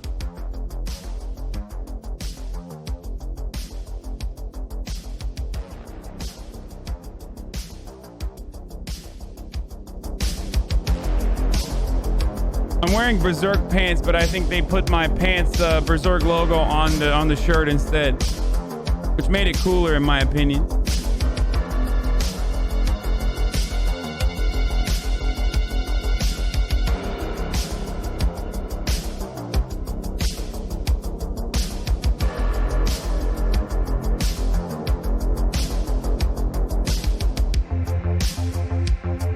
This is from an actual picture, yeah.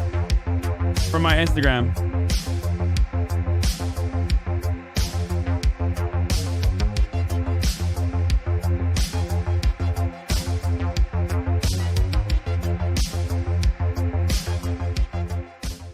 Stunlock 77.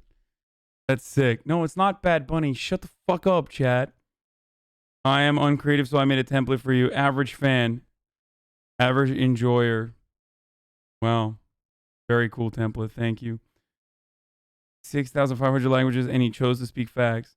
Most people rejected his message. Making a PhD doesn't make you a doctor, and you shouldn't brag about it. Shut up. They hated Jesus because he told them the truth. Having a PhD doesn't make you a doctor.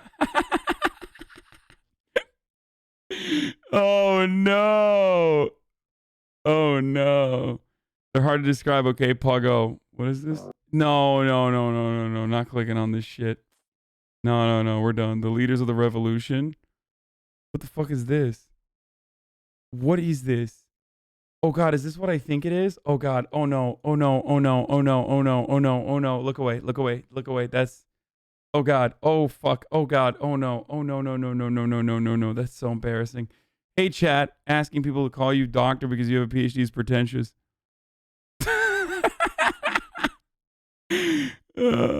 True. Working on my PhD in memes. Call me doctor or suck my entire cock. Nice. One day, a Wolvel will conquer Arab Caliphate. Cyberpunk is a game with multiple options, including sex. Meet Pᴑrnhub and simp. Have consensual sex. End up in fucking... Okay, dude.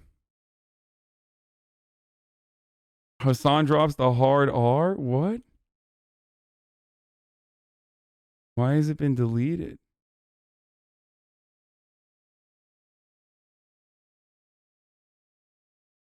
Damn, mods clapped that up. What do you think about Israel? I think the Palestine... What? No, dude, you can't say stuff like that. Christ. Stop the big head slander. Hasan's head's perfectly proportional. Let's go back to top post, but from that motherfucking week, dude. Hey, yo, June, you told us to post it on OKBUDDY if we made it you in Cyberpunk.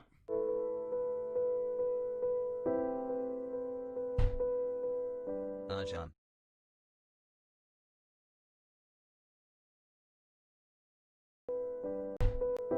On OKBUDDY if we made it you in Cyberpunk. Bullshit, dude.